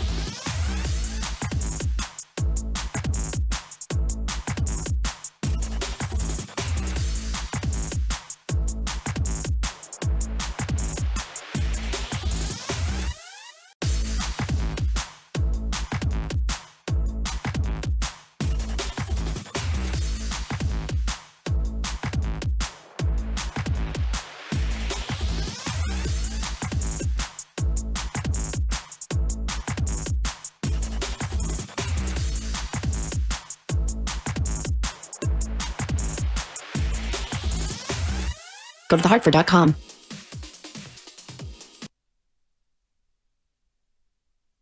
Now, back to Will and Dibby on 95.7 The Game.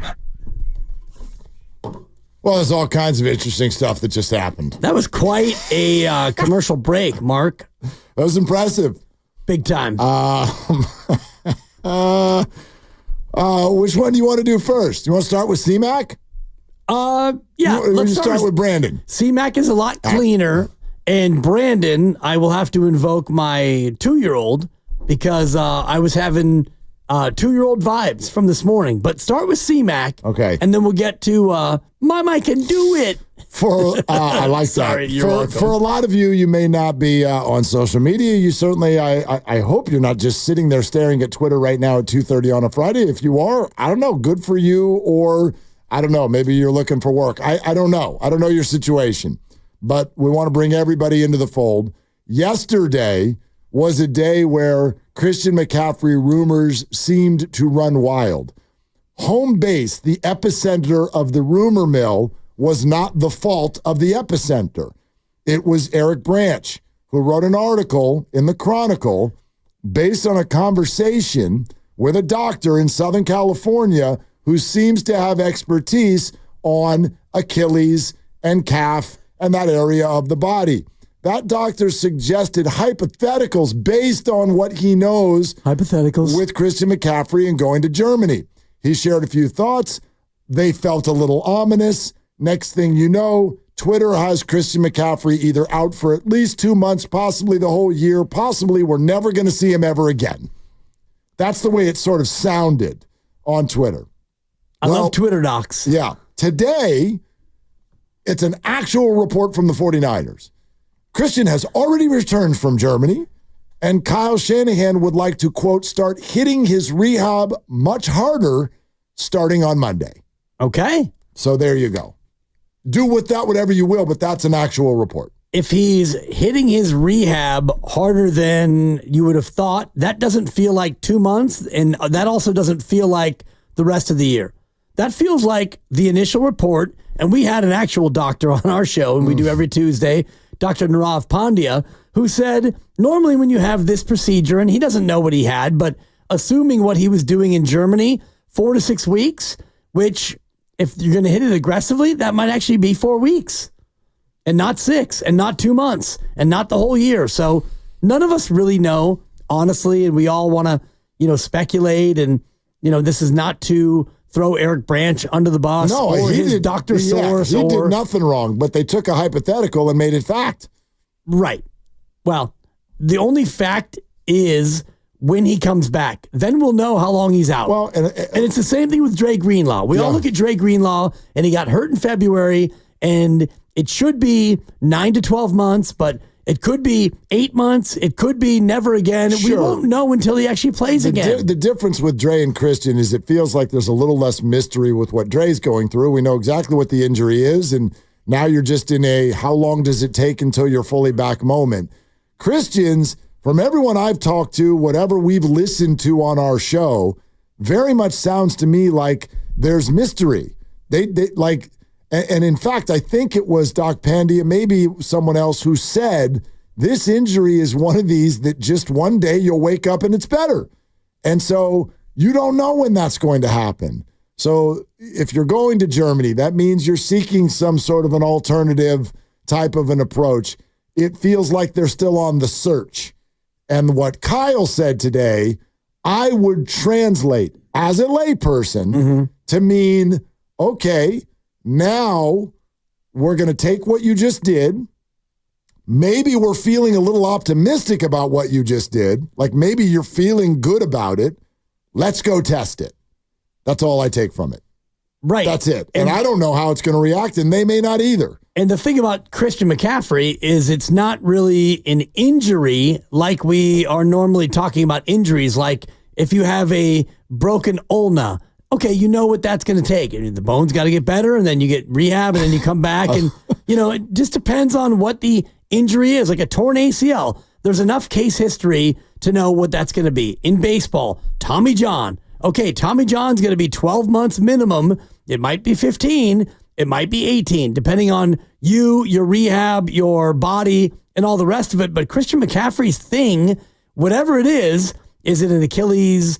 Is it a partial tear? No. Is it tendonitis? Okay, how bad is the tendonitis? Nobody knows unless you're the doctor looking at it or the athlete going through it. You're such a radio doc. You could have picked any bone in the body and you went with ulna. I like the ulna. I mean, who does that? And I like the radius. You could have just said leg. Like, do you have a broken leg? And you went with ulna. Well, and you know that the tib fib is always different. Like if you get the tib fib, that means broken ankle, and that means it's going to be probably 4 months. But every injury is different. But you do have a case history, is my point, based on the injury. And for example, the Javon Hargrave torn triceps, and you're getting surgery on your torn triceps. It doesn't matter how torn it is. If you have surgery, that's going to be 4 to 6 months, dog. So you're going to be gone. And we know that based on medical history and the rest of it. But these ailments, I will call them, such as tendonitis, you never know. And the other one is like, Kawhi Leonard and neuropathy, where he had didn't he have neuropathy in his leg? And, he missed 73 games with San Antonio. And you never know how bad it's going to be based on each individual. All right. Here's the other thing. I love this one. And I want everybody to brace themselves. So wherever you are right now, I want you to take a deep breath. If it's break time at work, grab a snack. Okay? Sit back in your chair. Okay? I'm going to eat it. Take a deep breath. This next one's about Brandon Aiyuk. Nothing terrible is wrong. Nothing huge. Nothing huge. But I described it when it was just brought to our attention, Dibs, as not interesting. That's the best way I can say it. Because there are some things about this interaction, in fact, maybe most things, that we don't know. But there is video from practice today, what appears to be a somewhat lengthy exchange between Kyle Shanahan and Brandon Aiyuk. Based on the body movements and all of that in the discussion, it appears, because at one point Kyle is even pointing to the lower half of Brandon's body, it appears he is telling Brandon, dude, you can't wear red shorts out here with your red jersey. Everybody else is wearing black shorts. That's what we dress in for 49er practice. Why are you wearing red shorts? Again, I'm not even paraphrasing. I'm making it up based on what it appears is happening. Following the exchange, which is at least mildly animated, Kyle walks away looking a bit frustrated, and stop me if you read any of this differently than what I'm saying, Dibs. Brandon then follows Kyle's departure by kicking off both shoes, taking off both gloves, tossing them on the ground, pulling the red shorts off, kicking them aside with his leg, pulling the black shorts up, and then pulling his shoes back on, and back to practice he goes. We got anything here? I mean, do we have anything about the incident or your description? Because your description, as you're saying it, I'm watching it in totality, and the gloves go off, the shoes get unlaced, the shorts come off, and then it looks like the black shorts were, maybe somebody threw him a pair of black shorts. I think they were under the red shorts. No, because the red shorts come off and he has black compression shorts under, and then he puts on black shorts. I think the black shorts might have come off with the red shorts. Like you put those thumbs in there and got two pairs of shorts at the same time. I think. I could be wrong. Yeah. That's what it looks like. I didn't see anybody tossing black shorts. But anyway, obviously this is less about the shorts and more about the interaction, I think. Right. And the interaction is Kyle Shanahan spending 60 seconds out of practice to go over there and tell him like how we do things. And Brandon knows. I mean, he's been on the team now for 4 years. So this to me is more about a power play.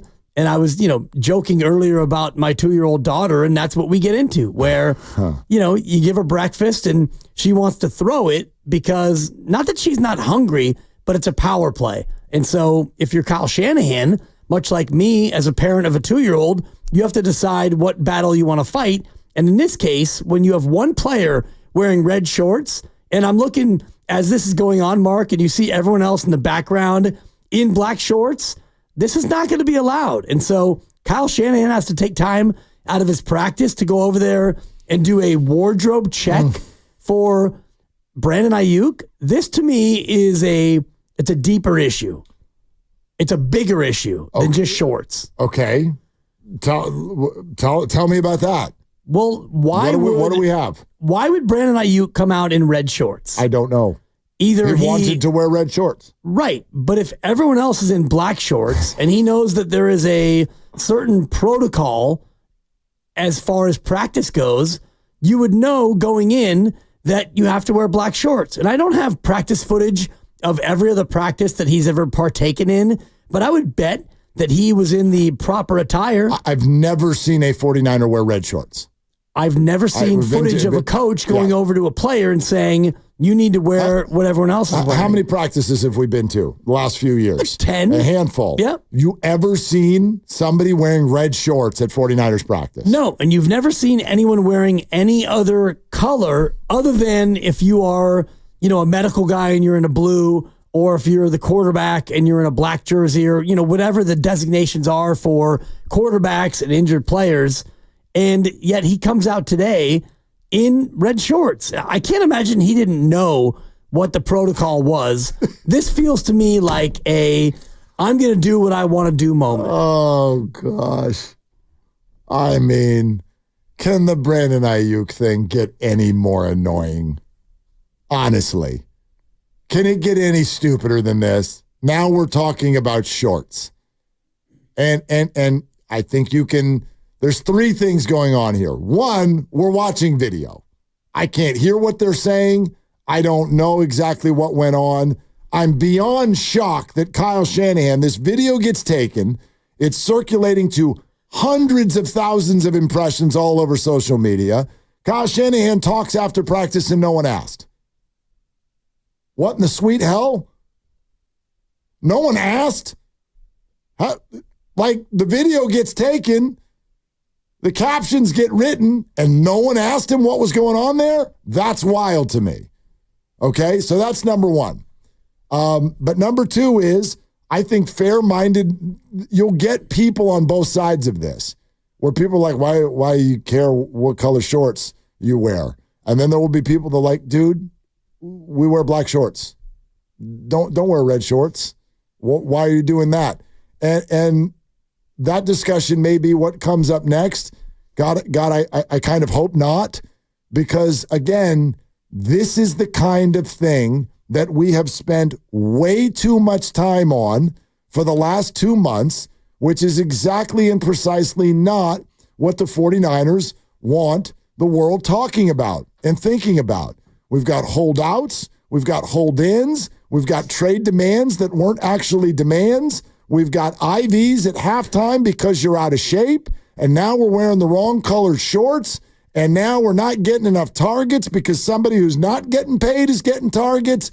My God, for real, what on earth is going on here? Yeah, and it's funny as you say that, because I'm looking at the video and I'm kind of going Zapruder, and, shout out Zapruder who filmed the Zeppelin, Oh, the Humanity.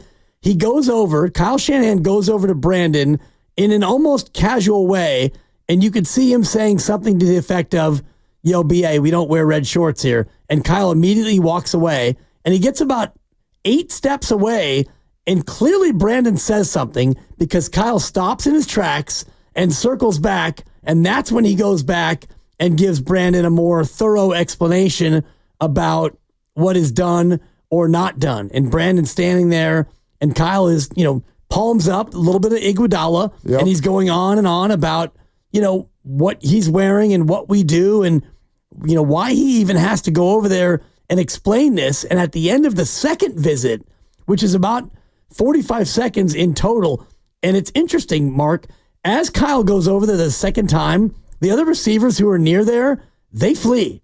And I think that Conley was there, and I think that there was another receiver who was near Brandon at the time. And when Kyle goes back for the second visit, so to speak, all of a sudden now it's just Kyle and it's Brandon, which tells me that Kyle's being a little bit more direct and a little bit more forceful. It's Conley and Cowing. Cowing comes over and you're right. Kyle starts to leave and Brandon says something and he turns around and comes right back. And then it's pew! Like, I mean, seriously, like, you know, the fleeing of a scene of the crime, and then now it's just Kyle and BA. And Kyle's there for another 60 seconds, and then he walks away. And I'm sure the parting message was, if I may, on radio, I would recommend that you either put on black shorts or you can find your way to another practice facility because we're not doing red shorts, young man. Let's go live to Director of Sports at 95.7 The Game, Lucas Alexander, with this Red Shorts update. Yeah, thank you very much for that. I spoke with our 49ers reporter on the scene, Cam Inman, who will join us at 3:15, just less than half an hour, and I asked him if anybody asked Aiyuk, because the locker room is open now after Shanahan spoke to the media. I don't know if anyone's asked Aiyuk yet, but someone did ask Kyle in the press conference, and it was Grant. Grant Cohn took the video. Grant asked him the question. This was his answer. Kyle asked by Grant, simply had wrong shorts on, and Kyle said he wishes he could have different ones too. So classic Kyle, he laughed it off. Kyle said Brandon had the wrong shorts on, and then Kyle said he wished he could have different ones too? I think so. That's how I take it. We'll get the full details from Cam Inman at 3:15. But you could tell from the way Aiyuk kicked out after it, it's possible he was joking around. Oh, yeah. This is being like a lot of people are writing a caption of this that Brandon threw a tantrum. Right. I don't know that he threw that's a strong word for me. I don't think that Brandon threw a tantrum at practice. I could just as easily believe that he was being playful as he changed shorts. The side of it that's a little bit more eyebrow raising to me is the length of the conversation. If that's what happened, feels like a pretty quick conversation. Dude, we're wearing black shorts today. Change. Bye. Maybe it started with the checkup on the family. And then they got to the shorts. With palms up and animation sensation kind of getting, you know what I mean? And I'm walking away, and now I'm coming back to talk to you a little bit more. Again, look, we're speculating. I don't want to put words in anyone's mouth. I wasn't there, and I look forward to talking to Cam. But it took a little bit longer than, hey, change your shorts. Right. And as I'm looking at the video, he has the shorts not on, but they're clearly like tucked into his shorts on the inside of his waistline. Yes. Because he's not wearing shorts. He doesn't drop down his reds to show black. He actually pulls them out of his waistband. So he clearly had the shorts on him, not wearing them like shorts, but he had them on him. And I'm looking at a still right now where before he pulls his shorts down, the black shorts are pulled out as if you would have it like tucked in to your waistband. Like almost like pullaways, like NBA pants, but obviously, so they were just tucked in almost like a towel. Exactly. Okay. Exactly. Right. So it's almost as if he was going to test Kyle to see if he caught it. Well, I don't want to put thoughts in anyone's head. I don't want to put words in anybody's mouth. This is just like, again, this would also be already gone if it wasn't Brandon.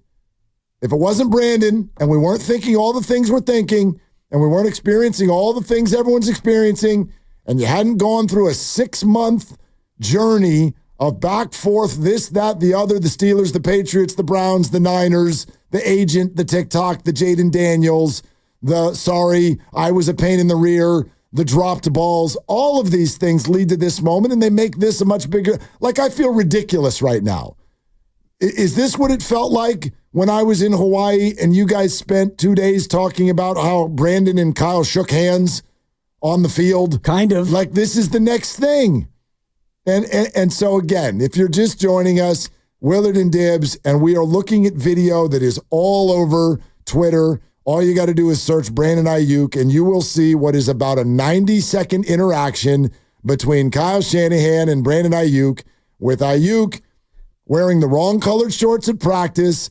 The conversation lags, goes on, seems to get a little animated, and ends with Kyle sort of walking off while Brandon is then forced to change his shorts right there in the middle of the practice field. And his shoes. Well, he takes his shoes off so that he could get the shorts back on, and then kicks the red shorts aside Was it in anger? Was it in playfulness? I don't know, but that's what happened today at practice. Yeehaw. Right, and that's our takeaway from practice, which, I mean, what are we doing anymore? And I do want to shout out a good listener and a good friend, Kaylee, who points out that Zapruder was the Kennedy assassination, not the Hindenburg, and that's on me, and I need to be better. And I need to maybe I need to change my shorts. And you don't get to buzz it because you didn't know. So you don't get to buzz me when you don't know the answer either, Grandy, because I have the buzz. I can buzz you whenever I he's want. buzzing you for a reference that apparently is too old, and so that was his But take on it. none of you knew, other than the very intelligent Kaylee. Yeah, I'm not calling you. Kaylee, this is for you. There you go. Thank you. This is for you. That's not my job to call you out on that. It's not his job either. No, I'm trying to sweep it under the rug, so just nobody notice. Whatever. And, you should probably try to curry favor with Kaylee a little bit more, and I'll tell you why off the air, but he's one of the great listeners here on the station. Wow. That got ramped up a little bit there. Yeah. Okay. He's the reason why I've played Peninsula Golf Club a few times. Oh. Yeah. Good for you. Yeah, really Nice good place. for me. Yeah, nice place. Good little track. Thanks, All right. Kaylee. I need to be better. I'm still sitting here trying to figure out how I'm supposed to feel about this. How do you feel about this? Like, if this were Debo, non-story. That's my opinion. But it's not Debo. Right. It's Brandon.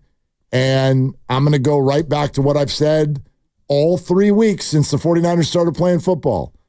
Dude, there's carryover. And you did this. And they did this. Whoever did this, because the Niners are a part of this picture too. But whoever took all the fans on this journey, you have set up a situation where when anything doesn't go perfectly right, now the world is going to overreact. Or I don't even know that. I don't want to call it an overreaction. We're going to have a reaction. You drop a ball in the end zone on Monday night on opening night, normally we would just be like, similar to how we did against Seattle 3 years ago when Brock Purdy ran around in circles for 10 minutes and then hit Brandon in the corner of the end zone and he dropped it and we went, oh, that's too bad. That would have been a great play. Not on Monday night against the Jets. Everybody starts screaming 30 million. Everyone starts screaming 30 million. And it's been that way every week. You drop this, you drop that. You're not getting your full complement of snaps. And now you're wearing the wrong shorts at practice. And so I think we arrived sort of at this question. Is Brandon Aiyuk in our minds, or each individual, in your mind, is Aiyuk a problem? How would you answer that? I mean, is he a problem? Is he a problem? No, not yet. Not yet. Okay. Not yet. But I look at this video, and if it was another player, or forget another player, if the reaction from Kyle Shanahan was a backslap and a high five and a big laugh like, yeah, you got me, because I told you before, no red shorts, and you called me on it, and what a funny joke, and you're such a prankster, ha, ha, ha. George Kittle, for example, a guy who's got more built-up credibility within the organization, if he did something like that, oh gosh, the moment would have been lighthearted. Totally. This did not look lighthearted. It didn't. So this, for me, is not a problem yet, but it was a 60-second back and forth, not even a back and forth. It was Kyle Shanahan giving an admonishment. I'm looking at it as if to say, dude, put on the black shorts and get out here and practice. So for me, it's not a problem yet, but it's a little bit of an eyebrow raiser. I think there's some historical context here that we would like to add, and we'll do that next. We'll take your calls. Cam Inman in 20 minutes. He can shed some light. We're presented by Fremont Bank, celebrating 60 years of full-service banking with no compromises. Kyle Shanahan and Brandon Aiyuk, an exchange today at practice. Brandon with the wrong shorts. Kyle made him change. Brandon kicks the shorts aside. No big deal? Non-story? Or is this just a budding, if not already, problem? We can take your calls on this, 888-957-9570 on Willard and Debs. Ever tried balancing a dozen eggs in one hand while hopping on one foot? Or maybe juggling cats while riding the unicycle?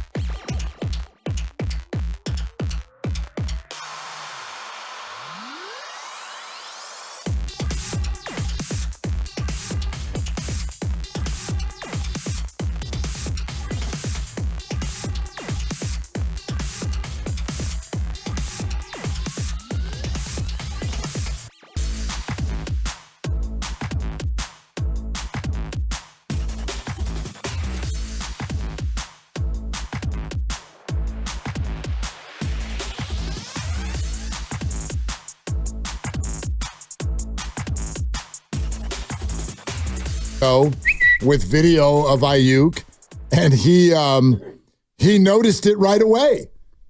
He goes, "Hey, here's the wide receivers, and Deebo Samuel is at practice for the second straight day and moving smoothly. Also, Brandon Aiyuk has moved to a new look with red shorts." Oh, okay. That was prior to Kyle Shanahan coming over, pulling Brandon aside, clearly having a discussion about the shorts, followed by Brandon pulling the shorts off and putting the requisite black shorts on and kicking the red shorts aside before returning to practice. The interesting thing for me is what I saw in the video, which is Kyle goes back for a second time and they have their longer conversation, and Kyle walks away, and it seems like Kyle said to him, "It's black shorts or it's hit the pike." Shout out Steiny. At which point he pulls the black shorts out of his other shorts. It's not like he dropped the red and the black were already on. He had black compression pants or shorts underneath. Right. So the red go down, and by the time the red go down, the black shorts were already on the ground next to him. Fascinating. Well, it's funny. This video I'm looking at from Lombardi is prior to the whole Kyle Shanahan discussion. He's out there wearing red shorts, and assistant coach comes over and hands him the black shorts. Oh. And he tucks them into his pocket. There you go. In the pocket. That's yeah. So it was all there. Like, this started before Kyle got there. Like, and I read that as an assistant comes over and goes, "Dude, it looks like you don't have your black shorts. Right. Here's a pair of black shorts." And he grabs them and sticks them in his pocket rather than putting them on. Right. And again, like, if this sounds ridiculous, we're with you. I feel ridiculous having this conversation. It's not ridiculous. Well, here's what I mean by that. If we're going to do a few hours of sports radio on someone's shorts, that sounds ridiculous. But again, the context, the backdrop, all of the how we got here, this makes me start thinking about 3 years ago, by the way.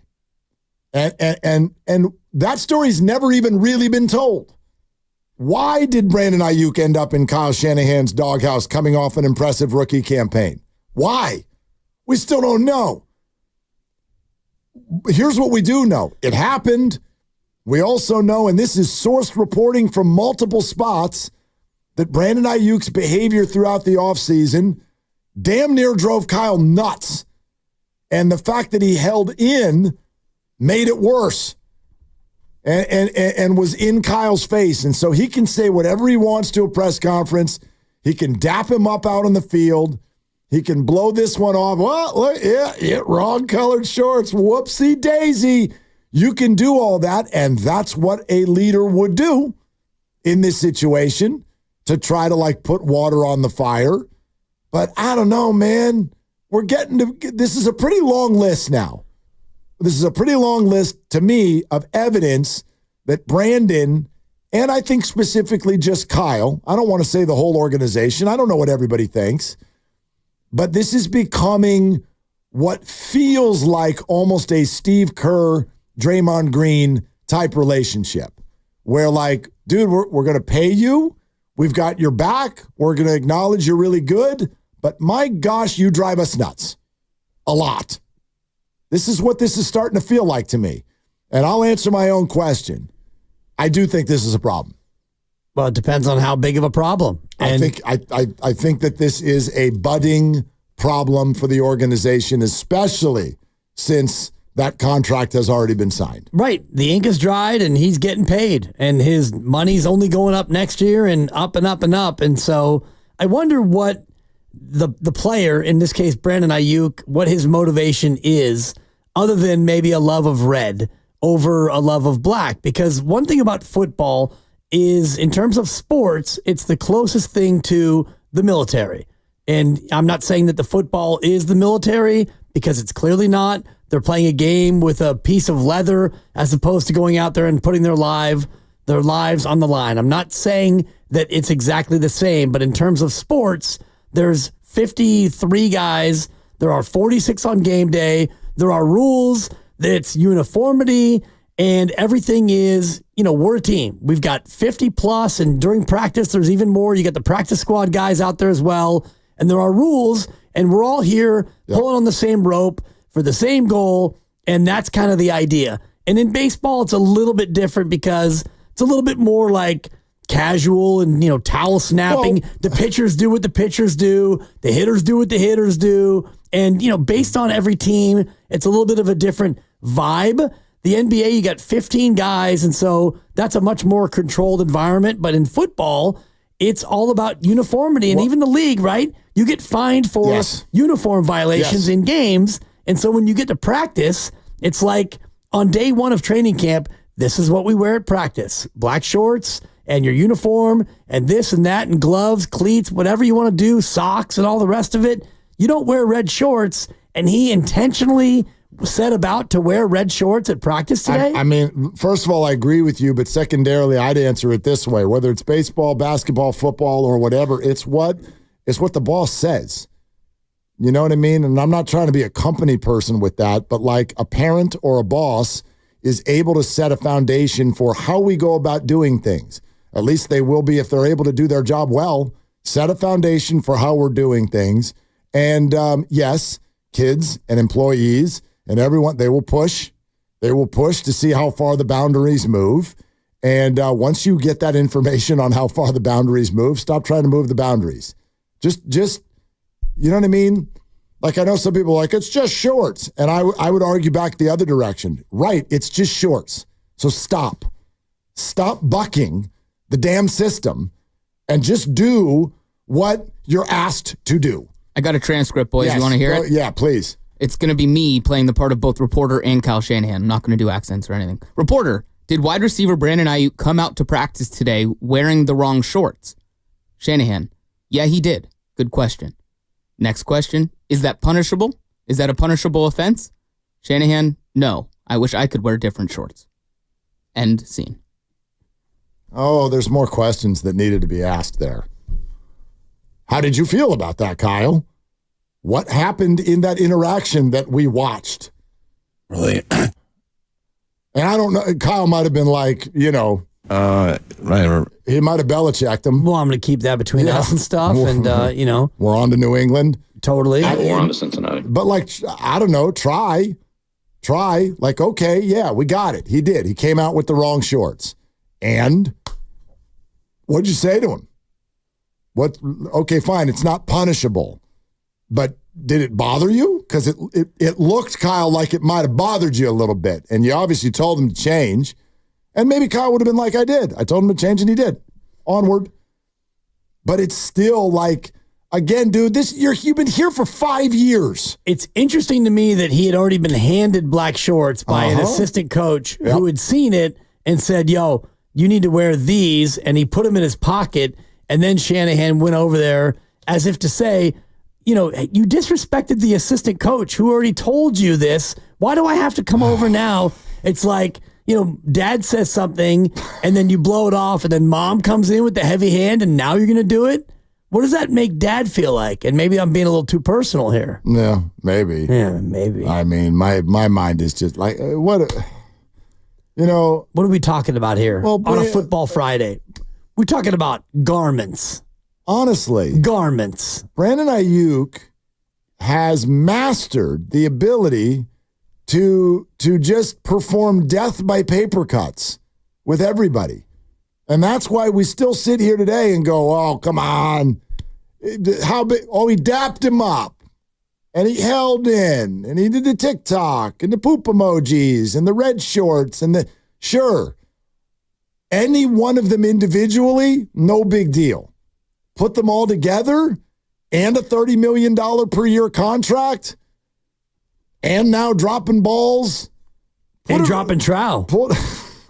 Sorry. Thank you. Couldn't resist it. Put it all together and I mean, there's something. There's something that's at minimum deserving of a very healthy eye roll, which is what I feel like Kyle feels about Brandon Aiyuk right now. Well, you can roll your eyes all you want, and I think about the bigger picture, which is you had all these things that you saw before you inked him to a contract, and so you really can't be that surprised, can you, that these things are still happening because you saw an exit interview where he was already, blasting the organization in some ways, and a TikTok and a poop emoji and a hold in and all the other immature things that he did.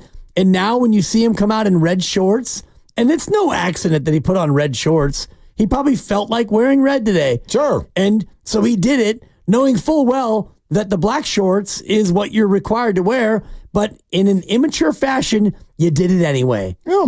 And you signed this guy to $70 million guaranteed.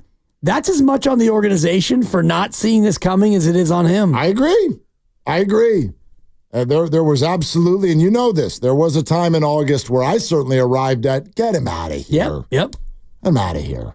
End of summer sales event is on at Frontier Ford on Stevens Creek in Santa Clara. Now's the time to get a great deal on a new Ford car, truck, or SUV, so stop by or visit frontierford.com for incredible savings and drive away in your dream Ford at Frontier Ford or frontierford.com. Yeah, your calls on this are around the corner. Is Brandon a problem or not? And Cam Inman, who was there for all of this, joins us next on Willard and Dibs. Yeah, meantime, we talk about Fremont Bank, and based on what happened to me today on the Bay Bridge, I'm going to need to go to Fremont Bank and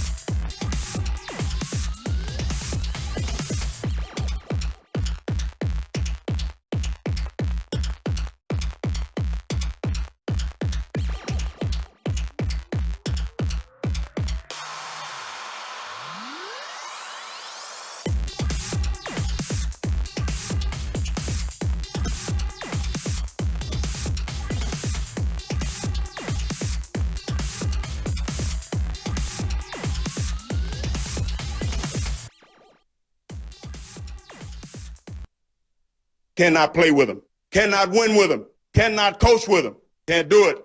I want winners. I want people that want to win. Now, back to Willard and Dibs on 95.7 The Game. I mean, look, that is how I feel. That is how I feel. It is why I made the statement on Monday. Can't do it. That the station put out on Twitter, and I got called a thing or two about it, and that's fine. But it's why I made the statement on Monday that Juwan Jennings so far this year has been everything that Brandon Aiyuk is not. And that was because of the way Juwan acted after the greatest day in his personal career. He wouldn't even speak to the media because he's so upset that the team lost, because he is all about the team. I want winners. Brandon's behavior over the last 3 months has been the opposite, my opinion. And we can talk about that. And if you're just joining us, what seems like a small issue, Brandon Aiyuk wearing the wrong color shorts to practice today. If you haven't watched the video, it's all over Twitter. Go check it out. Kyle Shanahan is clearly agitated in the exchange between him and Aiyuk. So let's talk it out. Our guy who was on the scene, River Island's guest line, Cam Inman, covering the Niners and joining us live. Hey, Cam, how are you? I am good. I wore shorts to Casual Friday also, and I'm allowed to keep them on. So Okay, I'm all good. but what color, Cam? What color shorts? Khakis, guaranteed khakis. No, they're actually a navy blue from I believe Link Soul, the golf company. So they're all good. I'm within the uniform code. I'm good. Okay, all right. So you're being a team player, but what light can you shed on this, Cam, with Brandon and what will now no doubt be called Shortskate? All right. Well, I will say when we first went out on the practice field, and first of all, I do think it's way too big of a deal before I even know what you guys are talking about. But when I first walked on the practice field, they caught my eye because you don't see guys wearing red gym shorts that drop to the knees on an NFL field. A lot of guys will maybe cut up some uniform pants and have like thigh-high shorts. But this was a little bit of a different look, and apparently it was not the look that Kyle Shanahan wanted, and so they talked it out. And so he played, Kyle played it off as if, he wished he could wear different shorts too, and that's fine. Listen, I go back covering this team 25 years. This is not like Steve Mariucci and Terrell Owens at each other's throat. All right. This is, there are so many other problems and issues with this team. And so the second I got done looking at his shorts, I was looking around to see which players were not there. And Trent Williams was not working out with the offensive lineman. Talanoa Hufanga was not there. You had some major injuries yesterday at practice. And this team is on a 2-game slide, and they can't afford to lose 3 games in a row. And so, I mean, as salacious and wonderful as it could be to talk about Brandon Aiyuk's shorts, Brandon Aiyuk is in those shorts. He is healthy, and the 49ers offense is better having him on the team. That's true, but we look at, 3 games in so far, and Brandon Aiyuk's impact has not been as great as Juwan Jennings, and now you've got a situation where he's out there in a different pair of shorts. Where is Brandon Aiyuk in terms of, being ready to go and in full stream as a 49er in week 4? Well, I mean, Kyle Shanahan, each week so far into the season has defended Brandon Aiyuk. Okay. He's talked about how Aiyuk's done really well. He's getting separation, just not getting a lot of, he's not catching a lot of passes. I mean, he got open a couple times in the last game and Purdy didn't hit him.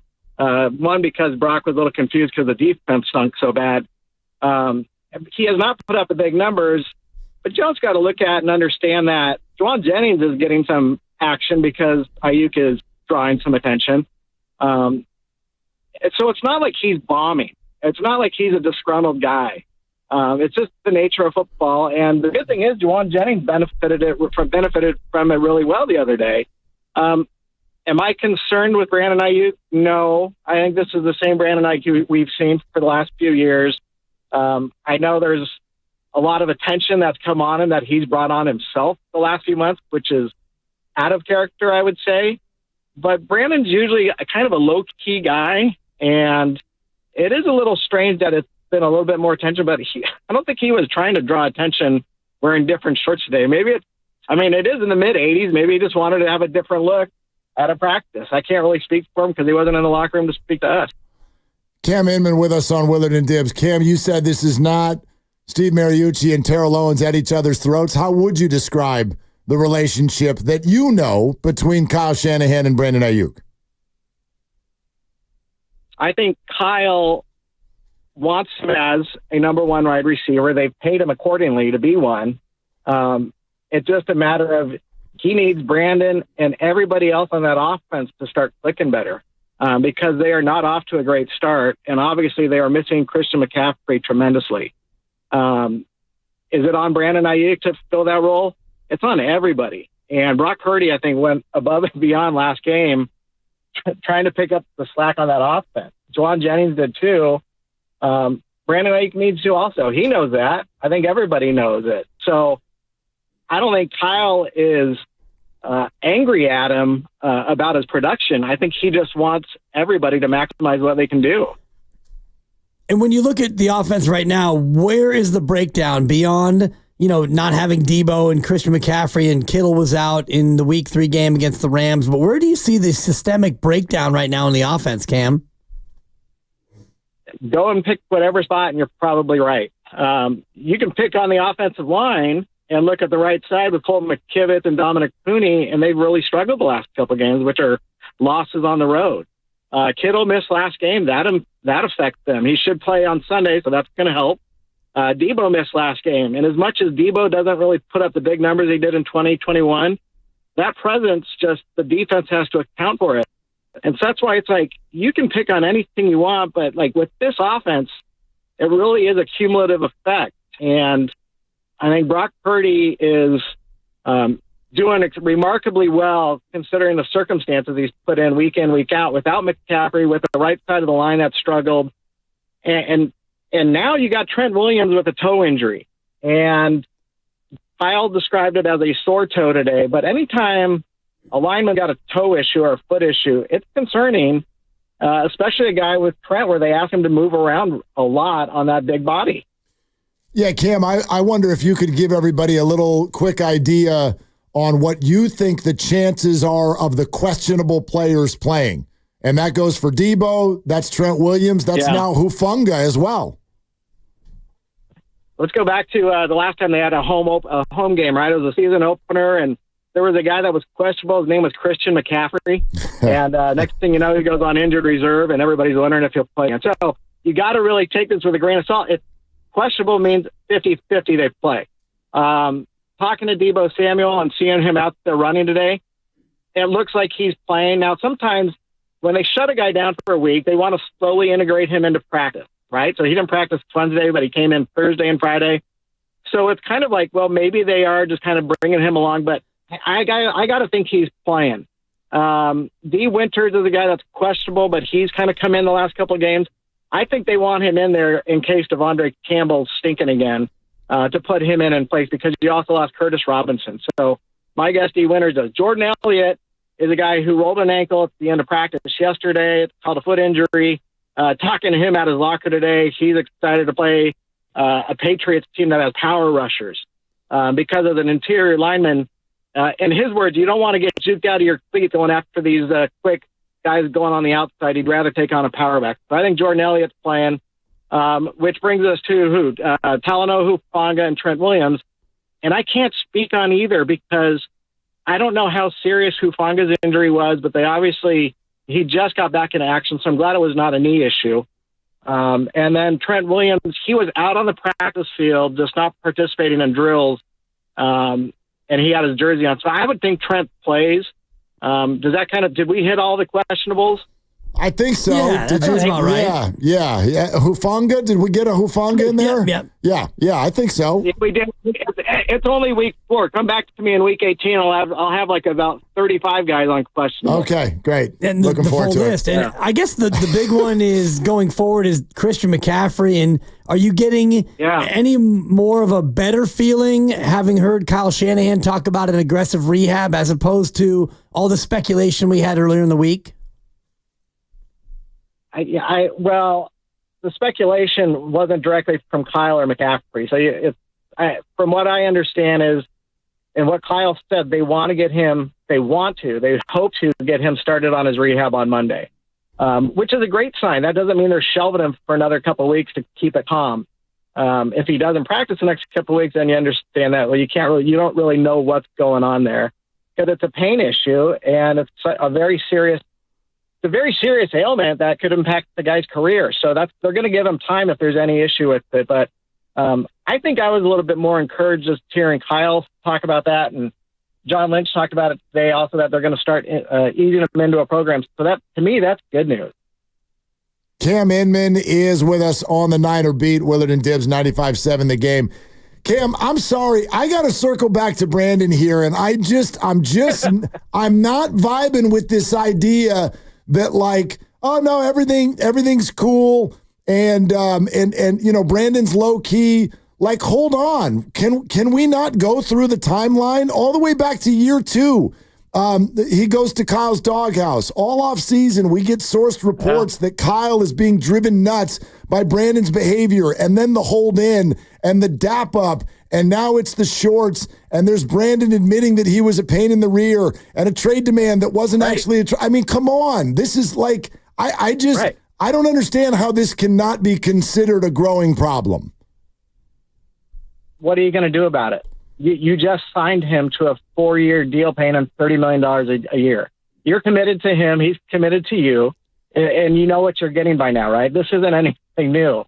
So it's just a matter of, this just isn't anything they need right now. They need to practice sharp and crisp, because they cannot go and lose to the New England Patriots on Sunday. So I see where it's coming from, and I see where Brandon maybe wanted to do something different. I mean, you can blow it up as much as you want to do. To me, Mark, there's so many bigger issues with this team right now, and it's not that. Whatever the relationship is with Aiyuk and Shanahan, regardless, he's going to be on the field because he needs him out there for Brock Purdy, because they need as much offensive help as they can to cover for McCaffrey right now. Just one quick one from me, Cam. Have you ever, in your 25 years covering the team, ever witnessed a wardrobe malfunction of this magnitude? Now you got me thinking. I think one time Terrell Owens actually came out wearing a Spider-Man mask. That was kind of weird. Sounds about right. A wardrobe. I was actually at the Super Bowl where Justin Timberlake had that wardrobe malfunction with Janet Jackson. Samesies. Yep. Yeah, that was a good one. I'm running through my head. There was a center that sweat a lot. That was a wardrobe malfunction. We had to talk to him about butt sweat, and that actually was a story of a day too. So I'll grant you your Brandon Aiyuk gym shorts saga for the day. That's fine. Yeah. Okay, it's all good. Yeah, and Cam, I just and I totally get where you're coming from about, like, we can blow it up as much as we want. And what are you going to do about it? I'm not questioning any of that. Obviously, yes, you signed him. He's got to be out there. By the same token, like, I know you get all of our jobs. Like, it's not so much what are you going to do about it, it's assessing what they've done. And I'll raise my hand as someone that, when we got halfway through August and watched this unfold, I was team trade him.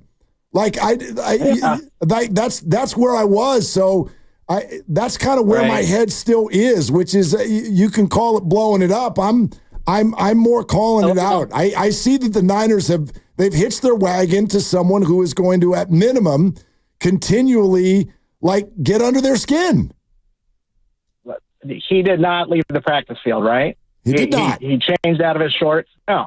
Had he, like, thrown a tantrum and stormed off, then I think this merits a deeper conversation. He switched out of his shorts in practice. But did Kyle look frustrated to you? Yes or no? I think Kyle has looked frustrated for about 7-8 years now. Yeah, I mean, fair enough. But I mean, with Brandon though. Well, this is, like I said, he knows Brandon. This is what's kind of come along now. So it's just kind of one of those things, like, dude, just put the right shorts on. I don't need to take time out of practice right now to talk to you about wardrobe. And he's right. So, and I get it. It's all good. Cam, thank you for the appearance. Just real quick before you go, if you want to plug the book, I sent it out on Twitter. Yeah, thank you for that too. I appreciate you sending it, and I really think that it is a kind of a catch-all for the newbies and the OGs as well. Congrats on the book. Oh, I love it. I love it. Okay, that means I want to see the two of you showing up in red gym shorts tomorrow at 5 o'clock on Pleasanton Main Street at Town Center Books for my first book signing. Any wardrobe is allowed. I was going to say, I don't have any red gym shorts. Oh, I'll buy some. Yeah, just we're going to need to do some shopping. Yeah. If you showed up in 49er uniform pants, I would give you a free book. I think I do have those. There you have it. Yeah. I think I do have those. Okay. Thank you, Cam. Cam, great stuff, man. Thank you so much.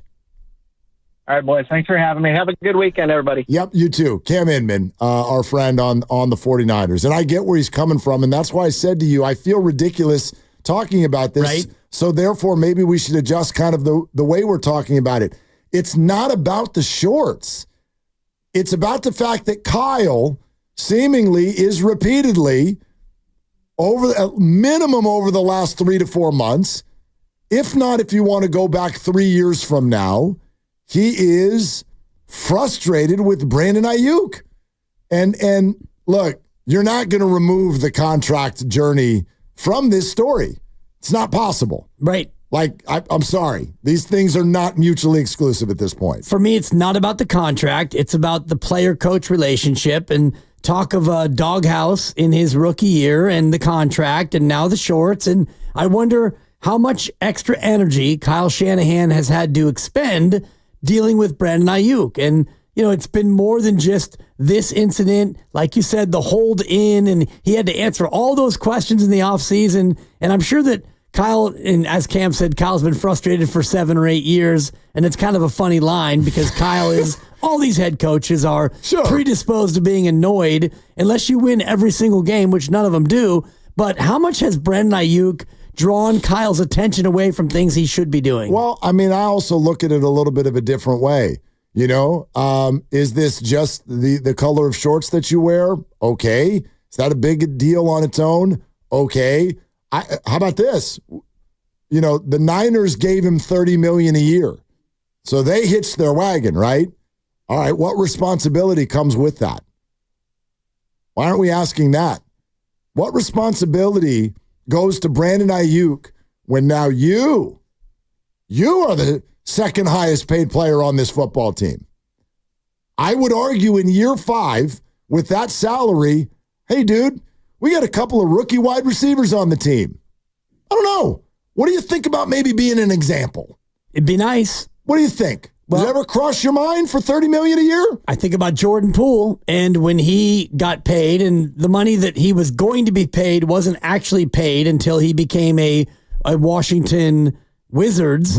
But when he got his contract, it seemed like his demeanor and his behavior changed, and I know a lot of that was because of what Draymond Green did to him when he punched him in the face in practice. But similarly to Brandon Aiyuk, okay, you've gotten your bag, you got what you wanted, you're paid in full, you've got 70 guaranteed, whatever the number is, the actual guaranteed at signing, you're good, you're made, you're all set.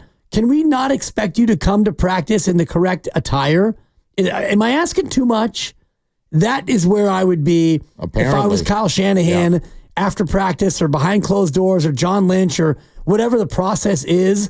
That to me would be the conversation I would have, because all you wanted was what we gave you. You wanted to be paid. And, his guy, TJ Hushmanzada, came on and told us he just wants to be paid.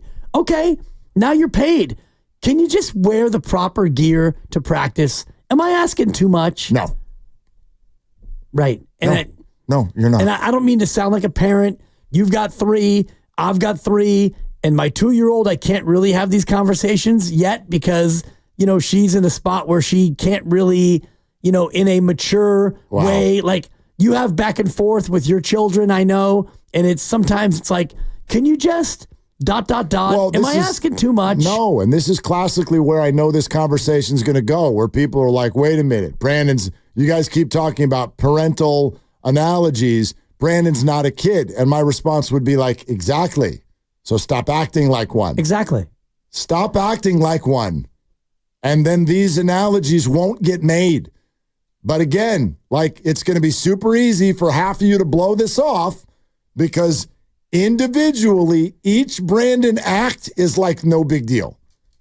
Put all 12 of them together, and they are. Yeah. In my opinion, Agreed. It's just especially when you're out there dropping balls. Well, all especially. You're right. Yeah.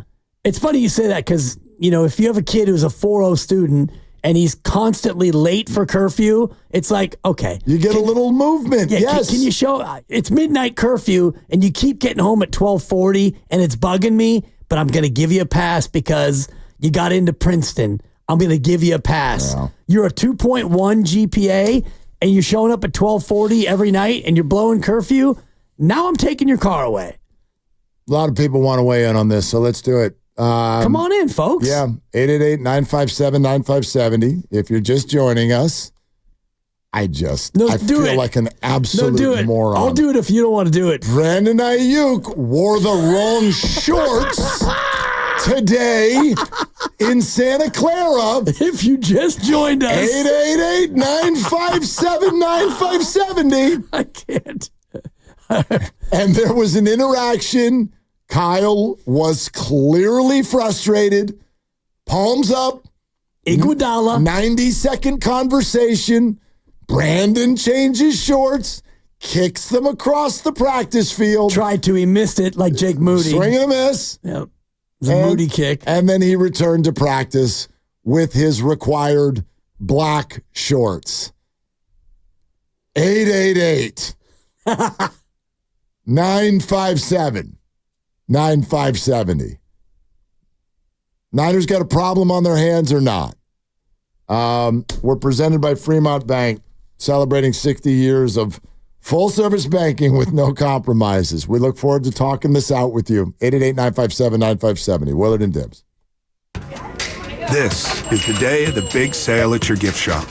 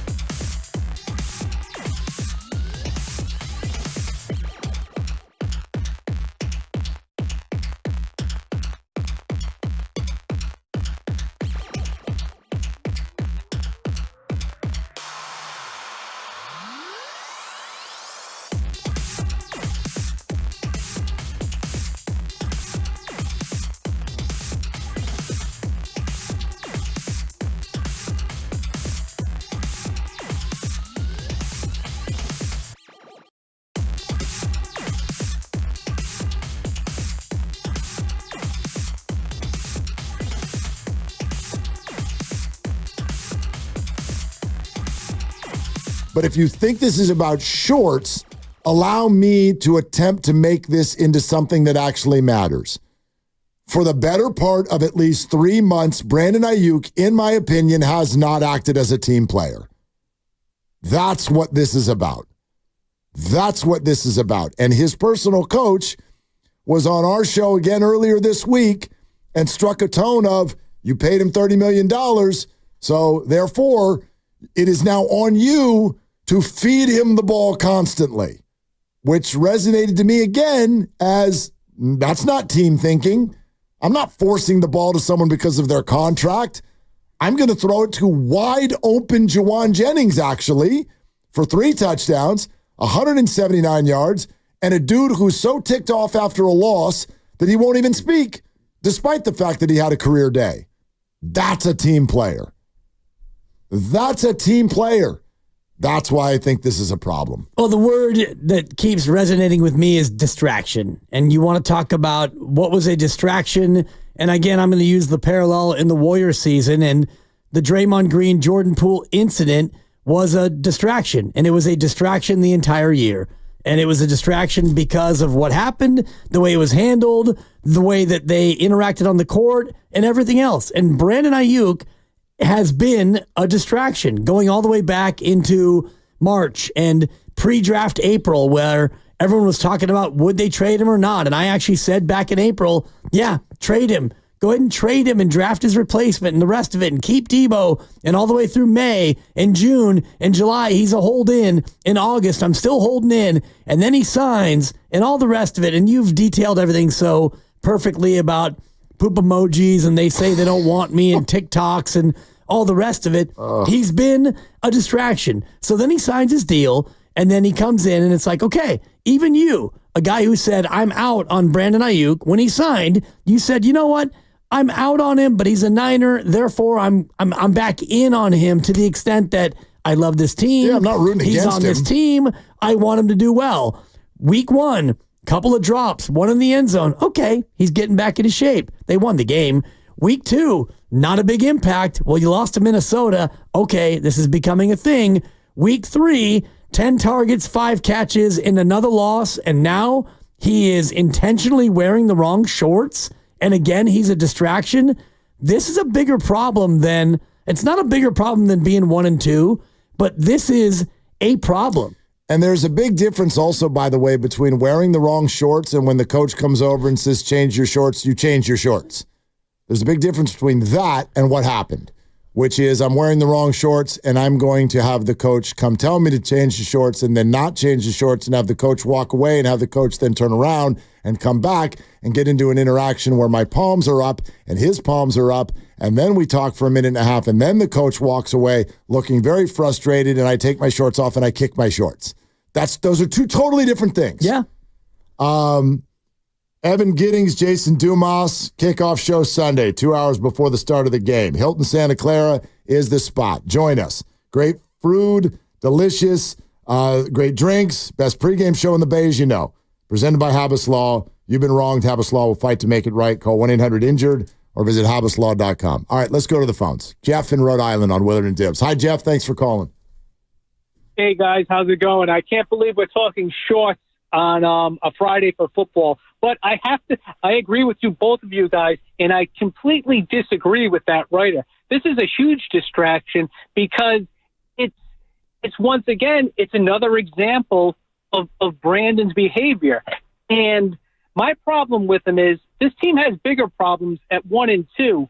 So any little distraction that takes away from getting this team to where they need to be is a bigger deal. And once again, obviously, we know what we have bought into. We paid the freight for this guy. So, but once again, it becomes you're making $30 million. You need to be a leader. You need to set examples, not the wrong example. And one other thing, where are the other captains on the team right now? They should be pulling him aside and saying, listen, we got big issues on this team. We need you to step up. And once again, here's the word, be an adult, because that's your job. I mean, I work with guys, and we have rules in my company. And my guys need to wear steel-toe shoes. There's always that one guy that wants to complain. But guess what? The rule is the rule. And I think maybe some of the players get on them now? Because, I mean, I just don't see, like, obviously we're stuck with them. So I was wondering your thoughts on all that. Well, thanks, Jeff. I love it, Jeff. I love the call always from Rhode Island. Yeah. Who is the leader in the room right now? Because not in the room. Well, in the wide receiver room? Yeah, I'm thinking about the room. Debo's in the room. He's the leader in the room, but Debo is not really in the room right now. I mean, he is, but he's not. The wide receiver room doesn't have a clear-cut, like, OG leader. You mentioned Fred.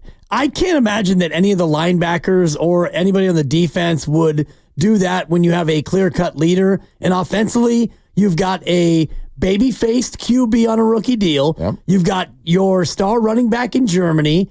You've got the long-haired tight end who isn't really, I don't think he's that kind of a leader. Like, how about Trent? Yes, Trent. But, I mean, Trent is probably in the offensive lineman room. And honestly, if Trent is in that space right now where he's going to be able to go to a young wide receiver. And I don't know the dynamics. He held out too.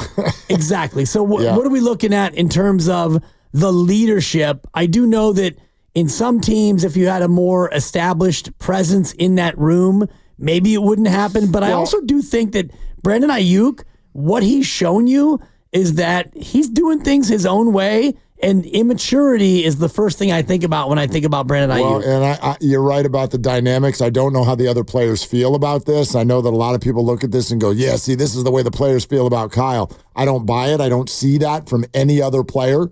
I really don't. Doesn't mean that everybody loves their boss all the time. Doesn't mean everybody likes every decision. But I don't know how the players see this. Do they see it as no big deal or what have you? But, yeah, you'd like to see somebody else sort of like get his ear so that you could be like, look, and we've all experienced this. You don't have to like the rules. Them's the rules. That's not how rules are built. Right. You don't have to like them. But I would argue that largely within a team concept, you do need to follow them. You do need to follow them, even the ones that seem stupid. Even the one that seems stupid. And I've had those conversations with bosses or even when I was a kid with parents. I used to try all that stuff that everyone tries. I didn't understand why I needed to make my bed. Mom, I'm just going to get right back into it. Why the hell do I need to make it so that when I get back, I can unmake it? But, right, who wins it out on that? Like, well, great. Fun take, Mark. I said make your bed because that's what we're doing in this house. Okay. You know what I mean? So, like... Yeah, them's the rules. You want to wear rainbow shorts? Wear rainbow shorts if you've got a situation where they're like, pick your own shorts. Yeah.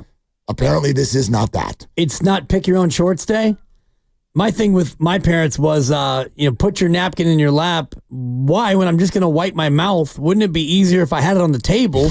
Be a little bit quicker for me to wipe my hands and my mouth, and it wouldn't fall on the floor. You're like, I'm a boy, my shorts are already dirty, Mom. Exactly. They're already dirty. And yeah, I mean, whatever. You want me to tuck it up under there and then pull it out and it's all frayed? Rules are rules. And this is one where, that's why I asked Cam about, in your 25 years, do you remember any other... And I used wardrobe malfunction intentionally, and I didn't know that you both were there for the Janet Jackson. Yeah. Like, is there another time that you remember where there was a player who came on the practice field with the wrong gear on? I can remember, it was someone I feel like with the Steelers. Maybe it was James Conner when he played for the Steelers.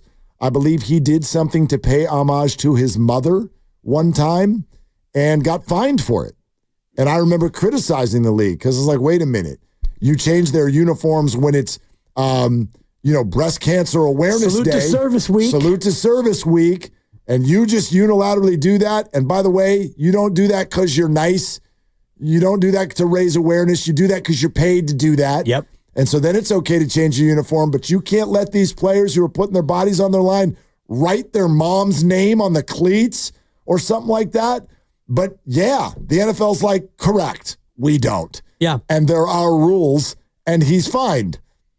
So you can get fined if you want, but yeah, you gotta follow the rules. Yeah, especially when it's a team practice where, everybody else is doing what the team asks in terms of wearing the proper clothing, and you come out in a different pair of shorts. And the thing that gets me the most is, all right, he wanted to wear red shorts. So he comes out and an assistant coach sees him first and gives him a pair of black shorts, and he blows that off. That is the part to me that is even more an issue because, when Kyle Shanahan finally convinces him to put the black shorts on, he has them with him. So basically, what he told the assistant coach was, nah, brah, F you. Thanks for the shorts, dog. I'm putting them in my pocket. I'm still going to wear the red until the big boss comes in. And then now there's an ultimatum, and now you're going to put the black shorts on? So what does the assistant coach feel like in this moment? He got clowned. Not great. He got played. He got dismissed. He got served, is what he did. And I know you don't like that. No, I love that. He got ignored. Is what he got. Dude, for sure. You're listening to 95.7 The Game, KGMZ FM and HD1 San Francisco and Odyssey Sports Station. Always live on the free Odyssey app, Twitch and YouTube, powered by First NorCal Credit Union. For a low-rate auto loan, apply online or just ask for First NorCal financing at the dealer. Nick in Berkeley next up. Hi, Nick. Thanks for calling. Hey, first of all, they're not the little bike shorts that Trent Baalke and Jeff York wore on the first day, and Harbaugh had to send them off the field. So it can't be that bad. Second of all, does the word professional mean anything to anybody anymore? I mean, Shanahan shouldn't even trip.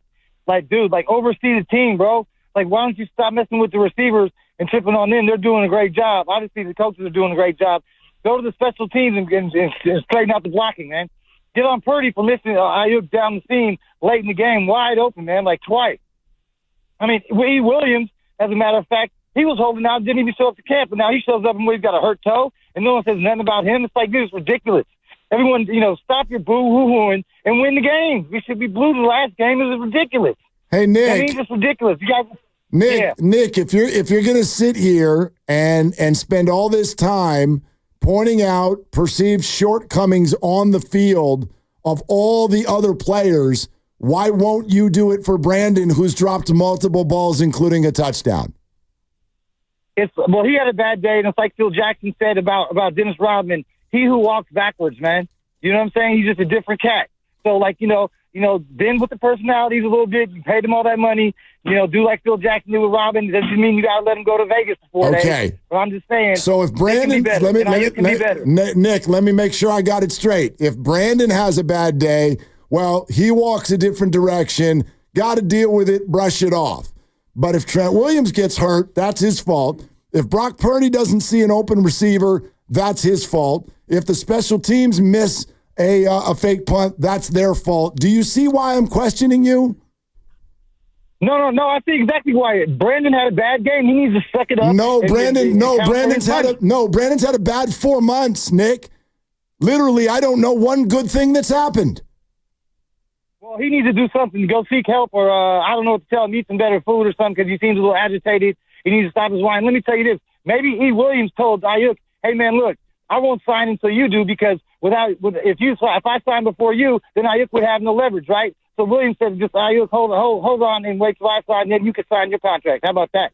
Yeah, Nick, thank you so much for the call. Really appreciate it. And I love the Rodman analogy, because I actually was thinking about that earlier, because Phil Jackson allowed Dennis Rodman to take time off during the season, during the playoffs, actually, to go to Vegas and get his mind right, which was an almost unheard of move. It actually was unheard of, but Dennis Rodman at the time had already won 4 rings. He was on his way to a 5th, and he had led the league in rebounding 7 consecutive seasons. So he had built up a little bit of equity, not only with Phil Jackson, but with his teammates, to where, yeah, Dennis, if you need 48 hours to go hang out horizontally with Carmen Electra, it's unheard of, but we're going to give it to you. This is not a guy fresh off a contract who's got 4 drops in 3 games. Well, and no rings. And by the way, Dennis Rodman clearly showed himself as a very, very different human being. And if you think an alternate set of rules is totally necessary because you've tried everything else, well, hey, Phil, do whatever you want to do. You're a champion coach. You do what you want to do. Brandon Aiyuk is not Dennis Rodman. No, he doesn't have 4 rings. No, he doesn't have blue hair. He doesn't have 4 rings. He might have a wedding dress. We don't know. He doesn't have a girlfriend that's on Baywatch. Why on earth would we resort to that? And if that's what you are going to resort to at this point, then I'm totally fair to rewind the clock 4 weeks and ask, why the hell are you breaking off this guy $120 million. Exactly. It's one thing to be eccentric and excellent. It's another thing to be immature and I don't want to say mediocre because I think Brandon Aiyuk is better than that. Player. But so far he's been mediocre. If you look at the stats right now, he's in the middle of the pack among wide receivers in almost every metric. Catches, yardage, touchdowns, he's tied for last. He has no touchdowns. So if I'm in that spot, fresh off a new contract, I'm going to be, not only am I going to be in my black shorts, but I'm going to be the first one on the field. I'm going to be the last one off the field. I'm going to work on the jugs machine for 20 minutes after practice. I'm going to do everything I can so that these sorts of topics are not going to be around me. Let's go to Will in the East Bay. Will, thank you for calling. Hi. How you doing, guys? What's up? Will. Hey, I had a sister many years ago, and straight A student. I don't know. I think she was going to a John Denver concert or whatever, but she comes out of her bedroom. She's got this tattered Alice Cooper shirt on. And before she could get a foot out the door, my mom said, "Go back in your room, take off that skirt and that shirt." And she giggled at her girlfriend and went in the room and changed, of course. And she was a good kid, but she was testing authority. And I agree with Dibs. This first and foremost, this is immaturity. And I think what's going on is he's coming from a position of equity with this new contract and with the guaranteed money. He gets pulled to task to answer for this. He says, "I was just trying to lighten things up on the field." And Shanahan will just go, "It was really nothing. We'll be fine. We're proceeding ahead."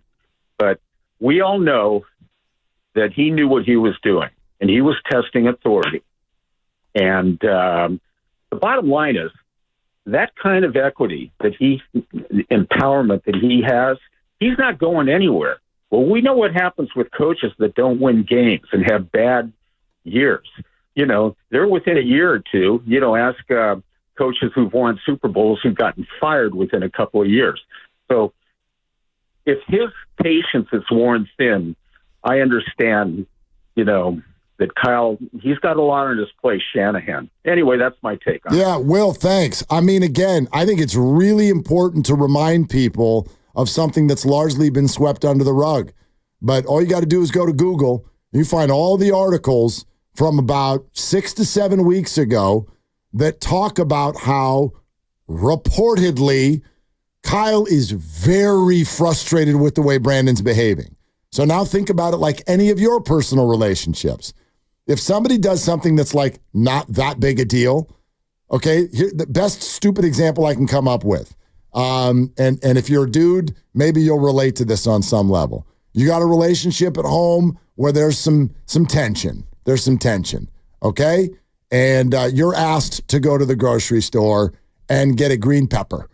And you come home with a red pepper. And you're going to get I asked you to do one thing. One thing. Now, you and I may look at this from the outside and would chuckle because we're like, it's freaking bell pepper. Doesn't sound that funny to me, Mark. Go ahead. It's a bell pepper. Like, get over it, right? What's the big deal? But for those two people, there's anxiety there. There's angst there. There's history there because you are frustrating the hell out of one another and little things become big things. And your shorts become a 2-minute, palms up, very frustrated looking conversation because there's history there. This is not just shorts. There's no way this is just shorts. This is a player who's not acting like a team player, and his boss, who's been annoyed with him off and on for some time now. That's what this is. Why do you do this to me? Sorry. Was it actually bell pepper? Actually, it was an onion. And I didn't know. I didn't know. When, if I said to you, go get an onion, what kind of there's lots of kinds of onions. Thank you. The red onion is a red onion. Yeah, the original red onion was only a red onion. There's the yellow onion. You get to just the onion. Now, is the yellow onion just the yellow onion is just the onion. The white onion is a white onion. The green onion's totally different. That's totally different.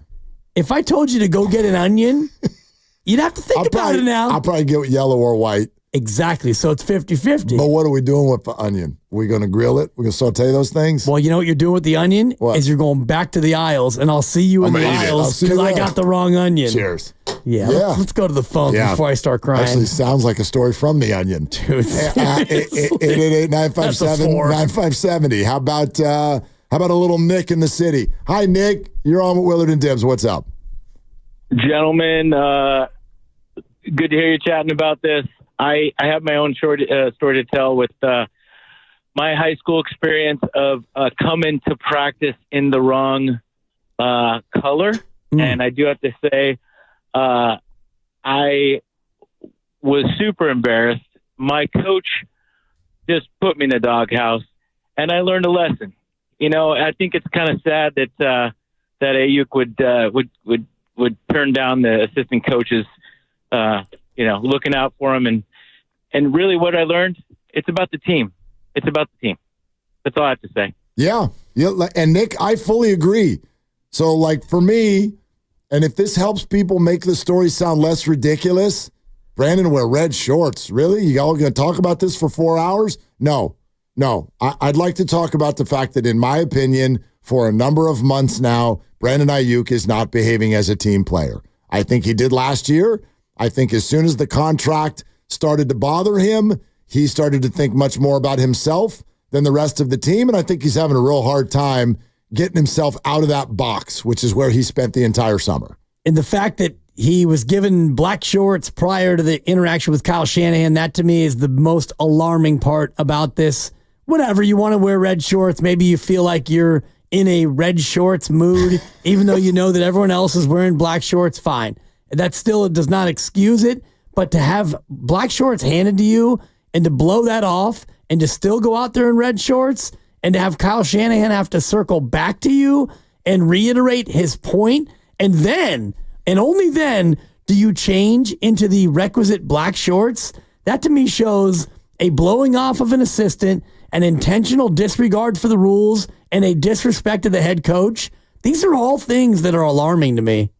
Week 4 last year, we had a 3-0 football team.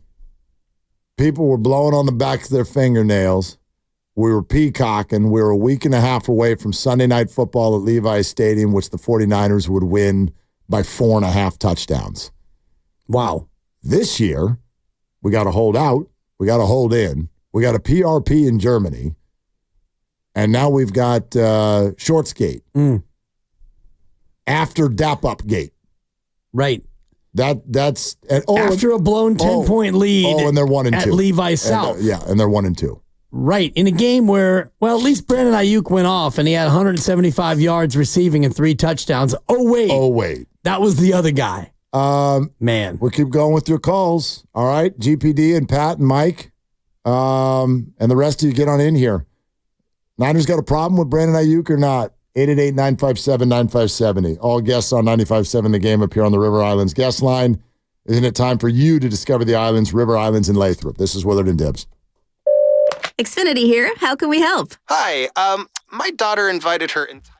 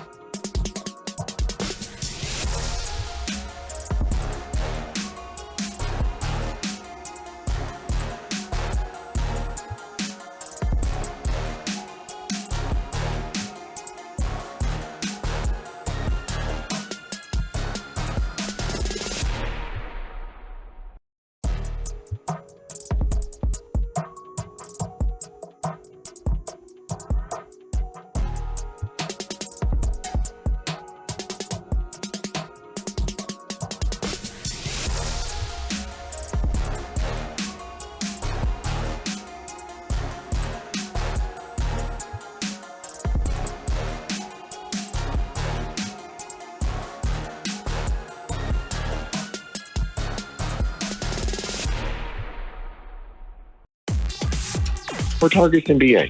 CeeDee Lamb had, 50 more targets than BA last year. This is the perfect time when you have Debo and Kittle out to feed him so that he can show and prove, or he doesn't. As a head coach, I would love this. Let's see if he can carry us.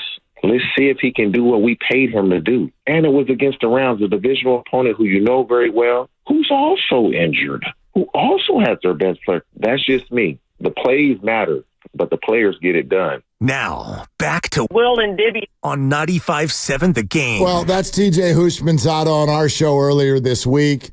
Not only a wide receiving great in the NFL, but obviously very close with Brandon Aiyuk as his personal coach. I don't know, a lot of you were seemingly with us when that interview happened and had a lot of reaction to it. TJ had a very, very big BA slant. And there was a lot that I sort of, I get it, but I struggle with it. Are we really, and I know he doesn't mean this, but are we really going into football games instead of scheming a play for a first down and for a touchdown and for a victory? Are we really going in okay, got to get BA involved because we paid him? Is that really how coaches think? I would think and hope not, but that's kind of what that sounded like. And when you got a 1-2 football team and a now highly paid wide receiver who took everybody on a journey all off season and now has the little things that are happening, a press conference to be yeah, it's kind of a pain in the rear at the end. That was my bad. And then I'm showing up in the wrong shorts. And instead of just adjusting when my coach tells me to, we got to have a lengthy conversation about it. We got to look frustrated. We got to kick the shorts. You start doing all of this stuff. And I don't know, man, there's only one conclusion I can come to. None of this sounds like team to me. This all sounds like individual. It doesn't sound like professional. I mean, put aside the team part of it, but you've got to be a pro. And whatever your job is, if you're a teacher or an electrician, or if you are a garbage collector or a mail deliverer or a sports talk radio host, there's a certain amount of professionalism that comes with every single job that's out there. And your job as an employee is to be a professional. And if you're making $30 million as a football player, or if you're making $17 an hour as a barista, your job is to be as professional as the job requires. And if you're a wide receiver and you're required to wear black shorts at practice and your job is to show up and play hard and do your level best, then that's the job. And if you have all these little things distracting you from being the best professional that you can be, that falls on you.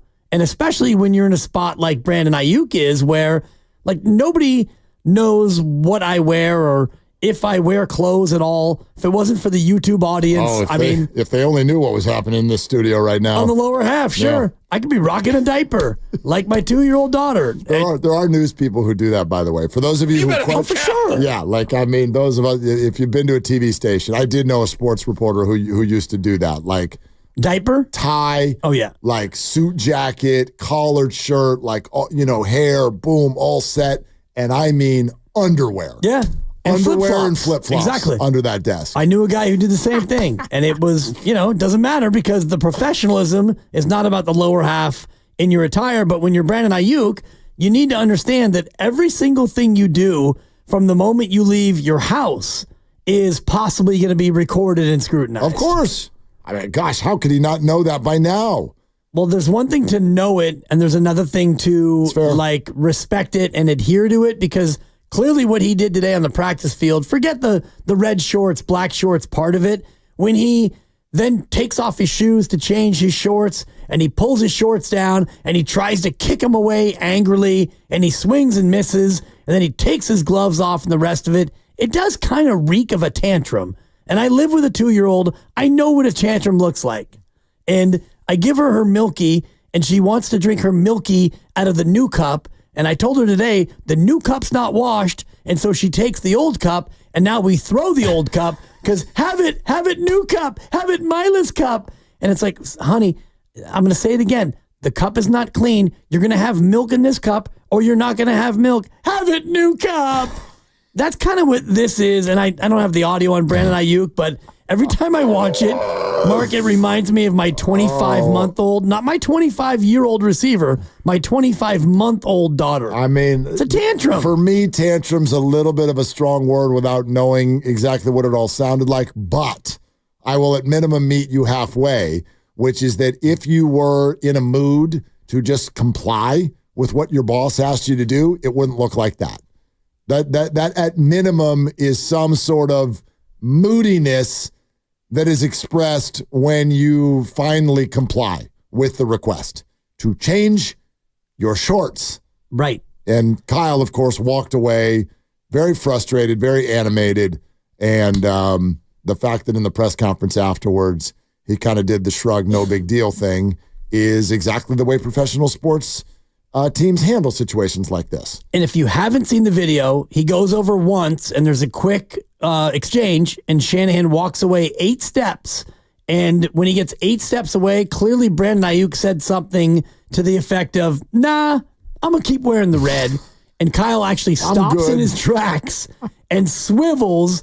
And when he goes back, then you see Jacob Cowing and Chris Conley, who were both near Brandon Aiyuk, they flee. That's enough for me, Doug. And the assistant coach who's also there, he flees. And now it's just Kyle and it's Brandon. Which is what you do when you hear somebody starting to get a little bit of a tongue lashing or whatever. You're like, let's get out of here because it's going to embarrass the person even more and make it more anxious if we're sitting here looking over their shoulders.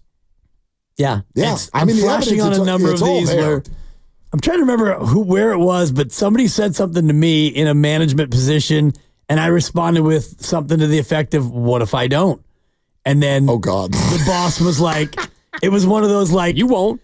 Totally. Well, yeah, the door got closed. Yeah, I was going to say, first thing, why don't you close that door right there? Yeah, the door gets closed. Yeah, but there's no doors out on the practice field, so they just decided, let's walk away. Right. Kyle needs some privacy. And it was during a time, though, unfortunately, where, reporters are allowed to record because for those of you who've never been to a practice as a media member, which is most of you, there's a time when you're allowed to record stuff, and then there's a time when you're not. Yep. And this was clearly a time when you were allowed to have your phones out. GPD is in Hayward and wants to weigh in. What's up, GPD? We love having you.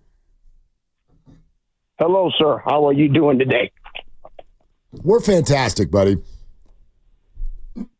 I am doing very well. I just want to say one thing.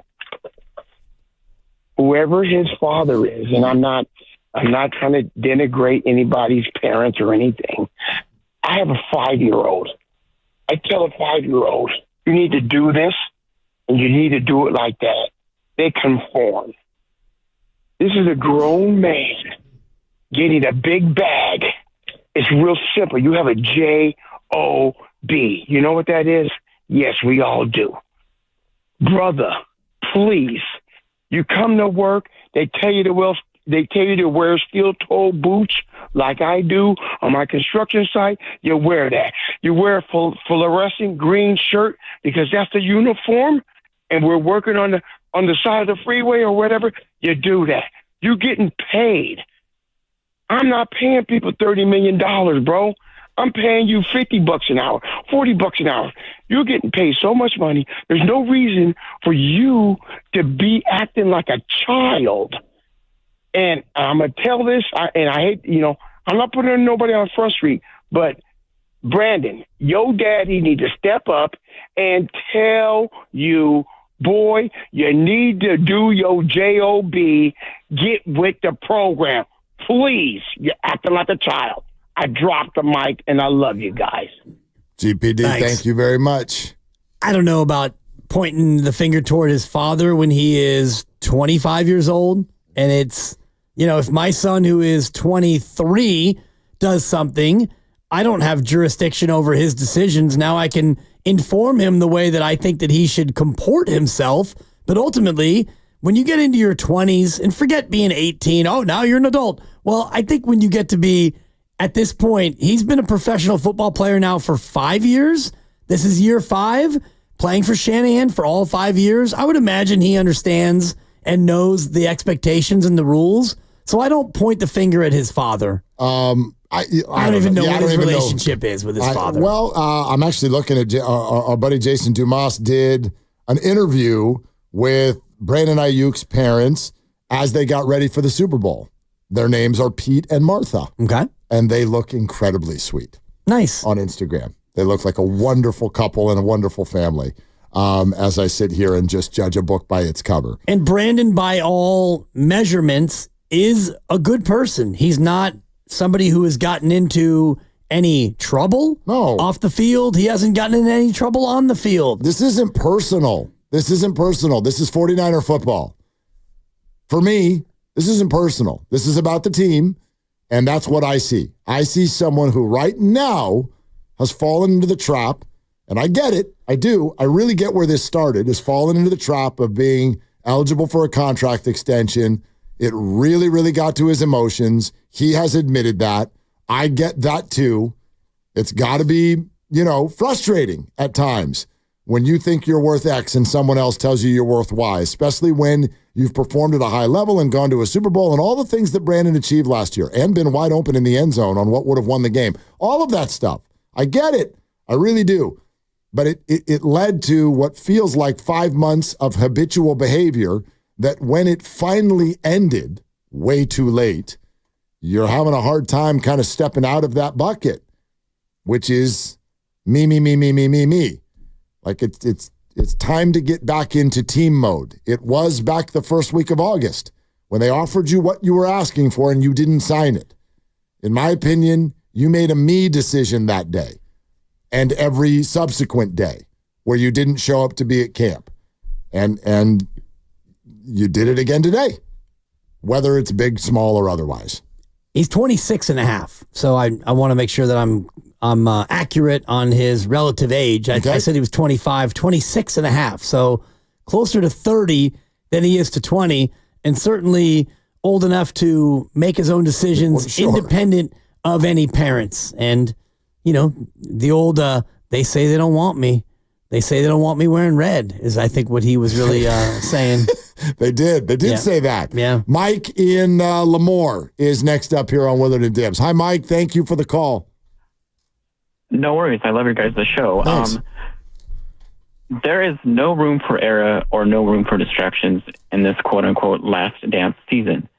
And in the real world, I just texted my friend who's a former Army Ranger and asked him, what would have happened if he were to show up in a uniform inspection day, wearing the wrong colors when you were asked to wear a certain type of uniform? Oh boy! And he said you would get your blank handed to you, and you would get written up. And if you were to get 2 more of those, you would get demoted, and it would have pay ramifications on your paycheck. And why does Brandon Aiyuk think he can get away with these little antics, which they do matter, believe it or not? Because before you know it, he can Antonio Brown his way out of here. And the next thing you know, we could see him running off the field, pulling off a shirt. I'm not saying his behavior is like that at all, one bit. But if you don't get this situation under control fast and put out this fire, because I think this fire is still burning from the contract situation that happened during this whole offseason. I still think he is not happy. Honestly, his actions prove that he doesn't want to be here. He wants to be with Jaden Daniels. Yes, he got the money, but that frustration that Kyle Shanahan showed us, it shows us that he's up to here with Brandon Aiyuk. And I wouldn't be surprised if he continues to act this way, that we would see a trade coming. Because right now we're missing a defensive tackle. And if Brandon Aiyuk continues to act like this, would you guys trade him for a defensive tackle? Well, who's more important, I think, than Brandon Aiyuk? Yeah, Mike, that's an interesting thought. Thank you for the call. I think we're maybe a lot of bit early in the game. Too far down that road. Well, I just the other thing is player for player trades in the NFL are even more complex than pick for player trades in the NFL. You rarely see them, especially at the highest of levels, and they've been round and round about trading Brandon Aiyuk for the last couple of months. And at the end of the day, everybody who knows something here sort of has come away with the impression that both Brandon and the Niners at their core did not want to part ways. That's why they're still together. Has that changed in the last 3 weeks because of a couple of losses and a couple of dropped balls? I very, very much doubt it. I don't think something like today at all is going to be something that pushes them off the edge of the cliff, in other words, if there is frustration there. I just think it's something that we see as another chapter in the book. It's another whatever. It's breaking the wall. Yeah, that's a good way to say Pink Floyd. Yes. Well, it becomes tolerable up until the annoyance supersedes the talent level. And, I reference my coaching occasionally. These sorts of things remind me of coaching high school volleyball, where I had a star player who will remain nameless, who was a pain in the butt. And it was tolerated for so long because he was our best player and we were on a winning course. But we got to a point where it was no longer tolerable and actions had to be taken. Actions were taken. And fortunately, we were able to salvage the player and salvage the championship season. This is not nearly to that level, but it's clear that Kyle Shanahan is beyond annoyed. He's frustrated, yet you need Brandon Aiyuk because, as you mentioned earlier, Mark, he's a very good player. He's a tier 2 wide receiver in the league. And if you wanted to rank all the receivers in football, you wouldn't get past 15 before getting to Brandon Aiyuk, and you probably would reach him before you got too far past number 10. And, forget the salary, just the player that he can be in this offense.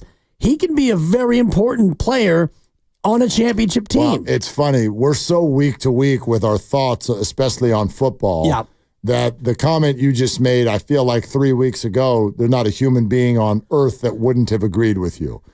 He's definitely top 15. He's probably top 10. But then now, you watch 3 weeks of football and you see rookies like Malik Neighbors and Marvin Harrison Jr. pop, and Brandon's dropping a few balls, and Juwan goes for $179. And I bet there are some people who've changed their mind on what you said just in the last 3 weeks. Yeah, and I'm not there yet, but I bet part of that is fantasy. Yes. And if you look at the stats, and I'm looking at it right now, he is tied for 50th in catches. And I'm looking at some of the names of people who also have 11 catches. Yeah.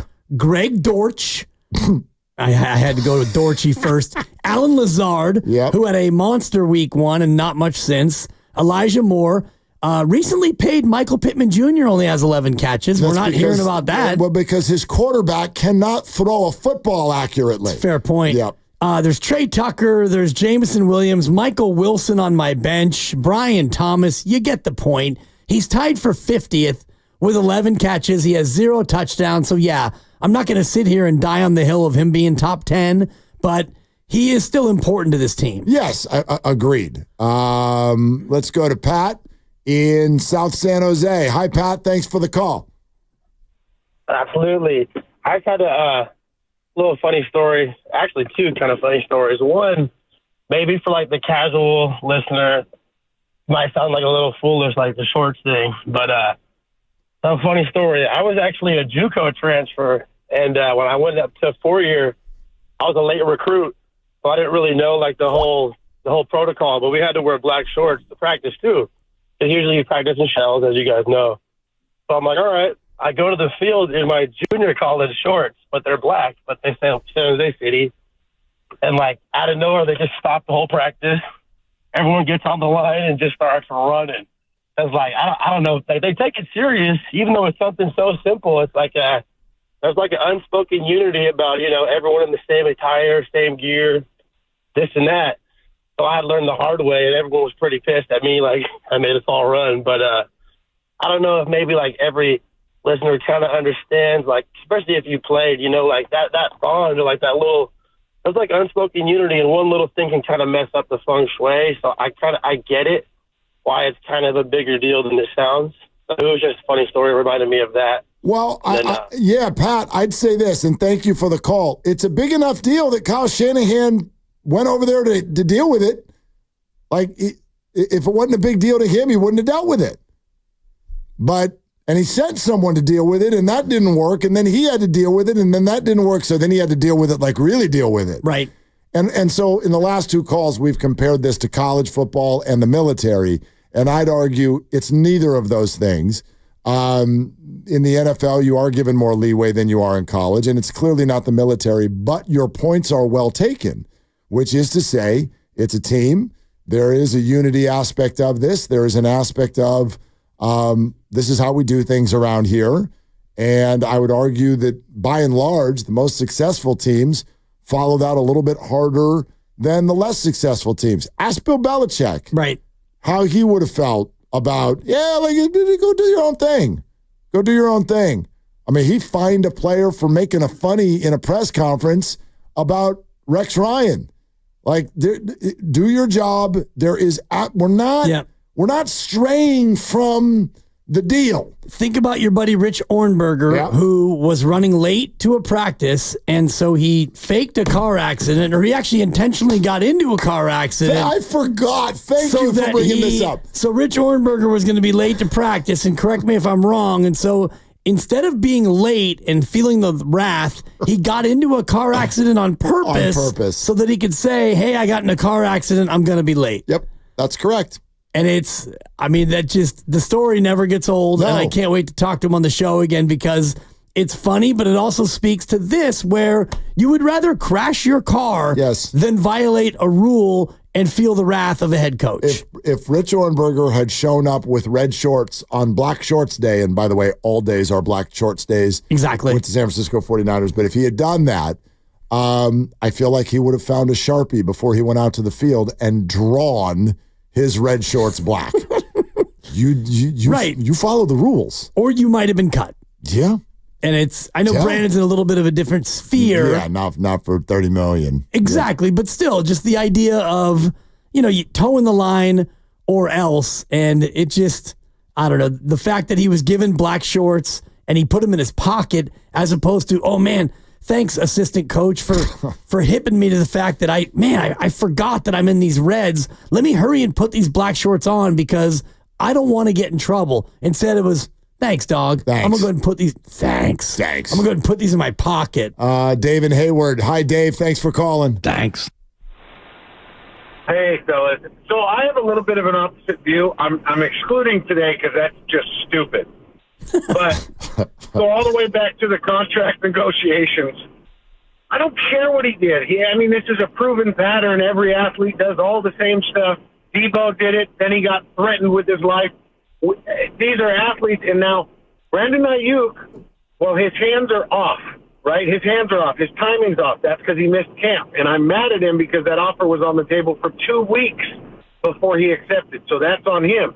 But his separation rate is still first in the NFL, so believe his hands will come, and he'll be worth every single penny of $30 million, and that's what he's worth because the second Waddle signed for $28.3. Nobody can say Brandon is worth less than that. Let's leave him alone, except for the stupidity today, guys. That's all I got. And Dave, it's a fair point, but let me respond with this.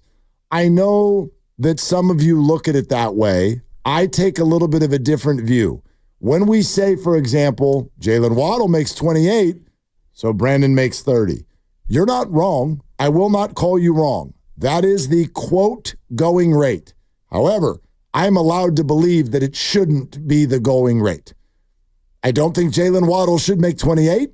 I don't think Brandon should make 30.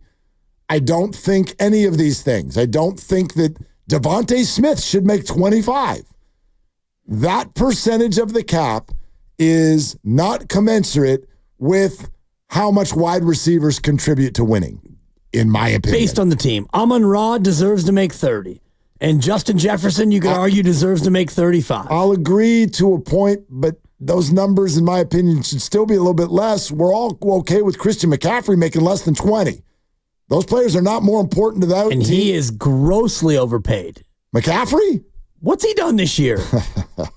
All he's done is eat bratwurst and drank beer. I'm going to eat it. Yeah. Salzburg. Good trip overseas. We're presented by Fremont Bank, celebrating 60 years of full-service banking with no compromises. Look, for those of you just joining us, we'll reset all of this coming up. If you don't know what happened with Brandon Aiyuk today, we'll explain it all. And throughout the final hour of our soiree here, we'll be taking your calls. You think Brandon is a budding problem or not? 888-957-9570, Willard and Dibs. And Dan Dibley here to talk not about the clothing that I'm wearing, although I do look really good in red shorts, but to talk about the slim waistline that I'm currently rocking thanks to Abundant Life weight loss. I'm down 25 pounds, as you've heard by now. I feel good and I look even better when I gaze longingly into the mirror because of this great weight loss program. And you could find out the secret to losing up to 1 pound of fat every day. That's right. You could lose up to 1 pound of fat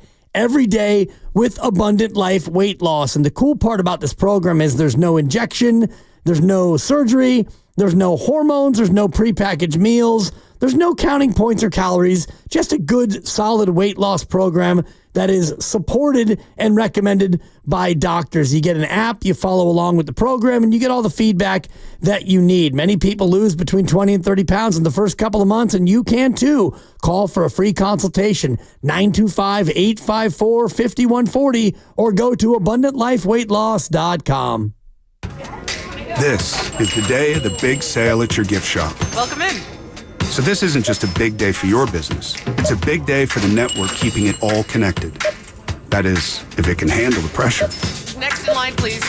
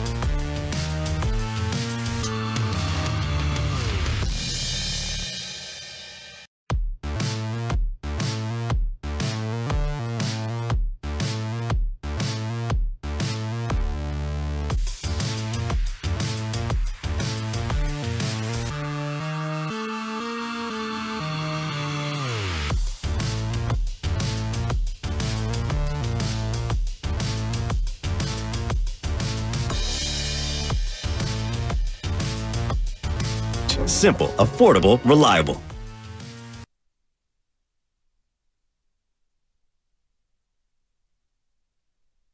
Now, back to Willard and Dibs. Mark, do you have to be a homer on the radio? Well, Brian, you have no idea. Well, hold on a second. On 95.7 The Game. Well, today certainly didn't go the way I expected. I was ready to break this game the blank down. I had some serious breakdown takes. You all right? Yeah, fine. Getting into the Friday giggle hour. Well, coming up in 10 minutes, you laugh uncontrollably. I thought possibly. Because that's what happens. Possibly. Yeah, possibly. You know what else is coming up in the 5 o'clock hour? Yeah. We got to fade you again Fade at some the point. Dibbers, dog. It was a push yesterday. It was. It was a controversial one, but it was. Well, was. What's funny is I had Dallas -5, Brandon Aubrey with a chip shot. Chippy, what was Little it? chippy. 50-something yards. For him, Whatever. it's a chippy. Dude, Yeah. anything inside of 70 for Aubrey is a chippy. And the other bad beat part of it, because whatever, it's a push on the show, but in my pick'em pool with spreads, I actually took the Giants +4.5. +4.5. 4.5. I took the loss in the money pool, and I got the push on the air. Whatever. Now we know what spread we're going to use. At least now we know we have some clarity over which house we're going to use for our spreads. And by the way, do we FanDuel? Right, I understand that, but is the Niners spread on FanDuel 10 or is it 10.5? I'll look. Let's look. You talk, I'll look. All right, and so It's always better when it goes this way. Yeah, most definitely. All right, But for the audience, I'm wearing gray shorts today, which I wore gray pants. Yeah, but they've got a little bit of a grease stain on the right side because I rubbed up against my back left tire of my car prior to coming to the show and did not choose to change. I hope that's okay with all of you. It is. That's how I came to work, but it is Casual Friday. Every day is casual. As opposed to the other 4 days a week around here. Well, this whole thing with Brandon Aiyuk and his shorts had me thinking about our previous program director, the great Don Collins, a.k.a. O Canada, where I would wear shorts to work. And you know me, Mark. I wear shorts every single day to work, rain or shine. And he famously said upon the first day that I came in, shorts, eh? And I was like, yeah, shorts, eh? It's radio. And so he had a thing with, people dressing professionally. And my thing was always, it's radio. How is this unprofessional?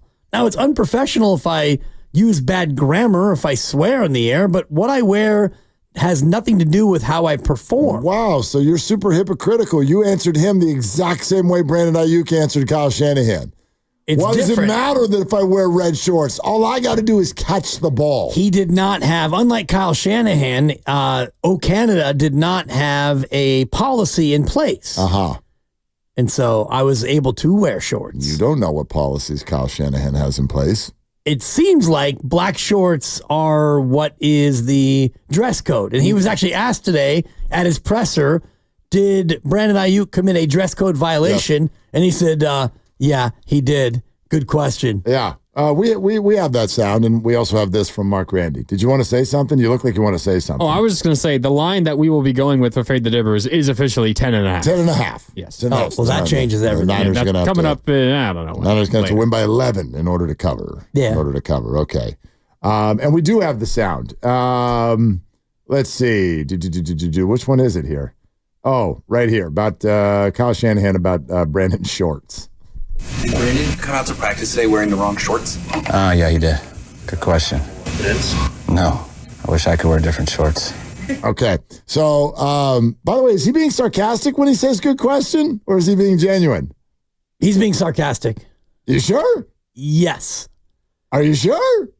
I would say yes based on who asked the question. Yeah. I was thinking maybe that was his point, as in, like, that's the first good question you've asked all year. Like, that's a fair question. Play it again. For the first time all year. Did Brandon come out to practice today wearing the wrong shorts? Yeah, he did. Good question. Vince?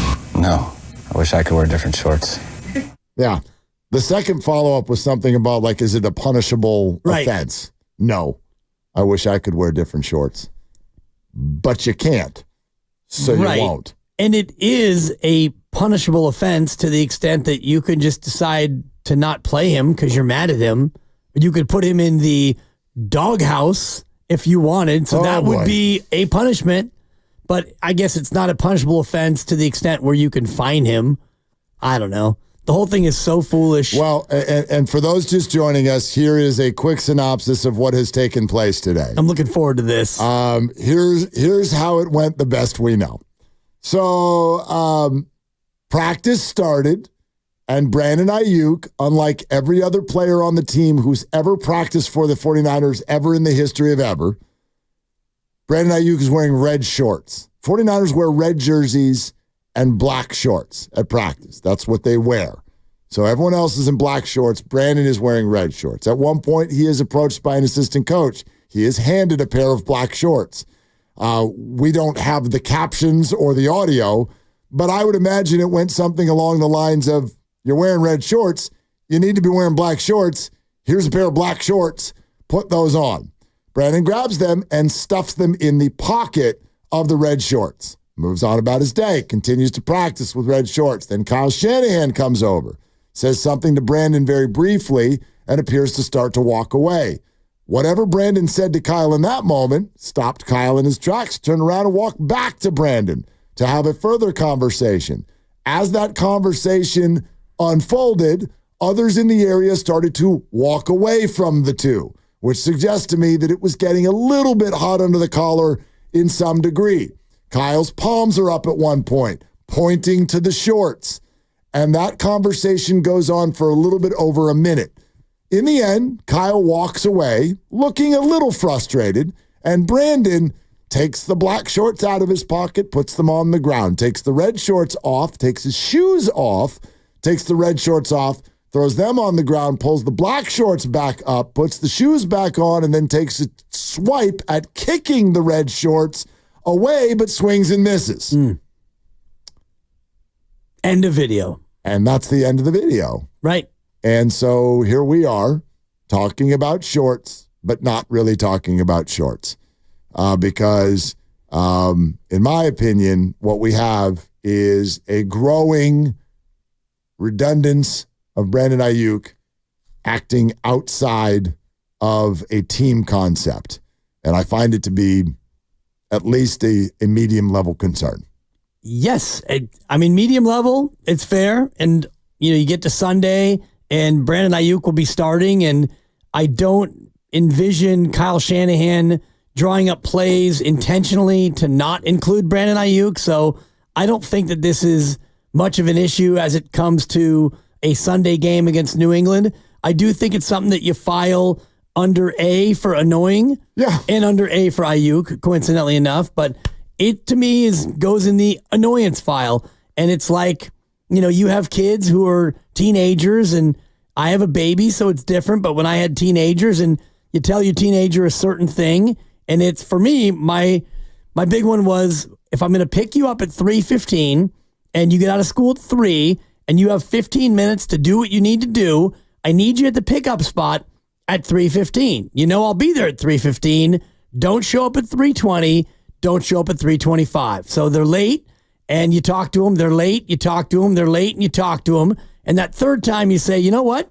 Next time I'm there at 3:15, and you're not there, you're going to have to find your own way home. Yeah. So when that day comes, and they're not there, and you drive off, and then they call you, where are you? At 3:22, well, then, at some point, hopefully that this doesn't get to that where you have to draw a line in the sand. But this has clearly been a collection of annoyances. For sure. That is, it's got to be bothering Kyle Shanahan. Anybody who wants to call this, and I know it'll probably be all over social media, it's a nothing burger. Yeah. Anyone who wants to call this a nothing burger, I think you're coming from, quite frankly, the wrong place. Which is to say that you're looking at this in a vacuum. You're looking at this on an island as if it is a standalone act. And unfortunately for Brandon, this is what I've been trying to get at for a few weeks now. He does not have the luxury of that because of where we've been over the last few months. He just doesn't. That's what this created. That's what the fallout is. Is it a big fallout? Not if you don't abuse it, but so far he's abusing it. And the ways you can abuse a hold in, hold out, whatever contractual trade demand poop emoji situation, the ways you can abuse that are A, don't play well and drop balls, or B, start acting outside of the team rules. Brandon's doing both. And it doesn't mean his time with the Niners is over. It doesn't mean he's not going to ball out the rest of the way. It doesn't mean that any of this is going to crater the Niners necessarily, but I do think all of them are bad signs, and I think that Brandon needs to understand that this is the new responsibility and reality that comes with this contract and this situation, which is you are now on a completely different playing field, and people are not going to be having this. They're not going to be having this. And Kyle, by the way, is not going to be having this from anybody. But you're under a totally different microscope. And by the way, that's totally fair. Yeah, I mean, you got the big contract, and you are one of the veterans on this team as far as the wide receiver room goes. You've got Jacob Cowing, younger than you, Ricky Pearsall, fellow rookie. Chris Conley's been around longer, but he's new to the team. He doesn't have the same level of gravitas, and Deebo Samuel's out hurt. So right now, you're kind of the leader in the room, and this is how you're going to comport yourself. It's troubling at the very least. You're listening to 95.7 The Game, KGMZ FM and HD1 San Francisco and Odyssey Sports Station, always live on the free Odyssey app, Twitch, and YouTube. Powered by First NorCal Credit Union. For a low-rate auto loan, apply online or just ask for First NorCal financing at the dealer. Okay, more calls. Here we go. Matt in Scottsdale, thank you for calling. What's up? Hey, how are you guys? I appreciate you taking my call. Okay, so I'm in Scottsdale. I'm from Walnut Creek. It is killing me. I was a coach out there for years. I'm coming back in December. He needs a spanking. Who does that? Like, is there a gas leak? What's going on? You know, it's like we have to be better with that, and he's not acting professional, and it's killing me. I don't know. As a coach out there for 15 years, starting again in like 3 months, I'm like, he just needs to be better. Matt, thank you very much. It's an uptick right there. Felt like an uptick. Well, can I say this? And this, forget the BA situation for a second, even though it applies. When people will say, this is no big deal, my response to that always is like, well, then why would you do it? You see what I'm getting at? Yeah. It's like, oh, well, red shorts is no big deal. Well, no, the correct response is black shorts are no big deal. So if you're doing something, if you're breaking a rule that looks like no big deal, then I'd argue following the rule is also no big deal. So why are you making something out of nothing? We do that too much with authority. We put it on them and go, why are these your rules? And my question would be, why are you breaking them? And I don't think many minds go there, but I'd love to ask Brandon that. Why was it important to you today to wear red shorts? What the hell is that about?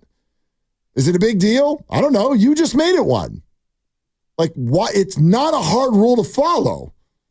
Yeah, it feels like he's been around long enough to understand that black shorts are what you wear to practice. So that is a fair question to ask, and I don't know if he ever will be asked, because normally they only get talked to players after games unless you're the starting quarterback. So after a game, you're probably not going to go to his locker and say, hey, Brandon, what was up with the red shorts last Friday? That question probably doesn't get asked, but that would be an interesting one to get the answer to. Like, not necessarily what were you thinking, but what led to that? Does it mean something to you when you were first asked? Why did you not take them off immediately? I mean, it all sounds ridiculous, but again, I'd argue that Brandon is the one that took it there. Agreed, and it goes to a deeper question, I think. And I was thinking about a baseball player who, maybe doesn't run out a ground ball. You hit a ground ball to short, and it's like you kind of jog and you never make it to first base. And, maybe the manager dresses you down in the dugout or whatnot. Or maybe if it's not the first time, you go out to your position in the field and then he calls timeout and he sends somebody out to right field and he replaces you and you get pulled from the game. And if it's the first time, you probably get a fine and you probably get talked to. But if it's something more than that, like this is not the first time that Brandon's done something that's kind of been annoying. So I wonder how much how many more of these incidents it takes before something happens. 888-957-9570. K-Dog, Corte Madera. Hi, K-Dog. Thanks for the call. Hey, Willard, Dibs, how you guys doing? What's shagging? Dog. Yeah, so I got two main topics. One is the emotional maturity of Brandon Aiyuk, and number two is team chemistry. I think the fact that these guys held out and took so long and have showed up out of shape, not ready to play. I think it creates disgruntlement amongst the team members, and I think that they're having a hard time gelling and getting it all together. So that's a disappointing situation. I think it happened with Bosa last year as well. So these long-term holdouts for huge money, I think, are a problem. And then Brandon, he's there. It's a big burden. He's a young man making huge dollars now. And then he sees his bro, Juwan Jennings, ball out. And so I think Aiyuk is just acting out. He's like Dibs said, he's like a teenager who's reacting. He's trying to get attention. He's bumming that he hasn't done well himself. And he sees Juwan getting all this attention. And of course, Juwan just signed his contract. He's like, yeah, thank you. Give me $15 million for 2 years. I'm stoked. And Purdy next year, here's $55 million. He'll just sign it, or $60 million or whatever. He's not going to negotiate. He's not going to hold out. He's going to be grateful. And I think that the amount of money that some of these guys make, it distorts their perception, and it makes it difficult. And as a fan, it's kind of like, come on. You guys have an opportunity. You've got a gift from God to play. Like, be grateful, play, and don't be so greedy and disrupt the team chemistry. That's all I got. K-Dog, thanks. Here's what it just made me think of, listening to what K-Dog just had to say. I don't think we're there yet, but let's just say my antennas are up a little bit. After the offseason they had, and I certainly thought, no, there's no way this is going to affect chemistry out there. Like, the players all have one another's backs in these situations because they all want to get paid when it's their turn. But remember, when you look at a team and you look at their talent level, and then suddenly it doesn't add up when they actually play, and you're like, why are you not playing? Why is this not better? You look like you should be better, and it's not better. What's going on there? Often the answer lies within that sort of immeasurable thing that we call chemistry. Look at the Warriors 2 years ago, when we thought they had a roster that was ready to win a championship. They had just won a championship. They were at least ready to compete. And my gosh, they couldn't win a game, but there was a specific kind of game that they couldn't win. And you all know what I'm talking about. They couldn't win a road game, because the road is sort of where your chemistry comes to be. Well, where have the 49ers been the last 2 weeks? On the road. So I don't know. I don't think we're there yet. I can't draw that conclusion yet, but my antennas are up. Sure. Hold out, hold in, shorts, whatever. And now 2 times as a 6 to 7 point favorite on the road and a big old L. No. Something to watch. Maybe, yeah. And I think as you get further down, especially when you look at the Ram game, I mean, that's a game that you had no business losing. And I don't know if you lost it based on chemistry issues. For me, it just came down to a few sloppy plays. 5 sloppy plays over the course of the last 13 snaps of the game is what cost you. So it is something to keep an eye on, because your Warrior comp is a pretty good one. And I've also been thinking a little bit about the Giants, San Francisco Giants, not this year, but last year, and how they ended the year, and talk of Jock Peterson and the Pusoy dose. Yep. Shout out Guru for the Pusoy references. But it turns out that season kind of unraveled because the manager lost the clubhouse, and the clubhouse lost the manager because Jock Peterson was playing cards before, during, and after losses. And you transpose that to this year with the Giants, where I know this is not a baseball segment or baseball topic, but the way they're finishing the season this year tells you that they're all still trying and they're all still pretty unified. Yeah. Now, they aren't good enough to be a playoff team, and they haven't played well enough throughout the whole year, but at least the way they're finishing the year makes you feel some type of way about the group in that clubhouse. Yeah, I mean, I think that's fair. Tim in Geneva is next up here on Willard and Dibs. Hi, Tim. What are you doing? Hey, guys. Thanks for taking. Well, I was cooking and listening to you. I was ready. Nice, Tim. Rock and roll. What do you think, Tim? All right. So, no, I think the whole uniform thing comes down to decorum and discipline. And I think the organization, the 49ers themselves are trying to set a certain tone. It's like how John Wooden, made you tie your shoes a certain way in practice, or you had to all start again. It's about developing that formula, that sense of professionalism. Discipline first, creativity second. You have to fit within the discipline, and then there is space for your personality. And so far, Brandon hasn't earned that. Well, it's interesting because, to be honest with you, and Tim, thanks, even go back to the only thing that, prior to this year, the only thing that any of us ever thought about with Brandon Aiyuk outside of his stats was that situation in year 2. And none of us know how to define it. We don't really know what it was that was going on. I've heard a thing or two about whatever. He had a good rookie year, and he came back a little bit out of shape and thought that he had arrived as an NFL player. And Kyle Shanahan wanted to send a message and then did, and he worked his way out of it, and he's been a really good player and a really good 49er ever since then. I've never heard one word about Brandon Aiyuk, like not being a team player, not being liked in the locker room. So when we say he hasn't earned that, I don't think that's wrong, but I also think that this is something that's new. And so I'm left to guess as to what has brought us here. And I really do think that he was affected by this offseason. I really do. I've thought it the whole time. And it doesn't feel like he's over it yet. Because whether it's dropping balls, not liking the number of targets, his personal coach is coming on our show and not liking the number of targets, coming out in a red pair of shorts. These are all little things that point to the same thing, which is that Brandon is just not feeling it right now. And I think that that's because of the offseason. For me, it's beyond not feeling it, although I do think that what you're describing is part of it. For me, it goes to what the previous caller was saying about emotional immaturity.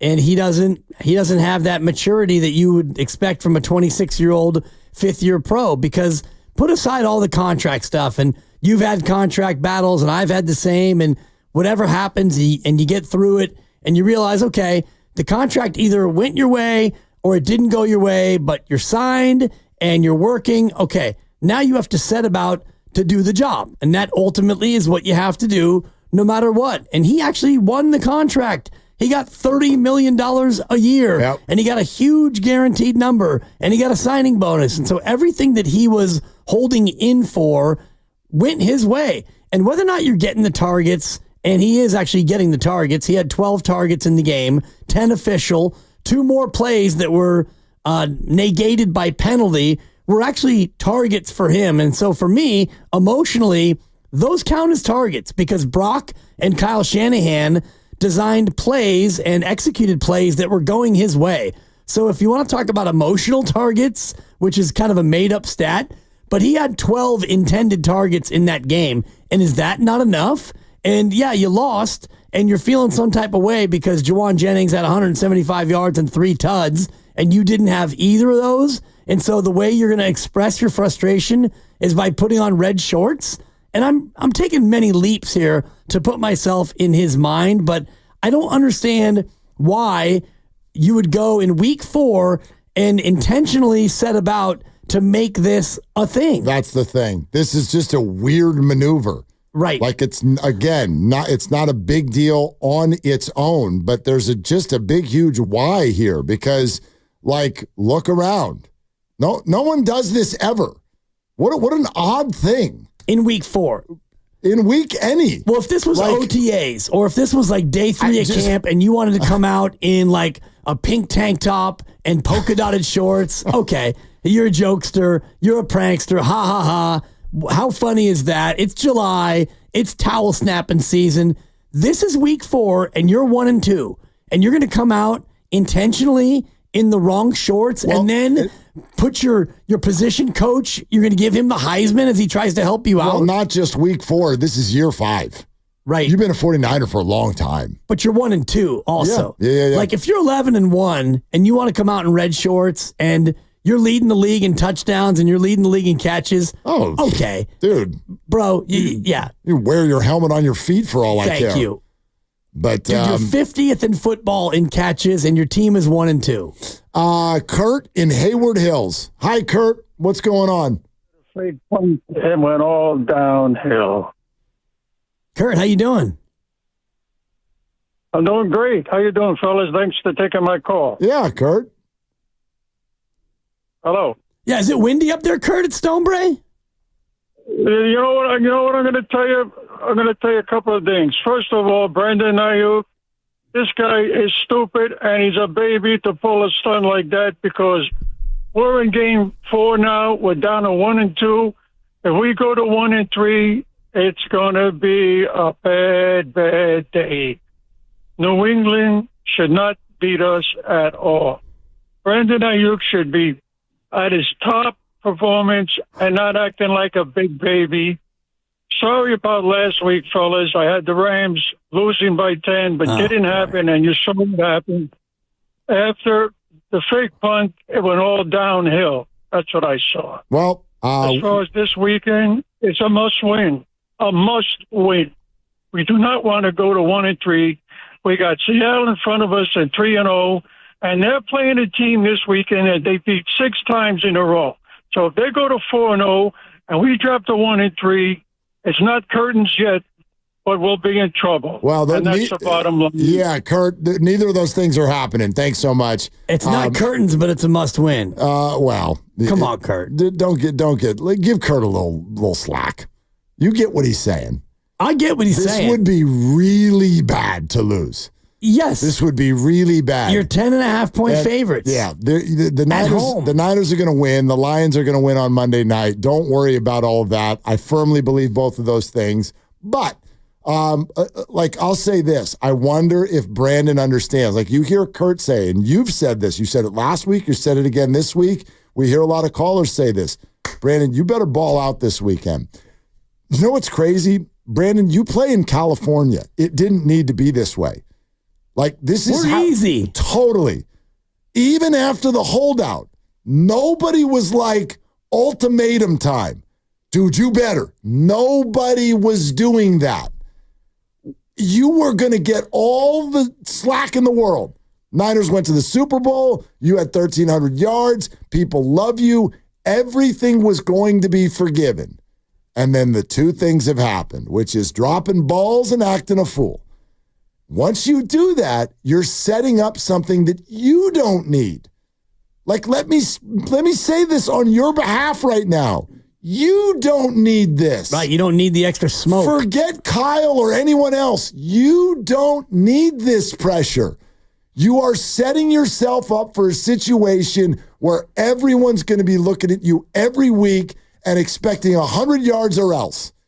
Yeah. You don't need to do this to yourself. It's just too late. That part of the story has already been written. And it's funny, as you were saying that, I was thinking about Saquon Barkley in Philadelphia, and Eagles fan is still mad at Saquon Barkley for one drop. Forget the fact that he's got 4 touchdowns and he leads the league in rushing. He's literally won the other 2 games for them. Right, but that drop, Mark, and Philly fan, I'm sure, at Saquon, we never should have gotten that New York Giant. He's a bum, and he leads the league in rushing. He's got 4 touchdowns. So I don't know if BA knows how good he has it out here, but yes, I said it before the year. This is a season that Brandon Aiyuk needs to ball out. If not, people are going to come for him, and this is just another reason why people are mad. Yeah, he didn't need to do that to himself. He did not need this. 888-957-9570. Big Smooth in Oaktown. What's up, Smooth? Hey, gentlemen. I think people are missing, I'm hearing, he's making so much money. It doesn't matter how much money he's making. It doesn't matter how many catches he has. Dude, this is a rule. It's a team rule. And if he doesn't comply with this, it takes away Shanahan's ability to set any rule. You wear white cleats, whatever. If you allow somebody, even if he has 13 touchdowns, you still cannot allow someone to do that. So I'm assuming he had a bad day. That's fine. I'm sure they talked it out. But if it happens again, guess what? You're going to end up in New England, or you're going to be somewhere else because you can't afford to have a guy on your team that will pull this off. And I'm going to tell you right now, if he's allowed to do this, what's to stop the next person the next time they have an attitude? This is just like a household thing right here. You can't allow it. Now, I'm not saying ship him off because of one thing, but I'm saying if this is a pattern where he's disgruntled, you gotta nip this in the bud, and you may have to send him out, take the hit, but you may have to assume that you can come back with and maybe his production can be 3 or 4 other players. I don't know. But you can't allow this to keep going on. It has nothing to do with how much money he makes. I think we're looking at it the wrong way. Well, I mean, Big Smooth, you're not wrong at all. Thank you, Smooth. And I don't think that we're necessarily saying it has to do with how much money he makes. What I'm saying is that's what's going to be held over his head. Fair or foul, he has set a new bar for himself. He has set $30 million. He has set holdout. He has set loud holdout. He has set loud hold in. And then he set the bar with I was a pain in the rear in the end when I didn't need to be, and now red shorts and dropped balls. And whether people should equate it to the salary or not, doesn't matter. They will. I don't even know if people are equating it to the salary as much as they are to the hold in and now the drops and then now this. It's because he's become a bigger story than he should be. And we're talking about it today for 3 hours of the show instead of talking about the Patriots and their 3-4 defense and the fact that they have 2 really good tight ends and a running back who's looking to beat you up. These are all things that we should be talking about, but most people are more interested in Brandon Aiyuk and an immature, petulant move to intentionally wear red shorts at practice. Like, what goes into the mindset of a pro athlete on a Friday, which is a red zone Friday? It's the last practice before you get ready for a walkthrough tomorrow. Everyone's locking in on a get-right Sunday against New England, and you're going to think, you know what? I'm going to throw on the red shorts. See if I can sneak this past the powers that be. I'm going to don the red shorts today. I don't know, man. Yeah. Yeah, Mark. It's baffling. Completely. And it's completely. What are you doing? What are you doing? Like, where's your mind going into a game? And, Jawan Jennings has already said this week that he understands that he's probably not going to have another 175-yard receiving game with 3 touchdowns. He just wants to go out there and contribute, do the best he can, try to get to 100 or whatever his quote was, but he's locked in on not duplicating what he did because that's almost unduplicatable if I can make up a word, but he's locked in on having another good performance. And where's Brandon Ayuk's head? In the shorts drawer. I like these shorts. Yeah, I look good in red. These look good. He just wants to wear red. Let's go to Mike in Santa Clara. Hi, Mike. Thanks for calling. Hey, thanks for taking my call, guys. I'm actually just curious to know if he's, in this case, Brandon Aiyuk. And you're right. I wish we were talking about the Patriots game rather than this situation. It's really ridiculous, but it is what it is at this point. But I'm actually curious to know: is he acting up because he is just wanting the attention, or is there really just something where he's just a little bit too bitter about how everything went down, and now he's getting all the criticism and everything? I just hope that he's actually talking to, especially Brock Purdy, about trying to get back on the same page. Whether they go meet up for dinner or something, doesn't matter. Just work it out. And I'm hoping that he's talking with Brock about how can we fix this at this point.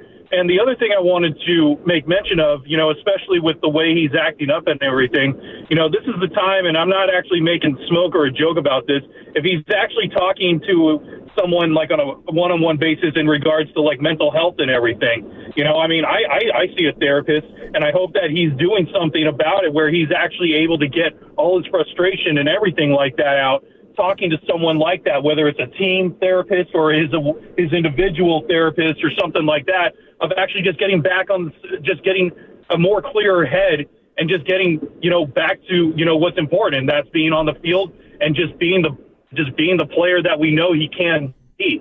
You know, obviously with him like going in there, just being rusty, I can understand that.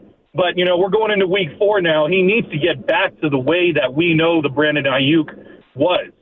So that's all I got to say, guys. Thank you. Mike, thanks. I have no idea what his mental health situation is. I think psychologists, sports psychologists, I think that's a great thing. Therapy, great thing. Absolutely suggest it for everyone for that matter. That said, I don't know necessarily where Brandon is on that. I can't speak to that. But whether they're big or small, he's making some bad decisions right now. I said this throughout the month of July and August. He's making a bad decision. I don't know if he's getting bad advice or not, but he's making a bad decision. TJ let what I thought was actually the most interesting thing out of that entire interview TJ Hushmanzada the other day was he said directly to us, because we questioned him on it. I'm like, dude, you said to us 3 months ago, if he gets the Amon-Ra deal, he's in camp the next day. And then he got that offer, and he didn't show up the next day. And TJ's like, I told him to sign it. Yeah. I was on the phone with him. I told him to sign it. He didn't sign it. Yeah. He's a grown man. I can't tell him what to do, but I can now weigh in on this. Brandon is making bad decisions, and it's not just one. And they are outside of the team concept, all of them. And I won't even try to put myself in the shoes of mental health or mental health expert, because you never know what any player or any person is going through individually. I mean, I have a good idea of your life and what you go through. You and I talk about it, but still, I don't know what you deal with. Grandy and Lucas, director of sports, myself, anybody. And so I don't want to put that out there as a thing. All I can do is react to the behaviors and the things that I see. And this today is as troubling as any TikTok or poop emoji or other things, because he's, for me, the action today to intentionally wear red shorts and then to be so defiant as to not put on the black shorts when they're given to you by an assistant coach, that feels to me like a cry for attention. And maybe it's not the attention that he wants to get the attention of the ball being thrown to him, but perhaps because he's not getting that positive attention, he's seeking negative attention. And you see that a lot in younger people where, you know, you have somebody acting out to get attention, because when you're doing the right thing, sometimes you don't get noticed, you don't get the attention. Yeah, absolutely. I mean, gosh, what you just described is literally the entire epidemic issue for teenagers right now on social media. Like, he's not getting enough likes. Right. In his case, likes are throws. Yeah, right. He's not getting enough comments. You look good. Oh, looking good, brother. He's not getting, and this has been, you can take that to the contract conversation. He is not getting the reaction that he's looking for. That has been true now for 7 months. He's not getting the reaction he's looking for. And, you know, I mean, I don't want to get all sort of mental health and of course abstract here, but like, you know this, I know this, I hope all humans know this. Like, that's within, man. That's within. And it's a wide receiver issue on some levels, because they're complementary pieces on a football field. They can't throw the ball to themselves. Right. That has a lot to do with the psychology, I think, of why some wide receivers act the way they do. But, dude, if you're not getting targets and you're not getting likes and you're not getting positive attention and you're not getting the money offer that you want and this, that, the other, you're not going to find the answers externally on TikTok or with a red pair of shorts.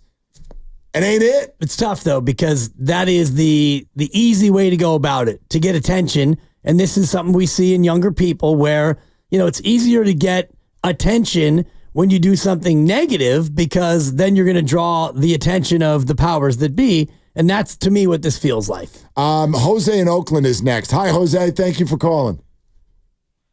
Hey, guys. Look, prior to all these things going on with Brandon, we never heard anything negative about him. It seemed to me that he was a model teammate and somebody, you know, that everybody liked. And it reminded me a lot of Terrell Owens. He was pretty much the same, very polite with coaches as well as with, you know, veteran players. But once he got that contract, in his mind, he had arrived. He was a star, and he demanded that attention. He demanded to get a certain amount of passes, targets. I think Brandon is kind of getting to that point where in his head, when he doesn't get 12, 15 targets, he's being disrespected as a star. And he wants to, protest on his own way. But on the process, I wouldn't be surprised if he is also acting up around his teammates on a way that he's trying to make them feel like, you know what, I am a star and you're going to treat me as a star. And that might be affecting the chemistry. Now, as far as, him actually acting up like Terrell Owens, there's a big difference. Terrell Owens acted like a diva, but the guy, whether he was happy or unhappy, he came in and produced all the time. Brandon is not doing that. And he's going to get that criticism from the public, from the fans, and he's not going to like it. He's going to feel that he's being disrespected now also by the fans. At some point, he's either going to get traded or they're just going to cut him. Unfortunately, because he got that big guaranteed money in his mind, and unfortunately, it is a fact. What are they going to do? Fire him? Trade him? Cut him? They can't. It's guaranteed money. And they're stuck with him. So it's a no-win situation for the team. The team is the one that's going to end up losing on this whole deal, and that's something they should have seen coming. The Niners kind of got that one on themselves by letting that contract situation with him languish to the point where he started demanding more money than he actually deserved. Yeah, I mean, Jose, it's a fair position. I think that, just my opinion, in this moment, it's a little bit of an overly dramatic take in terms of like they're going to trade him, they're going to cut him. And I know you mean at some point. Sure. I don't think the conversation is there yet. But if you do want to flatly say, hey, the Niners should not have caved on this through this offseason and they will eventually regret this deal, that I think that's a pretty fair take. It's possible. It's a fair take. My part of it, and Jose is such a great call, and I think he hits on it, is the thing that I was saying all along is make sure that you know the player and make sure you know how the player is going to react and be when you give him this much money. Because I'm looking at the contract right now and I'm seeing a potential out in 2027 with a dead cap of $9 million at that point. So, you could get out at any time. At the end of this year, you could get out and the dead cap hit would be $39.3 million, which would be a gigantic amount of money to eat. But if you really, really wanted to get out of it, there's a way to get out of it if this goes. Oh, for sure. If this goes totally bad. But I just would look at the front office and think, did you see any of this behavior coming? And, you saw a little bit of it during the hold in, like you said, and the TikTok and some of the other things he was doing passive aggressively. But I think you're seeing a pattern of behavior that would be troubling. And then you go ahead and give him $120 million. That's shocking. Yeah. And again, you have to look at the Niners situation in that moment.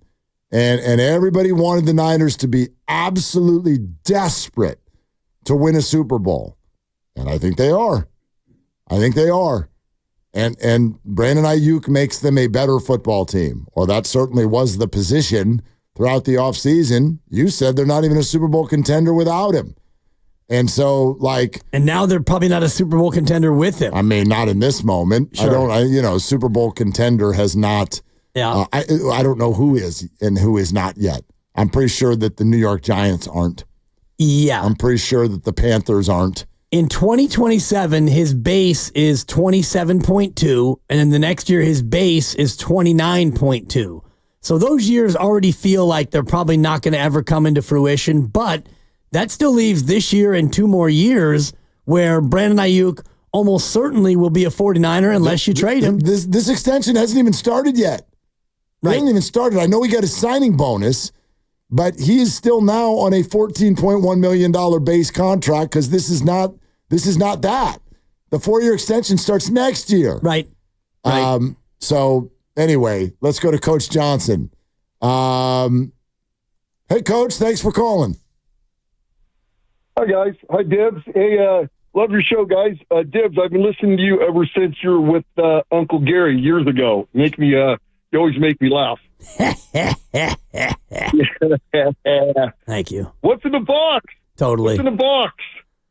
Yeah. Hey, I played with your brother Doug at junior college one year in basketball too. Yeah, shout out Napa, the Chiefs, I believe, at the time. Doug was second team All-State, led the state in free throw percentage, but he forgot to go to class. Go ahead, Coach. Oh, yeah. I'm calling because I wanted to talk about, Aiyuk's little problem with his uniform today. I mean, we have practice uniforms for a reason, and if somebody comes strolling out in different shoes they're supposed to have on, different shorts, different shirts, like you guys are saying, what are you doing? It's about individualism, and it's absolutely not about the team. And if we got a kid doing that, of course, I'm at a lower level, but if we had a kid doing that, you're going right back in the locker room and you're changing. And we might be running a little bit with the team just to prove a point that you can't be doing that, and your teammates might get pissed at you for pulling that little trick, and maybe a little peer pressure will stop it.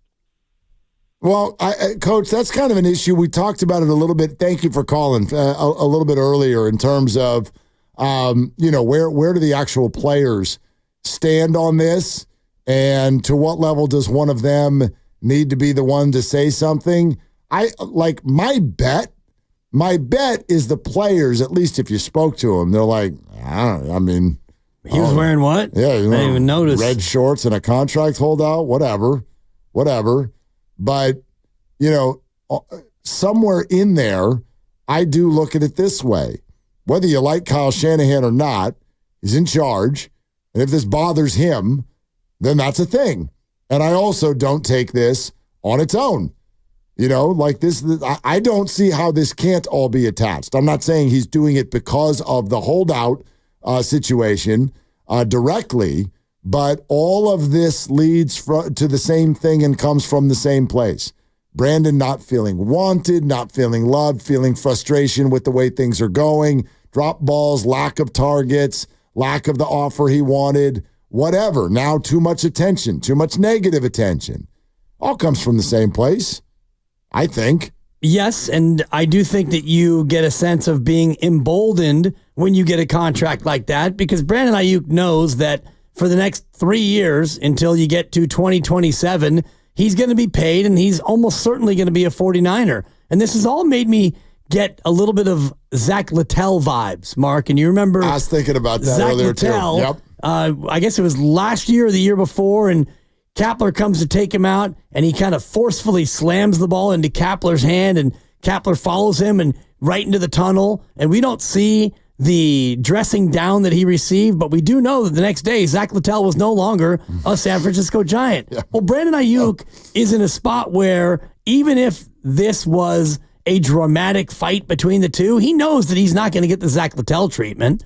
Of course not. Because he's paid in full. Yeah, absolutely. No, we're nowhere near this. And I wonder if Brandon was playing on his fifth-year option, if he would have come out wearing red shorts. You know what I mean? I don't know. If he's still playing for that contract, does he still come out in red shorts? I don't know. This feels to me like a move, like a little bit of a flex. I'm making $30 million large. I'm gonna wear red shorts. Let me ask you this: what's a bigger deal to you, the fact that he wore red shorts, or that he took a minute and a half and two coaches to talk to him before he changed the red shorts? The second part. See, me too. Because he clearly was given a pair of proper black shorts by his either position coach or a team trainer. Somebody gave him the proper pair to try to prevent this from being what it is. And the fact that he blew off that initial intervention, that to me is a bigger deal than just the ultimate defiance of the act. Yeah, I same. Because I don't know if the original act is innocuous. I don't know if he's just I'm going to wear some red today. Maybe he didn't even realize it was a thing. I have a hard time believing that, but who knows? Maybe that just was I'm going to try something today. I'm feeling this, But, dude, the second that the bosses make it very clear that this matters, I don't know. Come on, man. Here's a pair of shorts. Change your shorts. And then he stuffs them in his pocket and starts running routes again. That, to me, is way more defiant. Yeah. Yeah. Anyway. And this is from a guy who has made a lot of defiant moves. I mean, I've done defiance before. And you have? I've paid the price, for sure.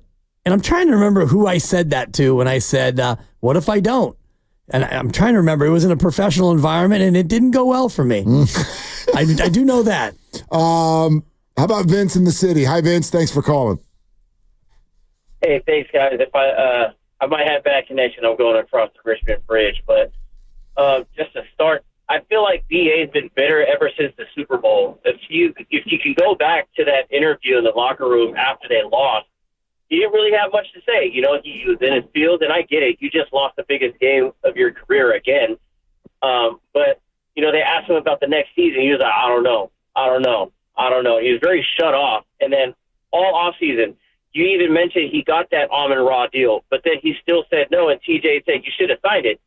Well, now I'm starting to see, like, well, are you upset that, like, you know, other guys are getting more rep than you? Like, Debo, Kittle, and CMC, like, are you upset about your shine because you're not getting enough shine?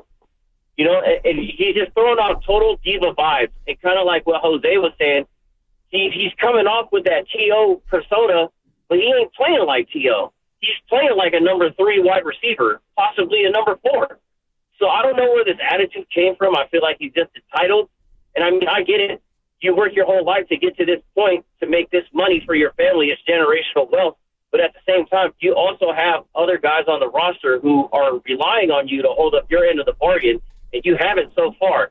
So that's why there's so much pressure with this game. You're playing one of the garbagest teams in the league right now, and if you go out there and, you know, put up 40 yards, it's not gonna end well. And he set this all up himself, like you guys have said.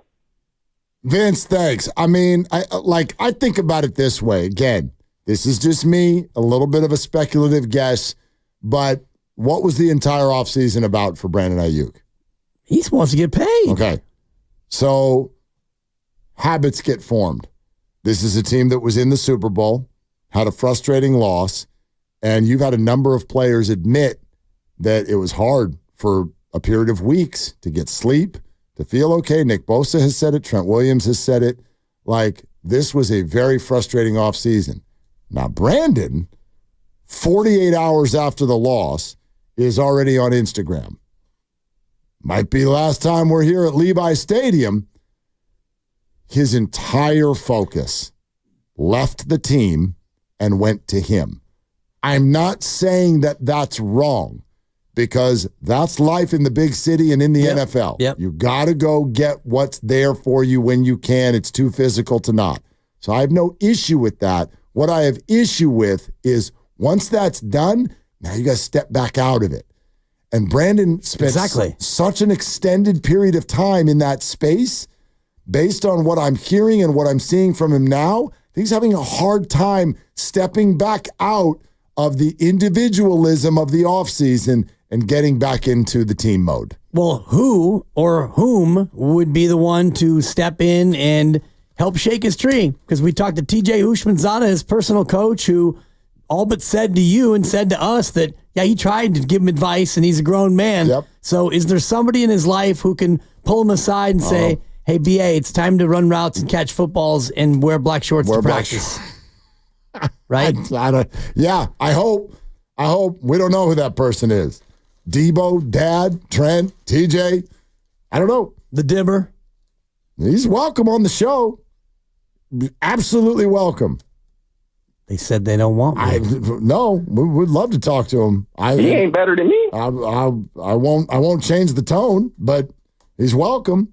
All guests on 95.7 The Game, in fact, appear on the River Islands guest line. I don't know that Brandon will, but isn't it time for you to discover the islands? River Islands in Lathrop. More of your calls next on Willard and Dibs. You know that rundown car or truck that's sitting in your driveway or in your backyard? What if I told you can have it towed away and turned into money in your bank account fast? QuickAuction.com is a revolutionary service.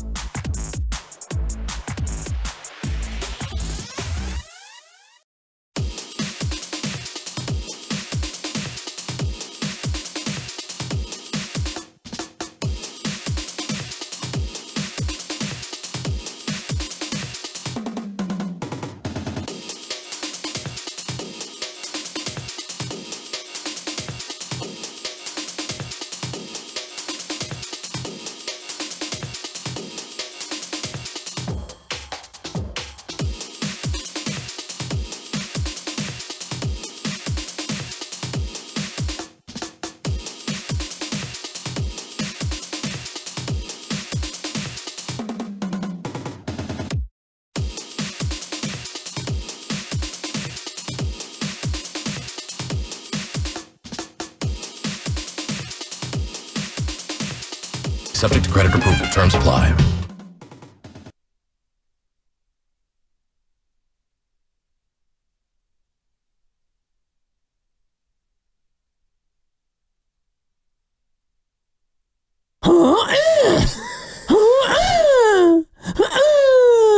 Now, back to Will and Dibby on 95.7 The Game. You thought you were going to get out of here. What do you mean? You ain't getting out of here. You ain't getting away. Without him playing the grunts? You are not going. Yeah. You are not going to skate. We're not letting you do it. Why would I want to skate when I'm hot?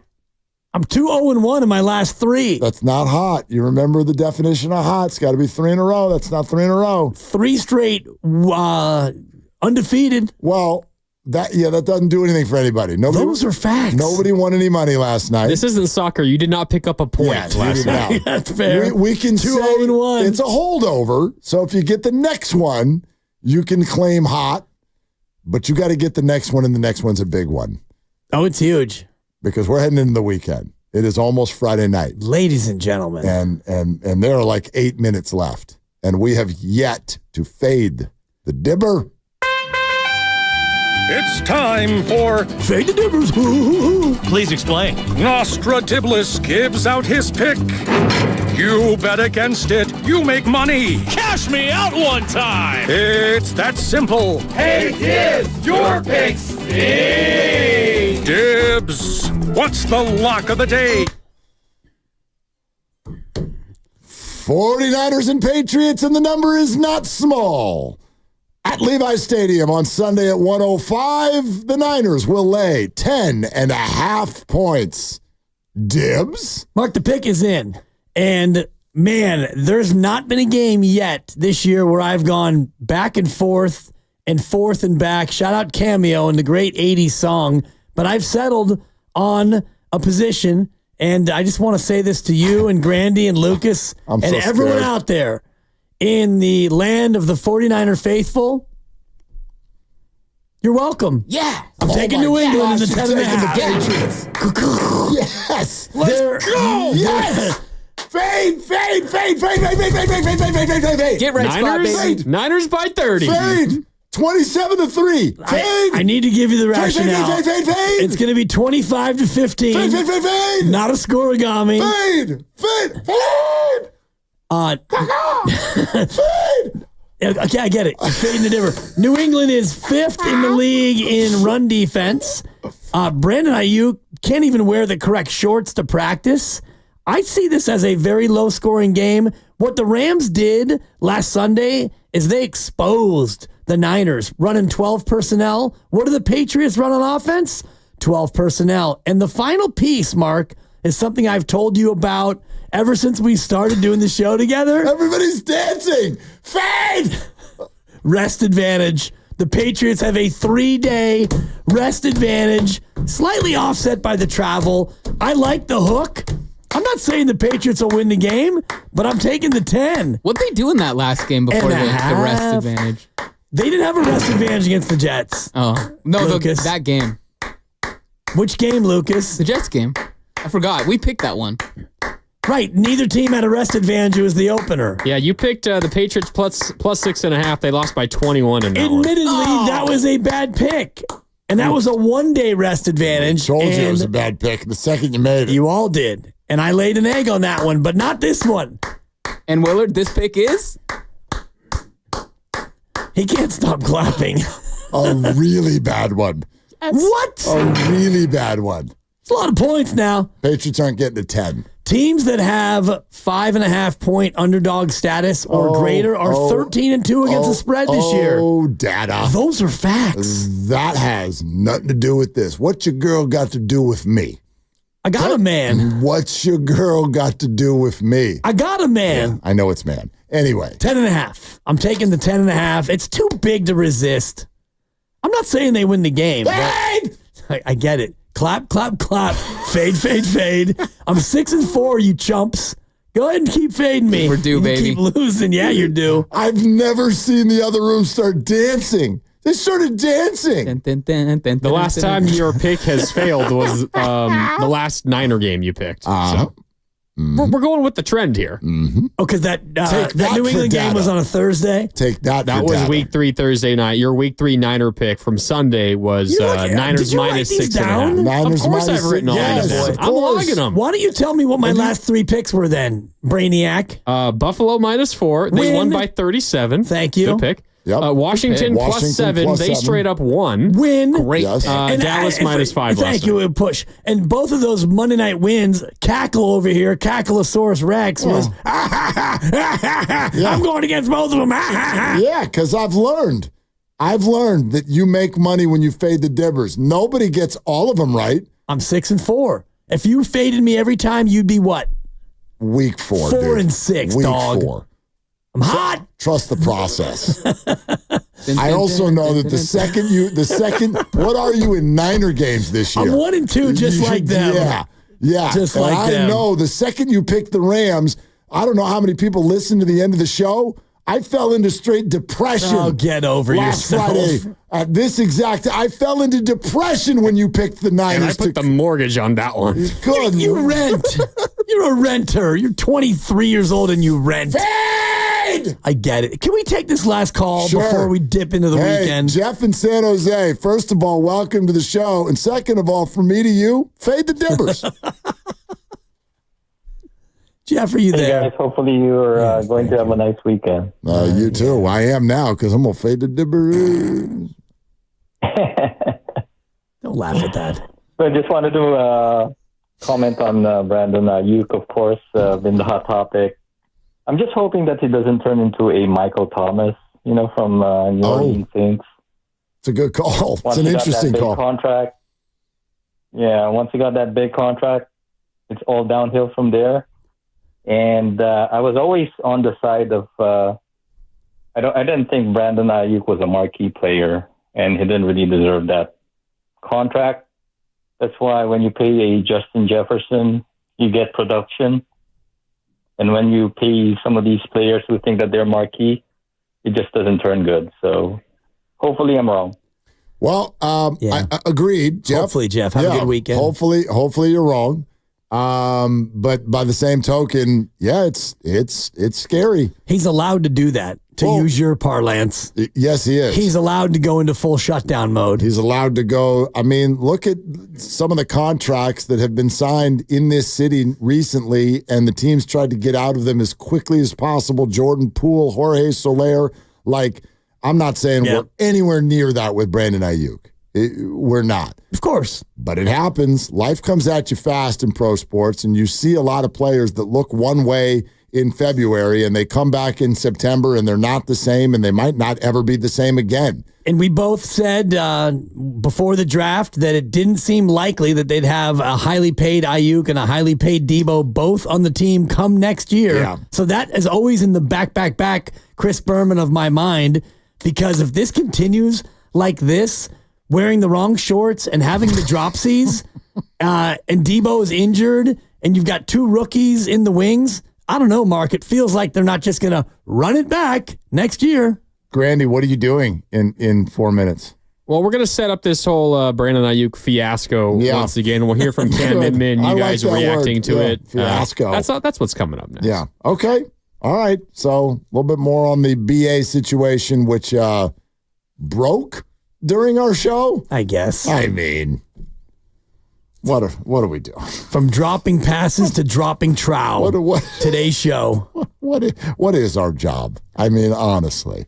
But here comes Grandy, and he's brought to you by Fremont Bank, celebrating 60 years of full-service banking with no compromises. Do you want to do it again tomorrow? No, I'm going to a parade. How about Sunday? Football day. You want to do it on Monday? I'll get back to you. Fade the diver. I'm showing up, whatever. 25-15, Patriots cover. For Fade, for Grandy, and for Lucas, I'm Mark. Shoot your shot. That's all you got. Ladies and gentlemen, the weekend.